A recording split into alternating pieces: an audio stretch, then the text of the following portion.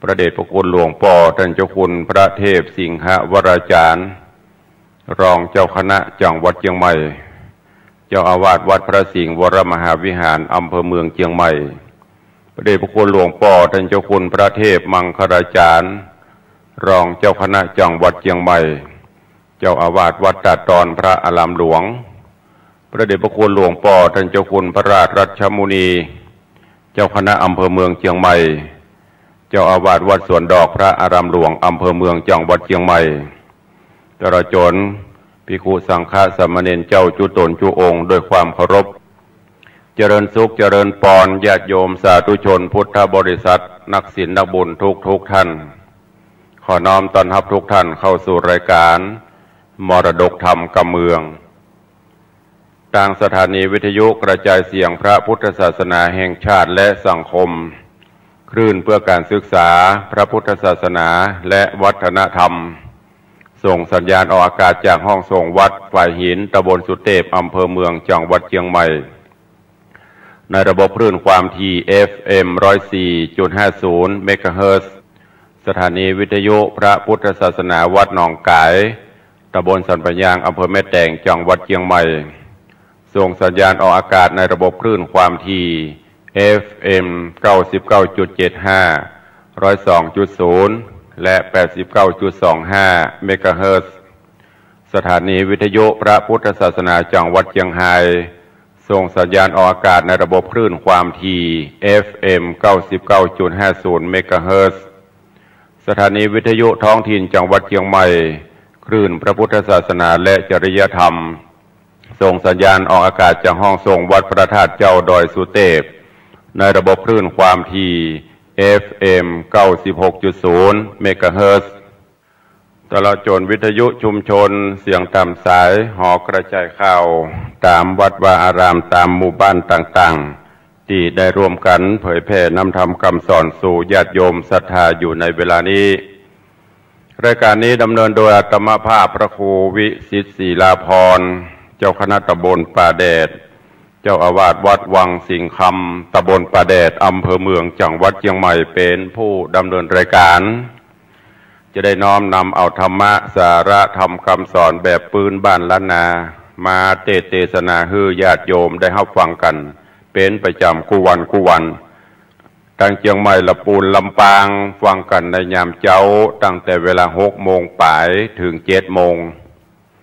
ทางพี่น้องต่างจังหวัดเชียงรายก็ฟังกันในยามค่ำคืนจากสถานีวิทยุวัดพระแก้วขอกราบขอบพระคุณท่านผู้อำนวยการทุกสถานีเจ้าหน้าที่ช่างเทคนิคทุกท่านและอนุโมทนาขอบคุณญาติโยมที่ได้ติดตามรับฟังรายการมาโดยตลอดตว่าได้เทศนาสุวรรณแปะคำคือญาติโยมทั้งหลายมาถึงยังตอนที่16โพธิสัตว์เจ้าก็ใกล้จะโป้นขีดใกล้จะโป้นกำละตอนนี้เทพยดาอาหักองค์อัมพรินทร์พระอินทร์เจ้าฟ้าก็หันว่าทุกข์ละกรรมลำบากมาเมินละตอนนี้ต้องหาทางช่วยก็เลยสั่งวิสุกรรมลงมาแถลงฮือพญาพันธุมติราชโดยมาตวายมาเอาปัญหามาถามฮือได้ตอบได้ตวายกันกำหนดพัด7 วันถ้าตอบตวายปัญหาบ่ได้จะโดนค้อนปนกำค้อนลงมาเตะแหน่ค้อนก็พอหรอกบ่ได้ก็จะค้อนตุ๊บอ่อนไหลเขาเนี่ยบ่ต้องเป็นเจ้าบ่ต้องเป็นและนายตายดีกว่าเนี่ยขำเปิ้นลำไปหรอกก็ตกตาเปิ้นไข้หัวตกตาตัวไปดีไข้ให้น่ะเปิ้นถามปัญหาว่า1ไม่มี2 2ไม่มี3 3ไม่มี4 4ไม่มี5 5ไม่มี6 6ไม่มี7 7ไม่มี8 8บ่มี9 9บ่มี10 10บ่มี11คืออะหยังอย่าเพิ่นถามตอบได้ก็ตอบถ้าตอบบ่ได้7 วันตายแน่ไอ้หวังตายแน่จะแก้ได้บ่ได้ผ่านไปได้เป็นจัดก็ได้หลายวันไปโปกเปล่าข่าวสารไปถามพราหมณ์ปุโรหิตผู้ฮู้ทั้งหลายจบด็อกเตอร์ก็ได้บ่ด็อกเตอร์ก็ได้มีไผตอบได้สักคนผลสุดท้ายก็จะต้องได้เปิ้งปะอาศัยบารมีของลูกชายคนล่าล่ะคือโพธิสัตว์เจ้าแปะคำ โดยมีเสนาอมาตย์ท่านหนึ่งได้อู้ขึ้นว่าท่านเจ้าลองไปปรึกษาลองไปขอความช่วยเหลือจากลูกเขยลากคือแปะคำเพราะหันแล้วว่าแววเปิ้นมีตามเมื่อก่อนมานั่นที่ท่านเจ้าใจไปอย่างเนี้ยได้หมดทำได้หมดคนนี้ก็คงจะแก้ได้อยู่ก้าก็เลยแล้วก็โดยเฉพาะพญาพันธุมัตติราชบอกว่าไผที่มาแก้ปัญหานี้ได้ช่วยเหลือข้าได้ข้าจะแบ่งเมืองคือเกิ่งหนึ่งคือยกฐานะขึ้นมาเป็นเจ้าเมืองเทียบเท่าข้าเนี่ยแต่แบ่งกันอยู่คนเกิ่งตอนนี้เสนาอมาตย์ได้ไปนำเรียนคือกับโพธิสัตว์เจ้าว่าจะได้กับบ่ได้แก้ได้กับบ่ได้จะได้ก็ก้อยติดตามฟังกันไปในตอนที่17ณโอกาสบัดนี้นะโมตัสสะภะคะวะโตอะระหะโตสัมมาสัมพุทธัสสะสาธะโวฟังลาโสตุจันนาสัพปุริสะตังลายตั้งยิ่งใจหนุ่มเทาอันทาเล่าดาฟังยังราชธรรมเตสนาสุวรรณะเปะคำลำดับมาเถิงตอนที่17เนินนายเจิญศรัทธาตั้งหลายจงตั้งใจไม่ทอมทา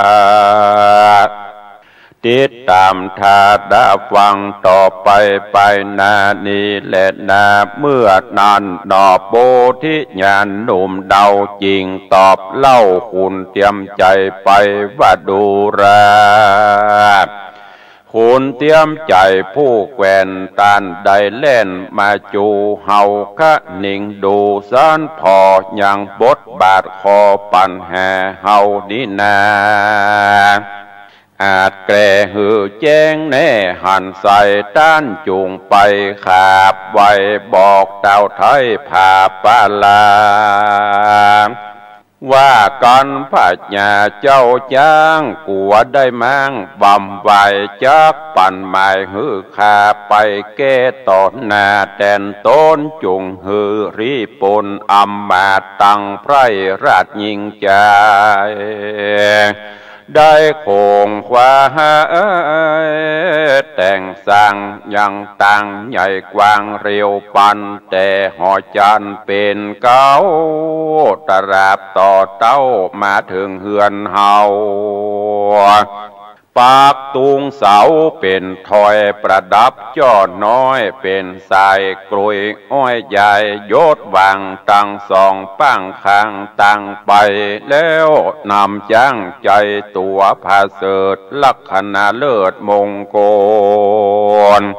จังรีปนลายแหล่มาเวทแห่อาสาฮือเฮานี่นาขี่จ้างตัวเอกอ่างงางอนเข้านครไปรอดถึงที่จอดพังกา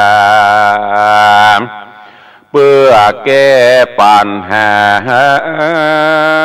แควบหย่อจุบบาดคอตามมีเพื่อเธอเจ้าปุรีบุดีที่ราชใดเกลียวกราดปนตันลายก้อนบอกหงควายแต่งห่างตามเฮาอ้างจะคอยเฮาบอกไปเป็นอันขาดตนเต้าที่ราชผู้ทอนก็จักเมื่อมอนเป็นแก่นบ่อาจแล่นพระเนมการหนอบมุนีหยอดซอยกล่าวเสียงถอยกำจะคุณต่างตาแกว่นใจก็รีบขาบไว้อันจุลีแล้วลาหนีปีกปอกไฟหน้าออกขึ้นมาแล้วก็มาทุนสาขาบไว้บอกดาวไทยจุประการก็มีหันและนาอาทาโหโหราชาเมื่อนั้นพญายศใหญ่แม่นบอบมักไฟปิญญา ยังหน่อพุทธายอดซอยผู้เป็นเคยน้อยสุดไปแสงอุบายแต่งใจเพื่อให้เจ้าได้มรณาตามปโลหิตาผู้เท่าหากบอกเล่าไข่ปันบัดนี้เจ้าห่อจันทิราชกลัวได้ความขาดเมื่อมอนตุกอาวรเอาไม้ฟังคูนแกวนใจทูลสารลวดมีใจบ้านโจมเจินปีติตื่นนำนาจิงมีอาจญาปงขาดหืออำมาตรีปนตั้งหมู่คนไพร่ไตพร้อมนาไข่ยิงใจรีพงควาแต่งสร้างยังตาตั้งกวางเปียงงามกล้วยอ้อยจำเป็นท้อยจอดตุงน้อยใหญ่ใหญ่ปลูกดอกไม้หลายจุสิ่งยอมงามยิงหลายสีกันทะมีรถเราหอมตัวเต้าเอาใจคือคนในน้อยใหญ่ถือขันดอกไม้บุพผาตั้งละจะเข้าตอกยืนข้างขอกกองต่างหายน้ำวางตั้งไว้ฮือเมียนควายเรียวปานเทิงตาวันค่ำลาลงลับป่าดงดานก็ฮือนายกวานผู้ฉลาดนำเอา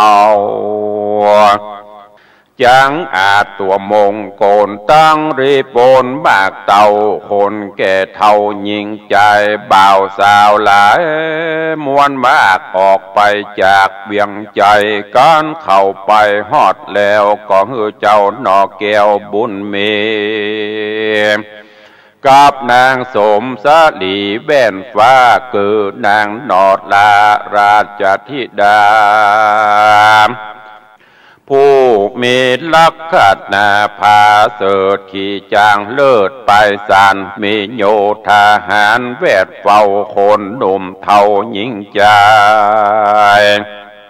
แวดใหญ่ใหญ่หลายแหล่แล้วก็เหตุนำมาจากเกหาตูบน้อยถึงพระศาสตร์ซอยห่อจันฮืดหนอคุณทันโตนเลิศแล้วนั่งเต้นเกี่ยวปั่นลังการส่วนเต้าผู้บานยศใหญ่หายหม่นใบมองขี่ก็ใครว่าตีต้านต่อซึ่งเจ้าน้อยหนอหลายประการก็มีหันและนามัชฌิมยาเมสามปัตเต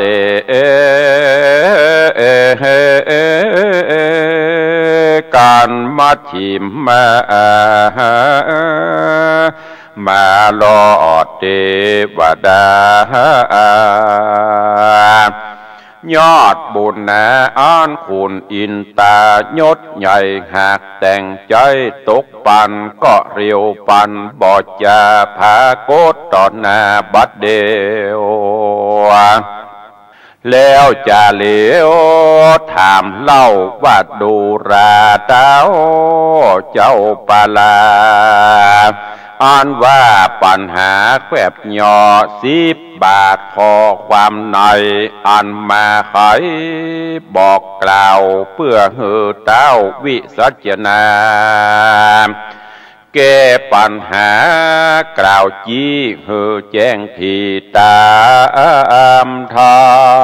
มบัดนี้เจ้าห่อข้ายศใหญ่แก่ใดบ่ได้สัน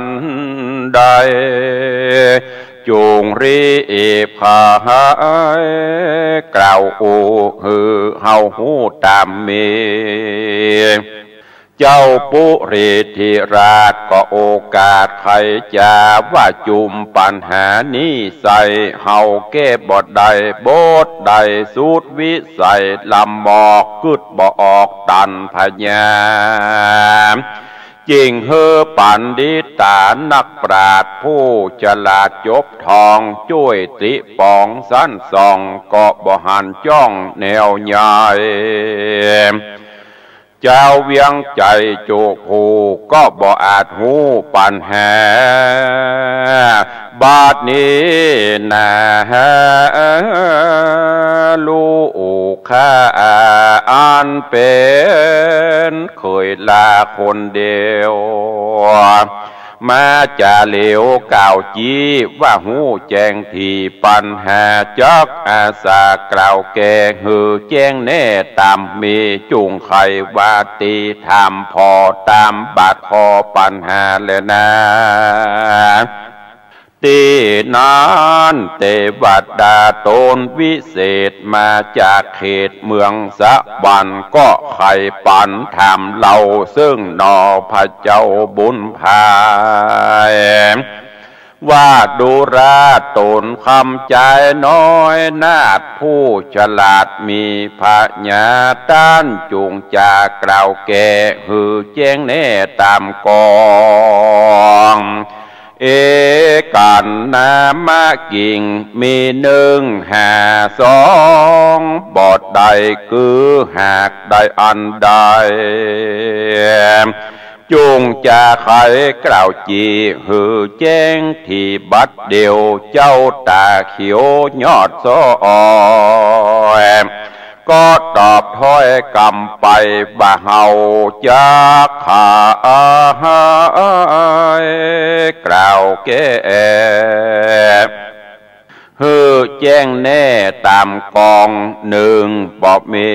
1 5 2บอดใดขอเทพไทยฟังดู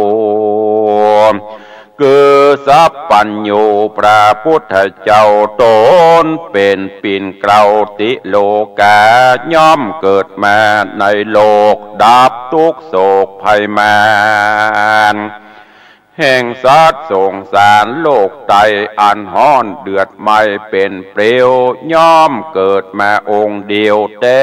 ใส่บ่หอนเกิดมาพร้อมไข่สองตนและนาสเปสัตตาอาหารลัทธิกาแถมในยาเหล่าคนหนุ่มเท่ายิ่งใจสัตว์ตั้งหลายมวลหมู่อันข้างอยู่สงสารมีอาหารเลี้ยงใส่จริงอยู่ใดไปนานการอาหารเสียงขอดย่อมมวยมอดบ่เหลือหลอนและนาเอวังพุทธเทวดาตนวิเศษมาจากเขตเมืองโคนนากันนอตัดสะโปนตนองค์อาจกล่าวเสียงขาดสุดปายมีใจภายโจมชื่นปิติตื่นโสมนัสสาตั้งเทวดาบุญใหญ่พ่องอยู่ป่าไม้ไพรโสนพ้องอยู่บนอากาศพ้องหักษาภาศาสตร์ห่อใจตั้งมีใจชื่นยาวสาธุเศร้าเนืองนานแล้วปากาหพร้อมไข่ผายดอกไม้บูผ่าตกลงมามากเต่าเพื่อปูจากุญเจ้าหนอมุนีก็มีหันแลนาตาณตาทะนันตาลังทัดนั่นไปแถมเล่าเทวดาเจ้าบุญก็ถามปัญหาติดต่อว่าดูรานอใจลามมี2 5 3บอดได้ด้านกล่าวไว้เมินมาคืออันใดจะจุงแก่ฮือแจ้งแน่ตามมีหนอมุนีอ่อนน้อยก็ตอบถอยกำงามว่ามี2 5 3บอดใดจุงจำชื่อไว้ในใจคือพระอาทิตย์ใสส่องแจงไข่จุแห่งยามวาน กับพระจันทร์อยู่ฟ้าส่องโลกลาหนอจูมปูคนเล็งดูพอกคอยใจชื่นจ้อยเจยบานแถมประการดึงใส่ด้านบอกไว้เป็นหมาย วาดนามันจะรูปัญจะเพื่อหือยิงใจหนุ่มเทาหูจักตัวเก่าดีงามสองบ่มีสามมาแท่งก็คือนามกับหูบแห่งคนเฮาและนางเทวดาฟังแล้วว่าแม่นดังเจ้าหนอเกี่ยวไข่จ้าก็ผายบุพาดอกไม้ตกมาใส่สะโสนโยมหมู่คนน้อยใหญ่อันอยู่ไกลเล็งหันต่างปาการจื้นสู่สาธุอยู่เนืองนั้นก็มีหันและนาทาดนานไปแถมเล่าเทวดาเจ้าบุญมีก็ไขว่าตีถามต่อว่าดูรามเจ้าหนอบุญหนาต้านจุงจากล่าวจีตินินามะกิ่งสามบ่มีสี่ตัวมาคืออันใดจะจุงแก่หือแจ้งแน่เรียวปันนอคุณทันบุญใหญ่ขาดนิ่งไว้บัดเดียวก็จะเลี้ยวก่าวจีว่าสามบ่มีสี่ตัวมาคือลัตตานาผาเสดกุลเกี่ยวเลิศสามประการมีพระจินมันปิ่นเกลาพระพุทธเจ้ายอดสัพพัญญู ตนเป็นครูสอนโลกดับทุกโศกมองขีพระธรรมมีคุณใหญ่เป็นต่างไต่สอนใจพระโสสินใสผ่องแผ้วปฏิบัติดีแล้วตามธรรมจักจูงน้ำบอกเราฮือคนหนุ่มเทายิงใจได้ผ่านภายไปรอดเบี่ยงแก้วยอดเนรปานติโสเวทนาแถมประการลึงใสหือหูควายความนาย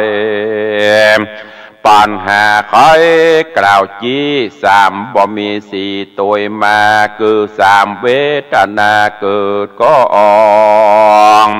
ในแก่งห้องหอระไทยสุขเวทนาเป็นเก้าทุกขเวทนาเล่าเป็นสองอาสุขะมะสุขะเวทนาปองติดต่อเป็นสามขอเวทนาและนาตังสุตวาจะเตตังสุตวาเตวัดดาฟังแล้วใจผ่องแผ้วโสมนัสสาก็ผายบุพาดอกไม้ตกลงไข่ตรงกันและนาตานาทะนันตาลังทาดนานไปแถมเหล่าเทวดาเจ้าก็เลี้ยวปันถามต่อว่าดูราเจ้าหนอบุญนาผู้มีปัญญาอาจกล้าจัตตารินามกิ่งสี่บ่มีห้าเตรียมตานจุงไข่ปันก่าวจีฮือแจ้งที่บัดเดียวเจ้าตาเขียวบุญกว้างก็กล่าวอ้างไข่จามว่าข้าแด่เทวดาอยู่ฟ้าอันว่าสี่บ่มีห้าเตรียมตา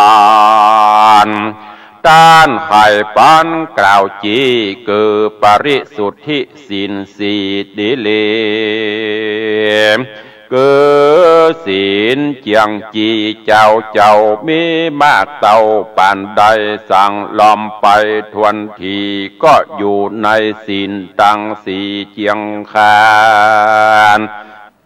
แถมประการหนึ่งใส่จูงหือไฟใจจำคืออริยสัจธรรมตั้งสี่อันกล่าวจี้ปันมาเพื่อหือยิ่งใจจุผู้ใดพร่ำหูข้าหนิ่งหมายการปฏิบัติไปสุดยอดจริงจักได้รอดเนรปานแลนาเอวังพุทธิกันเจ้าพุทธาตนองค์อาจกล่าวเสียงขาดกำจาเทวดาบุญกว้างอยู่เสพสร้างคงสะวันก็เร็วปานบอกเล่าว่าแม่นดังกำเจ้าดีลีแล้วภายดวงดีดอกไม้ลงที่ไกลนำแน่ก็มีหันและนาตาทะนันตาลังถาดนั้นไปแถมเล่าเทวดาเจ้าบุญนาก็ถามปัญหาติดต่อหลายบาทขอบุหลายบทบาทขอความน้อยลำดาไปบอดหน่อยถึงบทซอยสุดไปขอต้านตั้งหลายจุผู้อันมาพร่ำพร้อมอยู่ฟังธรรมจงดาจำชื่อไปอย่าหือใดหายโหนยามมีคนใครหูมากล่าวอูจะทามโดยกำงามทวนทีจริงจักใดจี้จะใครเฮือเข่าหันใส่ที่แจงสุดเสียงแห่งสังกาและนาปานจะนามากิ่งมีหกบอดใดมีอยู่พร้อมไข่ในตนแห่งจุคนจุผู้กันต้านหูหันใส่จุงจะไขกล่าวแก่หือแจงแน่บัดเดียวเจ้าก็เรียวบอจ้าว่าปัจจุปันธานักขันธาคือขันแห่ประการยังอุปทานนองไว้ป่าหือได้เมาวนบ่อาจนำตนไปรอดเบี่ยงแก้วยอดเนลปานและนาชะนามากิ่งมี6-7บอดใดมีพร้อมไว้ยิงใจก็คนต่างหลายหากมีอยู่ในตนด้านเป็นคนองค์อาจจบฉลาดมีพระญาจุงรีบจะกล่าวแก่ว่าได้แก่อันใดบอกมาไว้ด่วนสันอย่ากุดที่ซ่านเมินนานนอโปธิญาณยอดซอยก็ตอบถอยกำไปว่าชาอาจัตติกานิอายตนานิคืออายตนะภายใน6สิ่งมีพร้อมยิ่งในตนแห่งจุคนจุผู้อันมีชีวิตอยู่เตียวดินและนาสัตตนามากิ่งมีแต่7กฎแขวดบ่มี8ตัวมาอันใดจะหากหูจุงกล่าวอูปันแม่นอคุณทำกล่าวแก่ว่าแม่นโพจังฆะ7แต่ดิเลคือมีสติเป็นเก้าตลาบต่อเต้าอุเบกขาและนาอัฏฐนามะกิ่งมี8บ่มี9ด้านบอกเล่าไขปานว่าเป็นต่างเตียวผ่านเตียวไตหือโป้นโศกไม่เครื่องกาคืออันใดจะจูงจี้หือแจ้งทีตามมี หนอมุนียอดซอยก็ตอบถอยตามรายว่าอัตถังขิโกมาโคเกิมาคะหมายกดแขวดมีองค์ะ8ประการเป็นต่างเจียงขันเลิศแล้วป่าไปรอดเบียงแก้วเดียวปันและนาณวะนามากิ่งมีเก้า10บอดใด บอดใดต้านกล่าวไว้เมินมาด้านกล่าวไว้เมินมาอันใดจะจุงจี้เฮอแจ้งทีบัดเดียวเจ้าตาเขียวหนุ่มเดาหนอพระเจ้าบุญนะก็ใครจะโอกาสว่าสัตตาวาสาคือสัตตาวาสเก้าประการอันเป็นสถานที่อยู่แห่งจุมหมู่สัตตาแต่มนุษย์สาเป็นเก้าตลาบต่อเต้ามหาพรหมและนาถ้าสะนามะกิ่งมี11บอดได้การบอกใบเป็นตราอันใดจะจุงกล่าวหือหูข่าวตามรายเจ้าบุญนำน้อยหนอจริงตันต่อใครขานว่าทัสสะพละญาณานิคือทัสสะพละญาณผาเสดมาบังเกิดจอมกาลเป็นพระอรหันต์เลิศแล้วได้รอดเวียงแก้วเนลปานและนาเอวังวุตเตกันนอคุณทันตนองค์อาจกล่าวเสียงขาดสุดปลายเทวดาผายดอกไม้ตกลงใส่สะโสนโยมรีปนหนุ่มเทานักปราชญ์เจ้าอาจารย์ตั้งเต้าผู้บานยศใหญ่หายมนไม่มองขีปีติมีจื่อเงาสาธุเศร้าเนืองนันต่างปากันขาบไว้อย่างเจ้าหนอไทยบุญมีใครว่าตีต่อถอยหยอกุลเจ้าหนอนาดน้อยนาส่วนเทวดาตนวิเศษมาจากเขตเมืองสวรรค์การดอกคุณทานตนองค์อาจกล่าวเสียงขาดปัญหาก็ใครว่าจะลืมเล่าหยอกุลเจ้าบุญมีแล้วลาดนี่ขึ้นสู่อย่างที่อยู่เมืองบนก็มีวานนั้นและนาเนติตังขีญาสังวันนาวิเศษ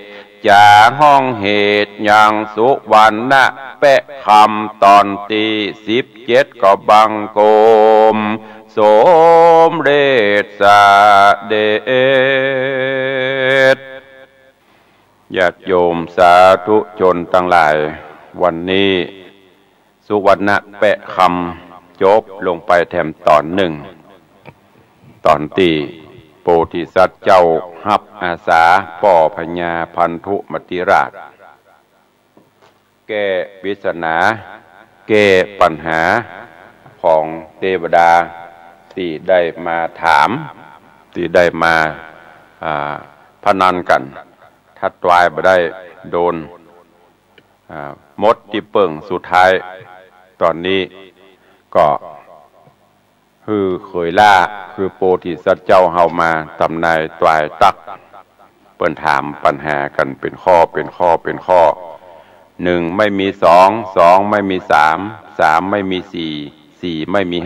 5ไม่มี6มี7บ่มี8บ่มี9บ่มี10บ่มี10ข้อด้วยกันตอนนี้แก้ไขตอบไปปริปุณังเสร็จเรียบร้อยถึง10ข้อละเทพบุตรเทวดาก็ป้ากันพระพายตุปะบุพามาลาดอกไม้ปูจา เป็นที่ชื่นมื่นม่วนใจแล้วก็ตอนนี้เทวบุตรเทวดาก็อำลาปิกสวงสวรรค์จันฟ้าพญาก็นั่งยิ้มจนเขี้ยวแห้งกับนี่องค์อมรินทร์พระอินทร์เจ้าฟ้าสั่งวิศุกรรมเทพบุตรเนรมิตตนตัวไปสู่ยังห้องบรรทมของพญาพันธุมติราชเพื่อไปตักไปตวายเอาปัญหาไปตวายไปถามคือพญาพันธุมติราชได้ตอบโดยพนันกันโดยเวลาเพียง7 วันหากว่าตอบได้ก็ปนไปตอบไม่ได้ก็จะต้องโดนไม้ค้อนตีเทพบุตรวิศุกรรมนี่กรรมมาหรืออู้ง่ายๆก็คือถ้าตอบไม่ได้ก็เตรียมตัวสวรรคตได้เนี่ยเปิ้นว่าข่าวก่อนนั่นพญาพันธุมติราชกลั่นแกล้งโพธิสัตว์เจ้าหลายครั้งหลายคราวมาตอนนี้วิบากกรรมตุกมาตันถึงตัวเก่าโบราณเปิ้นว่าให้ทุกข์แก่ท่านทุกข์นั้นถึงตัวหรือสร้างกรรมใดไว้กรรมนั้นไซบักรากข้าวไปที่ไหนมันจะต้องย้อนปิกมาหาตัวเก่า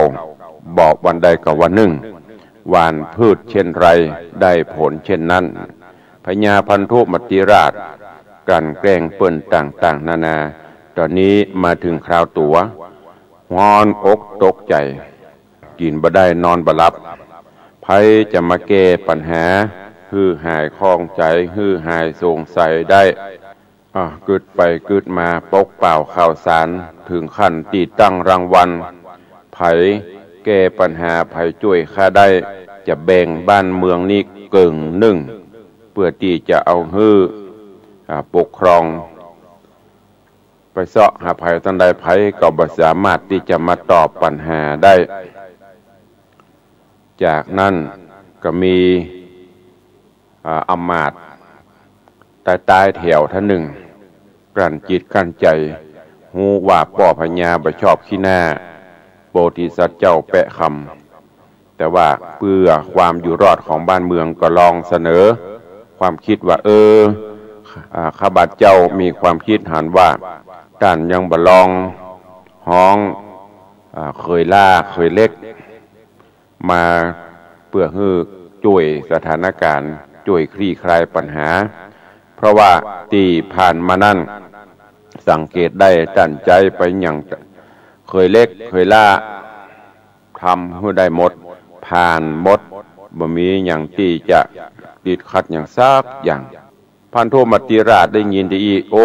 ข้าก็ลืมกึดไปลูกใจดีใจบานขึ้นมาเอ้าเสนาอมาตย์สู่ลองไปลูกลองไปบอกฮือลูกเขย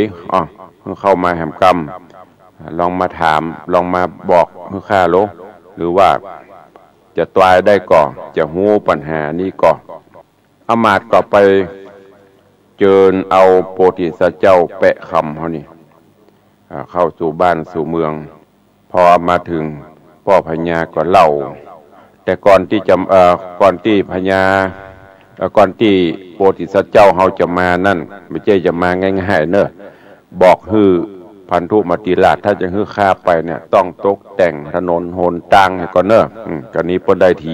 ได้นี่แล้วเนาะต้องตกแต่งประดับจอดน้อยตุงใจฮือปิวสะบัดพัดโบกไป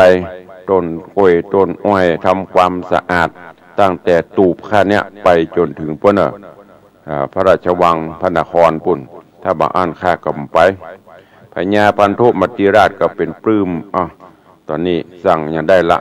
ทีใครทีมันก็เลยสั่งให้ประดับตกแต่งอย่างต่างๆนานา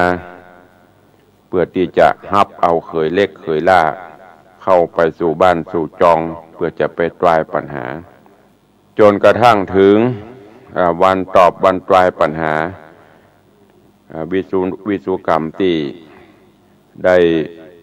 ฮับบัญชามาก็เลยมาถึงเพื่อที่จะมาถามเพื่อที่จะมาทดสอบดูว่ามีไผที่จะตอบได้ในขณะนั้นได้เวลาเพิ่นก็ พญาบิสุกพญาพันธุมัตติราชก็บอกว่าตัวข้านี้ใบไรพญาตอบมาได้แต่ว่าข้ามีผู้ช่วยก็คือเคยเล็กเคยล่าลูกเคยข้าเนี้ยจะเป็นผู้ที่จะมาตอบแทนตัวข้าลองฮือถามมาโลจะฮือลูกข้าเนี่ยตอบปัญหาจากนั้นเปิ้นก็เริ่มถามปัญหาข้อที่หนึ่งที่ถามกันไว้ว่าหนึ่ง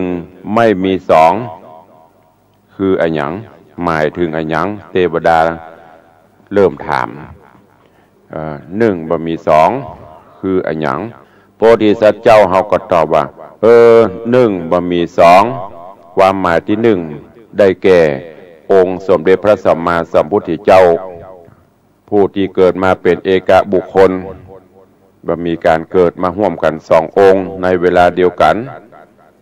อันเนี้ยความคิดหนึ่งเดียวในโลกคือพระองค์พระผู้มีพระภาคเจ้า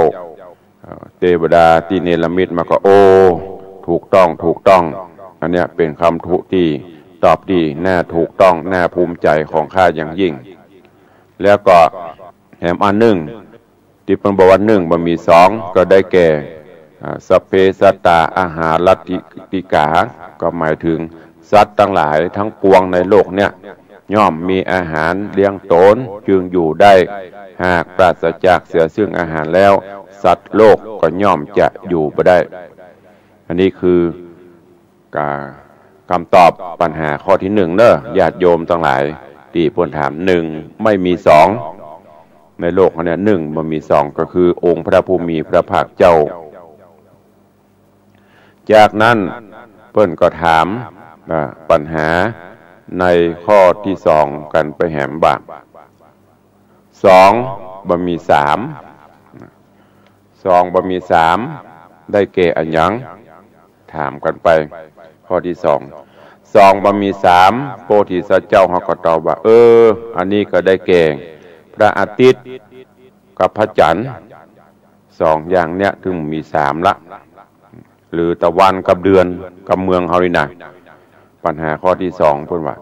สองไม่มีสามได้แก่พระอาทิตย์กับพระจันทร์เมื่อวันก็มีพระอาทิตย์สอดส่องแสงฮือสว่างสวัยตอนเมื่อคืนก็มีพระจันทร์หรือเดือนสอดส่องแสงเทวดาก็อันเนี้ยเป็นคำตอบที่ถูกต้อง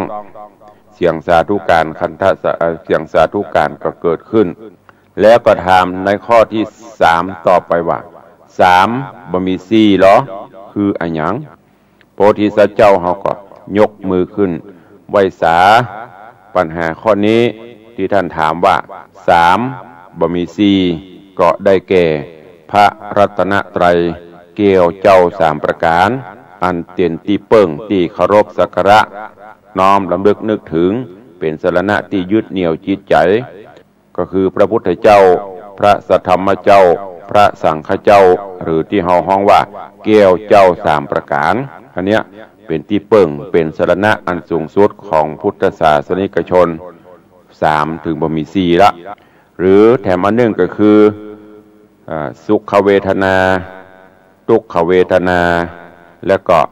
อสุขมะสุขายเวทนาก็คือบัสุขบัตุกเทวดาสาธุการเกินอันนี้เป็นคำตอบที่ถูกต้องบ่ผิดบ่เพี้ยนเนอะก็มีโปรยเขาตอกดอกไม้สาธุการลงมาเป็นชุดว่าตอบปัญหาถูกต้องอันต่อไปข้อที่สี่บ่มีห้าได้แก่อันหยังนี่เปิ้นถามสี่บ่มีห้าได้แก่อันหยังโพธิสัตว์เจ้าเฮาก็ยกมือขึ้นตอบสี่บ่มีห้าก็คือปริสุทธิศีลสี่ปริสุทธิศีลสี่ที่เป็นศีลอันบริสุทธิ์ย่นย่อศีลทั้งหลายทั้งมวลบ่ว่าจะเป็นศีล8ศีล5ศีล227นี่เอามารวมลงเป็นปริสุทธิศีลสี่ก็คือปาติโมกข์สังวรเป็นพระเจ้าพระสงฆ์เป็นศรัทธาญาติโยมก็จ้างเตอะมีปาติโมกข์สังวรสำรวมในพระปาติโมกข์เว้นข้อที่พระพุทธเจ้าห้ามทำตามข้อที่พระพุทธองค์ทรงอนุญาตที่เพิ่นห้ามมีอย่างพ้องยกตัวอย่างศีล5 ข้อศีล 8ศีล10ศีล227เป็นข้อบัญญัติเป็นศีลเป็นวินัยก็ต้องงดทำตามข้อที่พระองค์ทรงอนุญาตเปิดอนุญาตให้สร้างกุศลคุณงามความดีมีการฮืดตานรักษาศีลปั่มเปงภาวนาไปอันนี้คือปริสุทธิศีล4ข้อที่2อินทรีย์สังวรก็คือการสำรวมอินทรีย์ในที่นี้ก็คือในตนตัวของเฮาเนี่ยอินทรีย์6ได้แก่ตาหูดังลิ้นกายใจอินทรีย์เหล่านี้ที่มันมีทุกข์กับสุขกับเคลิบเคลิ้มกับดีใจบ่ดีใจมันเนี่ยรักษาโดยศีลธรรมเข้าไว้บ่ฮื้อมันยินดียินร้ายตาเมื่อหันรูปมากระทบตาก็ฮื้อฮู้ว่าสิ่งนี้เป็นสิ่งที่มากระทบบ่ได้หูได้ยินเสียงหูดังได้กลิ่นลิ้นได้ลิ้มรสมันมาถูกมาต้องก็ต้องเอาใจเฮากันกรองอันที่3อาชีวะปริสุทธิคือการเลี้ยงตนเลี้ยงตัวในทางที่ชอบโดยความซื่อสัตย์สุจริตบ่ไปเบียดเบียนไผบ่ไปหลอกลวงไผบ่ไปปล้นจี้ไผบ่ไปจุไปล่ายเปิ้นมาเลี้ยงตนเลี้ยงตัวทำแต่สิ่งที่เป็นมิจฉาทำแต่สิ่งที่ถูกต้องประพฤติในสิ่งที่เป็นตำนองกรองธรรมอันที่4ปัจจยะปัจจเวคขณะพิจารณาก่อนแล้วจึงบริโภคจึงฉันจึงคบจึงกินถ้าเป็นผู้เจ้าพระเนรก็คือปัจจัย4อย่างนี้เนี่ยมีพิจารณาตลอดจนจีวรบิณฑบาตเสนาสนะเภสัชอย่างต่างๆไม่ใช่บริโภคด้วยกิเลสตัณหาอย่างต่างๆอันนี้ที่เพิ่นตอบแถมอันหนึ่งก็คืออริยสัจ4ที่องค์พระผู้มีพระภาคเจ้าเฮาได้ทรงตรัสรู้อันได้แก่ทุกข์สมุทัยก็คือเหตุที่ให้เกิดทุกข์ สมุติฐานนิโรธคือความดับทุกข์และก็มรรคคือหนทางหรือข้อปฏิบัติให้ถึงความพ้นทุกข์อันนี้คือปัญหาที่ข้อที่4ที่เปิ้นถามว่า4บ่มี5คืออันหยังข้อต่อไป5บ่มี6ได้แก่อันหยังนี่เปิ้นถามต่อโพธิสัตว์เจ้าแปะคำเคยลากเคยสุดท้ายของพันธุปฏิราจาก็ตอบว่าโอ้ท่านเจ้าปัญหาข้อนี้ที่ท่านถามมา5บ่มี6ก็คือขันธ์5ที่ปรุงแต่งเป็นร่างกายของเฮาเนี่ยคือรูปเวทนาสัญญาสังขารแล้วก็วิญญาณนี่ขันธ์5บนห้องว่าขันธ์5ที่ในหลักธรรมก็คือกายกับใจนี้แบ่งออกเป็น5กองบนห้องว่าขันธ์5คือรูปเวทนาสัญญาสังขารวิญญาณธาตุ4คือดินน้ำไฟลมประชุมกันปรุงแต่งขึ้นเป็นร่างกายที่ห้องว่ารูปความรู้สึกอารมณ์ต่างๆเป็นสุขผ่องคือสบายกายสบายใจหรือเป็นทุกข์นั่นก็คือบ่สบายกายบ่สบายใจหรือเฉยๆบ่ฮู้จักทุกข์บ่ฮู้จักสุขอันนี้ห้องว่าเวทนาความจำต่างๆที่เฮาได้ฮู้ได้หันจำรูปจำฟังเสียงดมกลิ่นลิ้มรสโผฏฐัพพะอารมณ์ต่างๆที่มันมากระทบกับจิตกับใจของเฮาเนี่ยดีพ่องให้พ่องปานกลางพ่องที่มันเข้ามาถึงวันมาตั้งตาก็มาตั้งหูก็มาตั้งหูดังก็หรือว่าจากการสัมผัสลิ้มรสต่างๆเนี่ยเพิ่นเฮาว่าสัญญาคือการจำได้หมายรู้เจตสิกธรรมก็คืออารมณ์ที่เกิดกับใจดีห้องว่ากุศลชั่วห้องว่าอกุศลถ้ากลางกลางบ่ดีบ่ชั่วเพราะห้องว่าอัพยากฤตที่เพราะว่าสังขารความหูอารมณ์ในเมื่อหูบมากระทบตาเป็นต้นเพราะห้องว่าวิญญาณขันธ์5อันนี้คือเพราะห้องว่า5บ่มี6ก็คือขันธ์5รูปเวทนาสัญญาสังขารวิญญาณเทวดาก็โอ้ถูกต้องส่งเสียงสันทะสาธุการขึ้น ข้อต่อไปคือข้อที่หก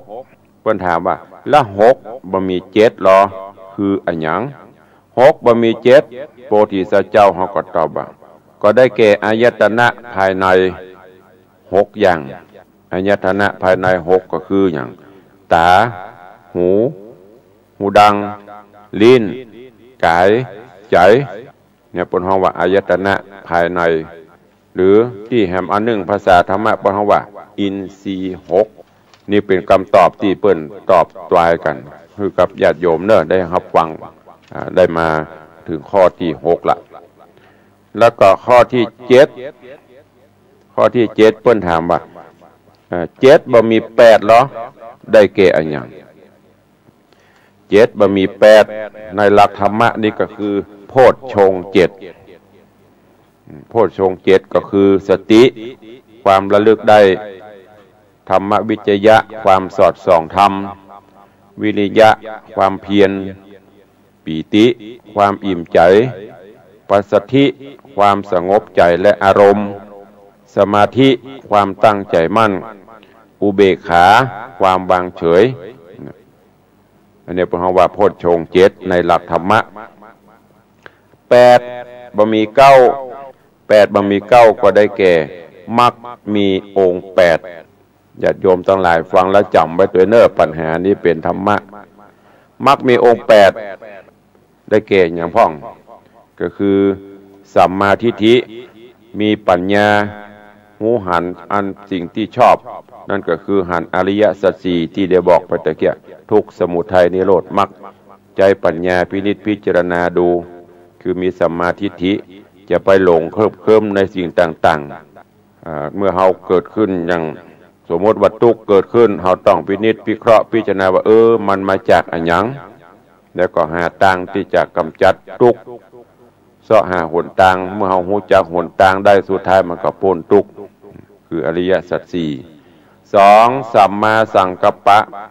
ดำริก็คือความคิดความหันดำริชอบคิดหันในทางที่ชอบจะไปคิดหันในทางที่ผิดก็คือมีความคิดดำริที่จะออกจากกามดำริในอันที่จะบ่มีความพยาบาทมากมุ่งหายไผดำริในอันที่จะบ่เบียดเบียนก็คือจิตใจของเราคิดในทางที่ดีกามฉันทะกามราคะอย่างต่างก็คือมันออกไปอันจะนำมาซึ่งกิเลสตัณหาตามมานั่นน่ะบ่พยาบาทอาฆาตไผบ่คิดเบียดเบียนไผเนี่ยเพราะว่าสัมมาสังกัปปะคือความคิดหันที่ชอบสัมมาวาจาอู้จาในทางที่ชอบสิ่งที่ถูกที่ต้องที่ควรเว้นจากวจีทุจริตบ่คิดที่จะไปจุลายหลอกลวงเปิ้นประการที่สี่สัมมากัมมันตะทำการทำงานในทางที่ชอบปฏิบัติหน้าที่ในทางที่ชอบเว้นจากกายทุจริตก็คือมันไปคิดช่อโกงคิดลักเขาเล็กขโมยน้อยอย่างเปิ้นเป็นต้นประการที่ข้อต่อมาก็คือสัมมาอาชีวะอันนี้ในหลักธรรมของมรรคมีองค์แปดเนี่ยสัมมาอาชีวะเลี้ยงชีวิตในทางที่ชอบเว้นจากการเลี้ยงชีวิตในทางที่ผิด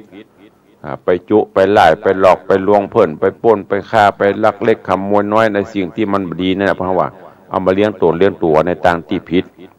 พยายามเลี้ยงชีวิตเลี้ยงตนเลี้ยงตัวในทางที่ชอบมักมีองค์แปดข้อที่หกสัมมาวายามะเพียรชอบคือเพียรพยายาม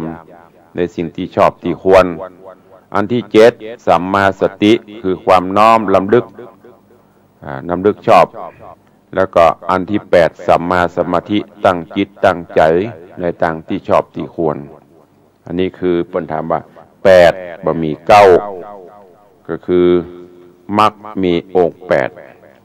แล้วก็เก้าบ่มีสิบนี่ตามที่เปิ้นตอบในหลักธรรมก็คือตั้งแต่ความเป็นอยู่ของมนุษย์แล้วก็สวรรค์ตั้งแต่เกิดมามนุษย์สมบัติสวรรค์สมบัตินิพพานสมบัติถ้าตอบตามหลักภาษานี่เปิ้นก็คือตั้งแต่สวรรค์เกิดเป็นมนุษย์แล้วก็ขึ้นไปสวรรค์แห่งหกชั้น ตั้งแต่จตุมหาราชเป็นต้นไปแล้วก็10บ่มี11อันนี้เป็นเพิ่นฮ้องว่าในธรรมตึกตามข้อของเพิ่นคือเป็นญาณตั้งแต่จันทศพลญาณตั้งแต่ญาณต่างๆของพระพุทธเจ้า10ญาณตั้งแต่ฐานะญาณคือการยังหูฐานะหูกฎธรรมชาติต่างๆของพุทธองค์อันที่2กัมมวิปากญาณคือการยังหูผลของกรรมพุทธเจ้าเฮานี่หูกรรมทำลงไปถ้าดีก็ได้ดีชั่วเป็นชั่วนั่นนี่เป็นต้นอันที่3สัพพัทธคามินีปฏิปทาญาณคือการหูข้อปฏิบัติที่จะไปสู่สุขติกาจะไปสู่ทุกขติกานี่เป็นญาณของพระพุทธเจ้าหูว่าปฏิบัติอย่างอี้ต้องไปสู่สุขติแน่นอนปฏิบัติอย่างอี้ต้องไปสู่ทุกขติอบายภูมิแน่นอนอันที่4นานาธาตุธาตุนานาธาตุญาณก็คืออย่างหูเกี่ยวกับธาตุต่างๆอันที่5นาทิมุตติกญาณคือหูอัจฉริยสัยหูนิสัยหูจริตของสัตว์โลกอย่างเวลาเพิ่นจะไปโพดภายพระนิพพานอย่างหูว่านิสัยของแต่ละคนเป็นจะได้อย่างหูจริตอันที่6อินทริยะปโรปริยัตญาณอย่างหูอินทรีย์ของสัตว์โลก7ชานาทิสังกิเลสาธิญาณหูเกี่ยวกับสาเหตุ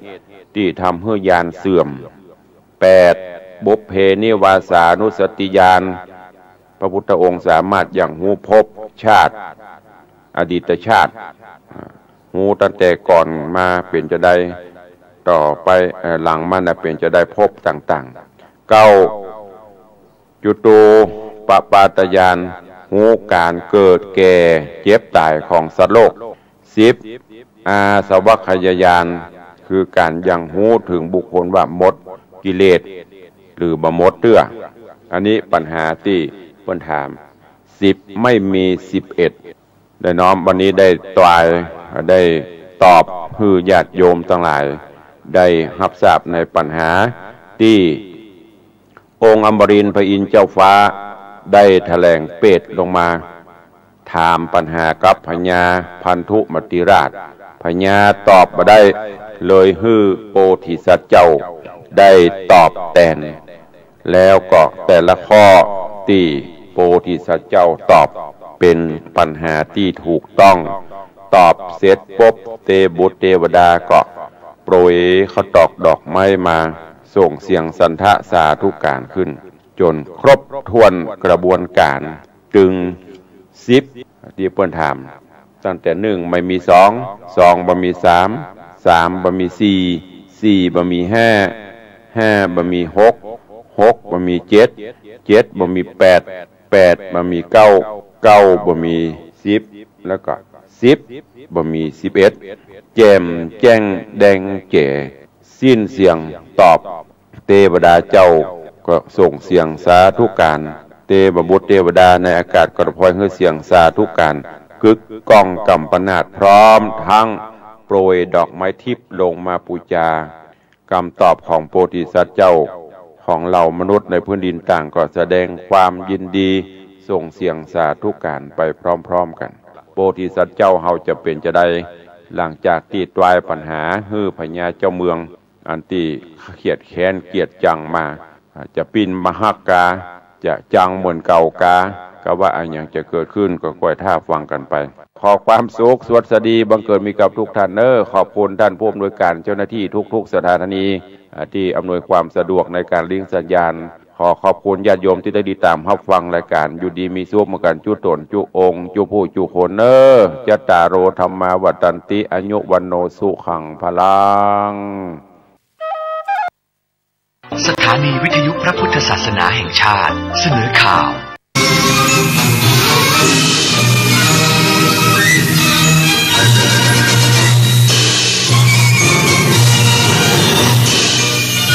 ที่นี่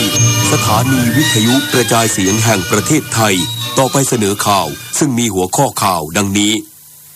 รัฐบาลยืนยันยังไม่มีนโยบายให้ขุดคลองไทยโดยยังอยู่ระหว่างศึกษาผลดีผลเสียพร้อมเตือนประชาชนใช้วิจารณญาณต่อข่าวสารเพื่อป้องกันความเข้าใจผิดรัฐมนตรีว่าการกระทรวงพาณิชย์เปิดตัวกาญจนบุรีโมเดลเดินหน้าสร้างงานสร้างรายได้แก่ผู้มีรายได้น้อยก่อนขยายผลไปยังอีก10จังหวัดเกิดอุบัติเหตุรถโดยสารนำเที่ยวชนกับรถจักรยานยนต์บนเกาะชวาของอินโดนีเซียทำให้มีผู้เสียชีวิตอย่างน้อย27คนและบาดเจ็บอีก16คนพรหมมีสวัสดิ์และนักกอล์ฟไทยอีก2คนได้ผ่านเข้าแข่งขันวันสุดท้ายในระบบแมตช์เพลย์ของกอล์ฟทัวร์ผสมยุโรเปียนทัวร์ออสเตรเลียนทัวร์และเอเชียนทัวร์ที่ประเทศออสเตรเลียต่อไปเป็นรายละเอียดของข่าวการจัดงานอุ่นไอรักคลายความหนาวเมื่อวานนี้มีประชาชนเดินทางไปร่วมงานจำนวนมากส่งผลให้บรรยากาศเป็นไปด้วยความอบอุ่นตลอดทั้งวัน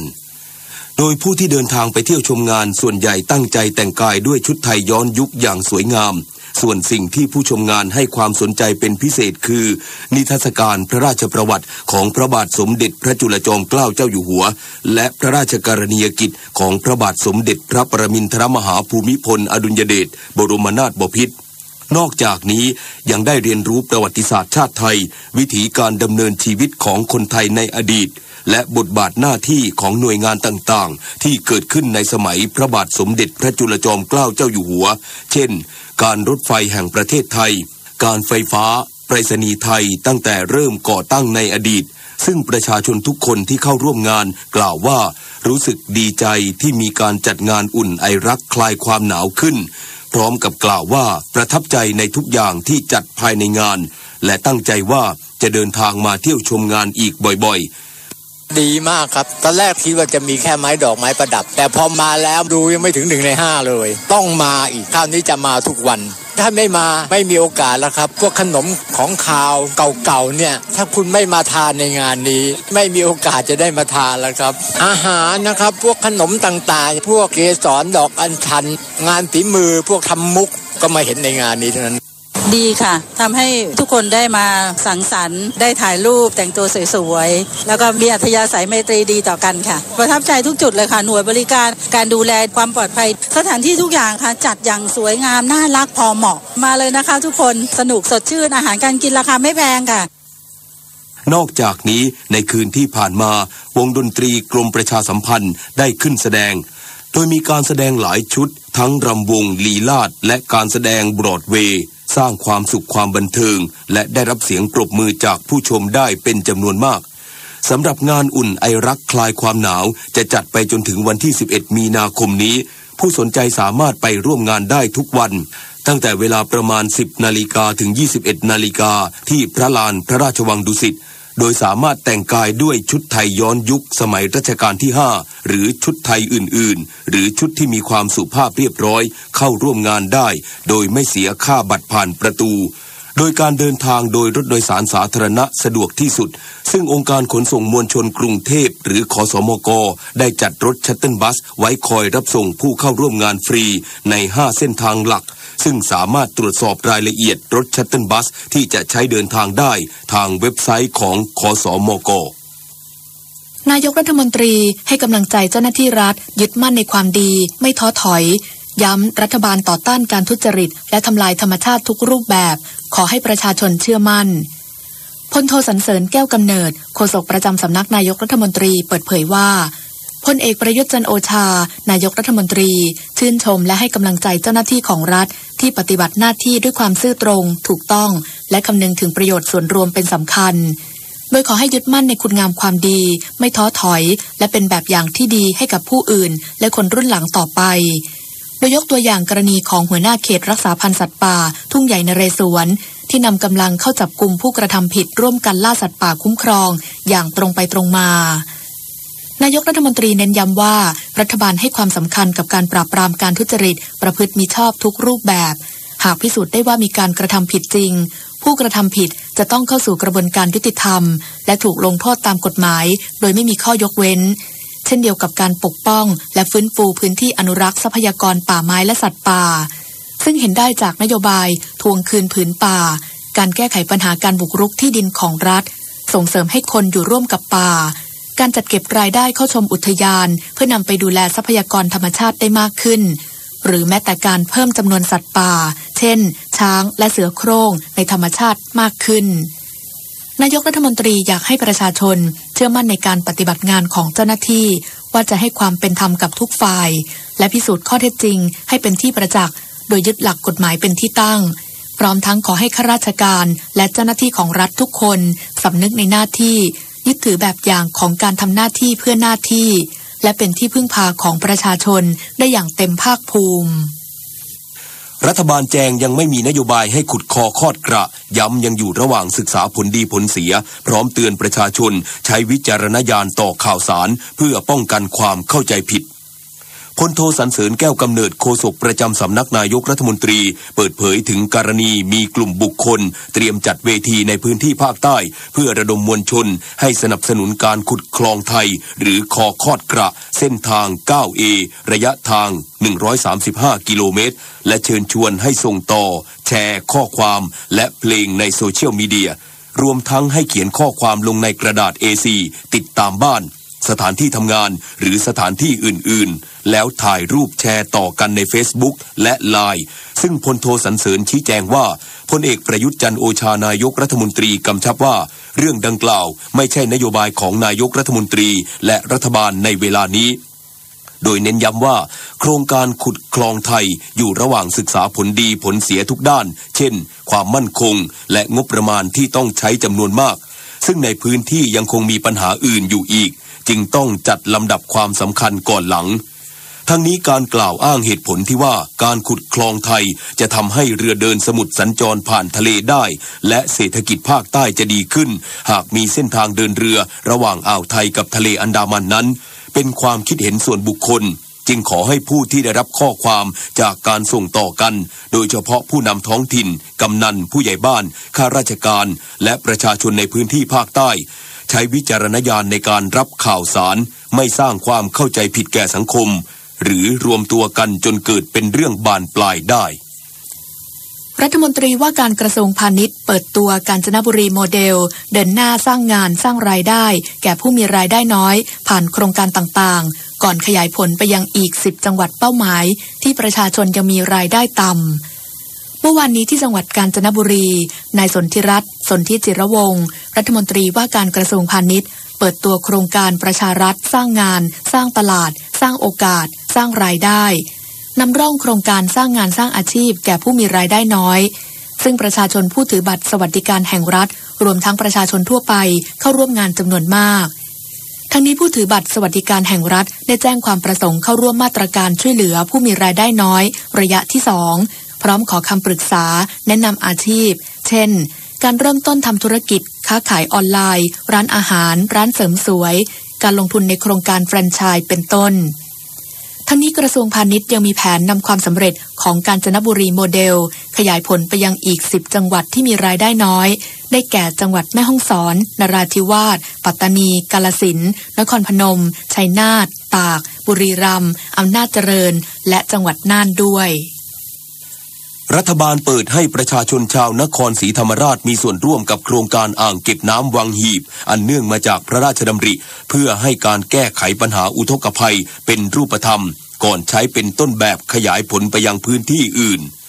เมื่อวานนี้ที่จังหวัดกาญจนบุรีนายวิวัฒน์สลยกำธรรัฐมนตรีช่วยว่าการกระทรวงเกษตรและสหกรณ์นำคณะลงพื้นที่โครงการอ่างเก็บน้ำวังหีบอันเนื่องมาจากพระราชดำริที่ตำบลนาหลวงเสนอำเภอทุ่งสงจังหวัดนครศรีธรรมราชโดยได้พบปะรับฟังความคิดเห็นจากประชาชนที่คัดค้านโครงการกว่า100คนซึ่งบรรยากาศการชี้แจงแลกเปลี่ยนความคิดเห็นอย่างตรงไปตรงมาเป็นไปด้วยดีทั้งนี้รัฐมนตรีช่วยว่าการกระทรวงเกษตรและสหกรณ์กล่าวว่าจะให้ประชาชนมีส่วนร่วมกับโครงการด้วยการร่วมคิดร่วมทำเดินสำรวจและร่วมตัดสินใจหากมีความต้องการโครงการนี้แตกต่างจากอดีตที่ให้บริษัทเข้ามาดำเนินการหลังจากนั้นจึงจะนำแผนที่ได้เสนอขอรับการอนุมัติจากคณะรัฐมนตรีก่อนนำไปสู่การปฏิบัติซึ่งโครงการอ่างเก็บน้ำวังหีบมีเป้าหมายแก้ไขปัญหาอุทกภัยเป็นหลักทั้งนี้หากโครงการสำเร็จจะขยายไปยังพื้นที่อื่นๆทั่วประเทศด้วย จะเริ่มจากที่นี่ก่อนที่เนี้ยผมลงมาฝากเองถึงหมู่บ้านเลยล่ะฝากพวกเนี้ยไปคุยกันเองในหมู่บ้านแล้วก็จะเป็นต้นแบบพอที่นี่สร้างกลไกการมีส่วนร่วมอธิบดีกรมชลเห็นด้วยรองอธิบดีเห็นด้วยแล้วก็ทำกันให้เห็นแล้วเอาสื่อตามมาดูก็ใครไม่ไว้ใจก็มาคุยกันมาถามหมู่บ้านนี้สิว่าต่อไปนี้เขาจะสร้างแหล่งน้ำเนี่ยประชาชนมีส่วนร่วมตามที่เขียนไว้ในแผนจริงหรือเปล่ากระทรวงการท่องเที่ยวและกีฬาวางแนวทางส่งเสริมการท่องเที่ยวเมืองรองพร้อมเน้นย้ำดูแลความปลอดภัยเพื่อสร้างความมั่นใจให้นักท่องเที่ยวในวีรศักดิ์โคสุรัตน์รัฐมนตรีว่าการกระทรวงการท่องเที่ยวและกีฬากล่าวถึงแนวทางการดำเนินโครงการผลักดันแหล่งท่องเที่ยวเมืองรองตามนโยบายส่งเสริมการท่องเที่ยวว่าปีนี้กำหนดให้55จังหวัดเป็นเมืองรองของการท่องเที่ยวรวมถึงให้จังหวัดหลักไปค้นหาอำเภอรองให้กระทรวงการท่องเที่ยวประกาศเพิ่มเติมเพื่อมีทั้งจังหวัดรองและเมืองรองทางการท่องเที่ยวขณะนี้กระทรวงการท่องเที่ยวได้จัดทำฐานข้อมูลโดยนำกิจกรรมที่มีความสนุกและอาหารอร่อยของเมืองรองต่างๆมาประกาศบนเว็บไซต์หรือแอปพลิเคชันพร้อมออกมาตรการภาษีสนับสนุนการท่องเที่ยวโดยนำค่าใช้จ่ายจากการท่องเที่ยวในเมืองรองมาคิดเป็นค่าใช้จ่ายเพื่อลดหย่อนภาษีได้ตามจริงแต่สูงสุดไม่เกิน 15,000 บาทเช่นค่าอาหารค่าที่พักทั้งในโรงแรมและโฮมสเตย์ส่วนกรณีบริษัทจัดอบรมสัมมนาในเมืองรองสามารถนำไปหักลดหย่อนภาษีได้เต็มจำนวน 100% โดยไม่จำกัดจำนวนและขณะนี้ได้หาแนวทางในการนำคูปองให้นักท่องเที่ยวที่มาท่องเที่ยวในเมืองรองไปใช้เป็นส่วนลดค่าสินค้าและบริการจะช่วยลดความเหลื่อมล้ำทางเศรษฐกิจสังคมวัฒนธรรมและการเมืองขณะนี้ทางกระทรวงเองและการท่องเที่ยวแห่งประเทศไทยก็กำลังค่อยๆพิจารณาหาทางที่จะสร้างคูปองเพิ่มเติมอีกที่จะให้คนที่ไปเที่ยวในเมืองรองเอาไปใช้ในการลดค่าสินค้าบริการที่จังหวัดนั้นๆทางจังหวัดก็จะเป็นคนช่วยชี้เป้าว่าขอให้ไปช่วยชุมชนตรงไหนถ้าท่านใช้คูปองนี้ท่านจะได้ลดราคาถ้าเป็นแบบนี้แล้วท่องเที่ยวเมืองรองของไทยท่องเที่ยวจังหวัดรองของไทยนั้นเนี่ยกำลังจะไปช่วยลดความเหลื่อมล้ำทางเศรษฐกิจกำลังจะไปช่วยลดความเหลื่อมล้ำทางสังคมกำลังจะไปลดความเหลื่อมล้ำทางวัฒนธรรมและลดความเหลื่อมล้ำทางการเมืองครับรัฐมนตรีว่าการกระทรวงการท่องเที่ยวและกีฬายังกล่าวถึงโครงการไทยนิยมยั่งยืนซึ่งกระทรวงการท่องเที่ยวร่วมกับกระทรวงมหาดไทยแนะนำให้จังหวัดเมืองรองเตรียมความพร้อมรองรับนักท่องเที่ยวทั้งด้านผังเมืองการจราจรการจัดการขยะน้ำเสียจากแหล่งประกอบการตลอดถึงเรื่องความปลอดภัยเพื่อสร้างความมั่นใจให้กับนักท่องเที่ยวต่อจากนี้ไปขอเชิญรับฟังไทยคู่ฟ้าครับ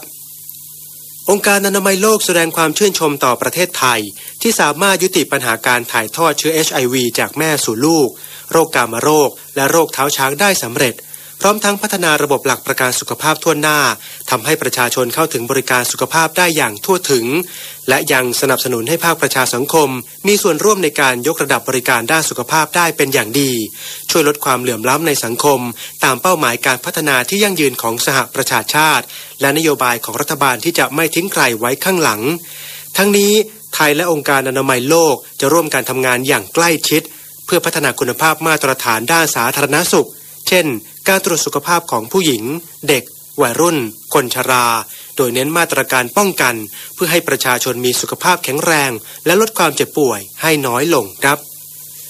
ร่วมเดินหน้าประเทศไทยกับสำนักโฆษกสำนักเลขาธิการนายกรัฐมนตรีสมเด็จพระเจ้าอยู่หัวทรงพระกรุณาโปรดเกล้าโปรดกระหม่อมให้หน่วยราชการในพระองค์และหน่วยงานทั้งภาครัฐและเอกชนจัดงานอุ่นไอรักคลายความหนาวชมการแสดงนิทรรศการพระราชประวัติและพระราชกรณียกิจของล้นเกล้าล้นกระหม่อมรัชกาลที่5และรัชกาลที่9เรียนรู้ประวัติศาสตร์ชาติไทยสัมผัสความอบอุ่นแนบแน่นของสถาบันพระมหากษัตริย์ที่ทรงมีต่อประชาชนและประเทศชาติเลือกซื้อสินค้าหลากหลายสอยต้นกัลประพฤกษ์และกิจกรรมอื่นๆอีกมากมายรายได้การจัดงานโดยไม่หักค่าใช้จ่ายทรงนำไปใช้ในการพระราชกุศลบำบัดทุกข์บำรุงสุขภายใต้โครงการตามพระราชดำริจิตอาสาเราทำความดีด้วยหัวใจร่วมแต่งกายชุดย้อนยุคและพบกันในงานอุ่นไอรักคลายความหนาว8 กุมภาพันธ์ถึง 11 มีนาคม 2561 เวลา 10:30 น.ถึง 21:00 น.ณ พระลานพระราชวังดุสิตและสนามเสือป่าโดยไม่เสียค่าบัตรผ่านประตู7:15 น.ต่อไปรับฟังข่าวต่างประเทศ ตำรวจอินโดนีเซียแจ้งว่ามีผู้เสียชีวิตอย่างน้อย27คนและบาดเจ็บอีก16คนจากอุบัติเหตุรถโดยสารนำเที่ยวชนกับรถจักรยานยนต์บนเกาะชวาเมื่อวานนี้โดยเหตุเกิดขึ้นเมื่อรถโดยสารคันดังกล่าวซึ่งมีผู้โดยสารอยู่บนรถประมาณ40คนพุ่งชนกับรถจักรยานยนต์ที่กำลังวิ่งลงจากเนินเขาด้วยความเร็วในเขตซูบังของจังหวัดชวาตะวันตกทำให้รถโดยสารพลิกคว่ำหลายตลบผู้โดยสารเหล่านี้มาจากเมืองตาเงอรังใต้ในจังหวัดบันเดินและกำลังเดินทางไปยังบ่อน้ำพุร้อนหลังเกิดเหตุผู้โดยสารทั้งหมดได้รับการช่วยเหลือออกจากรถและส่วนใหญ่ถูกนำตัวส่งโรงพยาบาลท้องถิ่นขณะที่ตำรวจกำลังสอบสวนอุบัติเหตุที่เกิดขึ้นแต่เบื้องต้นสงสัยว่าเบรกของรถโดยสารอาจใช้การไม่ได้ส่วนอุบัติเหตุรถโดยสาร2ชั้นพลิกคว่ำในฮ่องกงเมื่อเย็นวานนี้สำนักงานโรงพยาบาลได้แจ้งตัวเลขผู้เสียชีวิตล่าสุดเมื่อเช้ามืดวันนี้ว่ามีจำนวนเพิ่มขึ้นอย่างน้อย19คนหลังผู้บาดเจ็บรายหนึ่งเสียชีวิตนอกจากนี้ยังมีผู้บาดเจ็บ10คนอาการอยู่ในขั้นวิกฤตและอีก20คนอาการสาหัสในจำนวนผู้บาดเจ็บจากอุบัติเหตุครั้งนี้กว่า60คนซึ่งเจ้าหน้าที่ดับเพลิงเปิดเผยว่าผู้บาดเจ็บและเสียชีวิตส่วนใหญ่เป็นผู้โดยสารที่นั่งอยู่ชั้นบนของรถโดยสารจุดเกิดเหตุอยู่บนถนนเมืองใต้โปเขตนิวทอริทอรีทางตอนเหนือของเกาะ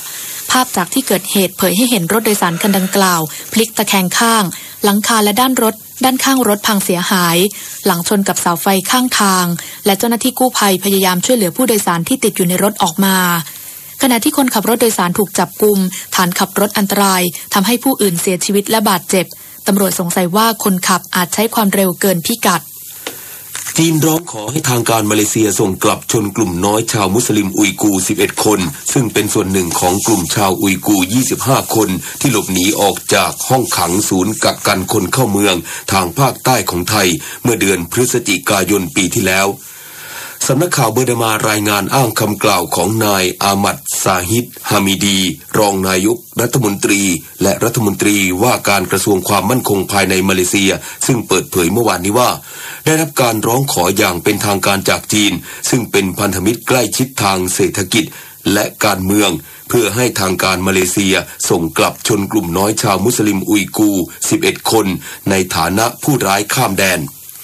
นายอามัดซาฮิดกล่าวว่าตามหลักการหากประเทศใดร้องขอการส่งผู้ร้ายข้ามแดนมาเลเซียก็จะพิจารณาภายใต้ข้อตกลงส่งผู้ร้ายข้ามแดนและว่าจะพิจารณาคำร้องขอของจีนเมื่อเสร็จสิ้นการสอบสวนของตำรวจว่าชาวอุยกูร์ทั้ง11คนมีส่วนเกี่ยวข้องกับการก่อการร้ายหรือไม่ให้จำนวนผู้เสียชีวิตจากเหตุแผ่นดินไหวรุนแรงขนาด 6.4 ในเมืองหัวเหลียนของไต้หวันเมื่อวันอังคารที่ผ่านมาเพิ่มขึ้นเป็น15คนตามรายงานของหน่วยดับเพลิงไต้หวันศพทั้ง3เป็นชายหญิงและเด็กถูกพบใต้ซากปรักหักพังของอาคารสูง12ชั้นที่พังถล่มลงมาระหว่างเกิดแผ่นดินไหวสำหรับผู้เสียชีวิตทั้ง15คนนั้นมาจากจีนแผ่นดินใหญ่7คนฟิลิปปินส์1คนและแคนาดา2คนส่วนอีก5คนเป็นชาวไต้หวันขณะที่ยังมีผู้บาดเจ็บจากเหตุแผ่นดินไหวครั้งนี้กว่า270คนซึ่งนับว่าเป็นแผ่นดินไหวครั้งรุนแรงที่สุดที่เกิดขึ้นในเมืองแห่งนี้ในรอบ50ปีต่อไปรับฟังข่าวกีฬาค่ะการแข่งขันจักรยานเสือภูเขาชิงชนะเลิศแห่งประเทศไทยเก็บสะสมคะแนนชิงถ้วยพระราชทานสมเด็จพระเจ้าอยู่หัวสนามที่2ที่จังหวัดจันทบุรีการแข่งขันในประเภทดาวฮิลทั่วไปชายสืบสกุลสุขจันยาทำเวลาได้ดีที่สุด1นาที 2.416 วินาทีครองตำแหน่งชนะเลิศส่วนในประเภทหญิงวิภาวีดีคาร์บเลสทำเวลา1นาที 10.06 วินาทีครองตำแหน่งชนะเลิศในการแข่งขันสนามที่2กอล์ฟทัวร์ผสมยุโรเปียนทัวร์ออสเตรเลียนทัวร์และเอเชียนทัวร์ในรายการ ISPS Honda World Super ที่ประเทศออสเตรเลียการแข่งขันในวันที่3นักกีฬาของไทยผ่านเข้ารอบแมตช์เพลย์ประกอบไปด้วยพรหมิสวัสดิ์ที่มีคะแนนรวม12อันเดอร์พาร์เป็นอันดับที่1และได้บายในการแข่งขันรอบแรกส่วนผลงานของนักกอล์ฟไทยคนอื่นๆที่ผ่านการตัดตัวประวิตรตั้งกมลประเสริฐ6อันเดอร์พาร์อยู่ในอันดับที่11ร่วมภูมิศักดิ์แสนสินและกิรเดชอภิบาลรัตน์5อันเดอร์พาร์อยู่ในอันดับที่17ร่วมกับนักกอล์ฟคนอื่นๆอีก7คนต้องแข่งขันเพลย์ออฟเพื่อหาผู้ที่ผ่านเข้ารอบ8คนและภูมิศักดิ์แสนสินผ่านเข้ารอบได้เช่นเดียวกันกับกิรเดชอภิบาลรัตน์ การแข่งขันเทนนิสชิงแชมป์โลกประเภททีมหญิงเฟดคัพโซนเอเชียโอเชียเนียกลุ่มหนึ่งที่ประเทศอินเดียไทยพบกับฮ่องกงเพื่อรักษาสถานภาพการร่วมแข่งขันในกลุ่มที่1ต่อไปในฤดูกาลหน้าโดยคู่แรกพัชรินทร์ชีพชาญเดชแพ้ซ่งยูติสหว่องจากฮ่องกง0-2 เซตในคู่ที่2เดี่ยวมือ1เพียงทานผลิกพืชชนะจ้างหลิง2-0 เซตทำให้เสมอกัน1-1ต้องตัดสินกันในประเภทหญิงคู่ในประเภทหญิงคู่เพียงทานผลิกพืชกับนิชาเลิศพิทักษ์สินชัยชนะคู่ของฮ่องกง2-0 เซตทำให้ไทยชนะ2-1 คู่และรักษาสถานภาพการเล่นในกลุ่มที่1ของโซนเอเชียโอเชียเนียในฤดูกาลหน้าสำหรับการแข่งขันแบดมินตันเอเชียประเภททีม E+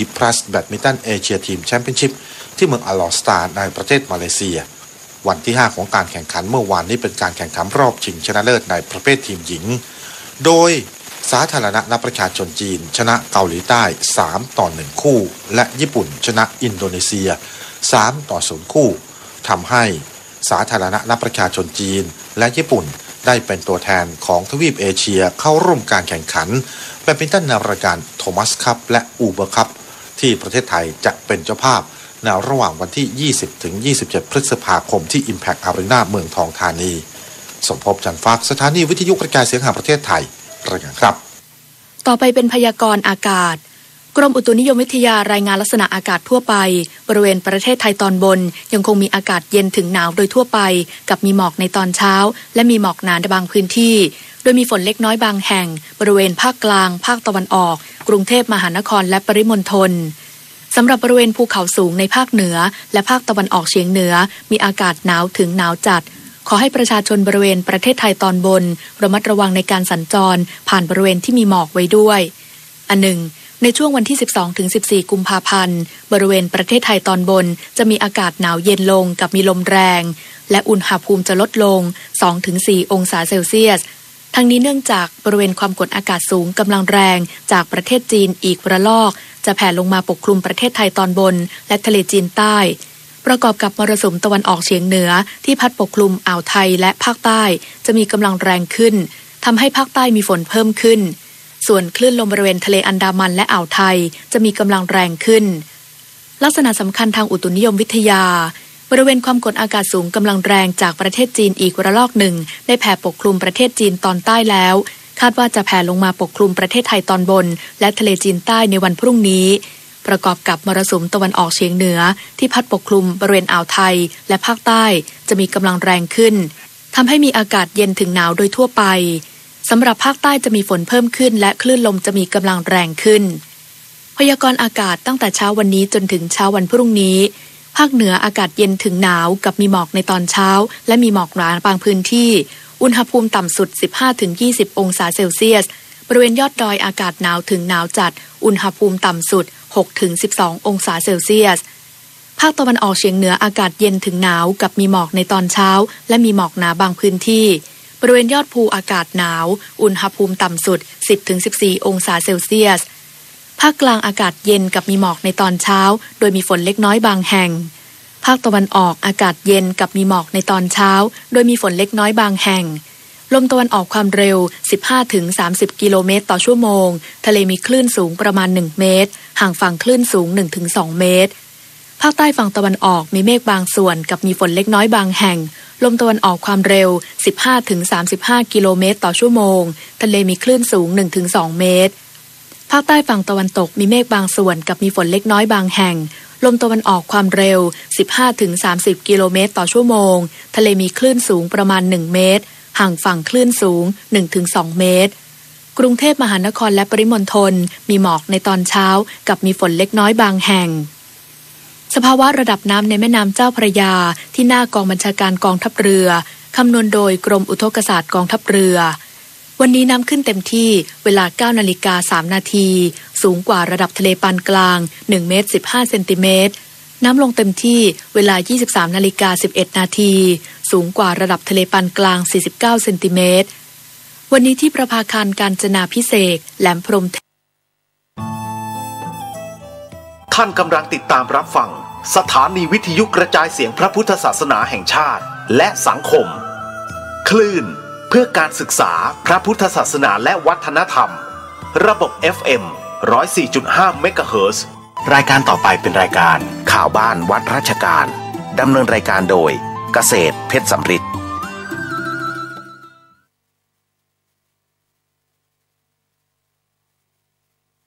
ตูที่ปิดอย่างแน่นหนานั้นแต่เพราะกรรมชั่วจะให้ผลประตูปราสาทชั้น7เปิดออกเองบันไดที่ชักไว้ก็กลับมาตั้งอยู่ที่เดิมเมื่อพระเจ้าสุปาพุทธะก้าวพระบาทลงถึงพื้นแผ่นดินก็แยกออกคอยรับสูบจมลงไปบังเกิดในอเวจีมหานรกพระศาสดาทรงสดับเรื่องแล้วตรัสว่าภิกษุทั้งหลายพระเจ้าสุปาพุทธะมิใช่จะมานั่งอยู่บนปราสาทเท่านั้นต่อให้เหาะขึ้นไปสู่เวหาบนอากาศนั่งในอากาศก็ตามไปสู่มหาสมุทรด้วยเรือก็ตามเข้าไปอยู่ในซอกเขาก็ตามเท้าเธอก็จะถูกธรณีสูบในสถานที่นั้นๆแล้วตรัสพระคาถาว่าบุคคลที่ทำกรรมชั่วไว้แล้วจะหนีไปในอากาศหนีไปในท่ามกลางมหาสมุทรหนีไปสู่ซอกเขาแม้จะอยู่ในผืนแผ่นดินใดก็ไม่พ้นจากกรรมชั่วได้สมัยนั้นเจ้าสรกานิสากยะสิ้นพระชนพระผู้มีพระภาคเจ้าทรงพยากรณ์ว่าเจ้าสรกานิเป็นพระโสดาบันเป็นผู้เที่ยงที่จะตรัสรู้ในเบื้องหน้าพวกเจ้าสากยะมาประชุมกันสงสัยว่าเจ้าสรกานิสากยะเป็นผู้ทุศีลเสวยน้ำจันทร์เหตุใดพระพุทธองค์จึงพยากรณ์ว่าได้เป็นพระโสดาบันเจ้าสากยะมหานามะเข้าเฝ้าพระศาสดากราบทูลถามความนี้พระพุทธองค์ตรัสว่ามหาบพิตรบุคคลบางคนในโลกนี้ไม่เลื่อมใสในพระรัตนตรัยไม่มีปัญญาไม่ประกอบด้วยวิมุตติความหลุดพ้นแต่เขามีศรัทธามีความรักในตถาคตบุคคลแม้นี้ก็ไม่ไปสู่นรกอบายทุกขติวินิบาตสำหรับสรกานิสากยะนอกจากมีความศรัทธาต่อตถาคตแล้วยังได้กระทำให้บริบูรณ์ในสิกขาในเวลาจะสิ้นพระชนอีกด้วยตถาคตจึงพยากรณ์ว่าสรกานิสากยะเป็นพระโสดาบันเมื่อประทับอยู่ที่นิโครธารามพระผู้มีพระภาคเจ้าทรงปรารภเรื่องของเจ้าหญิงโลหินีว่าสมัยหนึ่งพระอนุรุทธะได้มาที่กรุงกบิลพัสดุพร้อมด้วยภิกษุ500พวกพระญาติของท่านจึงได้มาสู่สำนักพระเถระเว้นแต่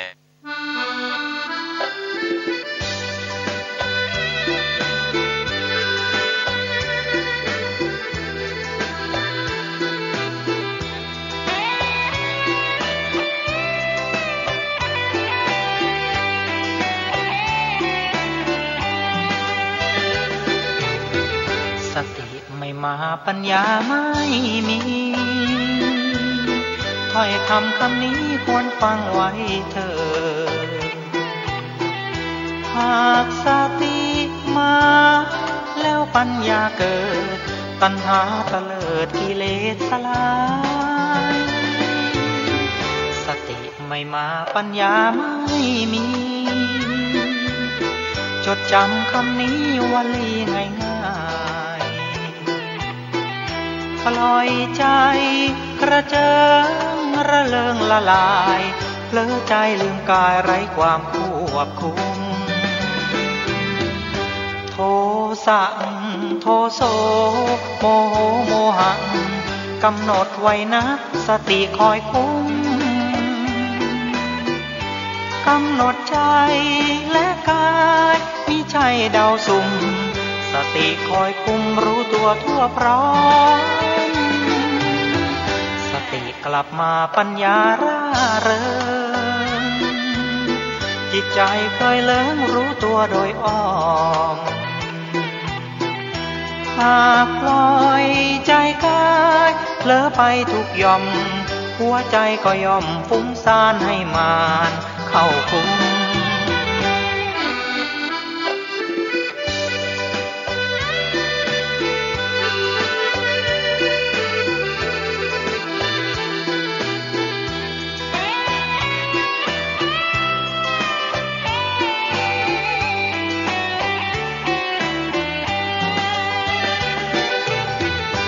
โทสะโทโสโมโหโมหะกำหนดไว้นะสติคอยคุ้มกำหนดใจและกายมิใช่เดาสุ่มสติคอยคุมรู้ตัวทั่วพร้อมสติกลับมาปัญญาร่าเริงจิตใจเคยเลิงรู้ตัวโดยอ้อมหากปล่อยใจกายเผลอไปทุกย่อมหัวใจก็ย่อมฟุ้งซ่านให้มานเข้าคุม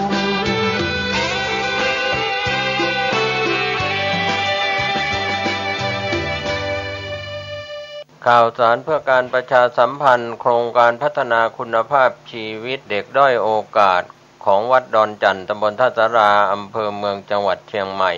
เชิญท่านร่วมบริจาค 053-240-184 พัฒนากายพัฒนาจิตใช้หลักธรรมศีลสมาธิปัญญาวิปัสสนาปัญญาอบรมกล่อมเกลาจิตใจ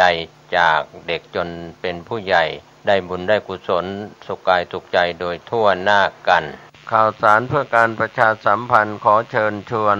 ผู้ใจบุญร่วมสร้างศาลาปฏิบัติธรรมของวัดใหม่ห้วยทรายหมู่ที่ 4 ตำบลสุเทพอำเภอเมืองจังหวัดเชียงใหม่ปัจจุบันก็มีพระอธิการบุญเพ็งปิยธรรมโมเป็นเจ้าวาดวัดใหม่ห้วยทรายพร้อมด้วยศรัทธาทุกหลังคาเรือนญาติธรรมทางใกล้ทางไกลร่วมกันเป็นเจ้าภาพท่านที่จะสอบถามรายละเอียดร่วมทำบุญสร้างศาลาปฏิบัติธรรมสอบถามรายละเอียดได้ที่พระอธิการบุญเพ็งปิยธรรมโมเจ้าวาดวัดใหม่ห้วยทราย 0871815231 ร่วมบุญร่วมกุศลได้บุญสุขกายสุขใจโดยทั่วหน้ากันสวัสดีครับท่านผู้ฟังที่เคารพข่าวชาวบ้านเสียงธรรมเสียงข่าววันนี้ผมกาเกษตรเพชรสำริดบรรณาธิการข่าวก้าวหน้านิวทีมข่าวทีมงานกับการทำหน้าที่รายงานข่าวสารเหตุการณ์ของพี่น้องสื่อมวลชนในพื้นที่เชียงใหม่ลำพูนภาคเหนือ8จังหวัดภาคเหนือตอนบนก็เป็นส่วนหนึ่งของข่าวสารในรอบวันสู่ท่านผู้ชมและท่านผู้ฟังนะครับก็เมื่อวานนี้ก็มีพิธีเปิดการประมูลหมายเลขทะเบียนรถเลขสวย301หมายเลขครั้งที่21ของจังหวัดเชียงใหม่หมวดอักษรขอไข่ลอลิงก็เริ่มกันตั้งแต่วันเสาร์ที่10กุมภาพันธ์เมื่อวานนี้ที่ศูนย์ประชุมนานาชาติ DM Press จังหวัดเชียงใหม่นะครับก็มีพิธีเปิด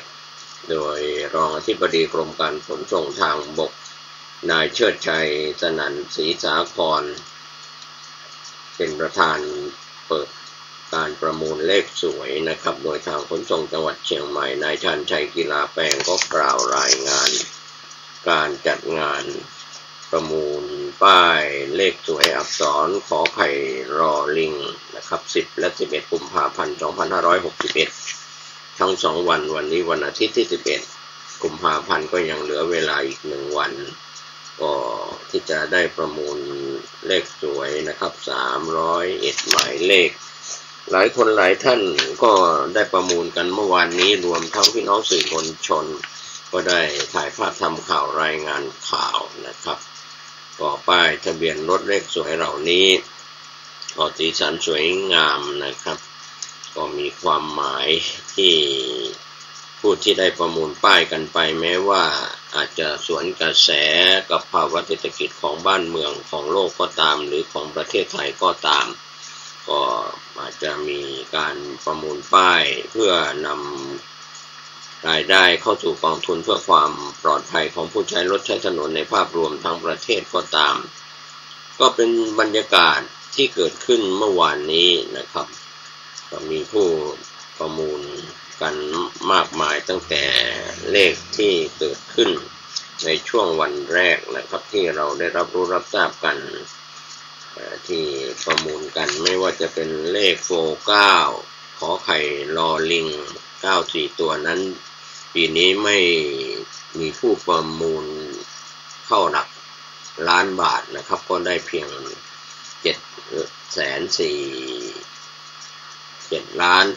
ขออภัย740,000 บาทนะครับที่ประมูลได้กันก่อนเที่ยงเมื่อวานนี้ก็ได้นำรายได้เข้าสู่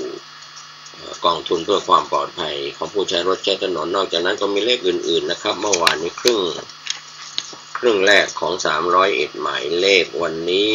11กุมภาพันธ์ก็อีกครึ่งหนึ่งก็จะมีหมายเลขเป็นเลขไม่มากนักนะครับก็เหลืออีกครึ่งหนึ่งจำนวนเหลือครึ่งหนึ่งแต่ว่า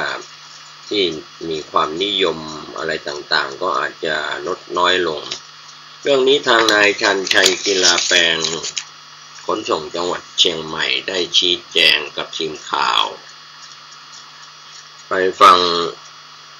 นายชันชัยกีฬาแปลงขนส่งจังหวัดเชียงใหม่ชี้แจงดังนี้ก็คิดว่าถ้าบรรยากาศเป็นอย่างนี้ก็คงน่าจะใกล้เคียงกันแล้วผ่านมาจนถึงป้ายโปร9ซึ่งเป็นป้ายที่การสูงสุดนะครับการประมูลตรงนี้ก็คือ740,000 บาท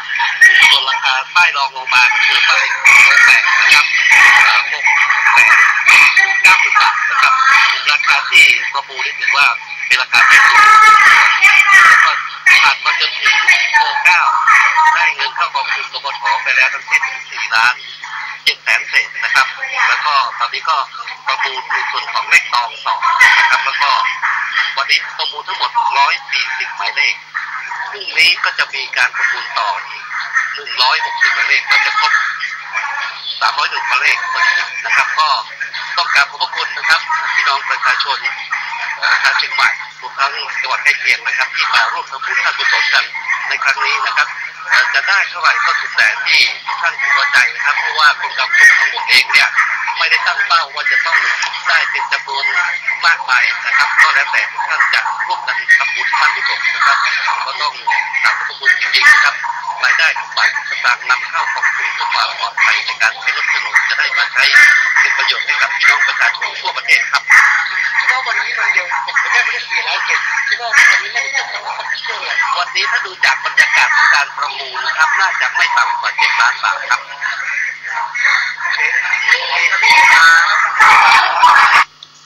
ครับก็เป็นเสียง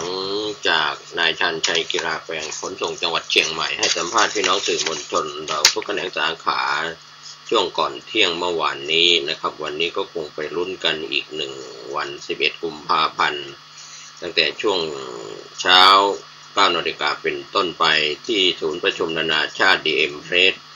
โรงแรมDM Placeจังหวัดเชียงใหม่อักษรขอไข่รอริงขับรถเลขสวยร่ำรวยโชคลาภนะครับทั้ง2วันจะเป็นไปตามเป้าที่ทางขนส่งจังหวัดเชียงใหม่ตั้งเป้าไว้10 ล้านบาทนะครับก็คงตั้งไว้ต่ำนะครับจะไปตามเป้าหรือไม่อย่างไรข่าวคืบหน้าเราคงจะได้นำมารายงานกับท่านผู้ฟังในรายการข่าวชาวบ้านอีกครั้งหนึ่งนะครับก็เป็นส่วนของข่าวประกอบเสียงเรื่องของการประมูลรถเลขสวยอักษรขอไข่รอริงทั้ง2วัน10และ11กุมภาพันธ์นี้ที่ศูนย์ประชุมนานาชาติDM Placeจังหวัดเชียงใหม่ใครต้องการเป็นฤกษ์ดียามดีเดือนแห่งความรักนะครับก็ขับรถเลขสวยร่ำรวยโชคลาภนะครับก็เป็นความหมายที่เราต้องการกันนะครับก็เป็นส่วนที่ทางทีมข่าวเราได้รายงานข่าวนี้กันเข้ามานะครับข่าวในพื้นที่ที่พี่น้องสื่อมวลชนรายงานกันวันนี้เราก็เริ่มกันในส่วนของ จังหวัดแม่ฮ่องสอนที่ผู้สื่อข่าวได้รายงานกันเข้ามาว่าสาวไทยใหญ่ครองตำแหน่งธิดาชาติพันธุ์ในงานฤดูหนาวแล้วก็งานรื่นเริงจังหวัดแม่ฮ่องสอนปีนี้ช่วงค่ำเมื่อวานนี้ที่จังหวัดแม่ฮ่องสอนจัดการประกวดธิดาชาติพันธุ์ในงานฤดูหนาวแล้วก็งานรื่นเริงจังหวัดแม่ฮ่องสอนเวทีกลางสนามหน้าสารกลางจังหวัดแม่ฮ่องสอนก็มีสาวงามที่เป็นชาวแม่ฮ่องสอนโดยกำเนิด21คนเข้าร่วมประกวดค้นหาสตรีผู้ที่มีความงดงามทั้งกายวาจาและก็วัฒนธรรมรวมไปถึงด้านความรู้สึกทางจิตใจประชาชนก็จะได้เห็นคุณค่าของสาวงามดังกล่าวธิดาชาติพันธุ์จังหวัดแม่ฮ่องสอนก็ได้แก่นางสาวเขมิกาสุนทรอายุ24ปีสาวไทยใหญ่บัณฑิตมหาวิทยาลัยเชียงใหม่ได้รับเงินรางวัล 25,000 บาทพร้อมขันน้ำผ่านรองจากนายประจวบอาจารพงศ์รองผู้ว่าราชการจังหวัดแม่ฮ่องสอนรองธิดาชาติพันธุ์อันดับหนึ่งก็ได้แก่นางสาวกัญญารัตน์สายสวัสดิ์สาวกะเหรี่ยงนักเรียนโรงเรียนแม่ราน้อยดารุณศิกนะครับครองตำแหน่งขวัญใจสื่อมวลชนอีกตำแหน่งรองอันดับสองได้แก่นางสาวทิติพรปิยะภักโพคินสาวไทยใหญ่รองอันดับสามก็ได้แก่นางสาวสุภัสสรเล้าเศรษฐการสาวไทยใหญ่รองอันดับสี่ได้แก่นางสาวนัทนิชาบุญมีสาวไทยใหญ่ส่วนตำแหน่งขวัญใจประชาชนก็ได้แก่นางสาวกมลชนกจารุวรรณนักศึกษาวิทยาลัยการอาชีพนวมินทราชินีแม่ฮ่องสอนสำหรับผู้ที่ได้รับตำแหน่งธิดาชาติพันธุ์พร้อมรองทั้ง4คนนั้นและก็ขวัญใจสื่อมวลชนจะต้องปฏิบัติหน้าที่ในการประชาสัมพันธ์ภาครัฐตลอดจนประชาสัมพันธ์การท่องเที่ยวของจังหวัดแม่ฮ่องสอนในฐานะทูตวัฒนธรรมเป็นเวลา1 ปีนะครับก็เป็นข่าวช่วงค่ำเมื่อวานนี้ที่จังหวัดแม่ฮ่องสอนส่วนศูนย์พัฒนาพื้นที่พิเศษอมก๋อยร่วมกับหน่วยป้องกันรักษาป่าเชียงใหม่24และเจ้าหน้าที่ตำรวจร่วมกันตรวจยึดไม้แปรรูปพื้นที่อำเภออมก๋อยจังหวัดเชียงใหม่พลโทสมพงษ์แจ้งจำรัดแม่ทัพน้อยที่3ในฐานะผู้อำนวยการศูนย์พัฒนาพื้นที่พิเศษอมก๋อยชี้แจงแถลงข่าวว่ามีการตรวจพบการลักลอบตัดไม้ทำลายป่าก็สั่งการให้หน่วยงานทหารประสานงานกับหน่วยป้องกันรักษาป่าเชียงใหม่ที่24เจ้าหน้าที่ตำรวจสถานีตำรวจภูธรแม่ตื่นและหน่วยงานที่เกี่ยวข้องเข้าทำการตรวจสอบพร้อมตรวจยึดไม้สักพร้อมอุปกรณ์แปรรูปบริเวณบ้านดูเซอร์หมู่ที่11ตำบลแม่ตื่นอำเภออมก๋อยจังหวัดเชียงใหม่นะครับก็มีไม้สักท่อนจำนวน70ท่อนไม้สักแปรรูปยาว200เซนติเมตรกว้าง10เซนติเมตรหนา4เซนติเมตรจำนวน100แผ่นไม้สักแปรรูปยาว300เซนติเมตรกว้าง15เซนติเมตรหนา2เซนติเมตรจำนวน300แผ่นไม้สักแปรรูปยาว200เมตรกว้าง15เซนติเมตรหนา2เซนติเมตรจำนวน250แผ่นไม้สักแปรรูปยาว300เซนติเมตรกว้าง20เซนติเมตรหนา20เซนติเมตรจำนวน130แผ่นพร้อมเลื่อยวงเดือนจำนวน1ชุดเครื่องกำเนิดกระแสไฟฟ้าจำนวน1เครื่องแล้วก็รถจักรยานยนต์ไม่ติดป้ายทะเบียนจำนวน1คันทั้งนี้เจ้าหน้าที่ก็ได้ขนย้ายของกลางบางส่วนไปเก็บรักษาไว้ที่หน่วยเขตห้ามล่าสัตว์ป่านันทบุรีส่วนที่เหลือรอการขนย้ายต่อไปนะครับก็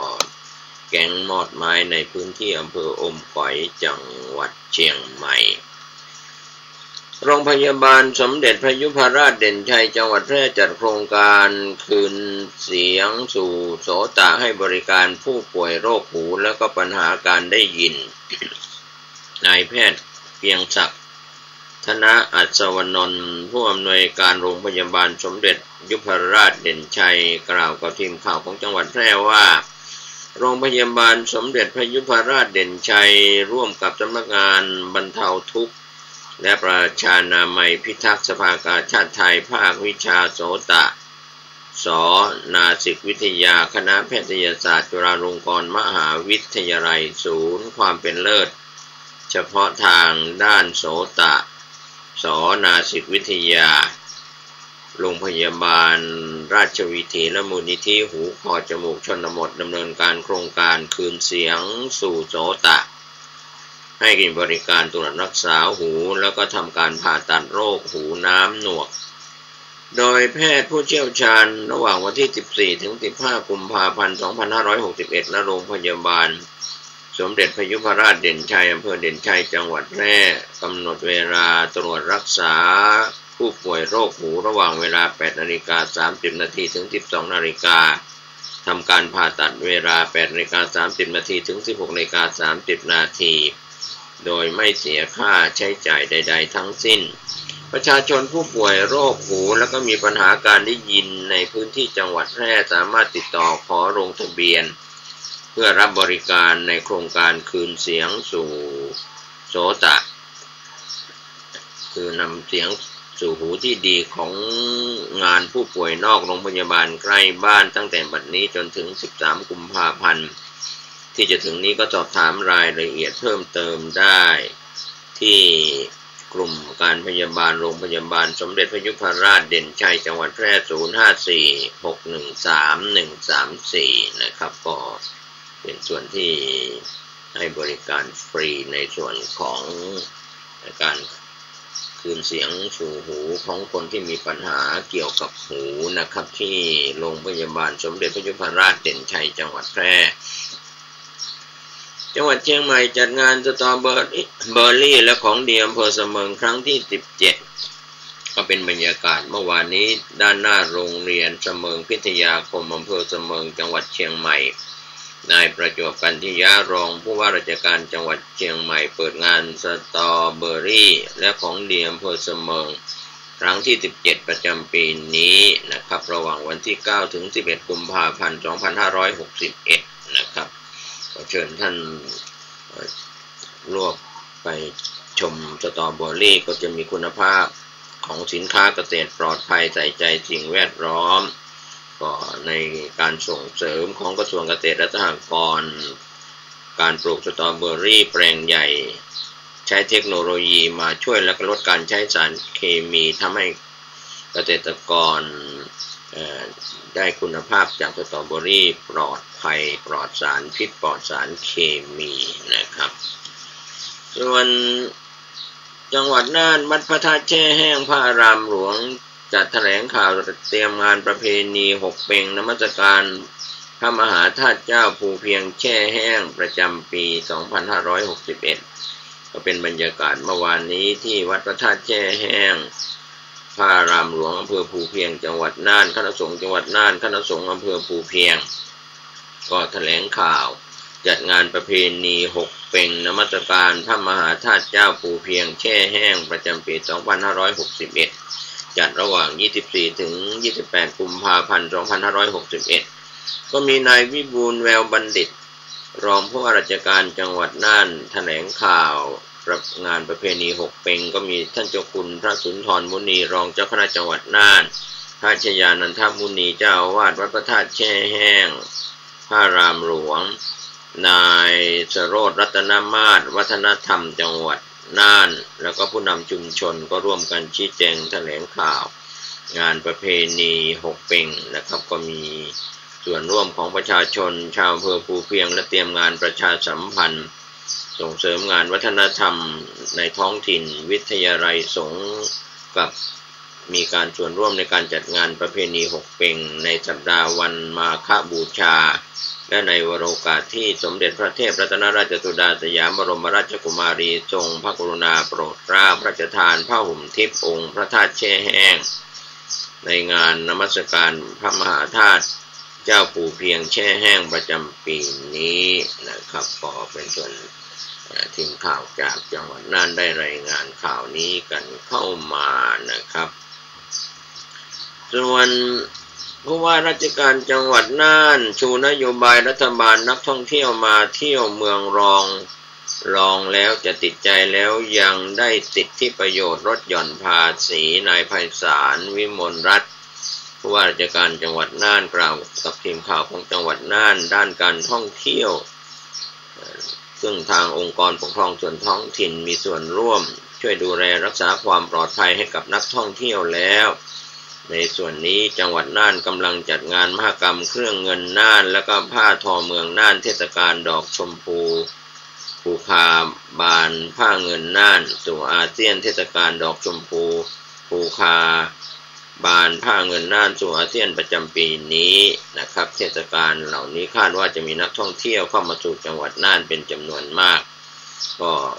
มีการพัฒนาผลิตภัณฑ์ใช้ทุนทางวัฒนธรรมต่อยอดแล้วก็ปรับเปลี่ยนรูปแบบผลิตภัณฑ์ผ้าทอให้การออกแบบที่ร่วมสมัยมีรูปแบบที่หลากหลายสามารถผลิตและก็แข่งขันได้ในเชิงพาณิชย์ก็จัดงานระหว่าง 14-18 กุมภาพันธ์ 2561 ณ บริเวณขวงเมืองน่านจังหวัดน่านก็เชิญท่านผู้ฟังไปร่วมท่องเที่ยวงานนี้ที่จังหวัดน่านส่วนจังหวัดแพร่จัดงานประเพณีไหว้พระธาตุช่อแฮเมืองแพร่แห่ตุงหลวงปีนี้นายพงษ์รัตน์พิรมรัตน์ผู้ว่าราชการจังหวัดแพร่จัดงานประเพณีไหว้พระธาตุช่อแฮเมืองแพร่แห่ตุงหลวงประจำปี 2561 ซึ่งพระธาตุช่อแฮนั้นเป็นปีนักกษัตริย์สักการะสักครั้งหนึ่งในชีวิตก็จัดระหว่าง 23 กุมภาพันธ์ถึง 1 มีนาคม 2561 ในวันที่ 23 กุมภาพันธ์เวลา 15 นาฬิกาเปิดงานที่ยิ่งใหญ่ขบวนแห่เครื่องสักการะองค์พระธาตุขบวนกังสดาลขบวนต้นหมากต้นพึ่งขบวนผ้าห่มพระธาตุขบวนข้าวตอกดอกไม้ขบวนฟ้อนบวงสรวงขบวนธงทิวช่อตุงและขบวนสักการะจากประชาชนทั้ง 8 อำเภอของจังหวัดแพร่ก็จะมีขบวนช้างเจ้าหลวงเมืองแพร่5เชือกในงานก็จะมีการประกวดแข่งขันตีกลองปูจาเลือกซื้อสินค้าเมืองในกาดมั่วครัวแรงสินค้าโอท็อปผลิตภัณฑ์ชุมชนถนนสายน้ำผึ้งนะครับก็ช็อปจ่ายนะครับในตลาดต้นชมการแสดงศิลปะวัฒนธรรมการแสดงศิลปินชื่อดังในวันที่ 23 ก็มีศิลปินแบงค์เส้นเล็กแล้วก็วันที่ 24 ศิลปินยิ่งยงคนเมือง 25 การแสดงศิลปะวัฒนธรรมของเยาวชน 26 ก็ศิลปินทวัฒน์เมืองเถิน 27 ศิลปินเจี๊ยบเบญจพร 28 ศิลปินโบซุปเปอร์วาเลนไทน์วันที่ 1 มีนาคมวงกาฉลองการแสดงศิลปะวัฒนธรรมของเยาวชนและการแข่งขันกีฬาฟุตบอลช่อแฮโอเพ่นครั้งที่ 2 ของ 18 จังหวัดภาคเหนือแล้วก็มีสวนสนุกมหรสพสมโพธิตลอด 7 วัน 7 คืนท่านเจ้าคุณพระโกษัยเจติยารักษ์รองเจ้าคณะจังหวัดแพร่เจ้าอาวาสวัดพระธาตุช่อแฮพระรามหลวงก็ออกมาเจริญพรกับทีมข่าวของจังหวัดแพร่ว่าวัดพระธาตุช่อแฮพระรามหลวงนั้นเป็นวัดคู่บ้านคู่เมืองของจังหวัดแพร่และก็ภาคเหนือมีพระธาตุประจำปีเกิดของผู้ที่เกิดปีขานสร้างในสมัยพระมหาธรรมราชาฤทัยมีลักษณะเป็นเจดีย์รูป8เหลี่ยมย่อมุมไม้12ศิลปะแบบเชียงแสนประชาชนชาวจังหวัดแพร่ก็ร่วมกันจัดงานประเพณีไหว้พระธาตุช่อแฮเมืองแพร่แห่ตุงหลวงสืบทอดกันจากอดีตจนถึงปัจจุบันนะครับก็เป็นช่วงงานสัปดาห์ส่งเสริมพระพุทธศาสนาวันมาฆบูชาในปีนี้ด้วยเช่นเดียวกันนะครับส่วนจังหวัดเชียงรายจัดกิจกรรมเนื่องในวันคล้ายวันสถาปนากองอาสารักษาดินแดนประจำปีนี้เมื่อวานนี้ที่กองร้อยอาสารักษาดินแดนจังหวัดเชียงรายที่1อำเภอเมืองเชียงรายนายกองเอกณรงค์ศักดิ์โอสถนากรผู้บังคับการกองอาสารักษาดินแดนจังหวัดเชียงรายประกอบพิธีเนื่องในวันคล้ายวันสถาปนากองอาสารักษาดินแดนประจำปี 2561 แล้วก็มอบเข็มอาสารักษาดินแดนสดุดีมอบประกาศนียบัตรสมาชิก กองอาสารักษาดินแดนผู้ปฏิบัติงานดีเด่นประจำปี 2560 21 นายนะครับมอบทุนการศึกษาแก่บุตรสมาชิกของกองอาสารักษาดินแดนผู้ที่เรียนดีได้รับทุนจากกองอาสารักษาดินแดนจังหวัดเชียงรายทุนจากชมรมแม่บ้านมหาไทยและทุนจากเหล่ากาชาดจังหวัดเชียงราย29ทุนก็มีผู้บังคับบัญชาสมาชิกอาสารักษาดินแดนจังหวัดเชียงรายเข้าร่วมกิจกรรม200นายนะครับก็มีนายกองเอกสำริดสวามิภักดิ์หัวหน้าฝ่ายอำนวยการกองบังคับการกองอาสารักษาดินแดนจังหวัดเชียงรายรายงานกับประธานในพิธีนะครับก็เป็นส่วนที่ผู้สื่อข่าวได้รายงานกันเข้ามาส่วนจังหวัดพะเยาประชุมพัฒนาศักยภาพองค์กรชุมชนและอปท.เพื่อเตรียมความพร้อมดำเนินการขยายพื้นที่ดำเนินการศูนย์หอมฮักชุมชนตำบลของจังหวัดพะเยานะครับก็เป็นบรรยากาศที่ผู้สื่อข่าวจากพะเยารายงานโดยนายวุฒิชัยสาวโกมุตรองผู้ว่าราชการจังหวัดพะเยาประชุมพัฒนาศักยภาพองค์กรชุมชนและองค์กรปกครองส่วนท้องถิ่นเตรียมความพร้อมในศูนย์หอมฮักชุมชนตำบลก็มีหัวหน้าส่วนราชการนายอำเภอสาธารณสุขอำเภอประธานผู้สูงอายุผู้อำนวยการโรงพยาบาลส่งเสริมสุขภาพตำบลประธานผู้พิการกำนันผู้ใหญ่บ้านแกนนำชุมชนทุกตำบลในจังหวัดพะเยาร่วมประชุมรับทราบนโยบายนะครับส่วนข่าวสุดท้ายสำนักงานพัฒนาชุมชนจังหวัดน่านเปิดงานโอท็อปน่านแฟร์ครั้งที่1กระตุ้นเศรษฐกิจที่น่านที่บริเวณห่วงน้อยตำบลในเวียงอำเภอเมืองน่านจังหวัดน่านนายไพโรจน์อัดอาภาหัวหน้ากลุ่มงานส่งเสริมการพัฒนาชุมชนเป็นประธานเปิดงานโอท็อปน่านแฟร์ครั้งที่1ภายใต้โครงการเพิ่มช่องทางจัดจำหน่ายสินค้าโอท็อปเชื่อมโยง AEC อาเซียนแล้วที่จังหวัดน่านนะครับก็เป็นบรรยากาศที่ผู้สื่อข่าวในพื้นที่เชียงใหม่ลำพูนแม่ฮ่องสอนได้รายงานข่าวสารกันเข้ามา8จังหวัดภาคเหนือตอนบนนะครับก็เป็นข่าวรอบวันที่เกิดขึ้นนะครับก็อย่าลืมนะครับช่วงท้ายรายการวันนี้เป็นวันสุดท้ายของการประมูลเลขสวยของสำนักงานขนส่งจังหวัดเชียงใหม่ซึ่งผ่านการประมูลไปแล้วเมื่อวานนี้1วันวันนี้อีก1วันเป็นวันอาทิตย์ที่11กุมภาพันธ์หมวดอักษรขอไข่รอลิงนะครับที่เหลืออยู่อีกครึ่งทางนะครับที่ทางสำนักงานขนส่งจังหวัดเชียงใหม่โดยกรมการขนส่งทางบกก็ได้มีการประมูลป้ายทะเบียนรถเลขสวยนะครับของเชียงใหม่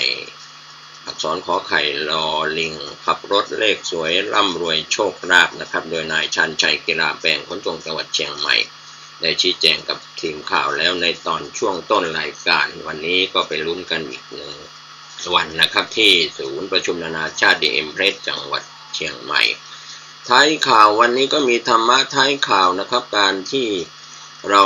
อยู่ในภาวะเศรษฐกิจการตั้งอยู่ในความไม่ประมาทเรื่องของการกินการใช้สินค้าอุปโภคบริโภคแล้วก็การใช้จ่ายในครัวเรือนการประหยัดในครัวเรือนสถาบันครอบครัวนั้นมีส่วนสำคัญขอให้ท่านในการใช้หลักการมัธยัสถ์ประหยัดนะครับอะไรของควรกินควรใช้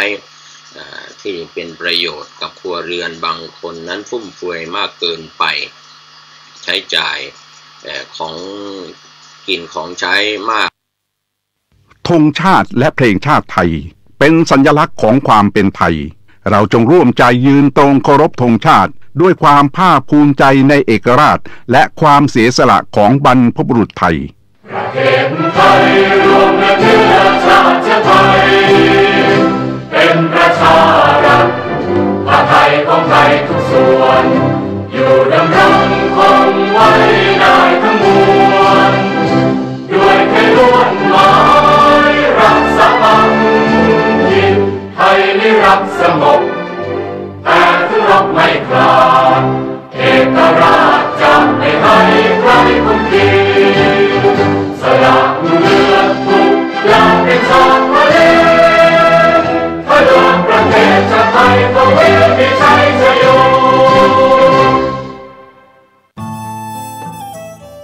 ท่านกำลังติดตามรับฟังสถานีวิทยุกระจายเสียงพระพุทธศาสนาแห่งชาติและสังคมคลื่นเพื่อการศึกษาพระพุทธศาสนาและวัฒนธรรมระบบ FM 104.5 เมกะเฮิรตซ์ รายการต่อไปเป็นรายการข่าวบ้านวัดราชการดำเนินรายการโดยเกษตรเพชรสำริดวัดฝายหินตำบลสุเทพอำเภอเมืองเชียงใหม่ก็มีอาจารย์ประครูสมุวิศวัฒน์วรกิจโจเป็นผู้อำนวยการสถานีลิงก์สัญญาณไปยัง FM 91.50 เมกะเฮิรตซ์สถานีวิทยุชุมชนคนนาน้อยอำเภอนาน้อยจังหวัดน่านก็มีอาจารย์ประครูสุจินต์นันทธรรมเป็นผู้อำนวยการสถานีพร้อมคณะกรรมการบริหารฝ่ายบรรพชิตและคฤหัสถ์ชาวนาน้อยและพื้นที่ใกล้เคียงก็รับฟังข่าวสาร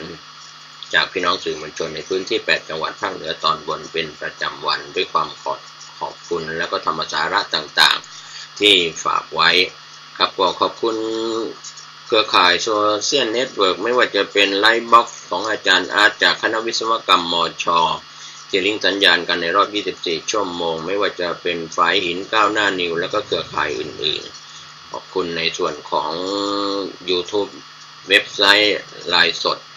แล้วก็ Facebook ไลฟ์ต่างๆนะครับที่เราลิงก์สัญญาณออนแอร์ออกอากาศกันในช่วงเวลานี้ขอทุกคนทุกท่านได้มีโอกาสพักผ่อนอยู่กับสถาบันครอบครัวเป็นครอบครัวอบอุ่นในวันหยุดเสาร์อาทิตย์หรือวันหยุดที่สำคัญลูกหลานอยู่พร้อมหน้าพร้อมตากันสุขกายสุขใจโดยทั่วหน้ากันสวัสดีครับท่านผู้ฟังที่เคารพในโอกาสวันแห่งความรักเวียนมาบรรจบในเดือนกุมภาพันธ์ 2561 วันนี้ได้รับเมตตาธรรมจากท่านเจ้าคุณประชานาถมุนีเจ้าวาดวัดดอนจันทร์ตำบลทัตตารามอำเภอเมืองเชียงใหม่ท่านมีเมตตาพร่ำสอนเรื่องของความรักที่ถูกต้องเป็นอย่างไรดังนี้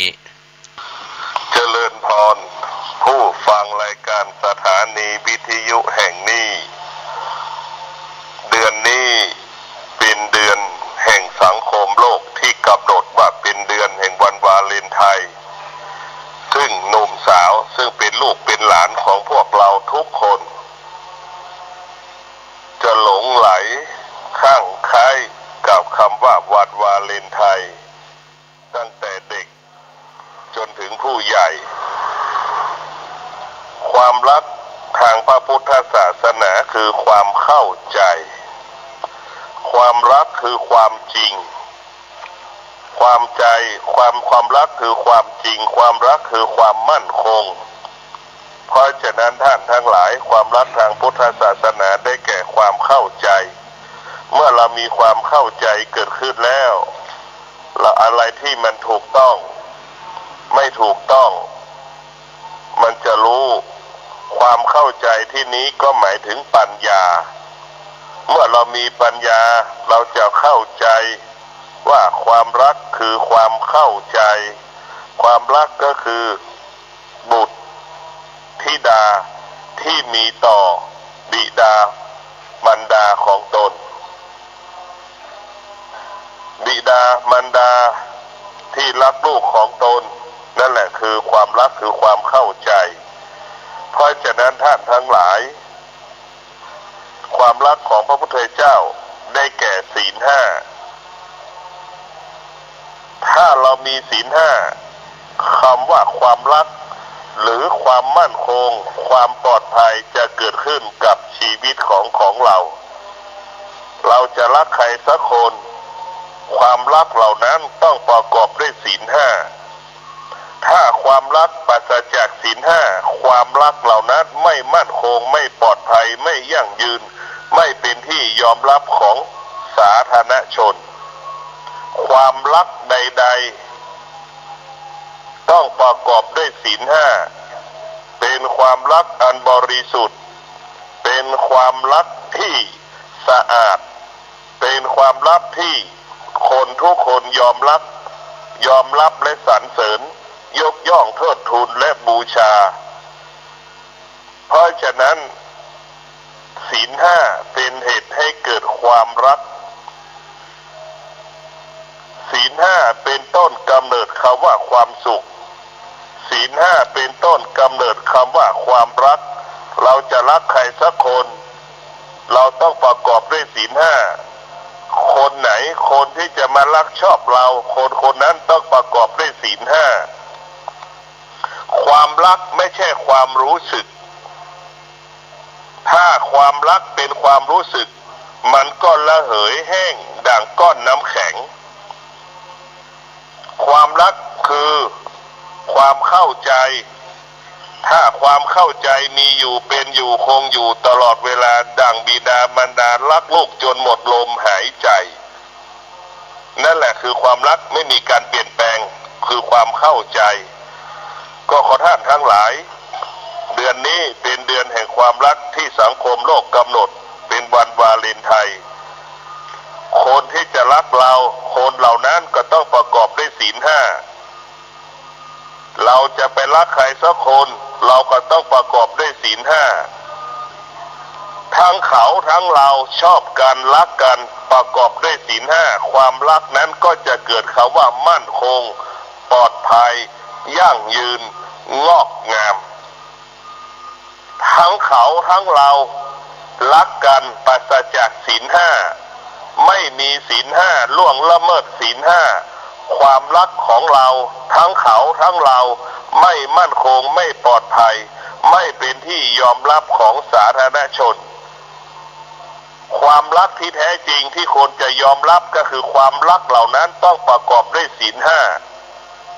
ทั้งเขาจะมารักเราทั้งเราจะไปรักเขาก็ต้องประกอบด้วยศีลห้าทำให้ชีวิตเราและเขารักกันเกิดคำว่ามั่นคงปลอดภัยยั่งยืนงอกงามตลอดกาลเวลาท่านผู้ฟังที่เคารพในส่วนของการเข้าสู่รายการธรรมะในวันนี้พระธิการบุญเพ็งปิยธรรมโมวัดใหม่ห้วยทรายตำบลสุเทพอำเภอเมืองเชียงใหม่ก็จะได้นำสาระธรรมดีๆแบ่งปันเป็นการเพิ่มพูนปัญญาบารมีดังนี้คำสั่งสอนขององค์สมเด็จพระสัมมาสัมพุทธเจ้าอันนี้เกี่ยวกับเรื่องเมื่อตะวานี้ก็ได้เอาเรื่องเกี่ยวกับบุพกรรมของพระเทวทัตนะครับเรื่องนี้นะเรื่องกรรมคือการกระทำอันนี้นะพระเทวทัตเนี่ยนะ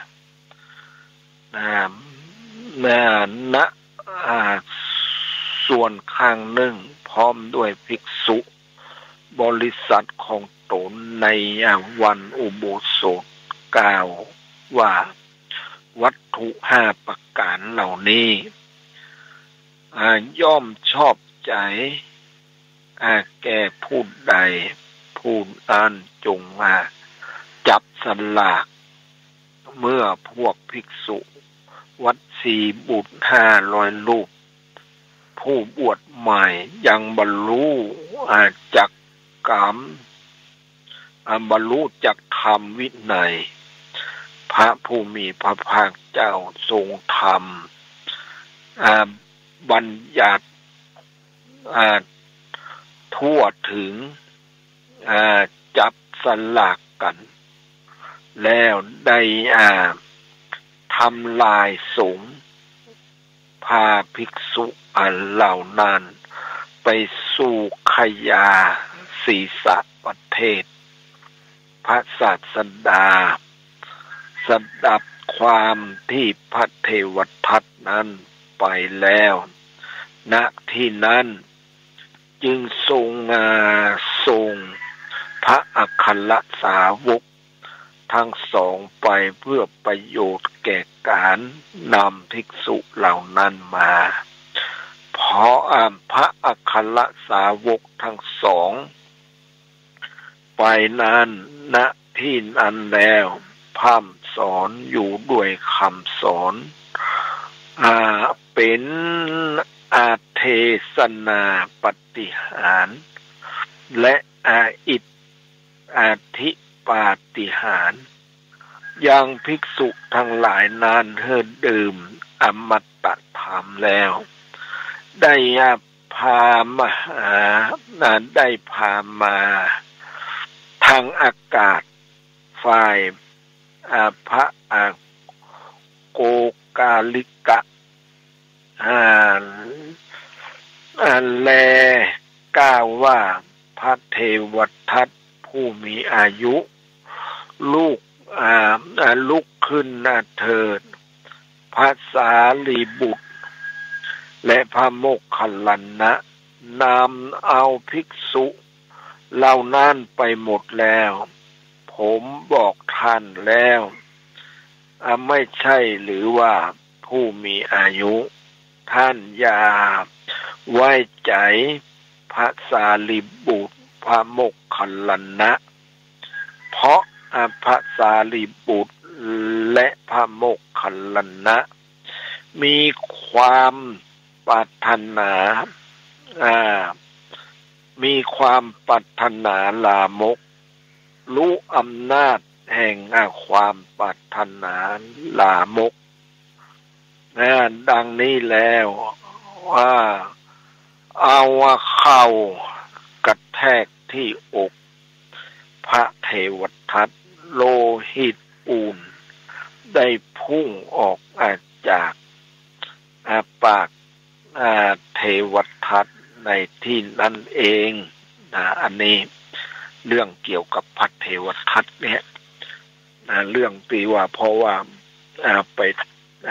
หมายความว่ามันบักให้เข้าใจ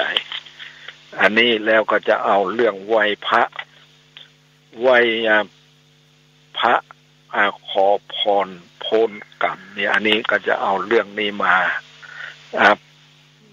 เป็นเนี่ยอันนี้ก็เป็นเรื่องตีว่าเกี่ยวกับเอาพระที่นั่นซะก่อนนะวันนี้ก็จะเอาเรื่องเกี่ยวกับพระแก้วมรกตพระศักดิ์สิทธิ์คู่บ้านคู่เมืองพระแก้วมรกตหรือพระมหามณีรัตนปฏิมากรเป็นพระพุทธรูปคู่บ้านคู่เมืองของประเทศไทยที่เป็นที่นับถือบูชาซึ่งพระแก้วมรกตนี้ก็เป็นพระพุทธรูปองค์หนึ่งที่ได้รับการเคารพนับถือกันมาอย่างยาวนานเพราะก่อนที่จะมาประดิษฐานณประเทศไทยนี้ท่านก็ได้ประดิษฐานอย่างประเทศต่างๆมากมายประวัติพระแก้วมรกตองค์ที่เป็นพระคู่บ้านคู่เมืองของประเทศไทยในขณะนี้เป็นพระที่เหล่าเทวดาและเทพทั้งหลายได้ตั้งใจสร้างขึ้นมาเพื่อถวายแด่พระอรหันต์นามว่าพระนาคเสนซึ่งพระอรหันต์รูปนี้ตั้งใจอยากจะสร้างพระพุทธรูปที่เป็นตัวแทนของพระพุทธเจ้าเลยคิดว่าจะสร้างพระพุทธรูปแด่พระพุทธรูปแต่จะใช้ทองหรือเงินมาสร้างก็จริงเจงว่าจะถูกขโมยเลยคิดจะนำแก้วมรกตจะนำแก้วมาสร้างแต่ก็บรรลุจะหาที่ไหนและสร้างได้อย่างไรดังนั้นตามประวัติจึงกล่าวว่าพระอิศวรและพระวิษณุกามนั้นได้ร่วมมือกันหาแก้วมณีโชติซึ่งอยู่ที่ภูเขาวิปุละมาเป็นวัตถุดิบซึ่งในตอนหลังพระวิษณุก็ปลอม ตัวมาเป็นช่างธรรมดาเพื่อช่วยสร้างพระแก้วมรกตองค์นี้ต่อมาหลังจากที่ได้สร้างพระแก้วมรกตเสร็จแล้วก็มีความต้องการที่จะบรรจุพระบรมสารีริกธาตุเข้าไปในพระแก้วมรกตถึง7พระองค์ด้วยกันเพื่อให้เจ้าพุทธได้เคารพบูชาและเพื่อเป็นเครื่องหมายของพระพุทธเจ้านั่นเองดังนั้นช่างจึงได้บรรจุพระบรมสารีริกธาตุเอาไว้บริเวณพระโมลีพระนัลลาดพระอุละพระอังสาทั้งสองข้างและพระอัญชานุทั้งสองข้างและเมื่อใส่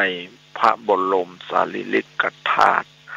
เข้าไปแล้วเนื้อองค์ของพระแก้วก็ปิดสนิทเป็นเนื้อเดียวกันนอกจากนั้นเมื่อใส่พระบรมสารีริกธาตุเข้าไปแล้วพระแก้วมรกตก็ได้แสดงปาฏิหาริย์ยกพระบาทดังจะเดินทำให้พระนาคเสนกล่าวว่าพระแก้วนี้จะต้องบัดได้ปฏิฐานที่นี้นิรันดร์แน่แท้จะต้องเดินทางไปยังที่ต่างๆเพื่อโปรดเวไนยสัตว์ดังที่ตั้งที่ต่างๆดังต่อไปนี้1ลังกาทวีป2ศรีอยุธยา3โยนก4สุวรรณภูมิ5ปะมะโหน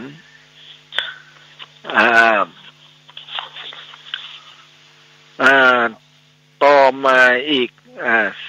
300 ปีที่เมืองปัตตาลีบุตรเกิดเหตุวุ่นวายข้าวยากหมากแพงทำให้ประชาชนเดือดร้อนและตัดสินใจอัญเชิญพระแก้วมรกตและพระไตรปิฎกสู่ลังกาทวีป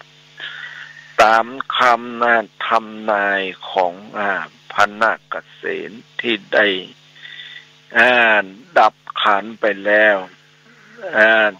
ซึ่งต่อมากษัตริย์กรุงพุกามก็ได้ทูลขอพระแก้วมรกตจากลังกาทวีป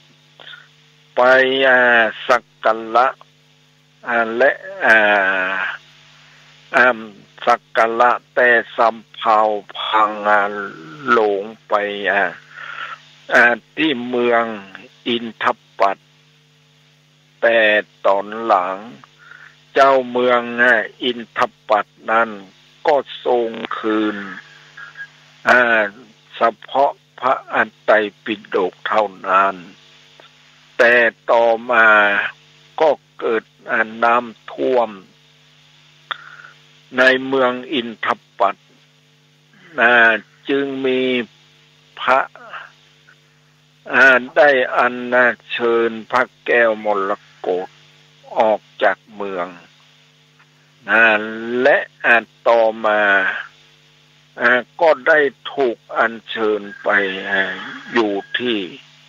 กรุงศรีอยุธยาและต่อไป ที่เมืองละโวเมืองกำแพงเพชรและ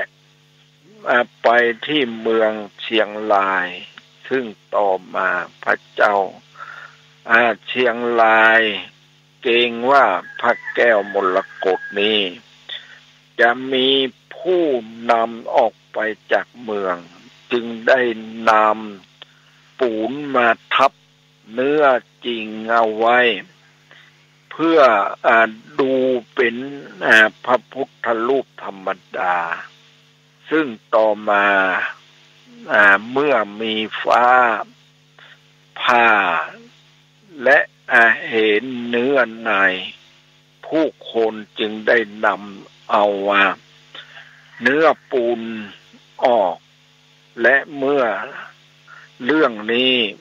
แพร่ออกไปก็ทำผู้คนไปสักการะบูชาเป็นจำนวนมากจนทำพระเจ้าเชียงใหม่มีพระประสงค์ที่จะน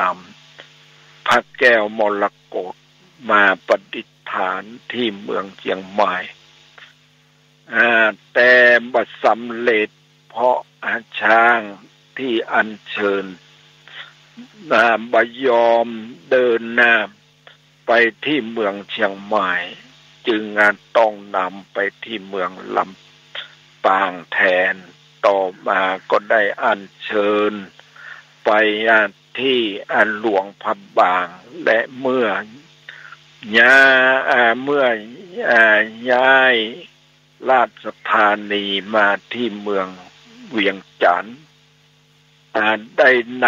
ำพระแก้วมรกตมาประดิษฐานที่เวียงจันทร์นานถึง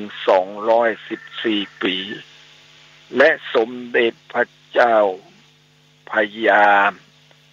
มหากษัตริย์ศึกหรือพระบาทสมเด็จพระพุทธยอดฟ้าจุฬาโลกมหาราชได้ยกกองทัพไปตีเมืองเวียงจันทร์และได้นำพระแก้วมรกตมาประดิษฐานที่กรุงธนบุรีและต่อมาเมื่อครั้งเปลี่ยนราชธานีก็ได้อัญเชิญ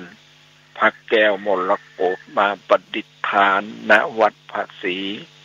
รัตนศาสดารามเมื่อวันจันทร์เดือน4แรม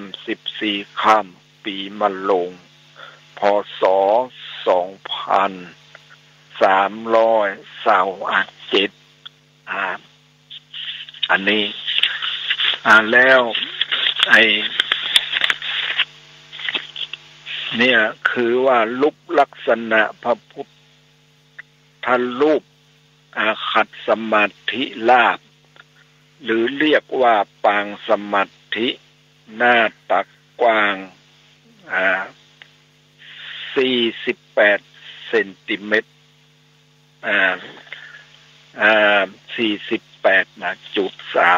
เซนติเมตรฐานถึงยอดพระเศียรสูง58 เซนติเมตรเนื้อองค์เป็นหินมรกตก้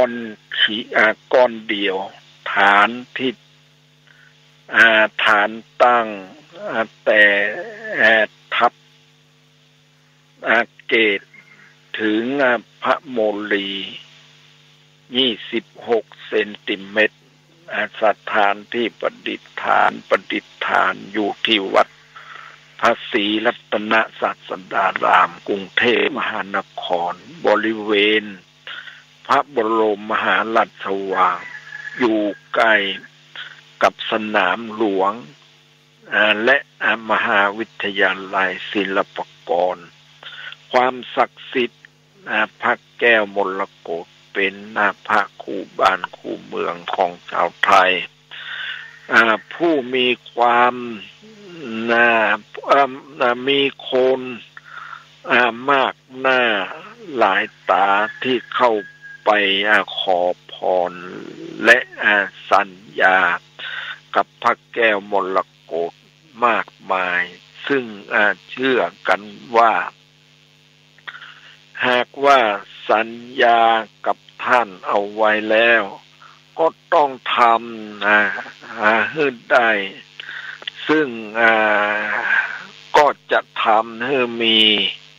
กิจการและชีวิตที่รุ่งเรือง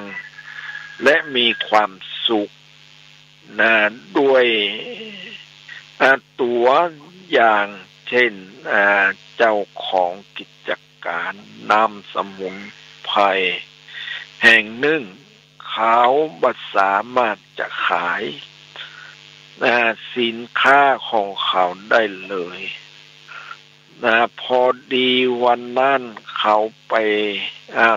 เดินทางไปที่วัดพระแก้วมรกตและอธิษฐานขอให้มีเงินซื้อข้าวกินรวมไปถึงมีเงินซื้อนมให้ลูกด้วยแล้ววันนั้นเขาก็สามารถขยายเขาสามารถขายสินค้าได้ทันทีต่อมาเขาก็ได้ตั้งจิตอธิษฐานเอาไว้ว่าขอให้กิจการของเขาเจริญรุ่งเรืองและเขาจะทำแต่เขาจะทำแต่ความดีบักคดโกงใครรวมไปถึงจะสร้างประโยชน์ให้กับสาธารณชนซึ่งเขาได้กราบไหว้พระแก้วมรกตและทำมาหากินด้วยความสุจริตมาโดยตลอดจากวันที่แม้แต่เงินจะซื้อข้าวยังบ่มีวันนี้เขาเป็นเจ้าของกิจการที่มีเงินอยู่หลาย10 ล้านและทำสาธารณกุศลหลายต่อหลายอย่าง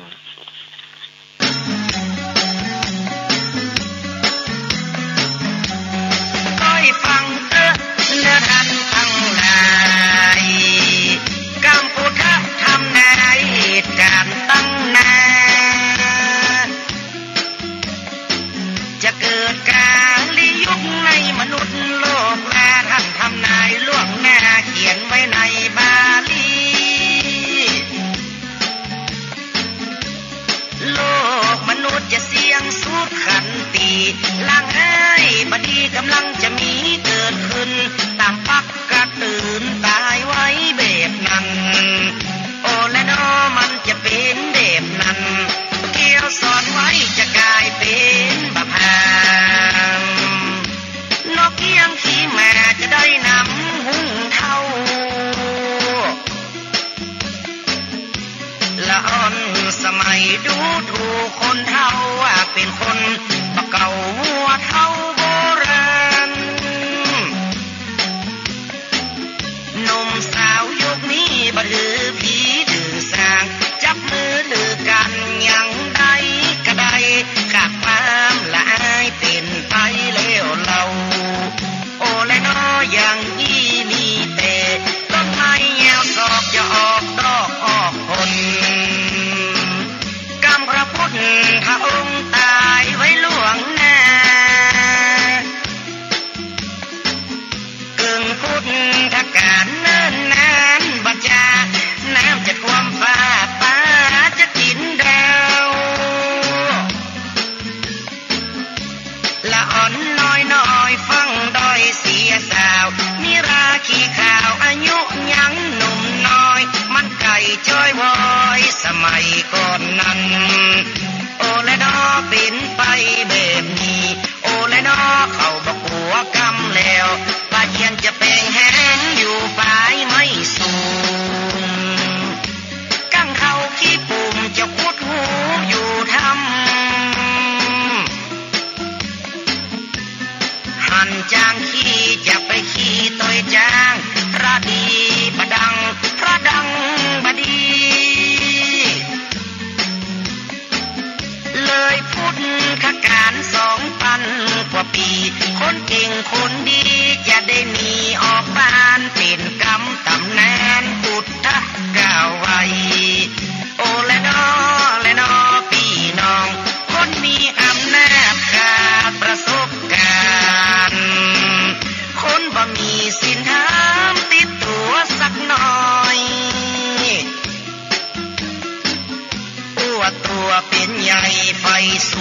กินร้อยความหูมีน้อยมาขาดความละอา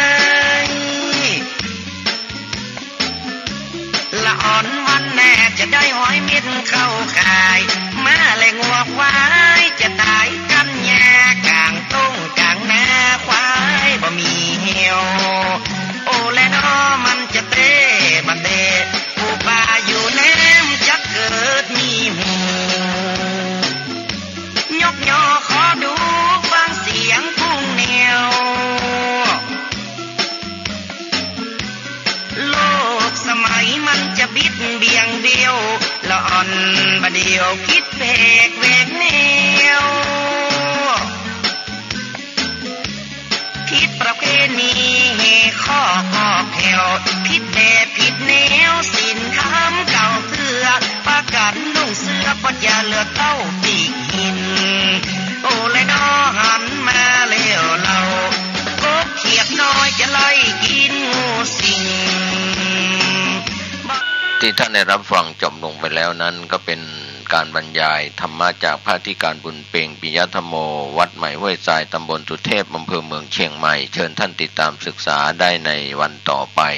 ขอทุกคนทุกท่านโชคดีอยู่ดีมีสุขสวัสดีครับสวัสดีครับท่านผู้ฟังที่เคารพการแบ่งปันความคิดดีๆวันนี้ผมกาเศรษฐ์เพชรสำริดวิทยากรก็จะได้นำเสนอต่อเนื่องเรื่องของอันตรธานธรรม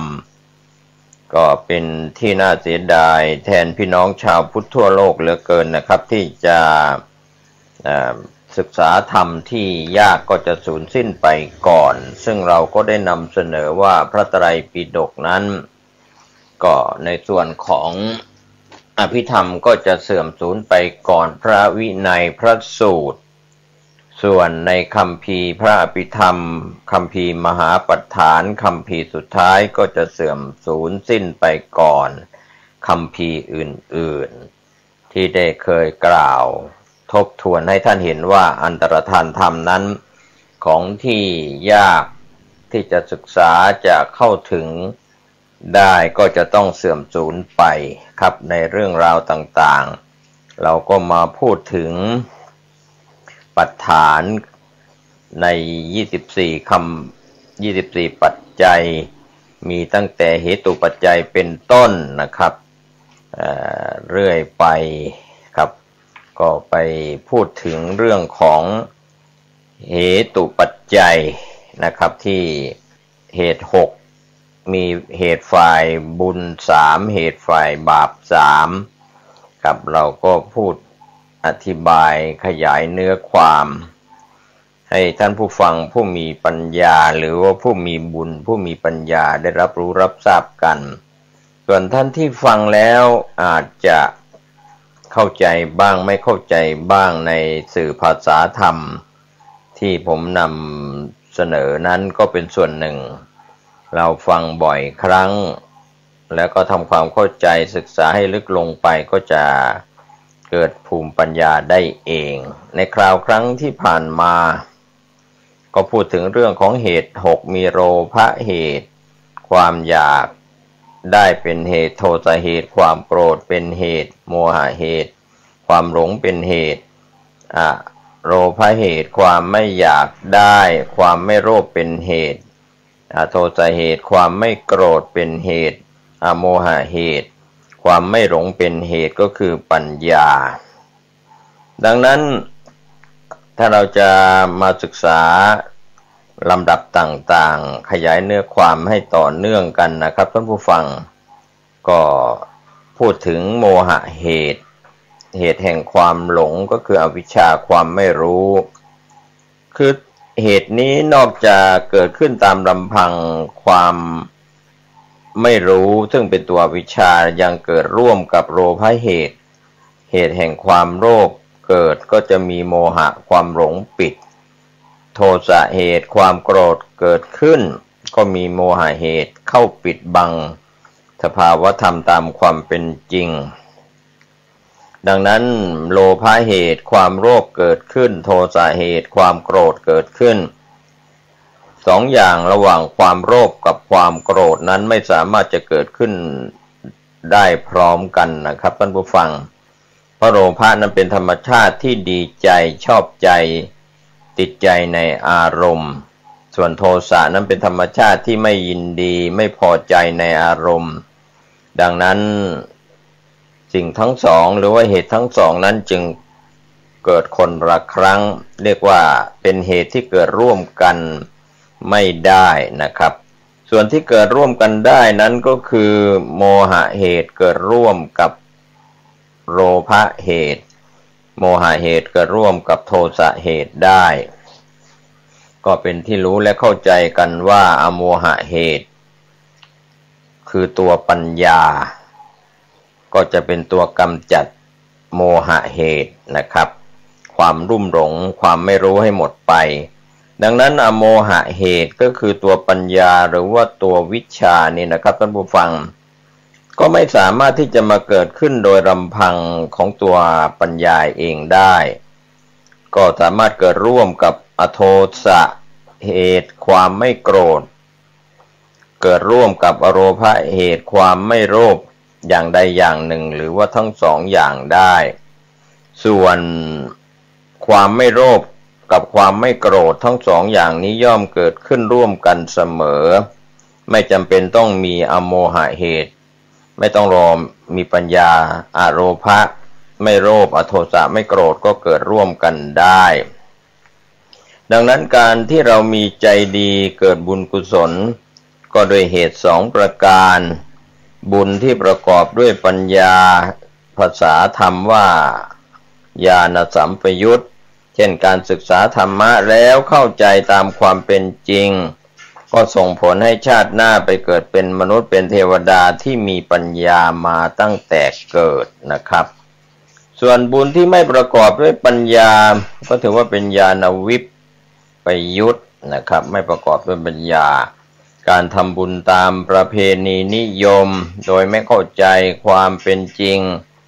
พฤติกรรมเช่นนี้ก็เป็นบุญเหมือนกันแต่เป็นบุญที่ไม่ประกอบด้วยปัญญาก็ส่งผลให้เกิดในชาติหน้าไม่มีปัญญามาตั้งแต่เกิดดังนั้นถ้าเราจะพิจารณาถึงพฤติกรรมทางกายของคนและสัตว์เราก็จะเห็นว่าเกิดจากเหตุ6ประการดังกล่าวการที่ได้ศึกษาเรื่องของเหตุปัจจัยในคัมภีร์มหาปัฏฐานเป็นปัจจัยแรกในปัจจัย24ก็ทำให้เราได้เรียนรู้ว่าพฤติกรรมของคนเรานั้นมีทั้งดีและชั่วปะปนกันไป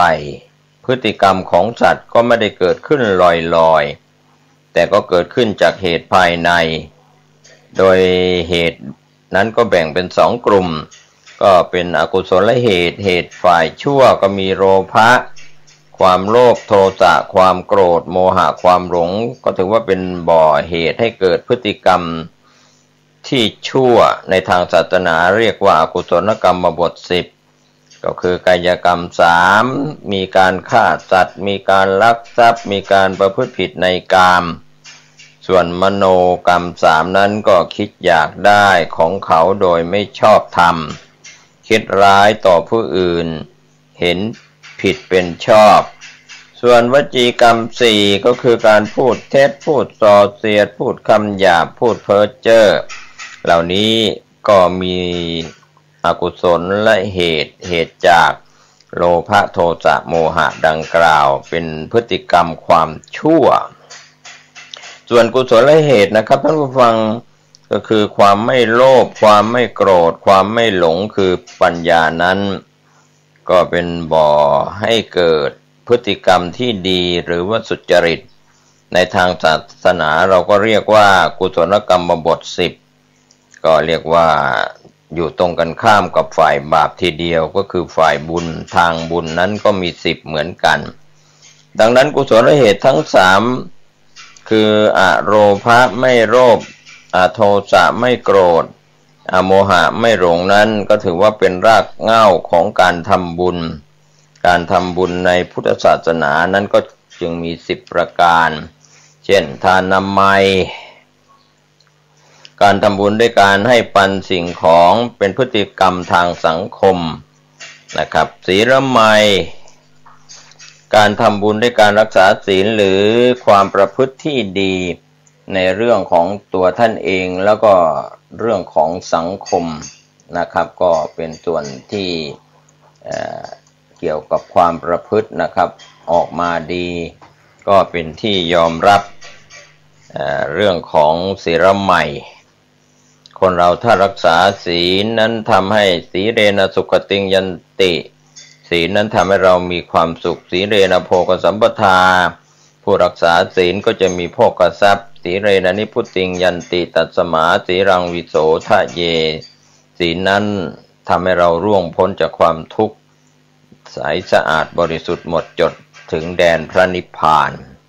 ดังนั้นศีลใหม่นั้นเป็นความดีที่เกิดขึ้นกับตนเองแล้วก็คนที่อยู่ร่วมกันในสังคมส่วนภาวนาใหม่บุญที่ทำให้การเจริญภาวนาไม่ว่าจะเป็นสมถกรรมฐานวิปัสสนากรรมฐานก็ฝึกอบรมจิตใจเรียกว่าจิตใจของเราจะถูกอบรมด้วยภาวนาใหม่เป็นเรื่องเฉพาะตัวเฉพาะตนส่วนอปัจจายนะใหม่นั้นก็เป็นบุญที่เกี่ยวกับความประพฤติอ่อนน้อมเรียกว่ารู้จักสัมมาคารวะใครเป็นลุงป้าน้าอาใครเป็นพี่เป็นน้องใครเป็นพระสงฆ์องค์สามเณรใครเป็นผู้ทรงศีลทรงธรรมก็รู้จักอ่อนน้อมเคารพคารวะครับก็ถือว่าเป็นมารยาททางสังคมครับเรียกว่าเป็นพฤติกรรมที่ดีทางสังคมส่วนไวยาวัจจะไมนั้นก็เป็นบุญที่ทำให้เกิดการช่วยขวนขวายรับใช้เรียกว่าช่วยเหลือกิจการต่างๆของผู้อื่นนะครับบางครั้งเราลดความเห็นแก่ตัวเราก็ไปช่วยเหลือการงานผู้อื่นบ้างเรียกว่าช่วยเหลือสังคมงานบุญไม่ว่าจะเป็นงานบวชงานแต่งงานขึ้นเรือนใหม่งานบุญทั้งหลายนะครับบ้านเราไม่ได้ทำเราก็ไปช่วยบ้านคนอื่น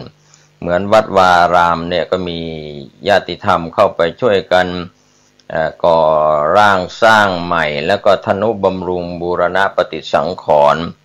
ก็เรียกว่าเป็นเวยาวัจกุศลทั้งที่ไม่ใช่บ้านของตนไม่ใช่เรื่องของตนเองก็ไปช่วยเหลือเป็นเวยาวัจกุศลเป็นการงานที่เราไปช่วยกันในวัดหลายแห่งที่เราไปช่วยกันสร้างอุโบสถสร้างศาลาสร้างวิหารสร้างกำแพง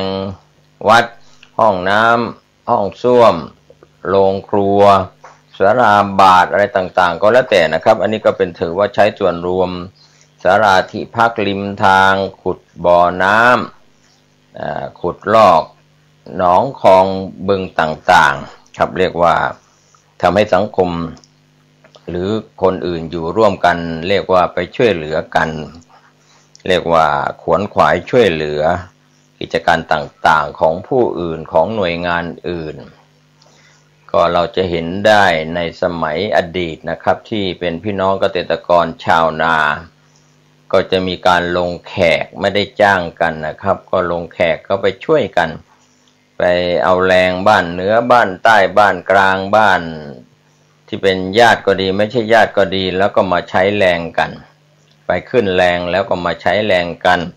ช่วยกันไปช่วยกันมาก็ไม่ต้องมีการจ้างวานหรือมีการเรียกว่ารับจ้างนะครับก็ใช้ทุนน้อยแต่ว่าก็ต้องไปใช้แรงงานไปช่วยคนอื่นเขามาช่วยบ้านเราเราก็ไปช่วยบ้านเขาอะไรทำนองนี้ก็เป็นเวยาวัจจะแต่ว่าถ้าเป็นเวยาวัจจะกุศลโดยตรงแล้วก็ช่วยเหลือกิจการของผู้อื่นที่ไม่หวังผลตอบแทนแต่ว่าการลงแขกไปช่วยกันแล้วก็จะต้องมาใช้คืนนั้นก็ดูเหมือนว่าจะไม่ได้เป็นการช่วยเหลือที่ไม่หวังผลตอบแทนก็จะไม่ได้เต็มสมบูรณ์บริบูรณ์ก็ดังนั้นถ้าเวยาวัจจะกุศลจริงๆก็คือไปช่วยเหลืออย่างเช่นคนที่ไปเป็นกรรมการวัดเป็นเวยาวัจกรของวัดไม่มีเงินเดือนไม่มีค่าตอบแทนตนเองอาจจะตั้งอยู่ในฐานะพอมีพอกินพอใช้ก็ไปช่วยเป็นกรรมการพัฒนาวัดเป็น วิยาวัจกรของวัดอะไรอย่างนี้เรียกว่าเป็นงานบุญงานกุศลช่วยเหลือหรือว่าการตั้งเป็นมูลนิธิการกุศลสมาคมมูลนิธิที่เป็นการกุศลที่จะไปช่วยเหลือคนอื่นนะครับก็ถือว่าเป็นวิยาวัจกุศลได้เหมือนกันปฏิทานนามัยเป็นบุญที่เกิดจากการที่เราจะเฉลี่ยส่วนแห่งความดีให้กับผู้อื่นก็บางครั้งเราทำความดีเราก็ต้องประกาศไม่ใช่ได้รับใบประกาศแต่ประกาศว่าเราได้สร้างนั่นสร้างนี่สร้างโบสถ์สร้างวิหารสร้างถนนหนทางสร้างศาลาที่พักริมทางก็จะมีชื่อบอกติดป้ายประกาศหรือประชาสัมพันธ์ผ่านสื่อต่างๆก็แล้วแต่นะครับการให้นั้นก็เป็นส่วนที่เป็นตัวอย่างที่ดีเรียกว่าปฏิทานนามัยส่วนบุญข้อที่7นั้นปตานโมทนาใหม่เราก็อนุโมทนาในคุณความดีของคนอื่นที่ทำที่เรามีการติดป้ายประกาศว่าบุคคลนี้ได้เสียสละบริจาคสร้างศาลาที่พักริมทางสร้างถนนหนทางขุดบ่อน้ำสระน้ำหรืออะไรก็แล้วแต่นะครับเพื่อให้ลูกหลานหรือคนที่ได้รู้ได้เห็นว่าเขาได้ทำความดีก็ร่วมยินดีด้วยจิตด้วยใจเรียกว่าอนุโมทนาส่วนบุญก็เป็นความดีของตนเองและให้คนในสังคมได้อนุโมทนาด้วยธรรมสวนามัยนั้นก็เป็นบุญที่เกิดจากการฝึกฟังการสอนกันในห้องเรียนนอกห้องเรียนปัจจุบันนั้นเราจะเห็นได้ว่าสถานศึกษาหรือวัดวารามต่างๆสอนทำกันโดยธรรมชาติให้ไปศึกษาดูงานนอกสถานที่นอกตำรับตำราดังนั้นการอ่านการฟังจากครูบาอาจารย์ที่เป็นพระสงฆ์องค์เจ้าหรือเป็นครูบาอาจารย์ตามสถานศึกษาหรือเป็นส่วนของพ่อน้อยพ่อหนานครูบาอาจารย์ต่างๆก็ช่วยกันสอนช่วยกันแนะนำพร่ำสอนเป็นการฟังเป็นการศึกษาหาความรู้ก็เกิดประโยชน์กับตนเองแล้วก็คนในสังคมด้วยครับเรียกว่าการฟังอันนี้เราเป็นผู้ฟังที่ดีส่วนการแสดงออกเรียกว่าธรรมเทศนาใหม่ก็เป็นการทำบุญด้วยการสั่งสอนชี้ทางถูกทางผิดชี้โทษบอกประโยชน์เรียกว่าสอนธรรมะให้ความรู้ทางพฤติกรรมของคนและสัตว์ว่าอะไรถูกอะไรผิดอะไรควรอะไรไม่ควรอะไรเป็นประโยชน์อะไรไม่เป็นประโยชน์อะไรถูกอะไรผิดอย่างนี้อะไรที่เราต้องเชื่อว่าเราทำชั่วแล้วจะต้องไปสู่อบายในภูมิที่เป็นอบายภูมิทั้ง4มีสัตว์นรกเปรตอสุรกายแต่เดรัจฉานสร้างความดีก็จะมาเป็นมนุษย์เป็นเทวดาเป็นพรหมทั้งรูปพรหมอรูปพรหมอะไรอย่างนี้เราก็เรียกว่าสั่งสอนกันบอกกล่าวกันส่วนบุญข้อสุดท้ายการทำความเห็นให้ตรงเนี่ยชื่อว่าทิฏฐุชุกรรมการทำความคิดเห็นภูมิปัญญาของแต่ละคนแต่ละท่านเนี่ยนะครับท่านผู้ฟังได้มาพร้อมแต่เกิดแล้วก็การสั่งสมมาจากอดีตชาติอดีตภพด้วยปัญญาที่มีมาแต่เกิดนี้จะช่วยประคับประคองเรียกว่าถูกต้องตามธรรมชาติตามความเป็นจริงนะครับไม่ใช่ตามความชอบใจหรือพอใจของตัวเองแต่ถือว่าเป็นความถูกต้องตามความเป็นจริงตามธรรมชาตินะครับก็ถือว่าเป็นคำสอนเรื่องของทางบุญ10ประการที่พระพุทธเจ้าทรงแสดงไว้มีทานนามัยเป็นต้นจนถึงการทำความเห็นให้ตรงโดยเฉพาะข้อสุดท้ายการที่มีความเห็นผิดไม่ตรงต่อความเป็นจริงแล้วก็เป็นอันตรายคือคนที่หลงผิดมีเรียกว่ามีความเห็นที่ไม่ถูกต้องความคิดเห็นที่เห็นว่าบาปไม่มีโลกนี้ไม่มีโลกหน้าไม่มีคุณพ่อคุณแม่ไม่มีทำที่กรรมดีให้ผลเป็นความสุขความเจริญไม่มีกรรมที่ทำแล้วเป็นความชั่วเป็นความทุกข์ความเดือดร้อนไม่มีนะครับคนที่เจริญสมถะได้ฌานไม่มีคนเจริญวิปัสสนาบรรลุมรรคผลนิพพานไม่มีอะไรต่างๆเหล่านี้ก็ถือว่า ก็เป็นส่วนที่เป็นอันตรายคนที่หลงทางแล้วก็ไม่ถามไถ่คือขาดภูมิปัญญาที่จะเข้าไปแก้ไขเรียกว่าปิดประตูความเห็นภูมิปัญญาของตนเป็นคนหลงผิดเข้าใจผิดดังนั้นถ้าเราจะเปรียบเทียบทางบุญ10ข้อนั้นข้อ4กับข้อ5นั้นข้อ4ก็คือการอ่อนน้อมถ่อมตัวกับข้อ5การช่วยเหลือการงานขวนขวายในกิจการต่างๆของผู้อื่นนั้นจัดเป็นศีลนะครับส่วนข้อ6การให้ทานกับข้อ7การอนุโมทนาในส่วนที่เขาทำความดีนั้นก็จัดเป็นทานนามัยส่วนข้อ8ก็คือการฟังธรรมกับข้อ9การแสดงธรรมนั้นเป็นภาวนาใหม่ส่วนข้อที่10คือการทำความเห็นให้ตรงนั้นจัดได้ทั้ง3ก็คือเป็นทานก็ได้เป็นศีลก็ได้เป็นภาวนาก็ได้ทั้งหมด10ข้อ10ประการนี้นะครับท่านผู้ฟังพี่น้องชาวพุทธเราส่วนใหญ่ก็จะพูดถึงการทำบุญก็จะคิดและเข้าใจว่าการทำบุญก็คือการให้ทานเท่านั้นก็ถือว่าเป็นความเข้าใจที่ยังไม่ถูกต้องนะครับก็ถูกน้อยยังไม่ถูกทั้งหมด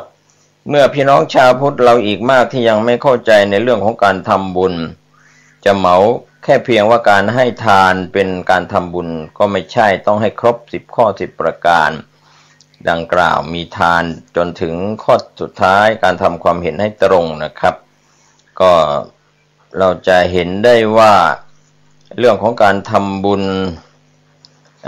ในวงการของคณะสงฆ์ในปัจจุบันก็จะเน้นการทำบุญประเภทแรกก็คือการให้ทานสังเกตได้จากป้ายเชิญชวนพี่น้องศรัทธาญาติธรรมไปทำบุญในงานต่างๆทุกวันนี้นะครับก็เรียกว่าบุญ10ข้อที่กล่าวถึงนั้นชาวพุทธน่าจะให้ความสำคัญบุญข้อที่10ให้มากที่สุดการทำความเห็นให้ถูกต้องตามทำนองครองธรรมพระพุทธองค์ก็ทรงให้ความสำคัญกับข้อนี้ถ้าพี่น้องชาวพุทธเราหรือว่าท่านผู้ฟังที่มีความเห็นที่ถูกต้องแล้วบุญที่เหลืออีก9ข้อตั้งแต่ทานการให้ทานจนถึงการแสดงธรรมข้อที่9ก็จะเรียกว่าเกิดขึ้นตามไปด้วยเรียกว่าโดยอัตโนมัตินะครับดังนั้นบรรดาบุญ10ประการที่พี่น้องชาวพุทธเราได้กระทำนั้นก็ขอให้ได้เกิดภูมิปัญญาครับในเรื่องของการทำความเห็นให้ถูกต้องก็ทิฏฐุชุกกรรมนี่ก็เหมือนหัวรถจักรนะครับที่จะนำไปแล้วก็อีก9ที่เหลือก็จะเป็นโบกี้ตามไปโดยอัตโนมัติดังนั้นการทำความเห็นให้ถูกต้องตรงตามความเป็นจริงก็คือตัวปัญญาเจตสิกนั่นเองพระพุทธองค์ก็ทรงตรัสไว้ว่าปัญญาเป็นหัวหน้าของการทำคุณงามความดีดังในวิชาสูตรว่าดูก่อนภิกษุทั้งหลายวิชาเป็นหัวหน้าแห่งการเกิดขึ้นของกุศลธรรมทั้งหลายรองลงมาก็คือหิริความละอายบาปโอตตัปปะความเกรงกลัวต่อบาปอย่างไรก็ตามนะครับท่านผู้ฟังปัญญาที่เกิดขึ้นก็ต้องอาศัยข้อที่8ก็คือการฟังธรรมในบุญข้อที่8ศึกษาหาความรู้ส่วนข้อที่9การสอนธรรมก็เรียกว่าให้ธรรมะเป็นทานย่อมชนะการให้ในสิ่งทั้งหลายทั้งปวงทั้งหมดเหล่านี้ก็ถือว่าเป็นสภาวะของเหตุปัจจัยทั้ง6เหตุดังกล่าวความคิดไม่ได้เกิดขึ้นอย่างลอยๆแต่ถูกปัจจัยภายนอกหรือสิ่งเร้ามากระทบก็ทำให้จิตที่เป็นบุญบาปเกิดขึ้นมาปัจจัยภายนอกนั้นเราเรียกว่าอารัมมณปัจจัยก็สรุปได้ง่ายๆนะครับท่านผู้ฟังนามธรรมได้แก่เจตสิกที่เป็นรากเหง้าของจิตใจกับเจตสิกอื่นๆที่เกิดร่วมดังนั้นที่ชื่อว่าเหตุก็มี2กลุ่มก็คืออกุศลเหตุ3กุศลเหตุฝ่ายดีอีก3ตัวแปร ให้จิตกับเจตสิกที่เกิดร่วมเป็นสภาพเดียวกันกับตัวเองเราก็เรียกว่าเหตุปัจจัยส่วนข้อที่สองอารัมมณปัจจัยนั้นก็เป็นธรรมที่จะช่วยอุปการะโดยความเป็นอารมณ์ในอารมณ์6หรือว่าอารมณ์ที่เป็นปัจจัยทำให้เกิดจิตและเจตสิกให้มีความรู้สึกนั้นเราจะได้ขยายเนื้อความในปัจจัยที่สองก็คืออารัมมณปัจจัยก็สรุปให้เห็นถึงการที่เราจะมีเหตุปัจจัยนั้นก็มีทั้งสองฝ่ายคือเรียกว่าอกุศลและเหตุอกุศลและเหตุเหตุแห่งความชั่วกุศลและเหตุเหตุแห่งความดีในเหตุปัจจัยทั้ง6นะครับก็เกิดขึ้นสลับกันแล้วแต่ว่าใครจะสร้างเรียกว่าสร้างกุศลเหตุให้เกิดได้มากฝ่ายบุญได้มากหรือว่าอกุศลเหตุฝ่ายบาปได้มากก็แล้วแต่ปัจจัยของท่านดังนั้นการที่เราสั่งสมสร้างภูมิคุ้มกันก็คือการได้รับการศึกษาไม่ว่าจะเป็นพระไตรปิฎกอัตถกถาฎีกานุฎีกา 84,000 พระธรรมขันธ์พระเทรานุเทระครูบาอาจารย์แสดงพระธรรมเทศนาอุบาสกบัติกาพ่อน้อยพ่อหนานครูบาอาจารย์ชี้แนะชี้นำในสิ่งที่ดีงามก็ก่อเกิดประโยชน์ดังนั้นอันตรธานธรรมที่เรากำลังศึกษาว่าปัฏฐานซึ่งเป็นคัมภีร์ของอภิธรรมคัมภีร์ที่7จะเสื่อมสูญก่อนเป็นอย่างไรเราก็ได้เรียนรู้แล้วสิ่งที่ยากก็จะเสื่อมสูญไปก่อนสูญหายไปก่อนครับวันนี้เวลาของรายการธรรมานี้หมดลงผมเกษตรเพชรมิตรวิทยากรขอบคุณท่านผู้ฟังซึ่งได้ศึกษาสิ่งที่จะเสื่อมสูญและก็ยากเราก็คงจะช่วยกันจันลงรักษาไว้มีความสุขกายสุขใจโดยทั่วหน้ากันสวัสดีครับท่านผู้ฟังที่เคารพในโอกาสแบ่งปันความคิดดีๆวันนี้ผมเกษตรเพชรสำริดวิทยากรก็จะได้นำเล่าเรื่องของพุทธกิจ45 พรรษาขององค์สมเด็จพระสัมมาสัมพุทธเจ้าที่ประทับอยู่จำพรรษาในพรรษาต่างๆตั้งแต่พรรษาที่1จนถึงพรรษาที่45ตอนนี้ก็นำพาท่านศึกษาการประทับจำพรรษาที่13ที่จาริกะบรรพตนะครับเขตเมืองจาริกาเป็นต้นก็นำเล่ามาถึงเรื่องราวต่างๆที่ผ่านมา เรื่องของพระผู้มีพระภาคเจ้า ตรัสกับพระพาหิยะว่าท่านพึงศึกษาอย่างนี้ว่าเมื่อเห็นสักว่าเห็นเมื่อฟังสักว่าฟังเมื่อทราบสักว่าทราบเมื่อรู้แจ้งสักว่ารู้แจ้งในเวลานั้นท่านย่อมไม่มีในเวลาใดท่านไม่มีในเวลานั้นท่านย่อมไม่มีในโลกนี้ย่อมไม่มีในโลกหน้า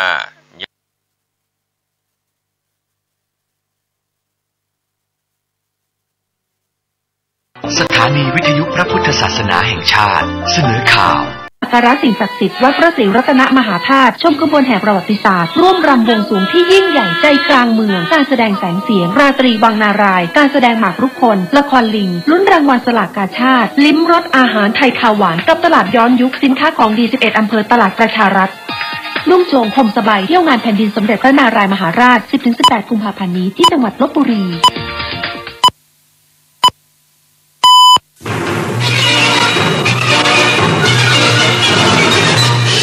สถานีวิทยุกระจายเสียงแห่งประเทศไทยและเครือข่ายทั่วประเทศเสนอข่าวต้นชั่วโมงรู้เร็วรู้จริงเกาะติดทุกสถานการณ์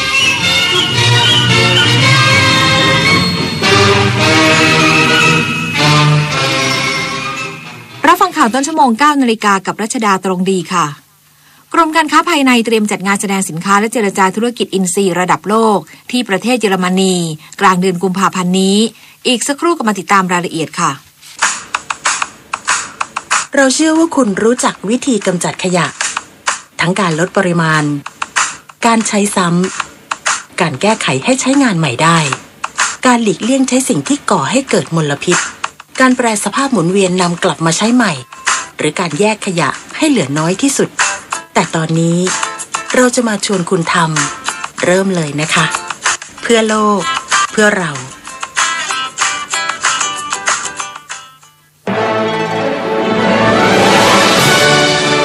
ปี 2560 อาเซียนก่อตั้งขึ้นครบ 50 ปีในท่ามกลางความหลากหลายเราจะเดินไปด้วยกันเราจะไว้ใจกันเราจะพึ่งพากันเราจะแก้ปัญหาร่วมกันเพื่อสร้างอำนาจการต่อรองเพื่อลดช่องว่างเพื่อพัฒนาอาเซียนนำอาเซียนสู่ความเป็นเอกภาพเพราะเราคืออาเซียนอาเซียนเป็นหนึ่งเดียวผมรู้คุณไม่ชอบฟังโฆษณาแต่ถ้าคุณเปลี่ยนช่องคุณจะพลาดเรื่องสำคัญ B-Quick จัดโปรเปลี่ยนคุ้มคุณภาพครบเปลี่ยนน้ำมันเครื่องเกรดปิ่นสังเคราะห์10,000 โลพร้อมไส้กรองราคาเริ่มต้นเพียง550 บาทฟรีค่าแรงฟรีประกันแถมรับประกัน30 วันนี้ถึง28 กุมภาพันธ์นี้ที่ B-Quick ทุกสาขาโทร1153จิงเกิลมามีคนมากมายเที่ยวทุ่งนาแต่แทบไม่มีใครลงเล่นโคลนกับน้องควายผู้หญิงส่วนใหญ่ลงรักสปาไทยไม่ได้ลองแต่มีน้อยคนเคยลองทำสปาสุ่มไก่คนไทยเกือบทุกคนล้วนเคยกินหอยแครงแต่จะมีสักกี่คนที่เคยสไลด์เก็บหอยแครงด้วยตัวเองเที่ยวไทยให้ต่างอย่างลงลึกความดูดีที่ทำเองก็ได้กับตัวเองท่องเที่ยววิถีไทยเก๋ไก๋สไตล์ลึกซึ้งการท่องเที่ยวแห่งประเทศไทย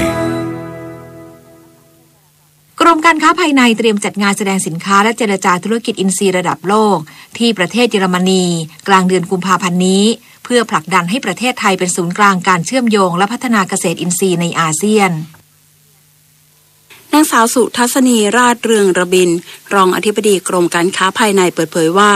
ระหว่างวันที่ 14 ถึง 17 กุมภาพันธ์นี้จะจัดงานแสดงสินค้าและเจรจาธุรกิจอินทรีย์ระดับโลกที่ประเทศเยอรมนีภายใต้ชื่องาน Organic Expo Biofec Southeast Asia และ Natural Expo Southeast Asia ซึ่งกระทรวงพาณิชย์จะนำผู้ประกอบการกลุ่มสินค้าอินทรีย์และสินค้าธรรมชาติรวม 22 บริษัทไปร่วมจัดแสดงภายในงานด้วยเชื่อว่าจะทำให้สินค้าอินทรีย์ของไทยเป็นที่รู้จักในสายตาชาวโลกมากขึ้นนอกจากนี้ยังได้เชิญชวนผู้ประกอบการต่างชาตินอกภูมิภาคอาเซียนมาร่วมเจรจาธุรกิจและแสดงสินค้าภายในงานมากมาย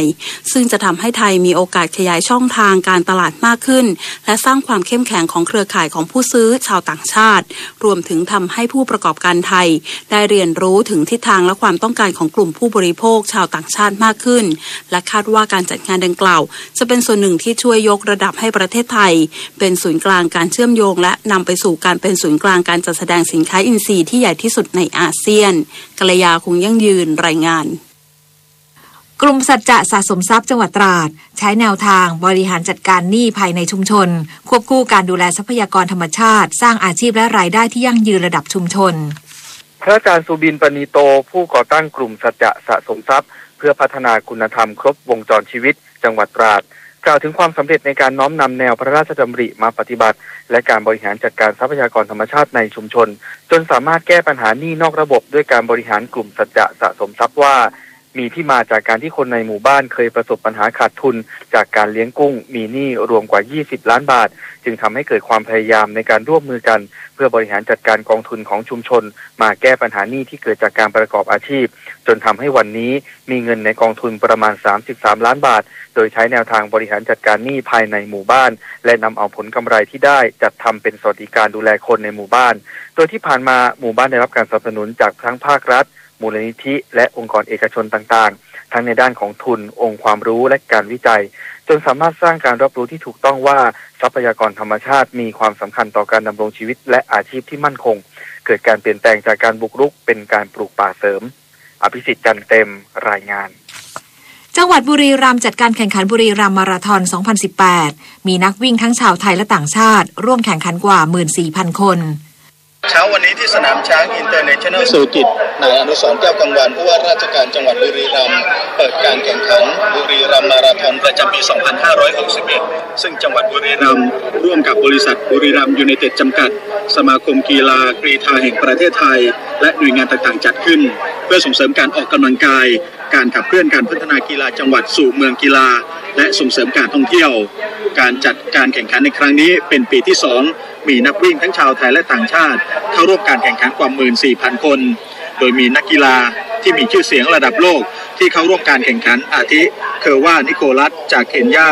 มายาเอนโดและทาคาคิโร่จากประเทศญี่ปุ่นการแข่งขันแบ่งเป็น4ระยะได้แก่ระยะมาราธอน 42.195 กิโลเมตรระยะฮาล์ฟมาราธอน 21.1 กิโลเมตรมินิมาราธอน 10 กิโลเมตรและประเภทฟันลัน 7 กิโลเมตรทางนี้ผู้ชนะเลิศจะได้รับถ้วยประธานจากพระเจ้าหลานเธอพระองค์เจ้าพัชรกิติยาภาพร้อมเหรียญและเงินรางวัลกิติวรรณ มณีล้ำสำนักงานประชาสัมพันธ์จังหวัดบุรีรัมย์รายงานจบข่าวรัชดาตรงดีอ่านรับฟังข่าวต้นชั่วโมงครั้งต่อไปเวลา 10 นาฬิกาค่ะ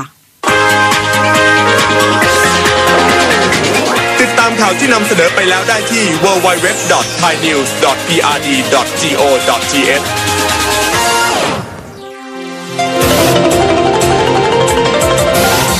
วิทยุแห่งประเทศไทย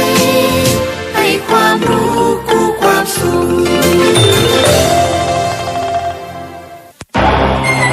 คุณกำลังฟังข่าวสารเพื่อชาวเชียงใหม่ FM 93.25 เมกะเฮิรตซ์สถานีวิทยุกระจายเสียงแห่งประเทศไทยจังหวัดเชียงใหม่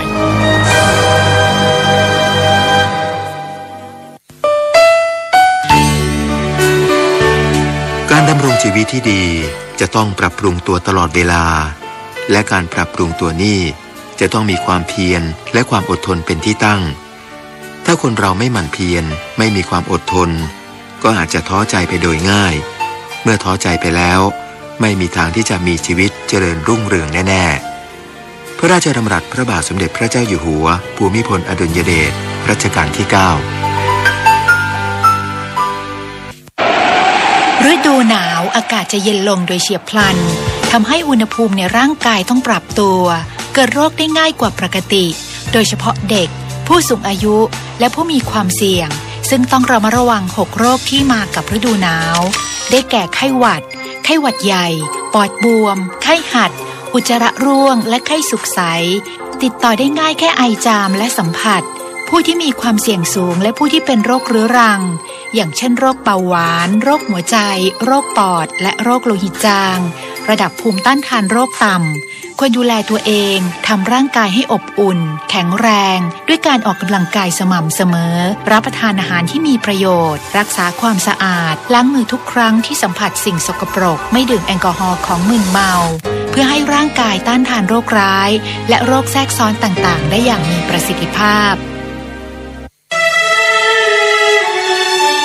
สมเด็จพระเจ้าอยู่หัวทรงพระกรุณาโปรดเกล้าโปรดกระหม่อมให้หน่วยราชการในพระองค์และหน่วยงานทั้งภาครัฐและเอกชนจัดงานอุ่นไอรักคลายความหนาวชมการแสดงนิทรรศการพระราชประวัติและพระราชกรณียกิจของล้นเกล้าล้นกระหม่อมรัชกาลที่5และรัชกาลที่9เรียนรู้ประวัติศาสตร์ชาติไทยสัมผัสความอบอุ่นแนบแน่นของสถาบันพระมหากษัตริย์ที่ทรงมีต่อประชาชนและประเทศชาติเลือกซื้อสินค้าหลากหลายสอยต้นกัลประพฤกษ์และกิจกรรมอื่นๆอีกมากมาย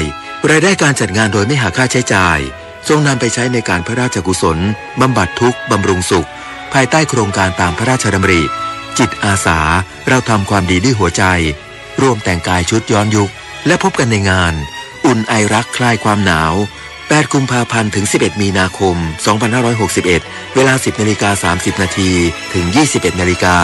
ณ พระลานพระราชวังดุสิตและสนามเสือป่าโดยไม่เสียค่าบัตรผ่านประตูไม้ดอกเมืองหนาวนานาพันธุ์บานสะพรั่งดนตรีในสวนชวนน่าฟังตื่นตากับสีสันแห่งแสงไฟยามค่ำคืนความสุขที่คุณจะประทับใจไม่มีวันลืมที่เทศกาลชมสวนฟลอราเฟสติวัล 2017 ภายใต้แนวคิดสุขสรานงามบุปผาใต้ล่าพระบารมี1 พฤศจิกายน 2560 ถึง 28 กุมภาพันธ์ 2561 ณ อุทยานหลวงราชพฤกษ์จังหวัดเชียงใหม่ โทร 053-114-110-5 สำนักงานขนส่งจังหวัดเชียงใหม่ขอเชิญร่วมประมูลป้ายทะเบียนรถเลขสวยอักษรขอหล่อขับรถเลขสวยร่ำรวยโชคลาภจำนวน301หมายเลขครั้งที่21ณโรงแรม The Empress เชียงใหม่รายได้นำเข้ากองทุนเพื่อความปลอดภัยในการใช้รถใช้ถนนสอบถาม081-724-6655 081-721-7999 ใช้ป้ายประมูลเพิ่มพูนความรุ่งเรืองใช้ป้ายเลขสวยช่วยลดอุบัติเหตุครับหยุดหาของป่าล่าสัตว์หยุดเผาเศษใบไม้ขยะในที่โล่งหยุดเผาตอสั่งฟางข้าวข้าวโพดหรือวัชพืชซากพืชผลทางการเกษตรหากเราทุกคนหยุดเผาและนำเอามาทำปุ๋ยจะสามารถลดค่าใช้จ่ายได้ปุ๋ยมาปรับปรุงบำรุงดินและเพิ่มผลผลิตได้อีกด้วยเพื่ออากาศที่ดีสุขภาพที่ดีบรรยากาศน่าอยู่น่าท่องเที่ยวช่วยกันนะครับด้วยความปรารถนาดีจากกรมส่งเสริมคุณภาพสิ่งแวดล้อมกระทรวงทรัพยากรธรรมชาติและสิ่งแวดล้อม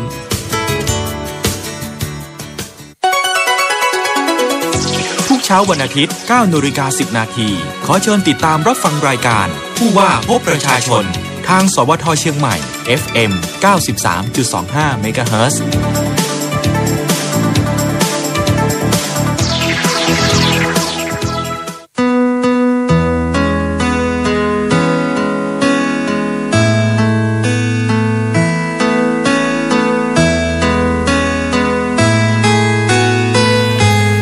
สวัสดีค่ะท่านผู้ฟังคะเข้าสู่ช่วงเวลาของรายการผู้ว่าราชการจังหวัดเชียงใหม่ค่ะทางสถานีวิทยุกระจายเสียงแห่งประเทศไทยจังหวัดเชียงใหม่ FM 93.25 เมกะเฮิรตซ์ค่ะเป็นประจำทุกวันอาทิตย์ตั้งแต่เวลานี้จนถึงเวลา 10 นาฬิกาค่ะวันนี้ดิฉันสุชยามหาอินทร์ค่ะทำหน้าที่ดำเนินรายการค่ะวันนี้นะคะเราได้รับเกียรติจากท่านประชาสัมพันธ์จังหวัดเชียงใหม่ค่ะท่านชนนัยชนกล้าหาญนะคะท่านประชาสัมพันธ์จังหวัดเชียงใหม่ท่านมาร่วมจัดรายการกับเราด้วยสวัสดีค่ะครับสวัสดีครับแล้วก็สวัสดีครับท่านผู้ชมที่อยู่ทางบ้านด้วยนะครับค่ะวันนี้เราออกอากาศทั้งทางออนไลน์ค่ะทาง Facebook Fanpage ของสวทเชียงใหม่ PRD ค่ะและออกอากาศทาง FM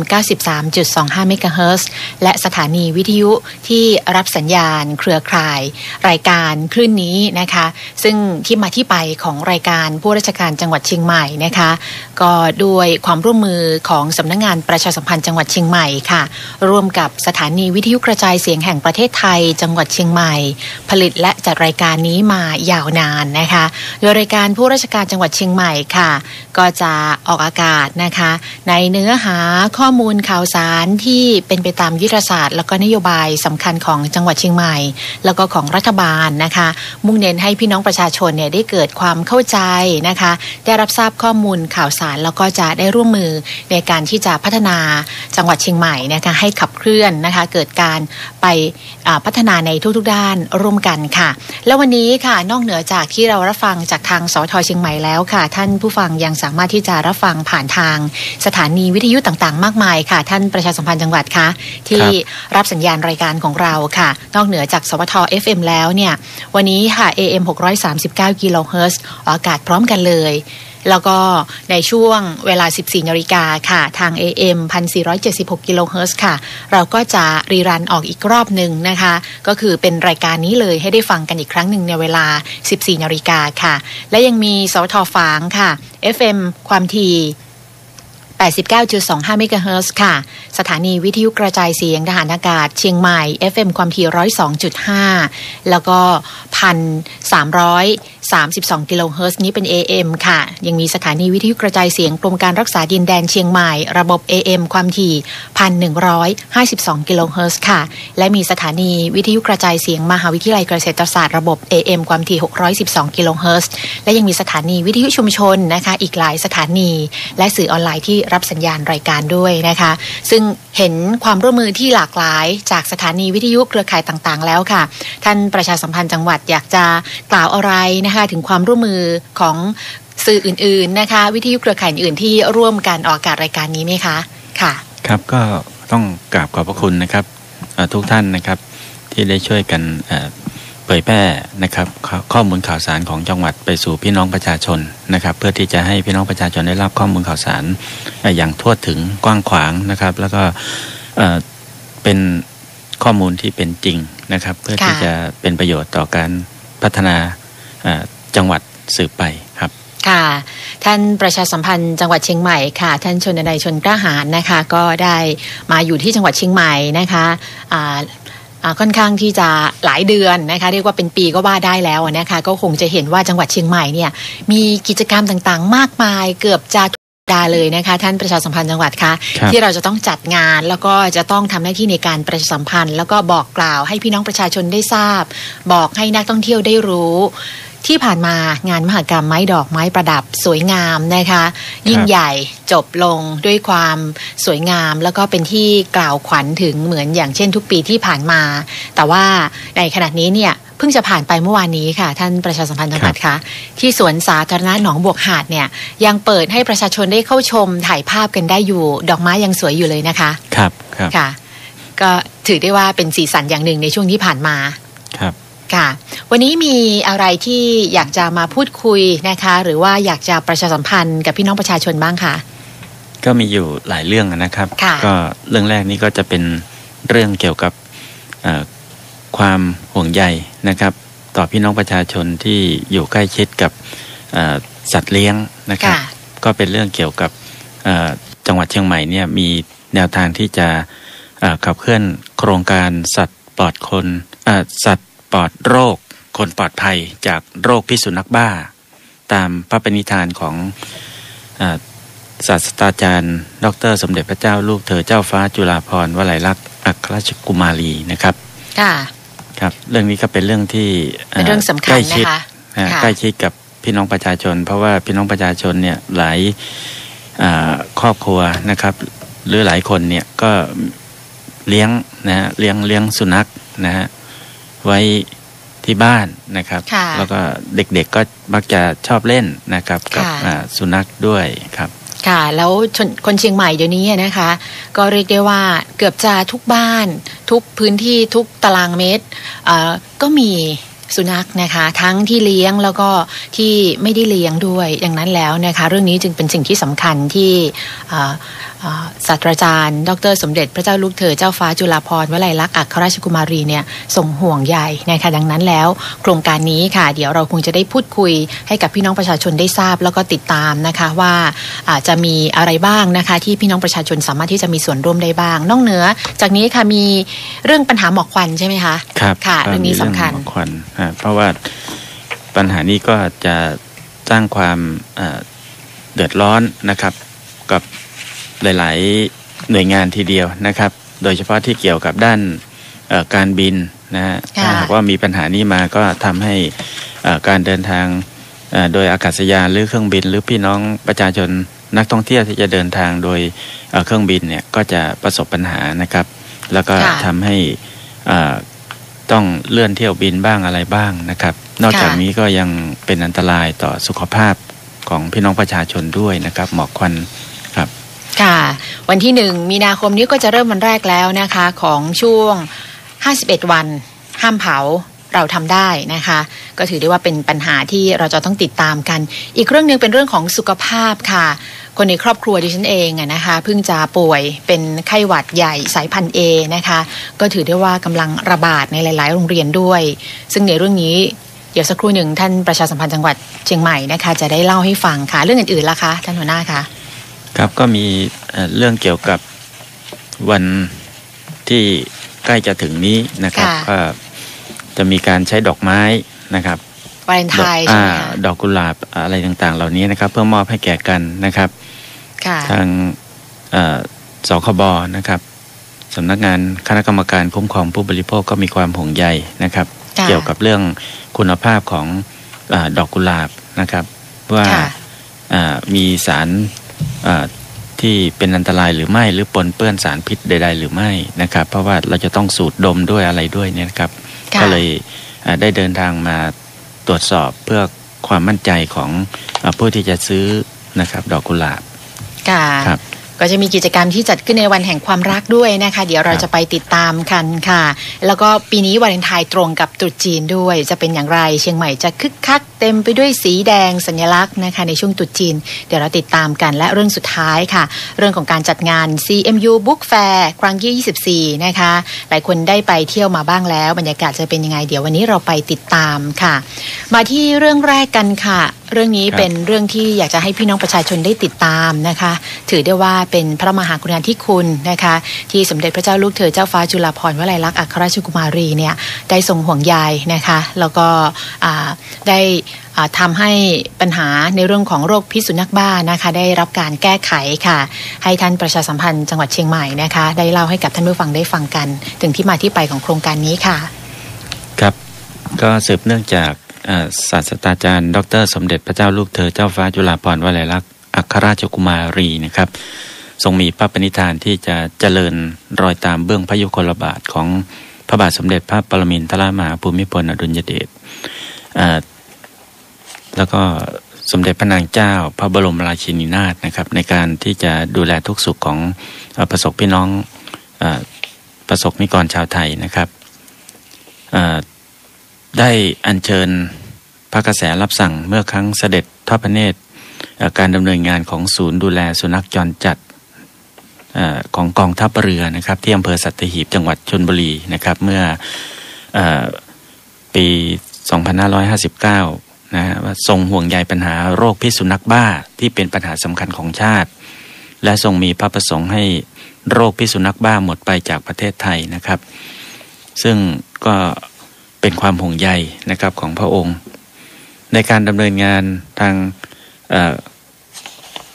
หน่วยงานที่เกี่ยวข้องนะครับก็ได้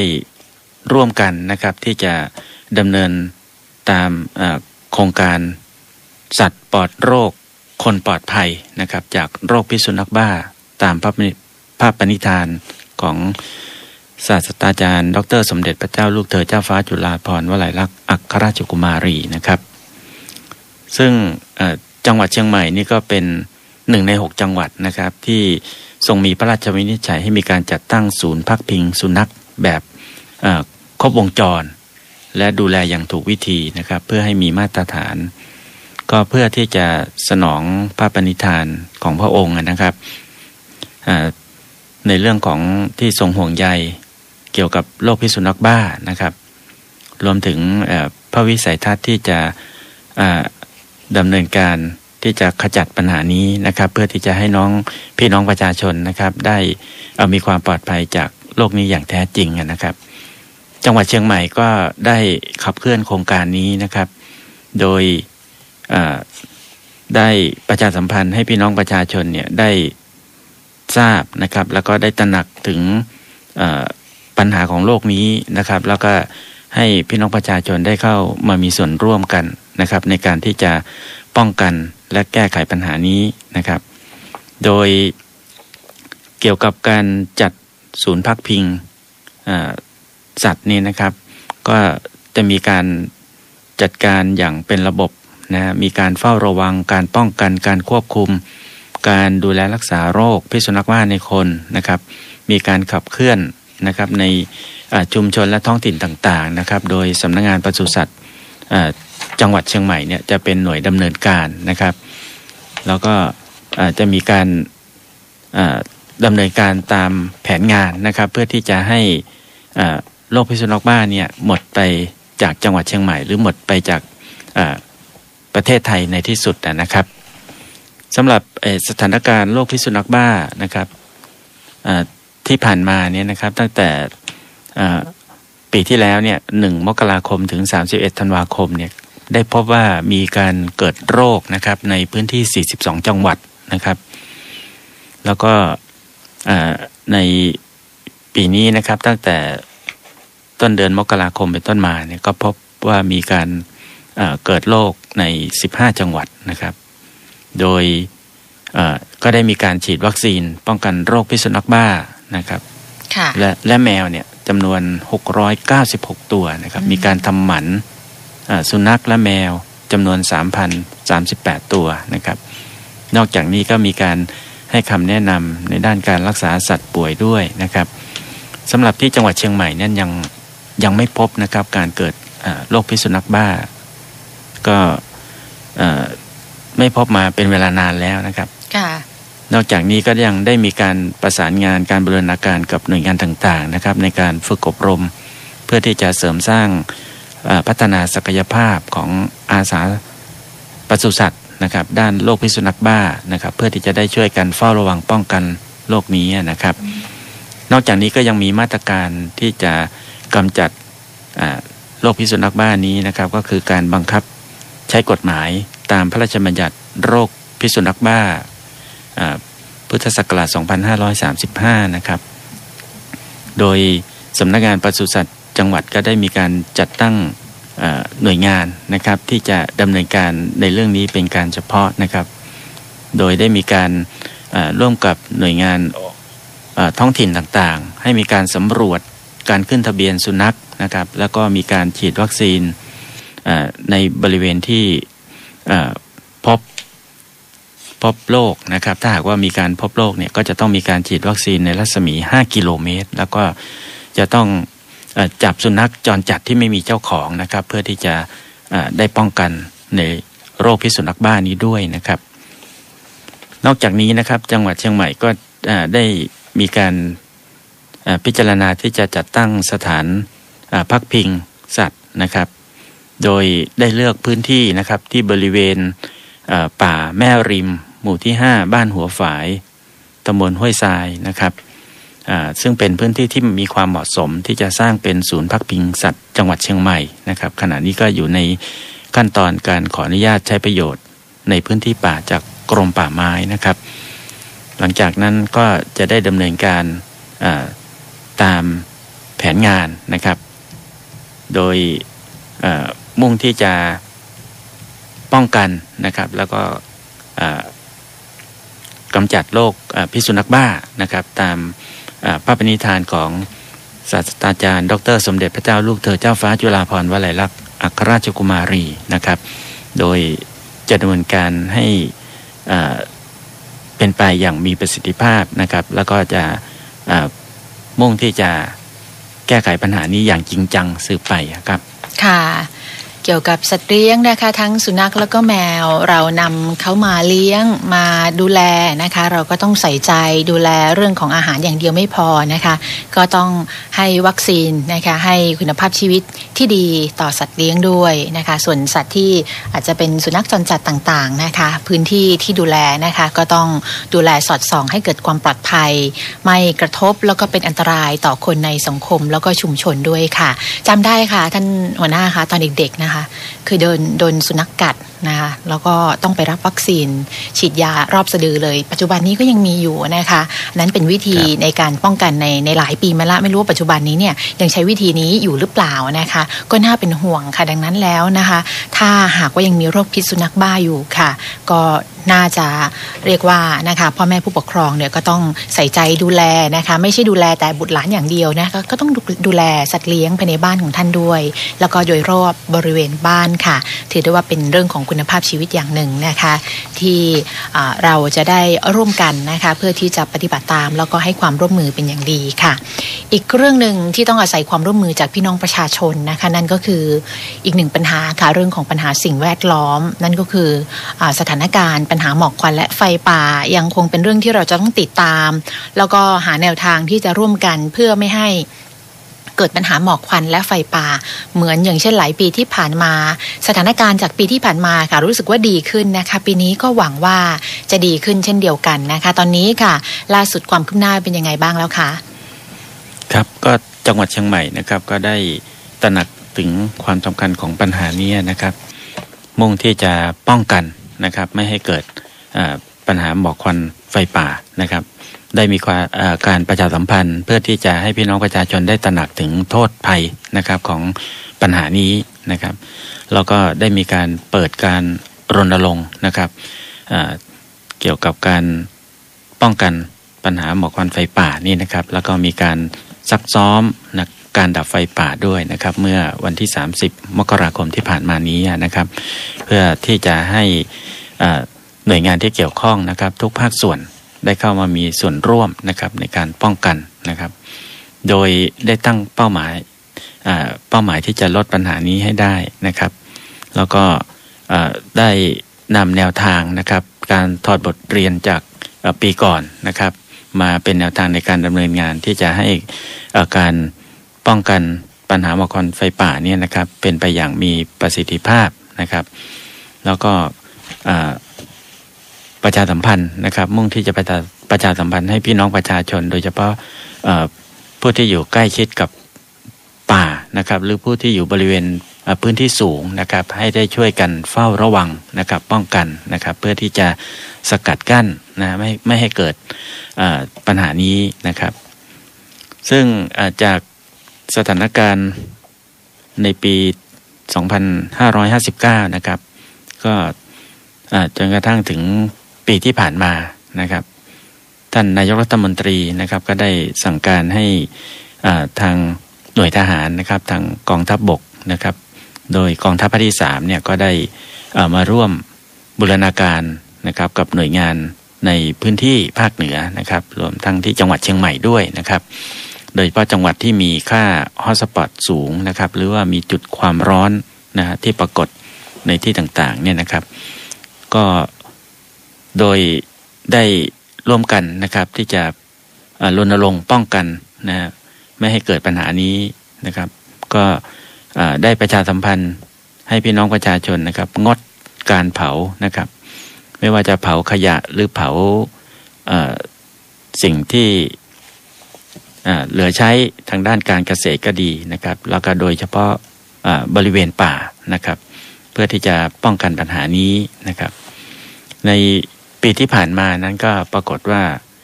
จุดความร้อนหรือว่าจุดฮอตสปอตเนี่ยก็ลดน้อยลงนะครับก็น่าเชื่อว่าเป็นความร่วมมือจากพี่น้องประชาชนนะครับในพื้นที่ต่างๆด้วยนะครับค่ะสำหรับปีนี้นะคะเราจะลดวันนะคะอย่างปีที่แล้วเนี่ยได้มีกำหนดในช่วงระยะเวลาห้ามเผาเนี่ย60 วันแต่ว่าปีนี้เนี่ยเนื่องจากว่าเห็นบอกว่าในเดือนกุมภานะคะมีแนวโน้มการเกิดฝน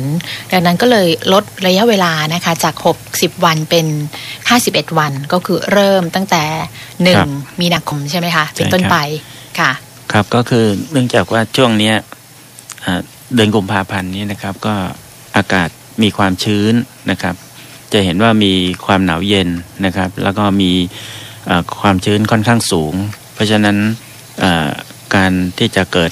การเผาอะไรต่างๆเนี่ยนะครับก็จะโอกาสน้อยด้วยนะครับก็จึงท่านผู้ว่าการจังหวัดเชียงใหม่นะครับก็ได้ประชุมคณะกรรมการนะครับในเรื่องนี้แล้วก็ได้กำหนดวันนะครับที่จะรณรงค์นะครับ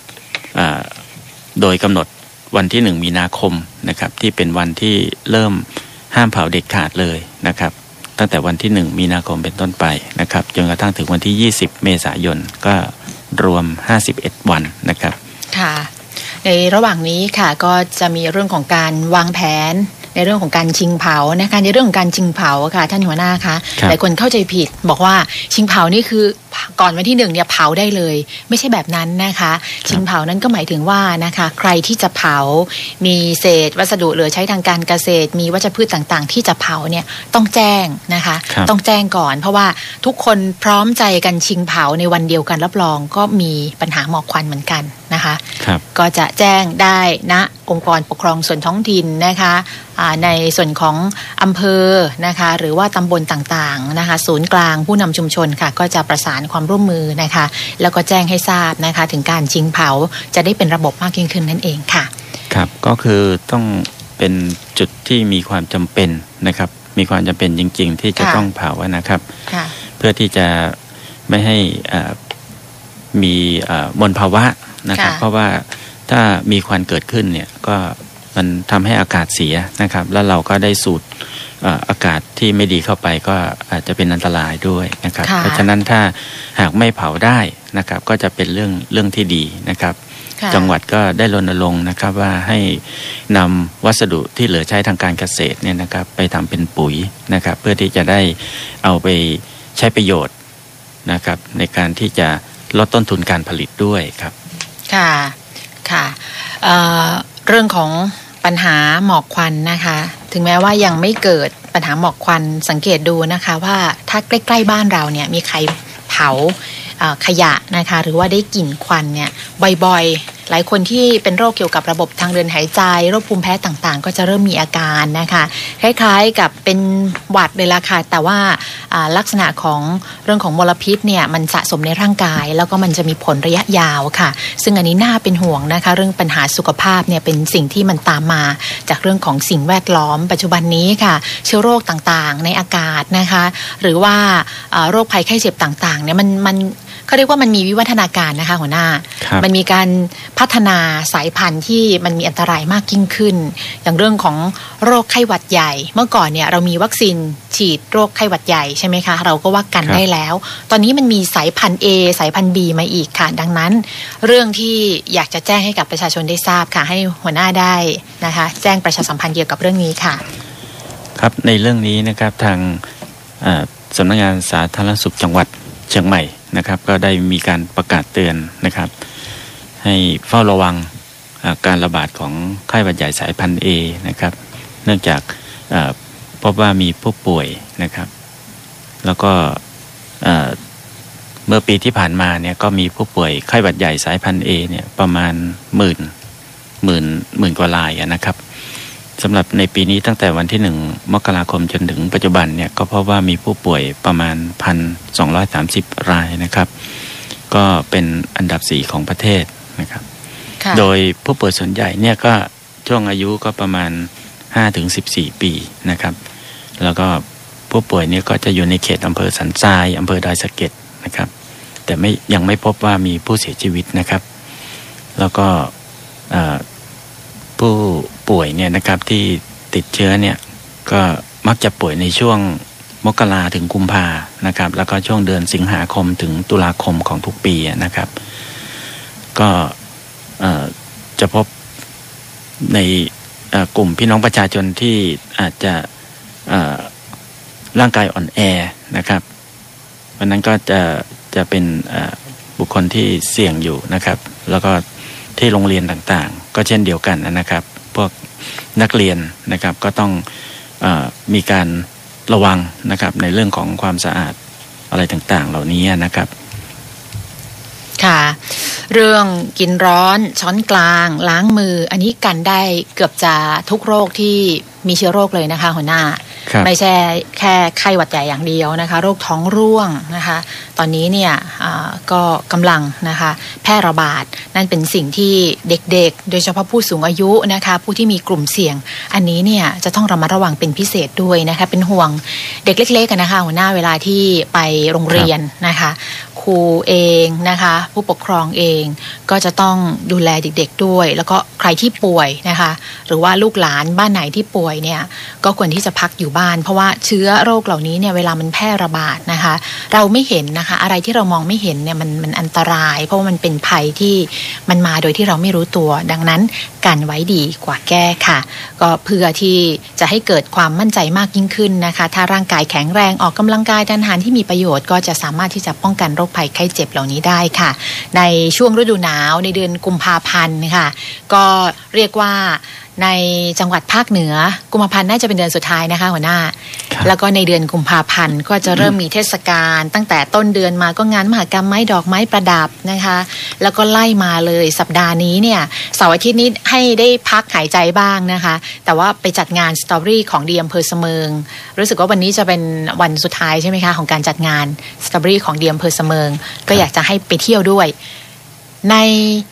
วันที่14กุมภาพันธ์ค่ะวันแห่งความรักก็คงจะเริ่มตั้งแต่อาทิตย์นี้แล้วนะคะที่จะเริ่มเห็นสีสันเชียงใหม่ก็เริ่มมีการประดับตกแต่งโคมแบบจีนให้ได้เห็นบ้างแล้วนะคะเริ่มมีการประชาสัมพันธ์ถึงการจัดงานเทศกาลตรุษจีนไชน่าทาวน์นะคะเกี่ยวกับงานวันแห่งความรักก็เป็นเรียกว่าเป็นภารกิจนะคะของหน่วยงานที่เกี่ยวข้องอีกหนึ่งภารกิจค่ะเพราะว่าเราต้องดูแลกันหลายด้านเลยนะคะหัวหน้าไม่ว่าจะเป็นเรื่องของดอกกุหลาบนะคะก็ต้องเฝ้าระวังในเรื่องของราคาว่าไม่ให้แพงเกินไปไม่ให้ผู้ ผลิตนะคะผู้จำหน่ายเนี่ยเอาเปรียบผู้บริโภคเรื่องความปลอดภัยด้วยเป็นยังไงบ้างให้หัวหน้าได้เล่าให้ฟังนะคะถึงเรื่องของการสร้างความมั่นใจแล้วก็ให้เกิดความปลอดภัยกับผู้บริโภคในเรื่องนี้ค่ะครับก็ที่จังหวัดเชียงใหม่นี่ก็มีการปลูกดอกไม้หลายแห่งนะครับโดยเฉพาะดอกกุหลาบเนี่ยก็จะเป็นดอกไม้ที่นิยมจะใช้ในช่วงเทศกาลที่ว่านี้นะครับทางสำนักงานคณะกรรมการคุ้มครองผู้บริโภคนะครับก็มีความห่วงใยพี่น้องประชาชนนะครับที่จะได้ซื้อดอกกุหลาบเนี่ยที่มอบให้แก่กันเนี่ยนะครับก็เป็นห่วงในเรื่องของอาจจะมีสารปนเปื้อนหรือเปล่านะครับเพราะว่ามีการร้องเรียนนะครับในเรื่องนี้นะครับก็จึงได้มาติดตามนะครับในพื้นที่จังหวัดเชียงใหม่นะครับโดยได้ไปดูที่แหล่งเพาะปลูกดอกกุหลาบนะครับที่อำเภอแม่ริมนะครับเพื่อที่จะตรวจสอบหาสารฟอร์มาลีนหรือสารปนเปื้อนต่างๆตั้งแต่กระบวนการผลิตการเก็บรักษาแล้วก็การขนส่งไปยังแหล่งจำหน่ายนะครับเพื่อที่จะสร้างความมั่นใจให้แก่พี่น้องประชาชนผู้ที่จะซื้อดอกกุหลาบนี้นะครับก็ได้ไปตรวจสอบนะครับก็เป็นไปด้วยความเรียบร้อยนะครับเพื่อที่จะให้พี่น้องประชาชนได้สบายใจได้นะครับที่จะซื้อดอกกุหลาบนี่นะครับเพราะว่าถ้าหากว่าคนที่รับดอกกุหลาบไปนะครับแล้วก็ไปสูดดมสารพิษต่างๆที่มีปนเปื้อนอยู่ในดอกนะครับก็อาจจะเป็นอันตรายได้นะครับบางรายก็อาจจะวิงเวียนศีรษะนะครับหรืออาจจะตาลายอะไรเหล่านี้เป็นต้นนะครับก็เป็นความห่วงใยนะครับก็จึงได้ไปตรวจสอบดังที่ว่านี้นะครับค่ะในเรื่องของความปลอดภัยก็สบายใจได้ในระดับหนึ่งนะคะแต่ว่าเรื่องของราคาค่ะอันนี้น่าเป็นห่วงนะคะเพราะว่าอย่างหลายปีที่ผ่านมาเราจะเห็นได้นะคะดอกกุหลาบดอกเดียวนี่แหละค่ะหัวหน้าคือมันเป็นเขาเรียกว่ามันมีความต้องการสูงนะคะดังนั้นแล้วเนี่ยราคามันก็เลยสูงตามไปด้วยแล้วก็เมื่อมีความต้องการเยอะๆเนี่ยผลผลิตดอกกุหลาบเนี่ยมันมีน้อยนะคะก็ต้องเพิ่มราคาให้มันสูงขึ้นดอกหนึ่งนะคะอย่างปีที่แล้วเนี่ยดอกหนึ่งดอกกุหลาบดอกเดียวนะคะประมาณ40 บาทดอกใหญ่ๆสวยๆนะคะถึง60 บาทก็มีต่อดอกนะคะถือว่าแพงมากๆซึ่งอันนี้เนี่ยก็ต้องตรวจสอบนะคะว่าในแต่ละช่วงนะคะโดยเฉพาะในวันที่13-14เนี่ยราคามันจะนิ่งจะเป็นปกติไหมจะต้องไม่เกินราคาเท่าไหร่นะคะซึ่งตรวจสอบราคานะคะดอกกุหลาบวันวาเลนไทน์นะคะในช่วงนี้เนี่ยนะคะราคาอยู่ที่8 บาทแต่ส่วนใหญ่แล้วเนี่ยมันจะสูงสุดนะคะก็คือพุ่งไปในคืนที่14นั่นเองค่ะค่ะก็ยังไงแล้วนะคะครับก็มีคำแนะนำนะครับว่าให้ผู้ค้านะครับหรือผู้ที่ขายดอกกุหลาบหรือดอกไม้นี่ครับได้ติดป้ายแสดงราคาให้ชัดเจนนะครับติดป้ายแสดงราคาให้ชัดเจนเพื่อก็อยู่ที่การตัดสินใจของผู้ที่จะซื้อนะครับเพราะว่าราคานี้ก็ขึ้นอยู่กับต้นทุนนะต้นทุนการผลิตด้วยอะไรด้วยนะครับค่ะยิ่งก็เรียกว่ามันเป็นวิวัฒนาการนะคะคือดอกกุหลาบที่ปกติแล้วเนี่ยจะต้องออกดอกในวันนี้เนี่ยเขาสามารถที่จะยืดระยะเวลาให้มันออกดอกในวันที่13-14ได้นะคะหมายถึงว่ารักษาความสวยงามของมันเนี่ยให้ต่อไปอีกวันหรือ2 วันดังนั้นแล้วเนี่ยราคาแล้วก็กระบวนการในการที่จะทำให้ดอกมันสวยงามเนี่ยก็อาจจะทำให้ราคาเนี่ยมันสูงขึ้นก็อย่างที่หัวหน้าได้เรียนแจ้งให้กับประชาชนได้ทราบนะคะก็ขึ้นอยู่กับความพึงพอใจนั่นเองค่ะสำหรับในวันแห่งความรักนะคะพร้อมกันเลยค่ะนอกเหนือจากวันวาเลนไทน์วันแห่งความรักวันที่14 กุมภาพันธ์แล้วพร้อมกันเลยค่ะก็คือต่อเนื่องดีกว่านะคะ14 วันวาเลนไทน์แล้วก็16-17 กุมภาพันธ์ค่ะก็จะเป็นวันที่เราจะมีการจัดงานตรุษจีนไชน่าทาวน์ด้วยปีนี้ตรุษจีนตั้งแต่วันที่15ใช่ไหมคะหัวหน้าค่ะเป็นวันเที่ยว16-17เนี่ยรู้สึกว่าจะเป็นวันเที่ยวนะคะก็จะเป็นวันเขาจะมีวันจ่ายก่อนนะคะวันไหว้นะคะแล้วก็วันเที่ยวก็คือ16 ดังนั้นแล้วเนี่ยในช่วงนี้นะคะที่เราเดินไปตามตลาดนี่ก็จะเริ่มมีการจับจ่ายใช้สอยผลไม้ที่ยอดนิยมของคนจีนนะคะก็คือผลไม้มงคลต่างๆก็จะมีแอปเปิ้ลใช่ไหมคะแอปเปิ้ลมีส้มนะคะมีไก่นะคะมีของไหว้ต่างๆซึ่งเป็นผลไม้มงคลเป็นอาหารที่มีที่มาที่ไปนะคะถึงความเป็นมงคลต่างๆด้วยปีนี้มีการแถลงข่าวไปแล้วนะคะในกิจกรรมเทศกาลไชน่าทาวน์เมืองเชียงใหม่ครั้งที่16ค่ะท่านหัวหน้ามีอะไรจะประชาสัมพันธ์เพิ่มเติมไหมคะก็งานนี้นะครับทางเทศบาลนครเชียงใหม่นะครับก็ได้ร่วมกับหน่วยงานต่างๆนะครับโดยเฉพาะทางด้านสมาคมนักธุรกิจไทยจีนด้วยนะครับจัดงานเทศกาลไชน่าทาวน์เมืองเชียงใหม่ครั้งที่16นะครับโดยกำหนดจัดขึ้นในวันที่16และ17กุมภาพันธ์นะครับตั้งแต่เวลา9 นาฬิกาเป็นต้นไปนะครับที่บริเวณตอกเล่าโจ้ถนนวิชยานนท์และถนนช้างม้อยบริเวณตลาดวโรรสนะครับก็มีหลายหน่วยงานนะครับที่เข้ามามีส่วนร่วมตรงนี้ด้วยนะครับทั้งองค์การบริหารส่วนจังหวัดเชียงใหม่ก็ดีนะครับการท่องเที่ยวแห่งประเทศไทยนะครับสำนักงานเชียงใหม่นะครับสมาคมชมรมมูลนิธิชาวไทยเสื้อสายจีนในจังหวัดเชียงใหม่ด้วยนะครับได้ร่วมกันนะครับเพื่อที่จะจัดงานนี้นะครับเพื่อส่งเสริมการท่องเที่ยวด้วยนะครับแล้วก็ได้เชิญชวนนะครับให้พี่น้องประชาชนไปเที่ยวนะครับแล้วก็ไปชมการแสดงต่างๆนะครับรวมทั้งการแสดงของศิลปะวัฒนธรรมของจีนนะครับการแสดงงิ้วนะครับการแสดงมังกรทองนะครับการประกวดมิสไชน่านะครับประกวดหนูน้อยตีหมวยสวยเก่งนะครับแล้วก็การเชิดสิงโตเชิดมังกรไฟนะครับรวมทั้งไปรับประทานอาหารจีนนะครับก็จะมีให้เลือกมากมายทีเดียวนะครับครับก็ขอเชิญนะครับไปร่วมงานกันครับค่ะที่เชียงใหม่เนี่ยเราเรียกตอกเล่าโจ้นะคะว่าไชน่าทาวน์เมืองเชียงใหม่ก็จะตกแต่งบรรยากาศนะคะให้เป็นสีสันเหมือนกับเราไปเยาวราชเลยก็ว่าได้นะคะแต่ว่าอาจจะไม่ได้ใหญ่เหมือนกับที่เยาวราชแต่ก็ทำให้เราได้เห็นนะคะถึงวัฒนธรรมนะคะเขาบอกว่าคนไทยกับคนจีนเนี่ยมีความผูกพันกันมายาวนานนะคะที่ตอกเล่าโจ้ก็เช่นเดียวกันค่ะเป็นเขาเรียกว่าเป็นศูนย์รวมนะคะของคนไทยเชื้อสายจีนสมัยก่อนเนี่ยย้อนไปก็คือเสื่อผืนหมอนใบเหมื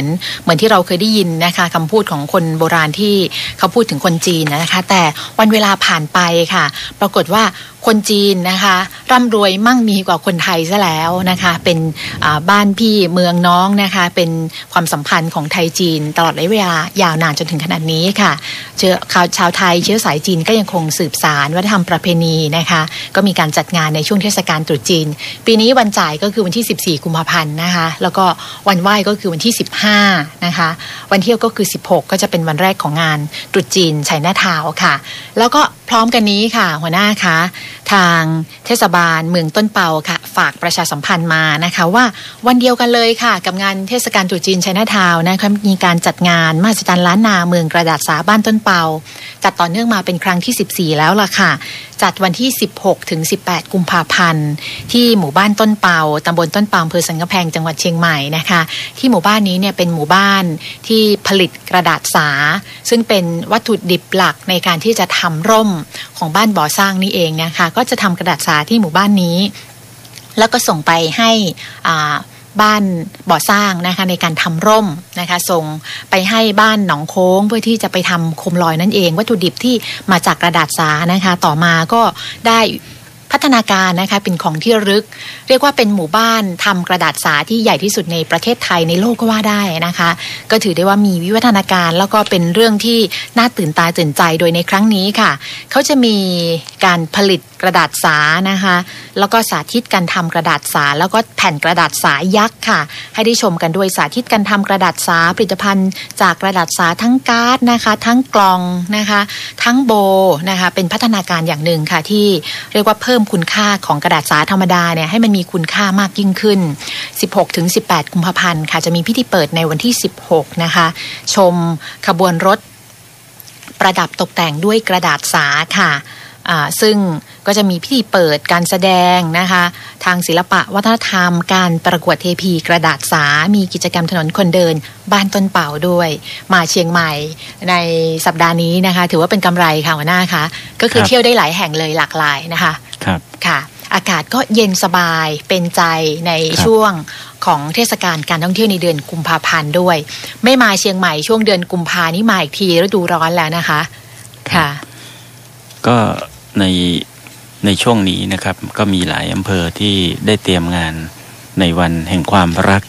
นะครับเป็นเรื่องของการจดทะเบียนสมรสด้วยนะครับเช่นที่อำเภอดอยสะเก็ดเนี่ยอำเภอดอยสะเก็ดนี่ก็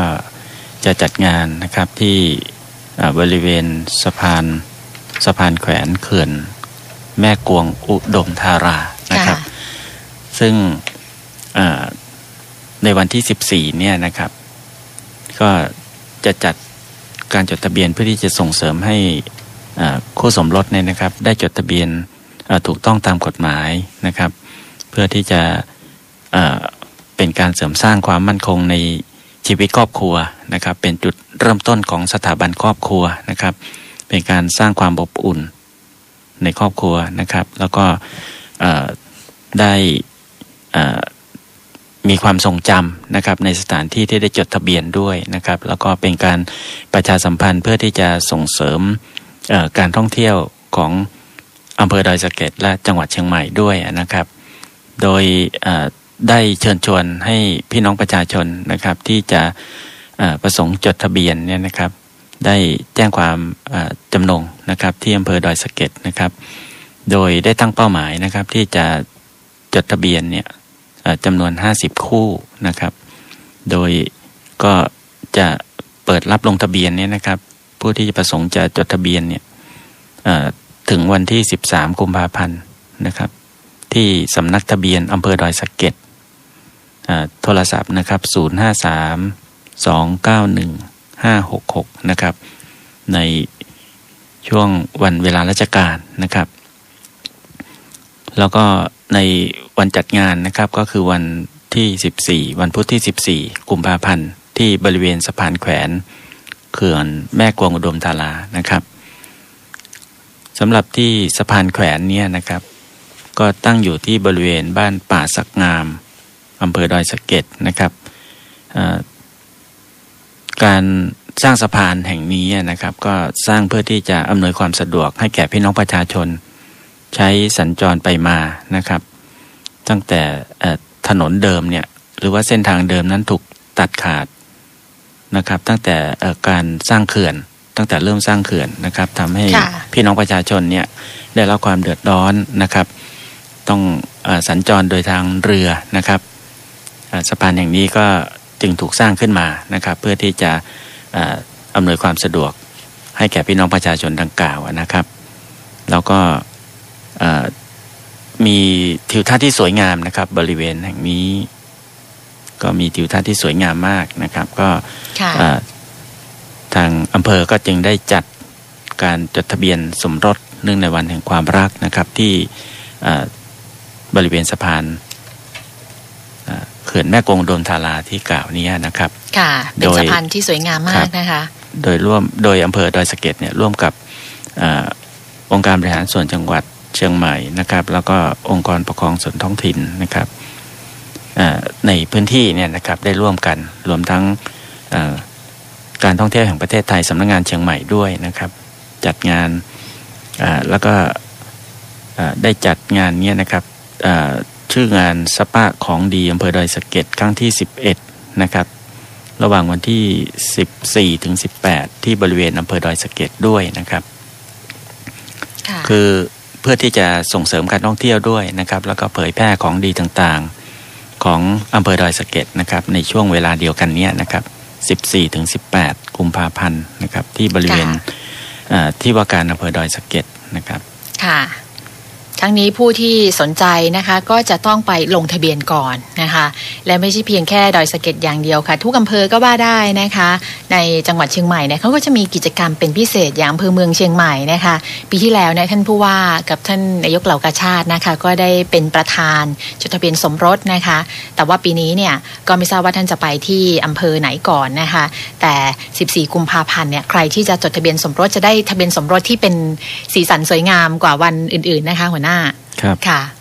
ก็อาจจะมีลวดลายนะคะแล้วแต่ว่าแต่ละอำเภอเนี่ยเขาจะทำยังไงแต่ว่าเท่าที่เห็นเนี่ยอย่างของอำเภอเมืองเขาก็จะมีลวดลายที่พิเศษกว่าทะเบียนสมรสโดยทั่วไปเพราะว่าจดทะเบียนในวันที่14กุมภาพันธ์ค่ะแต่ทั้งนี้ทั้งนั้นเนี่ยอยากจะได้ทะเบียนสมรสในวันที่14กุมภาพันธ์เนี่ยต้องไปลงทะเบียนนะที่ว่าการอำเภอที่ท่านจะไปจดทะเบียนก่อนอย่างกรุงเทพเนี่ยที่ไปกันเยอะก็คือที่บางรักนะคะที่เชียงใหม่นี่ก็เชิญชวนนะคะที่นี่จะเป็นที่แรกนะคะที่ดอยสะเก็ดครับก็คือแจ้งความประสงค์ก่อนนะครับเพื่อทางอำเภอก็จะได้จัดเตรียมความพร้อมนะครับจะได้ให้ความสะดวกแก่คู่สมรสนะครับที่จะไปร่วมพิธีจดทะเบียนดังที่กล่าวนี้นะครับค่ะและสุดท้ายค่ะให้ท่านประชาสัมพันธ์จังหวัดเชียงใหม่ค่ะท่านชนนัยชนกล้าหาญนะคะได้ฝากประชาสัมพันธ์ในการจัดงาน CMU Book Fair ครั้งที่24ค่ะตอนนี้นะคะเด็กไทยอ่านหนังสือน้อยดังนั้นในเรื่องของการรักการอ่านค่ะจึงเป็นสิ่งที่เราอยากจะกระตุ้นให้เด็กไทยนะคะโดยเฉพาะจังหวัดเชียงใหม่เนี่ยเป็นเชียงใหม่สู่สังคมรักการอ่านค่ะให้ท่านฝากไว้ในช่วงท้ายของรายการค่ะครับเรื่องนี้นะครับทางสำนักงานหอสมุดมหาวิทยาลัยเชียงใหม่นะครับก็ได้จัดงานสัปดาห์หนังสือ CMU Book Fair นะครับเป็นครั้งที่24นะครับเพื่อที่จะ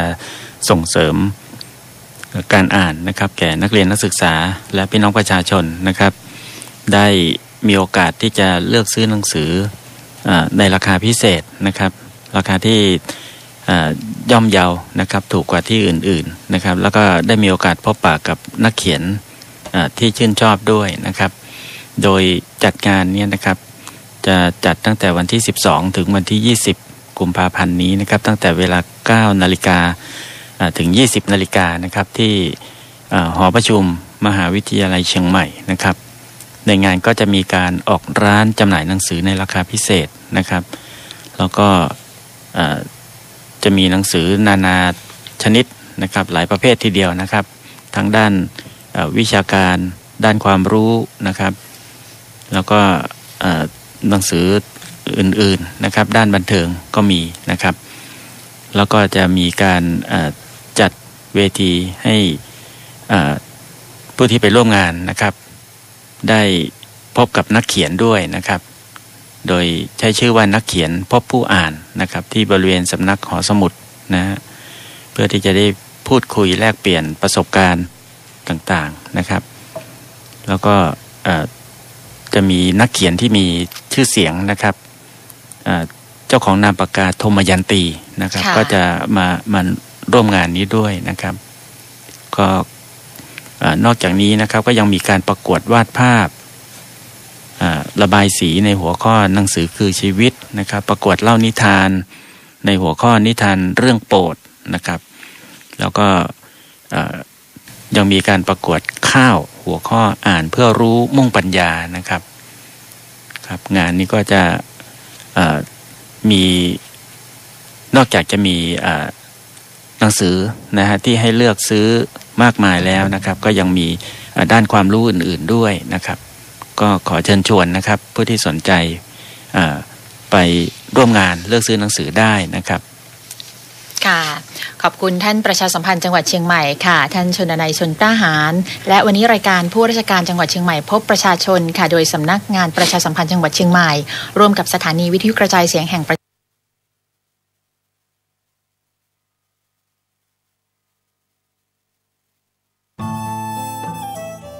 ท่านกำลังติดตามรับฟังสถานีวิทยุกระจายเสียงพระพุทธศาสนาแห่งชาติและสังคมคลื่นเพื่อการศึกษาพระพุทธศาสนาและวัฒนธรรมระบบ FM 104.5 เมกะเฮิรตซ์รายการต่อไปเป็นรายการข่าวบ้านวัดราชการดำเนินรายการโดยเกษตรเพชรสำริดอันนี้ก็เ เป็นการที่เราก็คงจะแก้สิ่งที่ร้ายให้กลายเป็นดีแม้การแก้ฝันกับบุคคลเช่นคนท้องคนแก่ก็ให้ไปเล่าความฝันให้กับบุคคลนั้นฟังเสร็จแล้วก็ให้คนนั้นให้พรในทำนองว่าไม่เป็นไรฝันร้ายจะกลายเป็นดีขอให้มีโชคมีชัยหมดทุกข์หมดโศกเป็นต้นนะครับส่วนการแก้ฝันจะแก้กับใครหรือแก้ที่สถานที่ใดก็ขึ้นอยู่กับเรื่องที่ฝันซึ่งท่านอาจจะมีข้อศึกษาก็เป็นเรื่องที่เราไม่ใช่เป็นเกณฑ์มาตรฐานวัดในเรื่องใดๆนะครับท่านศึกษาในวันนี้ก็เป็นการแลกเปลี่ยนความคิดความเห็นกันนะครับวินยูชนผู้รู้บัณฑิตชนหรือปราชญ์ทั้งหลายก็ย่อมจะใช้วิจารณญาณในการที่จะพิจารณากันก็มาพูดถึงเรื่องของความฝันกันแล้วก็ผู้ที่ได้เสนอไว้บอกแบบเป็นตัวอย่างไว้เรื่องของความฝันก็เริ่มกันตั้งแต่การกระโดดฝันว่ากระโดดจากที่สูงลงมาเขาก็แก้ว่าจะเจ็บป่วยต้องไปแก้ฝันกับเสาเรือนในบ้านหรือเสาโบสถ์วิหารในวัดครับก็เป็นเรื่องที่ฝันว่ากระโดดจากที่สูงลงมาส่วนฝันว่ากางร่มฝันว่าได้กางร่มหรือกางกรดกางแจ้งแดดจ้าจะได้ราบเรียกว่าได้ราบอย่างมากมายอันนี้ก็เป็นความเชื่อในเรื่องของการกางร่มส่วนการเก็บผลไม้ฝันว่าได้เก็บหรือกินผลไม้อย่างใดอย่างหนึ่งก็ท่านจะนึกหวังสิ่งใดก็จะได้ดังปรารถนาบางคนก็ฝันว่ากินข้าวได้กินข้าวซดน้ำแกงไม่ดีให้ปล่อยนกปล่อยปลาก็จะมีราบผลบางคนก็ฝันว่ากินข้าวร่วมกับลูกเมียพ่อแม่ญาติก็จะมีเรื่องที่น่ายินดีเกิดขึ้นในครอบครัวอันนี้ก็เป็นความเชื่อที่เกี่ยวข้องกับความฝันนะครับฝันว่าได้กินน้ำผึ้งก็ให้บูชาเทวดาด้วยข้าวตอกดอกไม้ก็จะได้แก้วแหวนเงินทองและได้เป็นใหญ่เป็นโตในอำนาจหน้าที่การงานส่วนฝันว่ากินเลือดตนเองหรือกินเลือดของผู้อื่นก็จะได้ลาภนะครับอันนี้ก็เป็นการแก้ฝันกันไว้อย่างนั้นก็ท่านจะเชื่อหรือไม่เชื่อก็ไม่เป็นไรแต่ว่าผู้บรรยายก็นำเสนอเพื่อให้แตกต่างไปจากการศึกษาธรรมะโดยทั่วๆไป 84,000 พระธรรมขันธ์ก็ไม่ใช่ว่าพาท่านมาศึกษาโหราศาสตร์อะไรนะครับพุทธศาสตร์วิทยาศาสตร์ศาสตร์ต่างๆนั้นควรแก่การศึกษาทั้งนั้นบางคนก็ฝันว่าข้ามแม่น้ำหรือไต่สะพานข้ามฟากการที่ท่านคิดไว้จะสำเร็จนะครับถ้าฝันแบบนี้จะได้เป็นที่พึ่งของคนอื่นบางคนก็ฝันว่าขี่ช้างขี่ม้าท่านก็จะได้เป็นใหญ่แต่จะมีคนใส่ความให้บูชาผู้เฒ่าผู้แก่ก็จะได้ดิบได้ดีบางคนก็ฝันว่าขี่หงส์ที่ร่อนไปให้บูชาพระพุทธรูปด้วยดอกไม้แล้วก็เครื่องบูชาที่ไม่มีของสดของคาวทำแล้วก็จะได้เป็นใหญ่ครับก็เป็นเรื่องราวที่เราน่าจะได้ศึกษาแล้วก็ทำความเข้าใจกันไว้เรื่องของความฝันบางคนก็ฝันว่าได้ขึ้นบ้านใหม่ดีคนในบ้านจะมีราภนะครับบางคนก็ฝันว่าขึ้นสำเภาไปบนเรือสำเภาแล้วก็แก้ความฝันกับคนที่มีความรู้ก็จะได้สิ่งของที่ปรารถนาก็ชายใดที่ฝันว่ามีคนมอบผู้หญิงให้เป็นภรรยาไม่ดีจะตายให้ต่ออายุหรือให้บูชาพระพุทธรูปด้วยข้าวตอกดอกไม้ก่อนจึงจะดีหญิงใดฝันว่ามีคนมอบผู้ชายให้เป็นสามีก็ไม่ดีจะตายให้ต่ออายุหรือให้บูชาพระพุทธรูปด้วยข้าวตอกดอกไม้เสียก่อนก็จะดีฝันว่าตนได้คลอดลูกจะได้ราภนะครับสำหรับผู้หญิงถ้าท่านใดฝันว่า ได้ฆ่าสัตว์ฆ่าวัวฆ่าควายไม่ดีนะครับบางคนก็ฝันว่าถูกงูกัดหรือฝันเห็นงูกัดคนอื่นให้บูชาพระพุทธรูปด้วยดอกไม้แล้วก็ทำขวัญให้กับตนเองทำแล้วก็จะได้เป็นใหญ่บางคนก็ฝันว่าถูกงูกินให้บูชาพระพุทธรูปด้วยข้าวตอกธูปเทียนแล้วบูชาเทวดาด้วยข้าวตอกดอกไม้แล้วก็เครื่องขนมผลไม้ก็จะได้คู่ครองที่ชอบใจบางคนก็ฝันว่าถูกจองจำด้วยโซ่ตรวนหรือว่าคล้องคอจะมีเคราะห์ร้ายก็ให้เกิดอันตรายก็ให้ระวังต้องแก้ฝัน